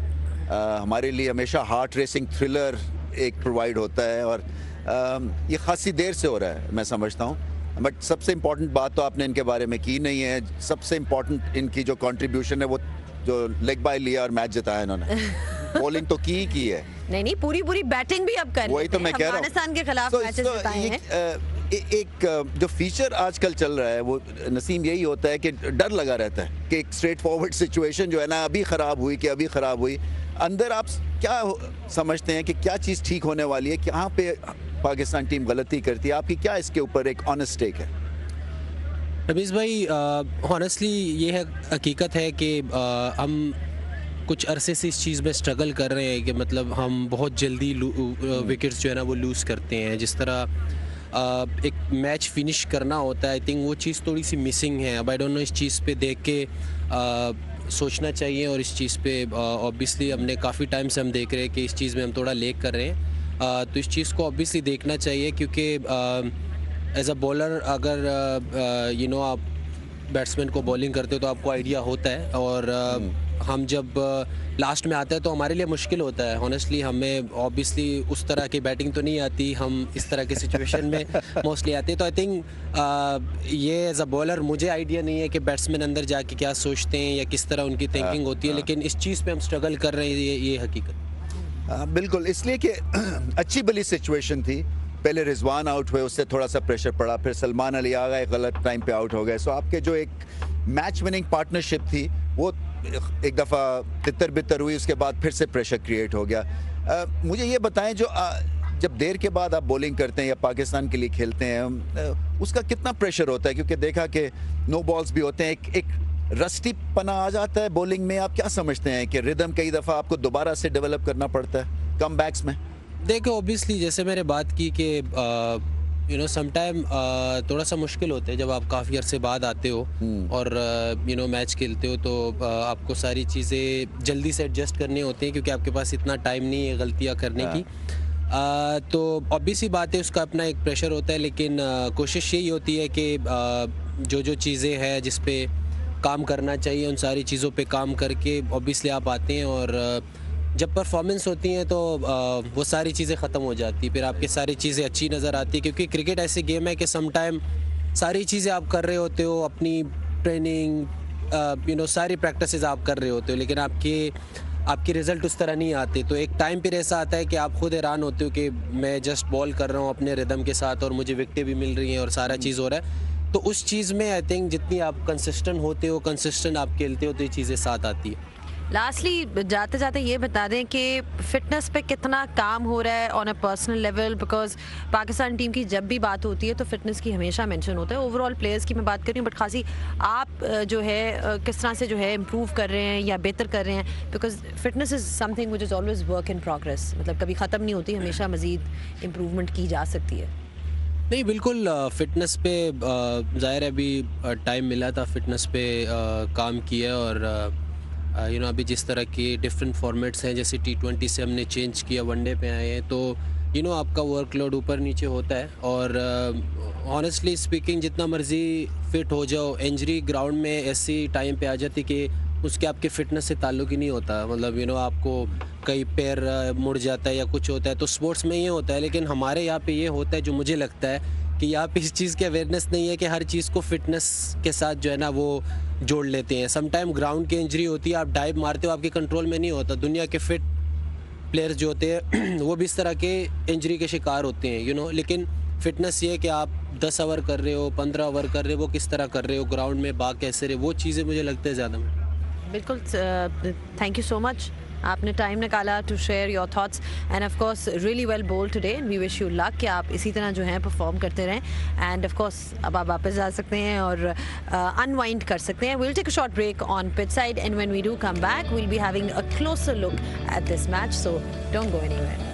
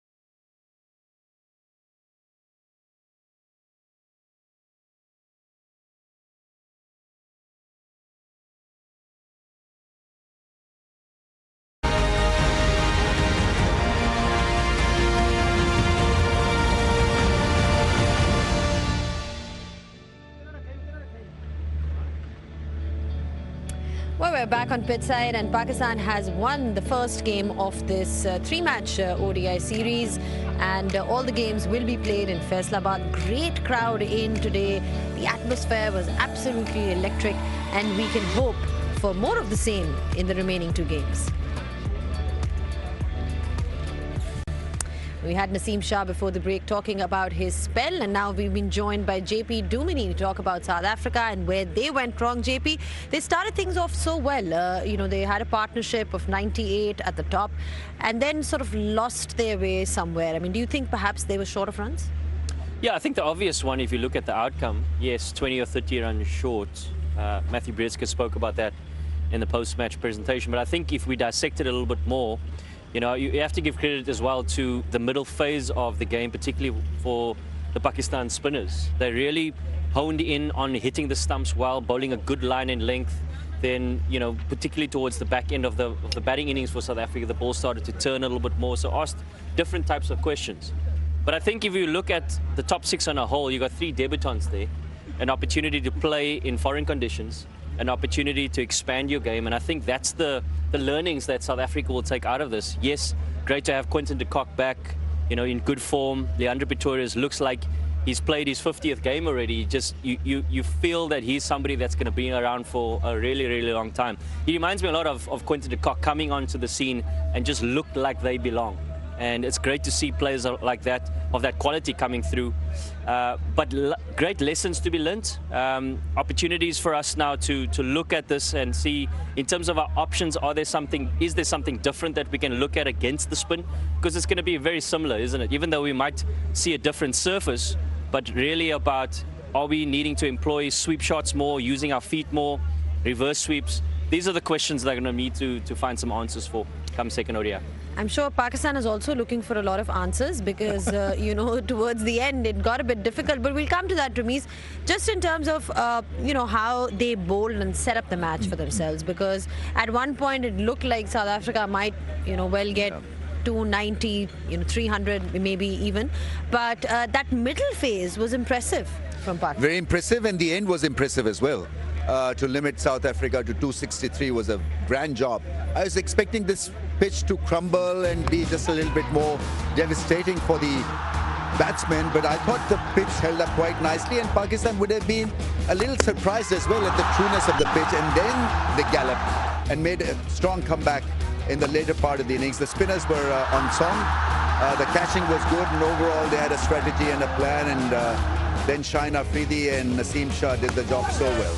They spin, but not off the straight in the first part of the game, but the second time around I thought the ball spun off the straight, and Robin Bosch, even though he steadied the ship for a little while, but getting out before the 50th over was just not good enough from South Africa on a surface like this, which didn't have a lot of demons.